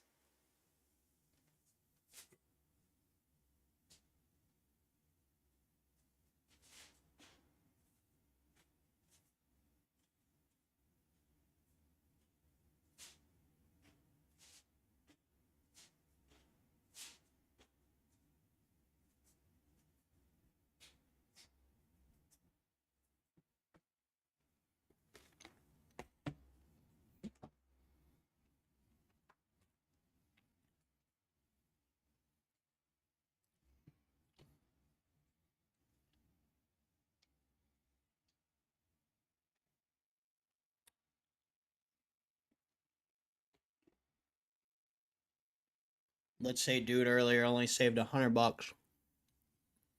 That's it. What is that going to be in 20 years? You have to get yield. 4%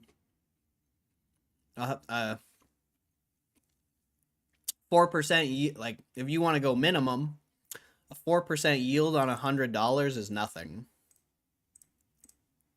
That's $4 a year times 20. So maybe you double your money in 20 years. I'm sorry, that's not going to help you. That's not going to help you. Saving $100 consistently month by month is where it gets interesting.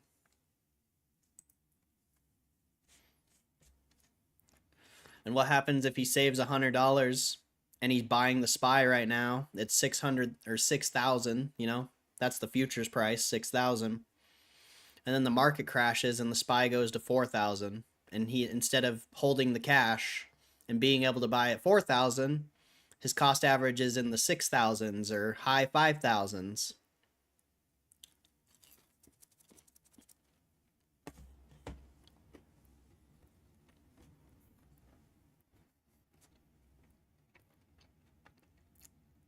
Why do you want to buy GameStop at $14 when $20 is the price? That's probably the lowest it's gonna be going. Why are you saving cash to buy it at $14?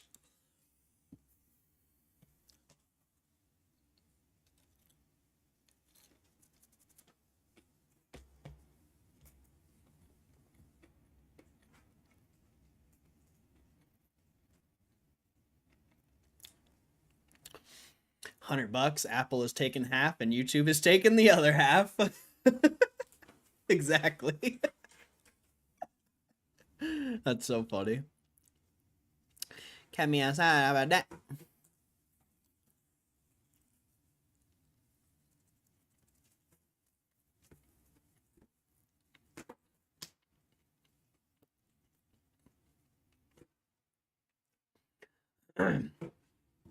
I wouldn't catch you if someone paid me $1 bajillion.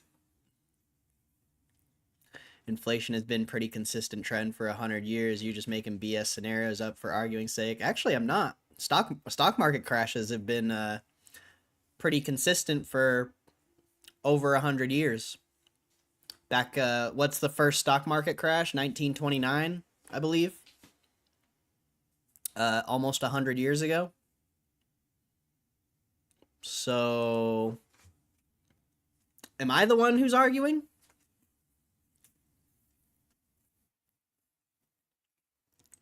When was the first stock market crash in history? 1792. So 300 years ago. Or 200.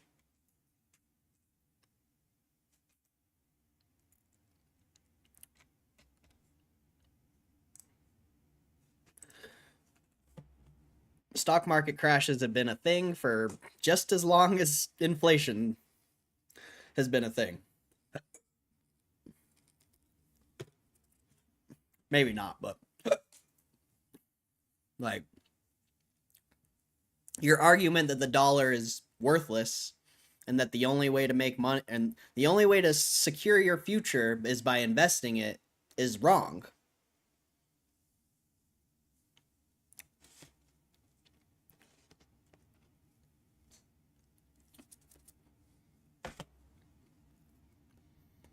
Because you can save cash for the next 5 to 10 years. And if something happens, you're in a better position than literally anyone else. Because everyone else got wrecked.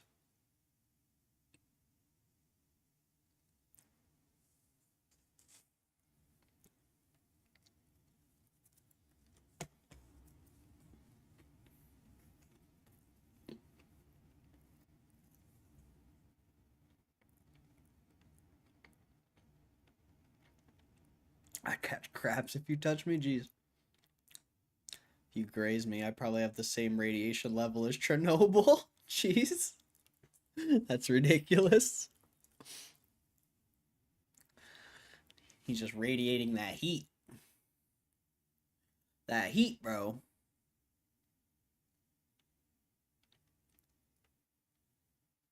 Bro.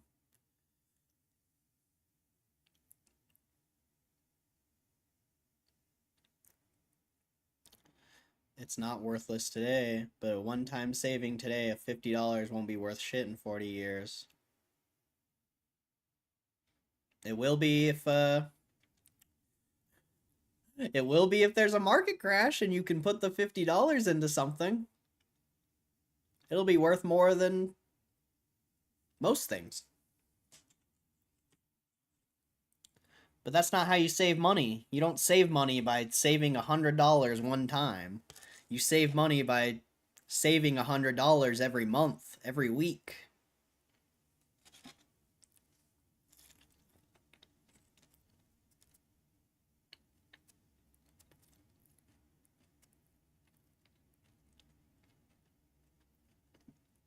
Mom and pops ain't buying tickers.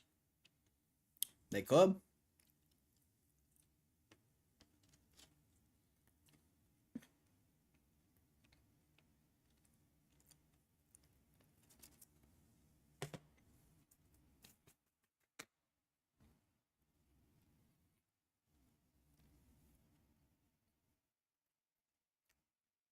Why do you want to pretend inflation isn't a thing?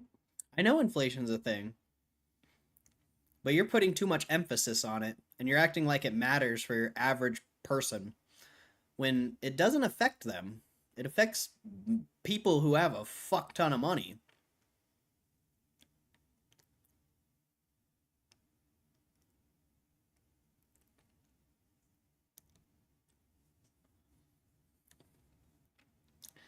Sure, it affects how much they pay at the pump and how much they pay at the grocery store, all that. But when it comes to saving, it doesn't affect your average person. Losing $4 a year on $100 isn't really, or, $3 a year on $100. It's not going to affect your average person. But when you have millions of dollars, sure, I will agree. Inflation's not good for you. It's about amount, bro. It's 100% about amount. You're putting too much weight on the percent. It's all about amount. Losing $3 a year is nothing. Literally nothing. But when you have $1 million and you're losing $30,000 a year, I mean, there you go.